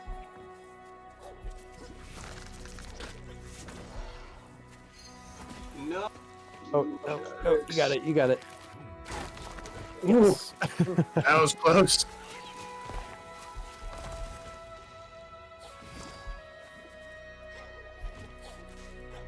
One question I had about Kirby is, this is something that's like perpetually a problem in Smash Bros. With Kirby, is like when you swallow and you're on a platform, you kind of go down through the platform. Are you protected against that relatively in this game? Sorry, I saw it one more time. Yeah, maybe when I'm not. That was a really stressful time to ask you that. I'm sorry. No, that's all good. When you have something in your mouth and you like press down to swallow, if you're on a platform which you can also like go down through, are you protected against that? Like, does it reliably do the swallow on the platform? Sorry, I can't concentrate. My All good, brain all good. is I'll let you focus. going too far. When I swallow on a platform.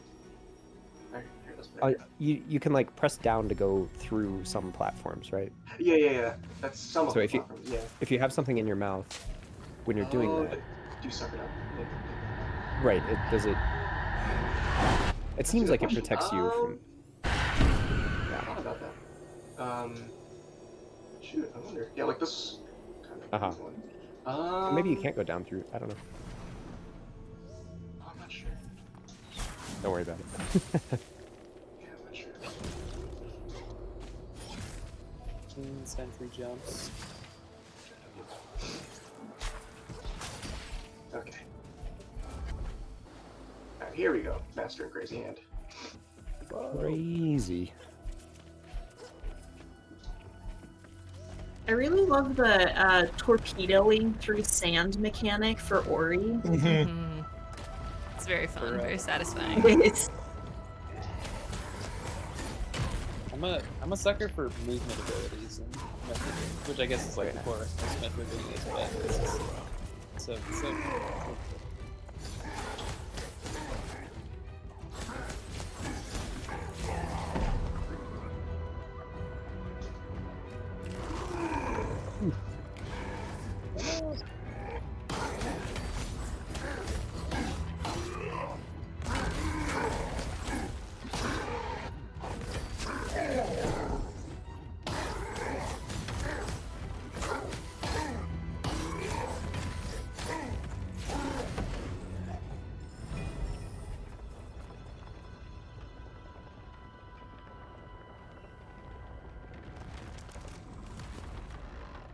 So Z-Bar, if your preferred power up for this fight is it rock or the wheel? Yeah. I start with fire, but if I can catch one of these guys doing the rock move right here, obviously you can take the rock power, and that's extra quick. But Yeah, I can see rock being super useful against these guys, against these jabronis. The rocks. Really there we go. Nice, you got it. Let's see if Yeah, I do. they're just super powerful. And then Just melt them. most, if not all, the bosses and mid bosses have multiple hitboxes, so the rock just plows through each hitbox, and you just get multiple hits on enemies really, really quickly. Other ones, you might just hit one layer, of the enemy's hitbox. Just takes longer. So rock's really good in a few instances.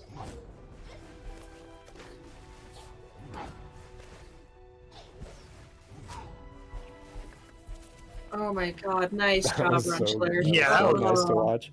That was beautiful. God, I hated that section so much. Yeah, the rest of this run is kind of just a grind through each of these hearts in this Yeah. tree. Yeah, dude, you are killing it. I'm glad it's you driving, not me. We're a wee bit behind, so we'll see. We'll see how quickly we can move through these.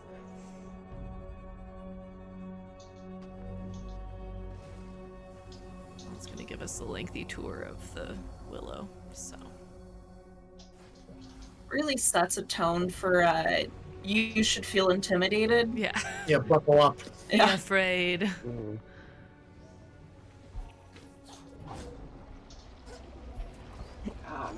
Let's try and take it easy. Yeah, if my power hits either spikes or fire, it just like explodes. There's no chance of getting it back. Oh, jeez. Yeah, if you ever see spikes on screen, I try to take it a little more careful around those, but yeah, this level introduces the sliding mechanic, like sliding physics. Love an ice level. Yeah. Yasmin DM knows a lot about ice levels from trying to speedrun Super Meat Boy, it sounds like. God damn it, dude. Like, they weren't officially ice levels, they just all felt like ice levels. You can back me up on this, right, Swaggles? Like, it feels like so slippery. Yeah, that game is a wild ride. A wild, sloppy ride. Sloppy is a really good way to put that.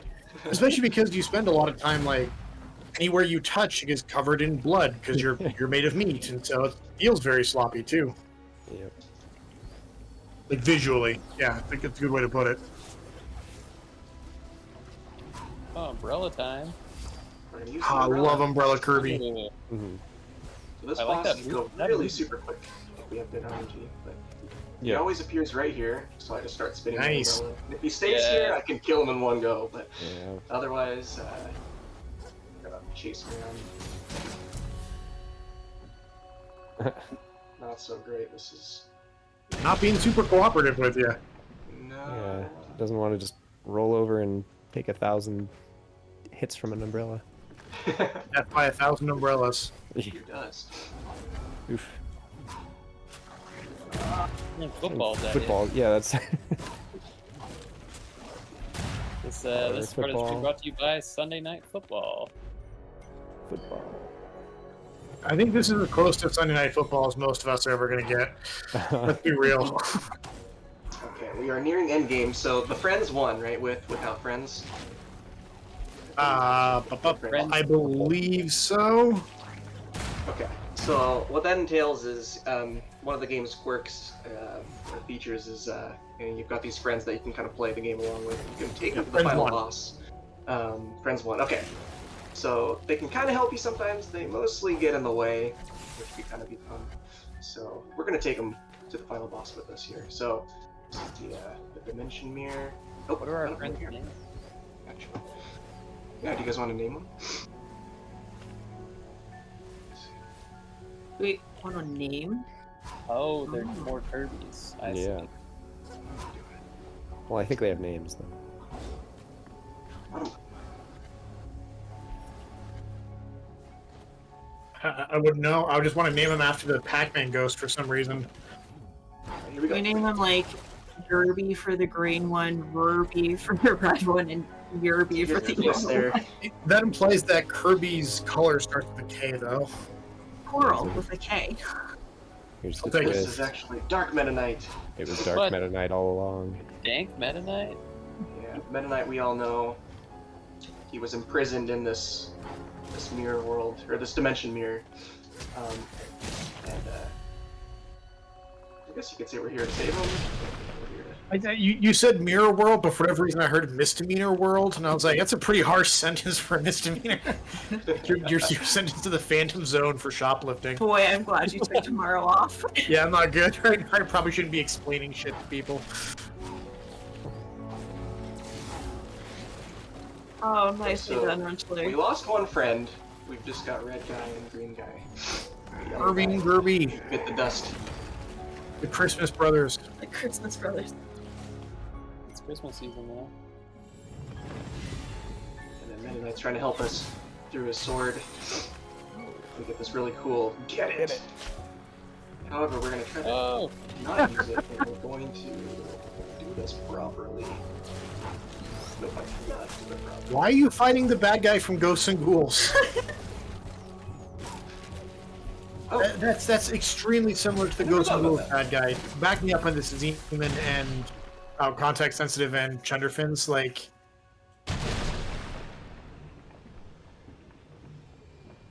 Yeah.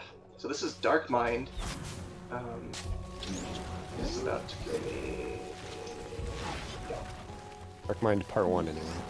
Dark Mind Part Get it.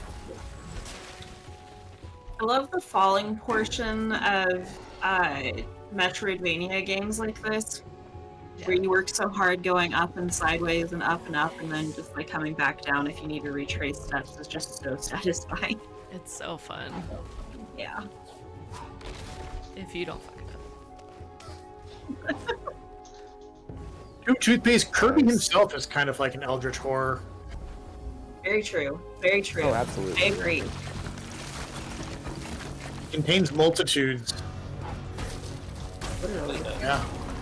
One up is crucial. Yeah. So ideally, I'm trying to take that sword, have it float around here, and have a power, and suck them up both at the same time, so I can once again do the mixed wheel.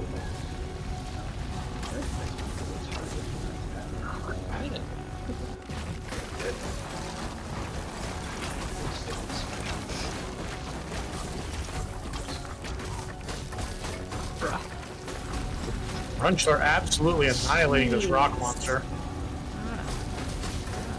Quite. It looks like you're pretty much systematically taking it apart. As Let the amateurs believe what we believe. Yeah, I don't know any better. You can be like, you have to take an intentional death here. It actually makes it faster. I just got I would say, yeah, you know what? You know that what the hell you're talking about. Yeah.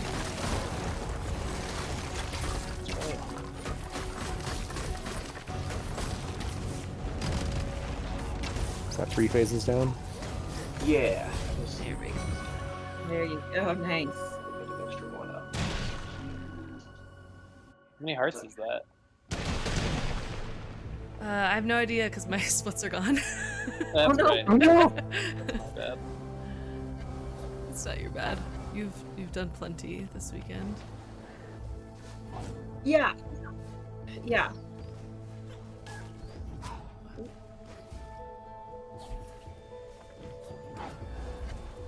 I want to say it was 5 or 6 based on That's what I was trying to do the first time.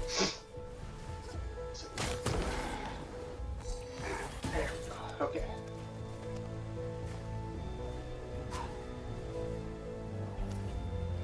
The easiest heart right here. Just on the way to the other ones.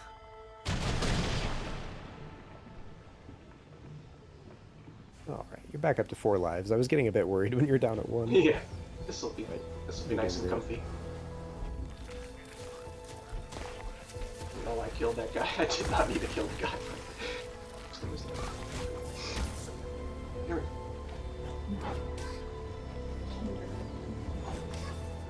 Sees this guy.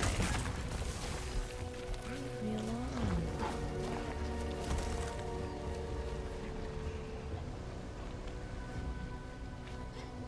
So right now, I'm trying to suck up one of his green stars that he throws out, which will give us the mix wheel.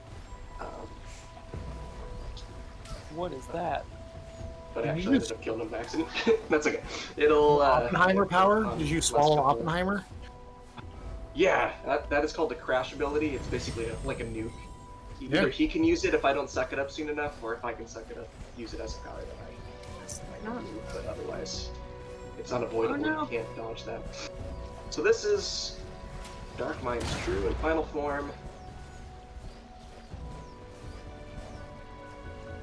Ah. Nice. Clean. Another heart down.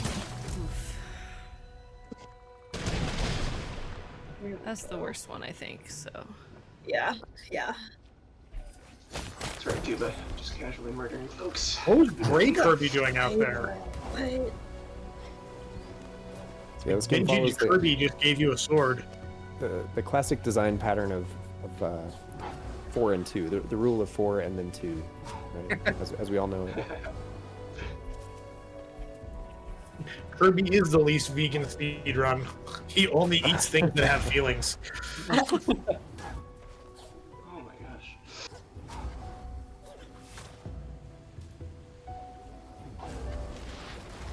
Oh man, I tried to dodge that and I just jumped right into it.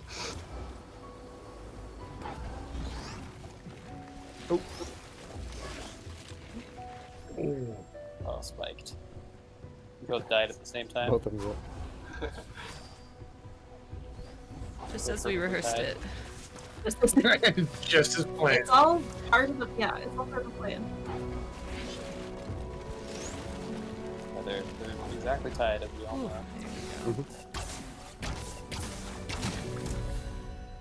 Nice. Yeah, they're both right at 55 minutes right now. Oh, crap. Nice. You never would have guessed. They practiced it to be like this. We just got the boss. All right, we're almost there. We're both at our final bosses. Is that right? Mm-hmm. Heck yeah, that's really awesome. Yes.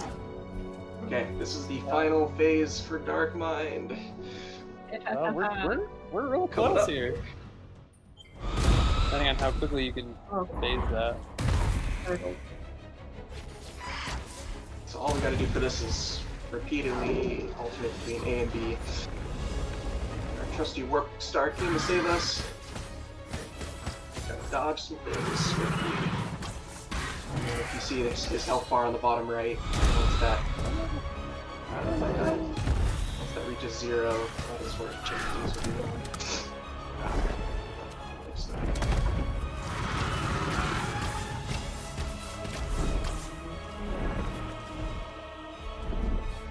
Pretty close here. Yeah. Very close. This Ori boss phases out quite a bit though, so. I see. Yeah, we'll see. That might end up being the deciding factor. Is just the boss not letting you fight them. Here we go. Here we go. Nice check, please. Oh, nice. Settle in, because this could be a moment, depending on how this goes. And there's a very slow crawl at the end, for anyone who's played this, if you recall. Yes, there is. So we got a few minutes. Bad. Yes.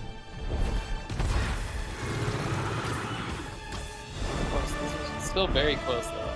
Glad you suggested this. Congratulations. The difference of 80 minutes in a 55 to 60 minute speedrun is nothing.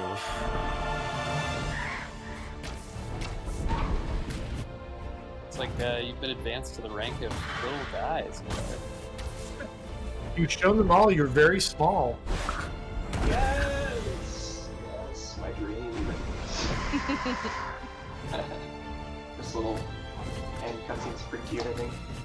Basically just says, the Kirby's once again saved the world, kind of saved the day, but still kind of be wary that there's going to be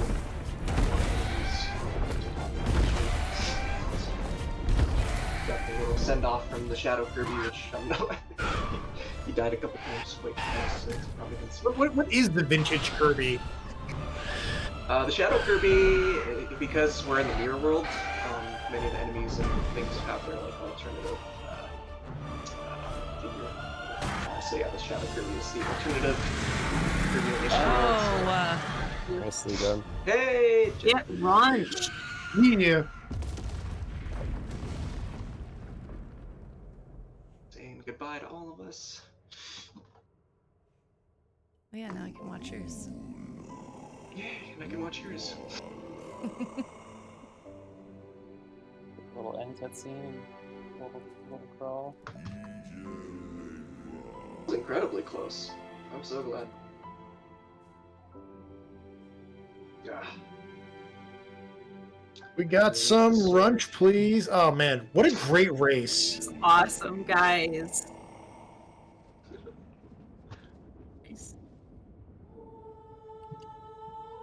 I always love it when we get two games that are nothing alike, and they tend up being really close. Yeah, that worked beautifully. Indeed.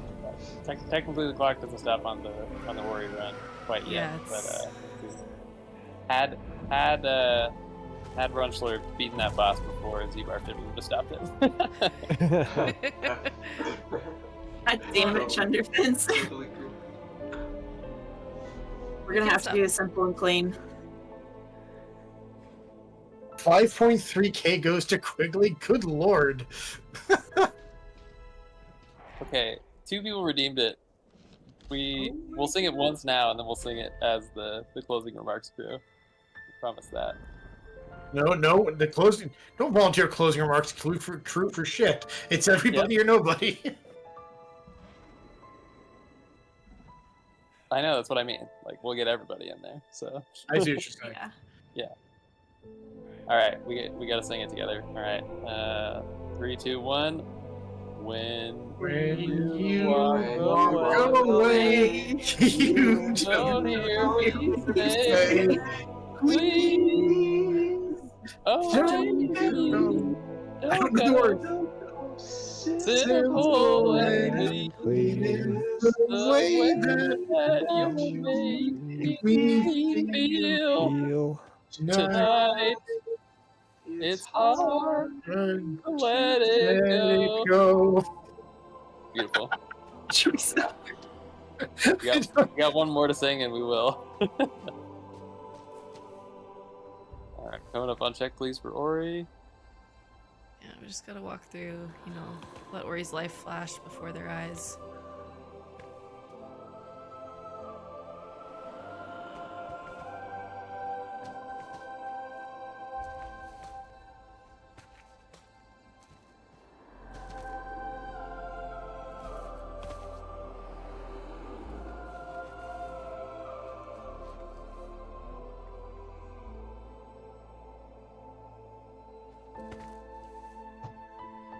There we go. Please, for real this time. That's right. Tears, please. Tears, please. Tears, please. Oh. Everyone play Ori 2. Everyone play Kirby. Congrats to whoever won the signed Z-Barf copy of Kirby as well. Good stuff. Thanks, y'all, for doing this silly little race.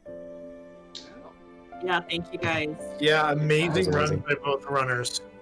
Runchler, good job. As I got to say. make it really fun now. Sorry, I need more emphasis on the question mark. Good job. Yeah. There you go. Yeah, there we go. Thank you guys all for watching and donating and Couch for commentating. Yeah. Of lovely course. Couch. Yeah, absolutely. Happy to be here. Are you guys anything? Mm-hmm. All right. Hop on over to back to my computer and get us into the prize raffle and then the closing remarks. So Oh yeah. Perfect. Give me a second. We're gonna be here for a moment, so feel free to vamp. We do have $10 from a little guy that just says shout outs to these little guys going on big adventures. Thank you, little guy. Thank you for the donation.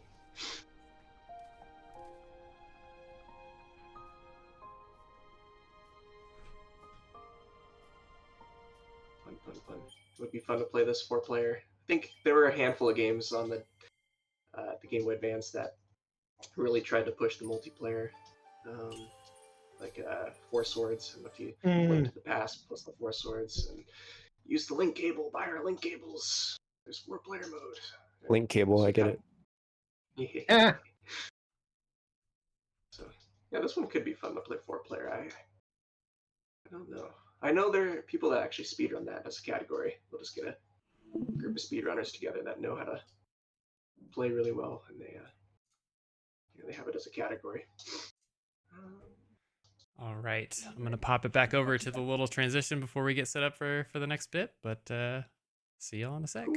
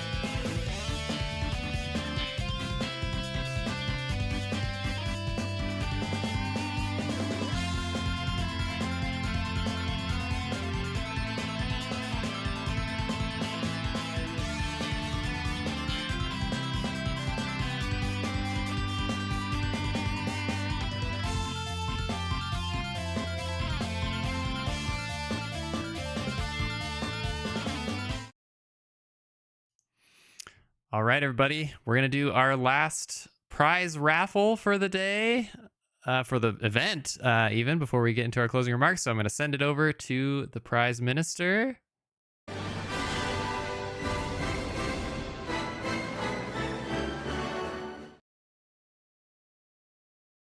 Hello, everyone.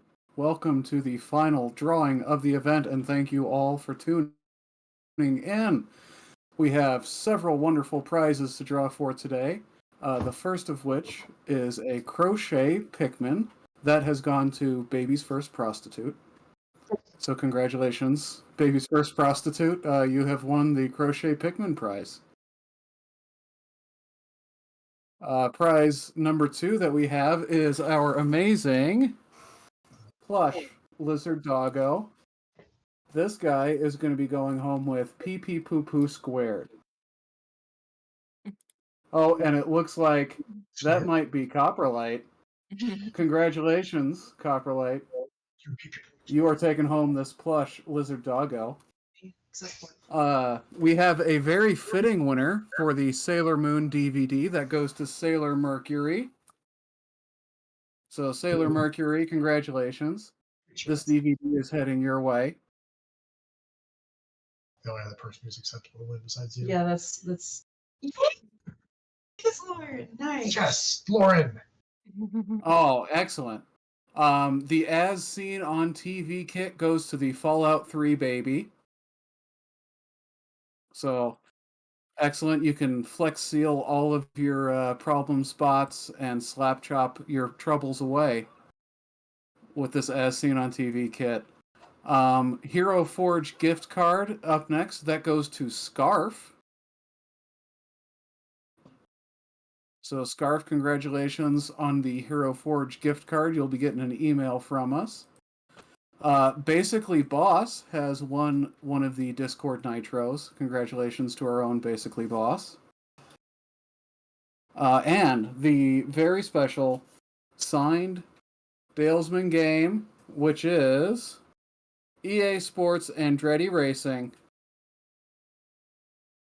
goes to Kirby is King.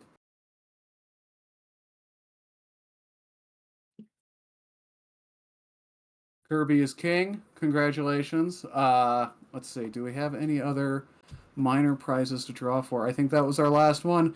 And I have not drawn the grand prize yet. So, drum roll. We have Dr. Molly Kuehl is the winner of today's grand prize, which is a Check Please 5 cutting board. Congratulations, Dr. Molly Kuehl. So that is it for prizes today. Thank you, everyone who donated, and thank you all for tuning in. I am going to turn it back over to the bag of takeout, and we can get with the rest of the closing ceremonies.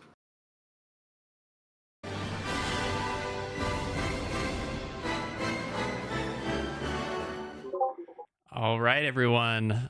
That was our prize minister. Huge shout out to the democratically elected prize minister for all those amazing prizes, for wearing that costume, I think, all day yesterday. Was that right? You're still on here. You can tell us.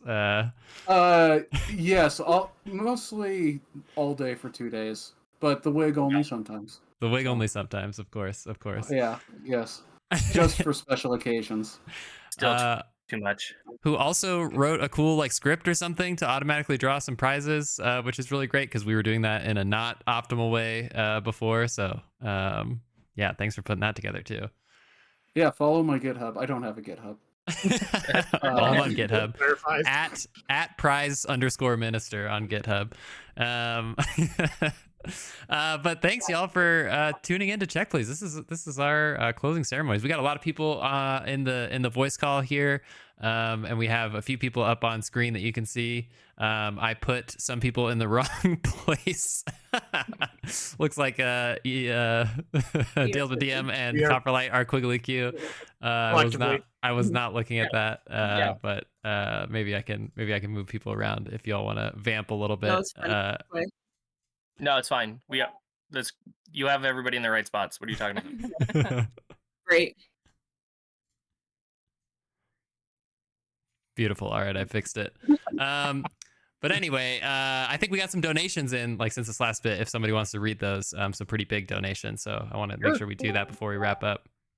I'll jump in on that. So we got $312.54 from Kirby is King that just said, "Told Holy y'all Kirby was king." We have from 50 we have $50.50 saying exactly $5,050.50. And then finally we have Check Please Fan 64 donating $25 saying, "Great stream, great weekend, great cause. Good job, everyone." I absolutely echo all of those statements.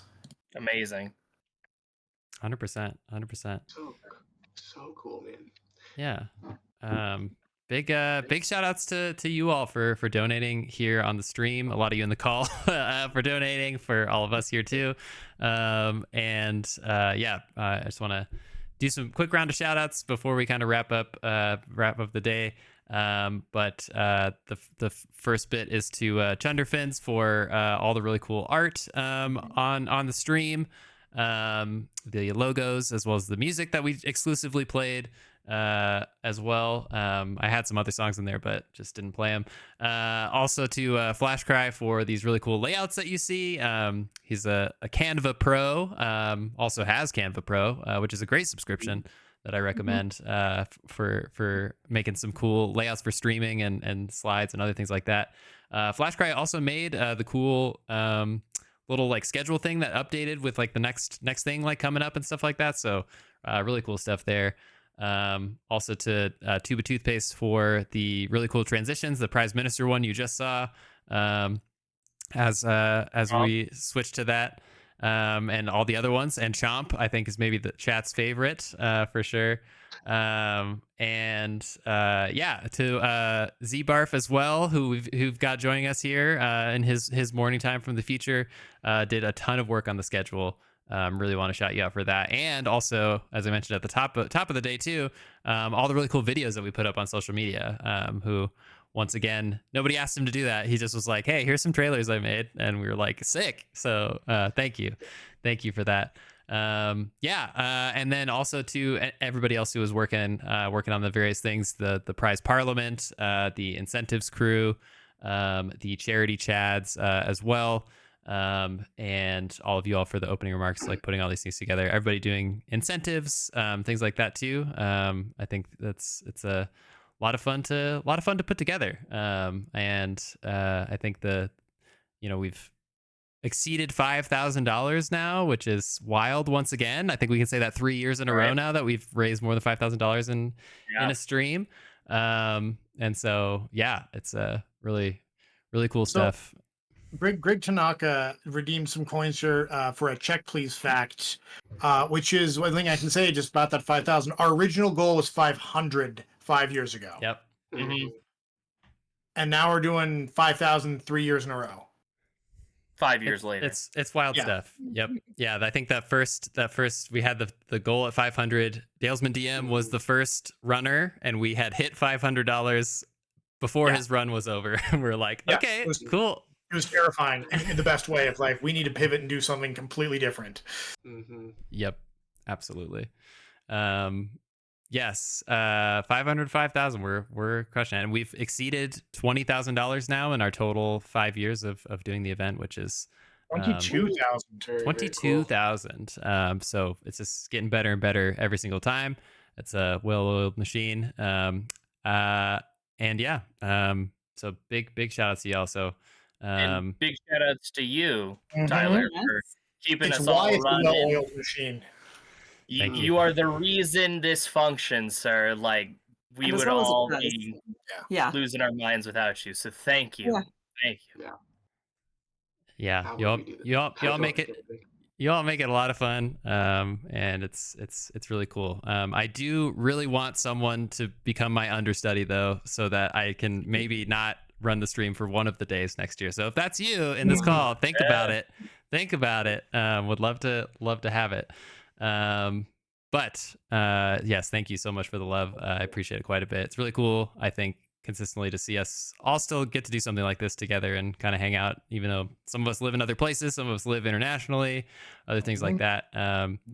We still kind of come together and do this. So before I think we have to sing Simple and Clean. That's like one thing that we have to do as a group, which I feel like can be maybe our closer for this. But does anybody have any like highlights or things they want to share? Anybody from the couch or anything like that? Yeah, I do also want to say like a extra special shout out again to Emily from Girls Who Code. Yes. Super awesome that we were able to get in contact with you to have someone to like interview. I'm sorry I couldn't meet you, but you seem like an absolutely an incredible person who really found their calling. So thank you. Yeah, she was awesome. She was amazing. Like everything about working with this charity, near and dear to my heart, was awesome to see, and we're doing great things. And just that quote she had, the "do good work with good people," and it's like that's such a good line. Yeah. Like, Yeah, thanks for sharing a little bit of your light. We love it. We love it. Any other words for the group? I have a semi self plug. Oh, excuse me. I guess you lost one camera, so everyone's mangled now. Oh no. I will be part of a showcase of Rocket League in AGDQ in a couple of months. So the community is coming together to put together a never before seen challenge map that will be speedrun for that. nice. Check it out. Hell yeah. Make sure to post the link for us so we know. Please do. Wait, as the main like map maker in Rocket League, as far as I know, are you going to make this never before seen challenge map? It's a community effort. It's going to be like 10 people working on it. Oh, cool. So it'll be pretty sweet. That's really exciting. Cool stuff. Well, I did mention before that we hit our ultimate incentive. So I did want to quickly reveal what that was, but I think Oliver Prizewell, you might want to be the one to kind of tell everybody what's going on. Oh. You're muted still? Our ultimate incentive, which was, so we hit our ultimate goal of over $4,444.44. Was there another incentive? Sorry, I'm a little taken aback. Remember, it's the thing that everybody gets now because we hit the ultimate incentive? Yes. So, yes, since we have hit our ultimate goal, thank you for the refresher. Sorry, I'm a little out of it. Everyone who has participated in Check Please gets a Check Please 5 water bottle. Oh. Courtesy of our Dalesman Chusk. So you can thank him for kind of getting the design put in and getting the water bottle order all set up. So all participants will get one of these. We'll have a few extras depending on how many we pass out to participants, and we'll do another drawing after for non-Dalesmen who have donated. So any non-Dalesmen, if you've donated across the event and you're not a participant, you'll probably get a water bottle. Yeah. I'm hoping. Yeah, you probably will. Honestly. I'm hoping those journey people that came in. Oh yeah, absolutely. They were awesome. I'll also provide a little tutorial on how to open them because I didn't know. You'll see there's this little red thing on the back, and you actually have to go and unscrew it part of the way to line up this little guy with the red thing, and then it seems like it would just all fall out, but it actually just works. So my wife had to show me that. Guy? It's just a little guy. Just a little guy. Yes. Big shout outs to Chusk, who couldn't join on here with us at this point, but who made these things, and they're super cool. We're really excited to pass these out to everybody. So even if you live afar, you'll still receive a water bottle. So even you, Z-Barf, we're gonna get one to you. So I think Flash Cry Samurai, who's in town, you can see the Prince of Prizes who might have one for you before you head out as well tomorrow. So anyway, yeah, excited to pass that off. I think we just have one more thing to do, and that's sing ourselves off the stage before we maybe raid somebody. So Somebody want to count us in? I think it should be Z-Bar, shouldn't it? I think you're right. Lad. Oh man. We just go 5, 4, 3, 2, 1, go. It's year 5. Oh, yeah. All right. Check please for 5. Check please 5 in 5, 4, 3, 2, 1.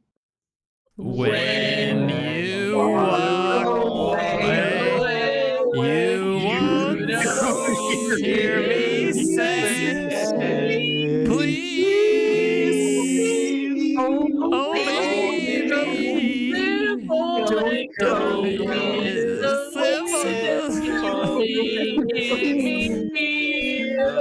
Tonight, it's hard to let go. God, if you're so killed me after that. Yeah, hopefully that drove everybody out of our chat. Beautiful. Yeah. So, thank you Look, all. we're gonna get a DMC claim right now. That's right. That's where it is. Now's the best time. Now that we're done. Thank you all again so much. I'm just peeking at some other chat stuff. We've raised $22,738.66 in our event over these 5 years. We hope to see you back next year. We're gonna send it back out of here and find somebody to raid. So, bye everybody. Bye. I love you all. Thank you. Love you.